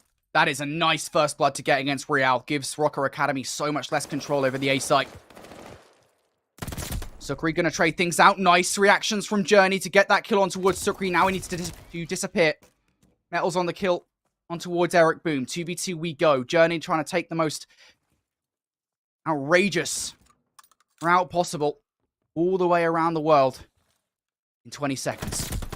Journey looking for the kill and we'll find it versus Metals. And now all of this relies on Lucky. A 1 versus 2 for the Season 1 MVP. He can't get it done. And it takes AIM 5 rounds. They're able to close things out 6-4. A much less dominant and a much less scary scoreline for Rocker Academy. But nonetheless, what's more scary than being 2-0 down, 1 map away from losing your chance at finals? You gotta reverse sweep AIM Esports to just reset the bracket. Like, you're not even done if you just reverse sweep them. And we even saw, we were watching the veto chat as well come through, that Lucky was just like, look, can we get some time here? They've been playing COD for the past, what is it now, like 8 hours or something like that. Like, they needed some breath, a fresh air to come through, but that Berlin Search and Destroy just earlier on was not it. The triple AR setup continuously coming through from AIM Esports. They were dictating the pace in the spawn area before they even started. Nades were coming through, AR angles, crossfires galore, you name it.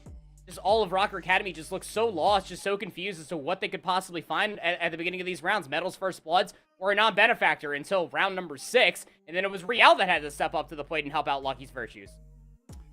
I just think that SnD was so crazy. I think early on, I think from AIM Esports, the way that they looked, they were just so confident. It was a consistent first blood win percentage for that AIM Esports roster. You know, that said, it did get very scary in the middle portion of the Search and Destroy when Rocker Academy started to climb their way back on through, especially since I think it was Real, Lucky, and Metals. All of them started to put a streak together in the middle. I thought, oh, goodness me, if they get like a couple more rounds in here where they don't die, things are going to be looking very scary into a prospective round number 10 or 11. But nonetheless, it will be AIM that will be coming out on top here. And that is a team performance if I've ever seen one from the roster. Yeah, I mean, totally. And a big team performance coming all the way through. Eric Boom with those 3 first bloods. I want to say that 2 of them were by way of the AR presence that they were bringing over towards that B lane. The third of which was with an SMG. Regardless of the matter, just AIM Esports dominating the early stages of every single round. The legwork being put in, sure. Lucky KD ratio obviously stands out above everybody else, being double positive, 10-5, helping out a lot of the endeavors with their Kar 98K play, but obviously had to put that away. Needed a lot more presence up front with the SMG and the ARs because, I mean, Real, as much as they were trying to help out Metals for any sort of first blood escapade, they weren't getting as much help from Sukri, who was losing that long-range AR battle more often than not to their former teammate. AIM Esports 2-0 up. I do want to say very quickly before we get into game number 3, and I know this is probably going to be tempting fate with a caster curse of somewhat, but it is an interesting statistic, isn't it, that AIM Esports today, I believe they haven't even dropped a single map. They've 3-0'd everybody. Through winners round 1, through winners semi-final, through winners final.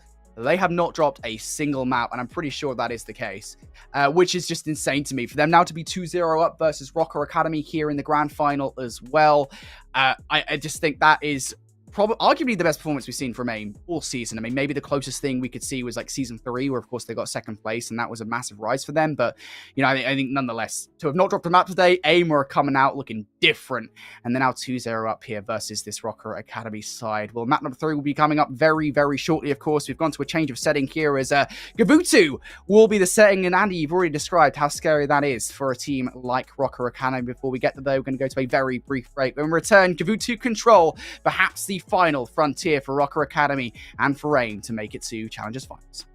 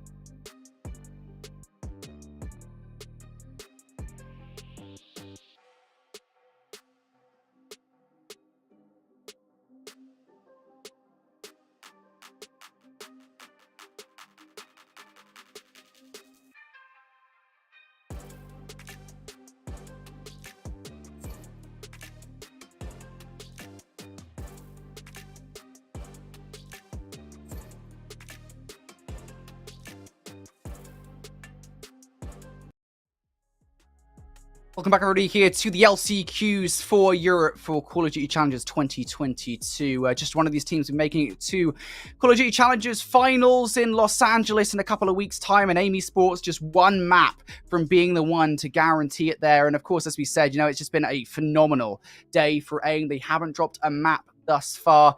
They're looking to make it to Los Angeles in a flawless manner. Annie, next up, it's going to be Gavutu Control, a change of setting from what we saw in the Winners Bracket Final. Yeah, it absolutely will be. You know, in those Winners Finals, what we ended up at least seeing the control go in the way of AIM Esports, but that was on a Burr lane where they could continuously keep the pace set up higher and higher. Now, on a map like Gavutu, obviously the ARs will be coming out to play.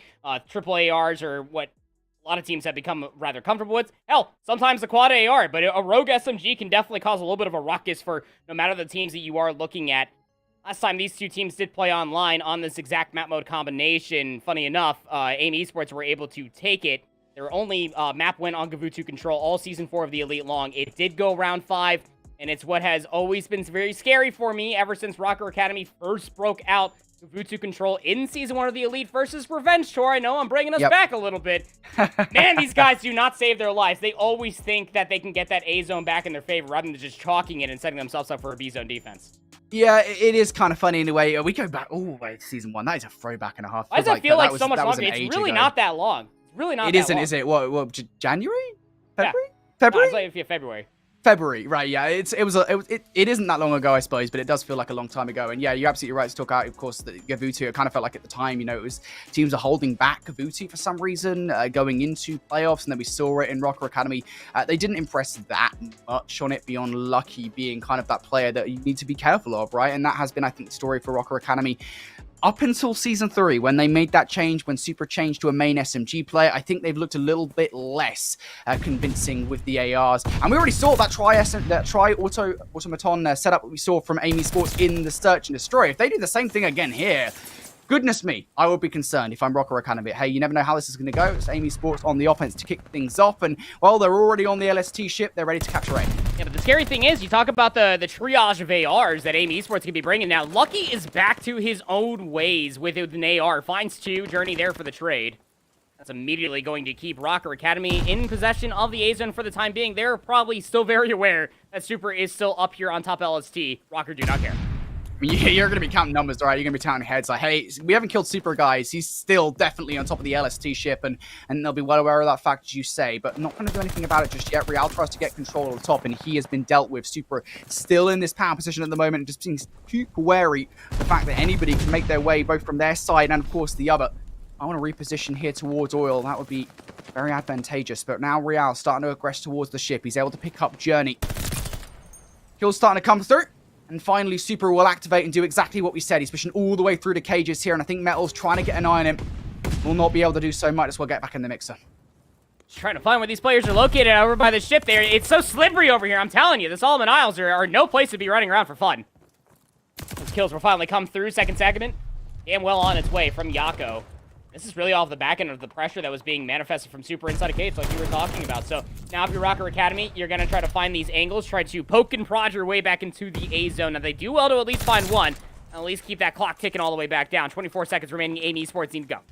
Yeah, Journey going on a flank there. We saw it on the minimap. He is going to be shut down. Doesn't even go for B, which is kind of what I thought he was going to do to try and pull some pressure away from the A zone. But nonetheless, now all that pressure will be felt as it is just the one player on the point for the moment. It's Super in a spot that Real doesn't quite expect. The capture should now come through. A has been secured. An extra 60 seconds onto the clock. Sucre's got an SMG up top ring as well, and they're more than aware this is the right weapon for this. Just needs to stay inside ring, call for some help. That's Lucky. That's slowly encroaching across that beach lane. You gotta be careful because you still have 2 players for AIM Esports that are starting to push on the backside of cages, and oh no! So many kills come through in quick succession. You already have Journey in towards the back. Look for Rocker spawn. Oh, Metals, though. He gets 2. And as you say, the Rock spawn, though, that is something they'll need to be concerned about. They're going to try and re-aggress through P1 here to get control of the anti-air gun. And Lucky with that kill on towards Yako will be instrumental in doing exactly that. So Journey now is to kind of double back here, help out his teammates to try and get them past that anti-air gun. And as he falls, all of that aggression, all of that progress that was made from AIM Esports, it means nothing anymore. No progress on the point was made. No tick progression on the point was made. AIM Esports now need to kind of come back through cages here, and they're just annoying Rocker Academy players like Sukri that are just annoyance to deal with. Yeah, I mean, Sukri just constantly changing their position, making sure that they get information before they die. At least saw 2 players top LST, so that's where the focus is going to be coming through. 14 seconds remaining, all not enough for the lives. 12 seconds left. Somebody's got to go. Real just playing ring around the rosy with Yako on anti-air gun. Yako is going to win out there, but 5 seconds left. Now, Yako actually wins a second. That should put a stop to the clock momentarily here, but it is only for a moment. Nobody else from AIM Esports is going to touch, and Rocker Academy stop AIM shy of any tick progression whatsoever on B. 3 segments of progression is what's going to be tacked on over for AIM Esports. That would pay dividends once we get down to that ever so desired round 5 conversations, but even more so than that, you gotta love the discipline that's coming through from Rocker Academy. I was expecting them to throw at least 5 more lives when that last segment on A was coming through. They don't do that. They immediately get ring control and almost completely just blows up in their face so long as Metals doesn't find that 2-piece, because Journey was already in towards the back. That would have gotten nasty out of hand for Rocker Academy. But they hold the line very strong-like, and even for their opening offensive attempts, they're not getting a little too cheeky with it. They're just going for A. They're going for LSD control. Yeah, I do like this play coming out from Rocker Academy. You know that you did a good job at keeping Amy Sports at arm's length on their defense last round. So maybe this time just try and get A out the way and add the extra 60 seconds as soon as possible. This time around, though, not quite got control just yet. There are some kills coming through for Rocker Academy, but not enough to remove Amy Sports wholly from the point just yet. But I also like this play from Sukri, who's putting a ton of pressure on AIM towards B. He's dealt with Yakko. There's still one more player in the form of Eric Boom to take down. And Sukri actually wins that one off screen too. Alleviates some pressure so that now Rocker Academy can start to capture A. Yeah, you got Lucky that is just solo tacking on this segment of progression. We'll be able to at least get that first segment. They lose their player top LSC, that was Metals, but quickly will be the trades. The SMGs need now to erupt inside of the A zone, but hey, Sukri with an AR will get the job just as well done. Second segment should be more than guaranteed coming through, but Amy Esports are trying to contest it. Oh no! Oh. Someone get the tally out. Someone get it out. We're at 2 more on, and it's going for Eric Boom. Journey comes through at the very least to clear the point, and that second tick of progression has actually come through just yet as well. So Journey could still ruin the day of Rocker Academy here with 40 seconds left on the clock. That Eric Boom double teammate now in the distant past. Amy Sports in control once again, but Yakko tries to over-aggress on the LST ship. He is punished, and now it should be AIM back, or Rocker Academy, excuse me, back on the point. How many more lives are you willing to throw at this? Because, I mean, if you stop this segment progression from coming through, you win the defense by only allowing a single segment to come all the way through. The kills need to be clean. Journey snapping. Knows that there's one more player mid. Map Super will be there for the kill. 24 seconds remaining, and I will eat my words because AIM Esports contest at the utmost right time, and they have a life lead to speak of. And now the fishbowl on the map as well. Rocker Academy know how important those ticks of progression are. There's not really any chance, though, to get out of spawn as Yakko has control of rocks. Eric Boom being an annoyance on the beaches as well. Super there should join him. There's 5 seconds left. I don't think there's even time to run towards A. This round is done. It's dusted, and Amy Sports only walk away with 1 tick of progression. Or sorry, Rocker Academy, excuse me. Only walk away with 1 tick of progression. I think for AIM, yeah, you'll be disappointed that your offensive attempt, you didn't get anything on B, but that's a very good defense from them. Yeah, it is. It really lights the flames asunder, doesn't it? Because now Rocker Academy, they almost essentially have to go for a full hold here if they have any hopes to be able to get that ever so desired round 5 defense. It just comes down to this opening brick because, I mean, Journey has been piecing. You get this man with an SMG in his hand, close quarters, and LSC ship, I swear, he's always good for 2. Very passive setup defensively so far for Rocker Academy, expecting the A-zone hit. Here we go. AIM.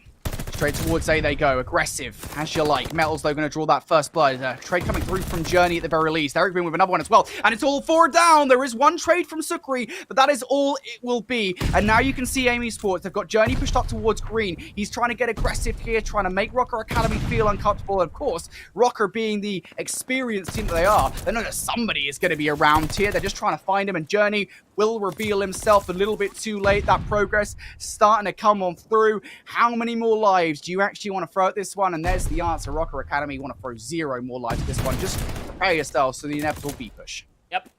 Still down by 3 lives. But at least we're finding trades on the top side and bottom of cage. That's what's most important. Nice little recontest coming through from Real to take down Super. That's a power position that kind of plagued them in their last defensive affair. They're also finding nice kills over towards top ring. 4 dead. Favor Rocker Academy, and they're going to take this as an opportunity to take further map position. You got top ring, you got beach control, and you also have Real that's top LSC. Real in a great position at the moment. If Amy Sports want to make their way towards green, they need to make sure that he is dealt with. Metals too, and both of those players fall. Nice check from Yakko to tool that where Lucky is. And now Yakko can aggress very far forward here towards Metals in the backline. Unfortunately, they call exactly what Yakko is going to do, and that play doesn't exactly work out. So 80 seconds on the clock now. At the very least, AIM have broken out of that spawn trap, but now they need some map presence. And that kill for Super will most certainly guarantee it as they take control of the anti-air gun. A nice trade coming through, but you still have to deal with Journey over by the beachfront, which Metals is more than up to task to do. It's these stray trades that keep coming through. It will keep any offensive team honest unless one player ends up finding a 3 spree. You're not going to get on this B zone for free. But Eric Boom has slipped the net. He's in towards the backside of this tower. It seems that Lucky is more than aware that this play is manifesting itself, but all of this doesn't matter if Eric's teammates can't get outside of top ring. Eric Boom towards the back line, gets that blood versus Lucky at the very least, trying to make Rocker Academy feel uncomfortable here. Needs to waste some time because his teammates will be coming off the spawn, as you say. They did just get taken down. Eric looking for the second one versus Lucky. He's now going to receive some assistance from his teammate in Real. Eric just wasting some time at the moment, and there you go. That time wasting works out perfectly because the Yakko now coming in through the cut, able to take down Sukri. That will alleviate some space now so that Supra can come on towards the point as well. And with 26 seconds, it's AIM stopping the clock. Stopping the clock, working up towards that first segment of progress, but the second cut is not being looked at. Metals might be able to find a timing. The wall banks from Super is going to be good. You got to deal with Super, and Metals will do so before the first segment comes through. Yeah, that's huge from Rocker Academy on the defense to stop that first tick of aggression coming through. Would have been really damning for them. They were already, what, 2 ticks of aggression down in this one. Technically speaking, 5 overall, but we haven't had that Rocker Academy offense just yet. Still, 6 seconds left. I think AIM Esports at the moment just don't want to feed anything towards Rocker Academy. They'll actually go for it, but too little, too late. It's a bit of a late call to make, and Rocker Academy stop any ticks of progression once again on towards B. But as I said, technically speaking, right now it is AIM Esports. When we talk about ticks for a potential round of fight, I believe they are 5 ticks ahead of Rocker. And they've been able to win the rounds that they have won, Brody. They've also won quite convincingly with their life's advantage as well. You have to remember that that does pay dividends if we are knotted up segment progression there at the very end. The job is tasked here for Rocker Academy. If they want to have an easier time to win this Gavutu control, to extend their Vanguard season, it has to start here to get 5 segments of progression on their offensive attempt. Force out around number 5 for 1 to be able to get defense to boot. Alrighty. Rocker Academy, you've got a task on hand. Might well be facing down 2 offensive rounds in a row, and we know how hard those things are to win here on Gavutu. Things will have to start with an A capture. And a B as well. Stukkery's starting to aggress just like he did last time around. As the shots in towards Yakko, but that is all he's going to get. And I think, if anything, it's all just a magic trick. Look over here. While the rest of my team start to make the progress on towards A. Journey is stunned on his entry in towards the LST. Has found his way on through. Can he do any damage, though? That's the question. No is the answer. He does get shut down. And for Rocker Academy, they are very happy with the way this has happened, especially as now with those 3 kills, they might be able to progress over towards B. It's like what we saw in those 3 rounds on the bounce in the Search and Destroy. Look, Rocker Academy understand we cannot allow them to get set up with the triple ARs. We have to dictate the pace, and that's going to help out with SMG presence galore. Nice one from Metals. Should secure the A zone fully. You also have players trying to finesse their life inside top ring. Journey's ankles are getting broken, but we'll finally find Sukri on the backside of ring. 60 seconds added on towards the board. A 3 life lead in favor of the offense. And a nice nade coming out from Yakko as well to remove really the only threat close from Rocker Academy in the form of Real. He will now be sent back to the respawn point. Eric Boom starting to progress all the way up towards the beach. Now, the thing is here for AIM Esports that we do have to consider is the fact that they don't have any control over the anti-air gun. So the prospect of getting 2 ticks of progression has never been more realistic for this Rocker Academy side, especially as the trades now starting to come through in their favor. The nade from Sukri will take out Eric Boom from the backline, but nonetheless, AIM Esports, they are spawning in close. Sukri has so much to do here, just tries to play his life, but does he get shut down? No, he's still alive somehow, playing his life to perfection. Now has the support of Lucky, a fellow Automaton player, and now Stukkery with the kills will find his way on towards a point. You don't need coverage to the backside of green. If you could just do it all from the front, that's exactly what the ARs for Rocker Academy have done. Clock stalled out. 1:24. They have a 7 life lead, Brody. It's just about stopping out the clock, fishing out more of these kills. Journey from behind will take Sukri off the zone, but swiftly traded out. This is still very doable, if not by way of kills. They just have to make sure that they constantly cycle players out to stall at the clock. That's what I was going to say. You know, we're looking at, what, 70 seconds left on the clock, but with AIM only having 12 lives in the bank, I mean, look, this is a really worrying prospect for them. This could absolutely come down to lives. Oh, no. Especially if Rocker Academy continue to be aggressive, and Metals is going to take down Super from the cut. Eric Boom and Journey in for the trade. So AIM trading out well enough, that will stop the aggression momentarily for Rocker Academy. And we were talking about that life differential. Well, if AIM Esports continue to wind down the clock like they are right now, they should be fine. And of course, the other problem was they didn't really have anti-air gun control.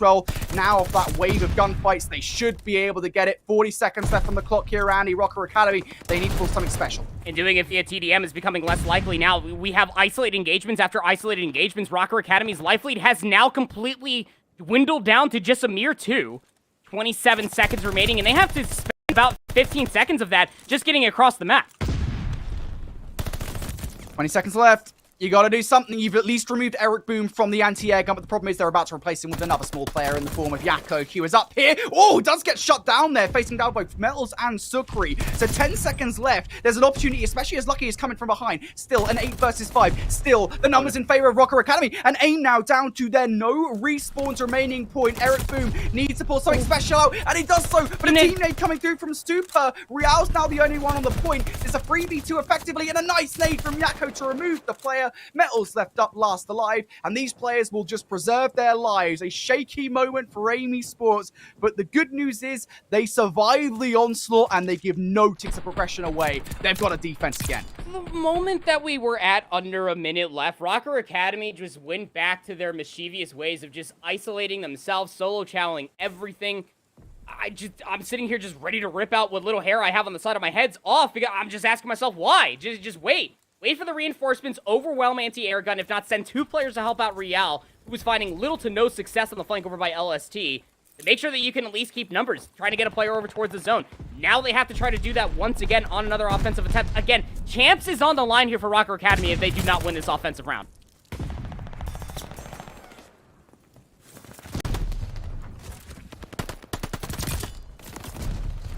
Your Vanguard season is on the line here for Rocker Academy. Gotta go right now. And this is a pretty good start, I would say, I think, overall, right, Andy? Because what, you've got in control of A right now. You don't have map control past that point, but at the very least, you're starting to aggress. Gotta be careful because the flank is wide open. Yakko is currently trying to fish that bad boy out, and you should be more than aware of that if you are Rocker Academy. If you're counting nameplates, you're looking at numbers, then you should at least be aware that Yakko should be on the flank. But we'll still catch Metals. This is while the clock is still being stalled out. Kills are still being found by Lucky, who's on a 4 spree. Will finally be shut down when the second segment comes through. Yeah, that's the big thing. I think the second segment does come through there for AIM Esports, or for Rocker Academy, excuse me. You don't have map control, and that's the key thing. You're just being constantly wary of where these players are, and here is exactly why, because Journey's causing problems. He gets 2, and now Real under threat here. Super should be able to take them down. Woo! No, okay. Real's going to win that one. That does leave the opening at least, but 45 seconds here, and Rocker Academy, they are pushed very far back into their spawn. Again, the map pressure is all there, but Lucky had to make the play happen. They're going to move their way over towards B. That'll split the defense up for AIM Esports, because they have to make sure that they deal with Lucky, who eats a nade up towards top ring. Won't find much of anything at all, but look at how much time this is providing space for Rocker to finally get out of their spawn. Yeah, they need to take advantage of this. This cannot be a 2-piece coming through from Yakko over towards the boat, and he gets the first gunfight, and there isn't an immediate trade coming through. Metals finally does so, but is there enough space now? 35 seconds left on the clock. Lucky made the play, and a nice nade coming through from Super. Eric Boom gonna get another one as well, and despite all of that effort made by Lucky, Rocker Academy still have no progress on the map whatsoever. They need to find their way to the point, and need to find their way right about now. 20 seconds left now. Somebody get on towards the point, and it's gonna be Lucky that touches first. Lucky trying to finesse her life down to 6 HP, will be traded out. Metals needs to be there for the help of Journey. He's Mr. 2-piece, will shut down 2 more. 8 seconds remaining, 13v7. Good luck, have fun, Rocker Academy getting out from your spawn. I don't think it's gonna happen, Brody. This one is done. Rocker Academy leaving the lobby, and AIM will walk away from the last chance qualifiers, not having lost a single map to every opponent that they faced. They will be booking a first-class ticket towards Los Angeles in 2 weeks' time for the Challengers Finals, joining Point Blank in that endeavor. What an impressive run for AIM Esports. You know, there's been a lot of shade being thrown their way, especially when it comes down to playoffs, showing up on the day, making sure that they can at least walk away as the #1 team. We've seen it happen in a few cups, and they did get second place, at least as Elite Season 3 is concerned, but this was everything for AIM Esports, all off of their grand performance that we got to see them just be able to showcase there at Boston with their top 8 performance. We knew that this team was slowly starting to piece themselves together after an unfortunate Toronto affair, and then it all just accumulates down to this LCQ. They knew their task at hand. I even was catching up with some of the AIM Esports guys over inside of Boston as well when they got eliminated from top 8. Thinking, hey, is there going to be a roster change? They said, no, proper. We're sticking with this roster. We believe this is going to be the one that can get us to champs. And boy, how did they, in such an emphatic fashion. Not dropping a single map on LCQ Sunday. That's amazing. Good luck in LA. Good luck in LA. Amy Sports joined their fellow European comrades in Toronto Ultra Academy EU and Team War. And it should be noted as well, I know there's been a lot to be said about Amy Sports, and yes, they hadn't exactly performed very well at Minnesota and Toronto. But when it came to Boston, outside of the teams that are already there, already at Challengers Finals, they were the best performing European team making their way into the top 8. I think they deserve this. Honestly, I think Amy Sports have made improvement upon improvement, especially when they added Journey to the roster in the middle of the season. We saw what they were like in Season 3, and although Season 4 wasn't the best, you know what? I think they absolutely do deserve this, and they will be making their way towards Challengers Finals. A quick final look then at our map set for this one, a 3-0 for AIM. All close maps, once again, just like it was in that winners bracket final. Yeah, I mean, the Berlin Search and Destroy shouldn't have been as close as it was. Yeah, that's true. 4 rounds in a row for Rocker will surely put yourself in a 6-4 fashion. And to be completely candid with you, I mean, the Tuscan Hardpoint was also something that probably shouldn't have been within those 40 points because AIM Esports were commanding the presence of dictating the pace throughout the entirety of those first 2 maps. It was just something that Rocker Academy were not set up to deal with continuously, that it really kind of put them against the wall as far as how flexible, how versatile are they going to be when AIM Esports finally pull out all of the bag of tricks, man. And it really does come through quite kindly. I'm going to go back and truly dissect that AAAR setup ahead of Challengers Champs because that was just so cool to watch. As far as a team that has made themselves known for being the aggressor, to be able to find those first bloods and brute force their way to search and destroy, it's really nice to be able to see AIM Esports show such flexibility in a game like Vanguard on a map mode combination like Berlin Search and Destroy. You're going to need all of that plus some more with some of the teams that we already have slotted in for those top 8 when it comes down to champs. Yeah, I got to ask the question as well. I mean, AIM now, they've booked their ticket. They're the 6th team to make it towards Challengers Finals this season. Obviously, just 2 more spots remaining, one from Latin America, one from North America, respectively. How do you think they're actually fair when it comes down to those 8 teams? Obviously, we don't know what those last 2 spots look like yet, but what are AIM's chances here versus the rest of the field? I mean, look at it this way, right? AIM, everybody was not only just sleeping on EU as a whole region of what ended up happening at Toronto, and AIM Esports, both Spanish teams, keep in mind you, between Rocker Academy and AIM Esports, were kind of put it underneath the periscope, if you will, to be able to see what they could actually offer for themselves. But at Boston, these dudes popped off. They have shown tremendous amount of grit, tenacity, and other words in between about how strong they can truly turn around a season. Because again, Season 3 was their biggest boon of success, placing 2nd. And everybody truly thought, look, this AIM Esports roster cannot close it out. I have high hopes that this AIM Esports is going to shake things up quite nicely when we end up getting to LA for champs.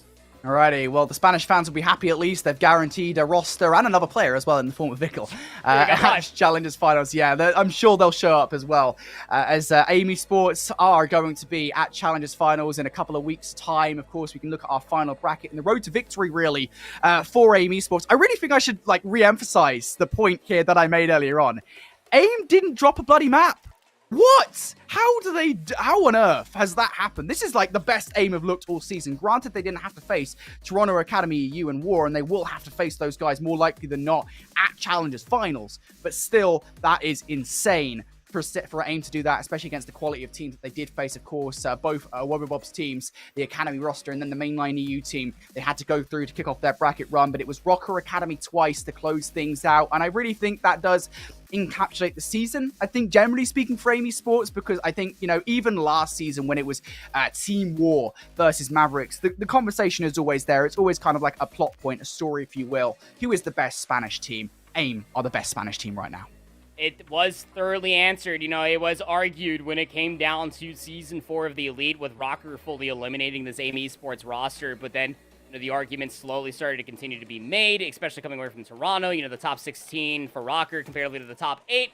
For AIM Esports, I think that's where it was fully solidified and where it finally got refound and where it fully made a beautiful vase of absolute confidence was not dropping a map in LCQ. Yep. And albeit some of those maps were close, this is a different AIM Esports, almost shades of what we had from Mavericks at the end of the Cold War season with the amount of waves. We are no longer making small little ripples with some of these plays, some of the explosivity that this roster can bring to the table. Now with Journey into the mix, this team is absolutely making tidal waves as far as challengers are concerned.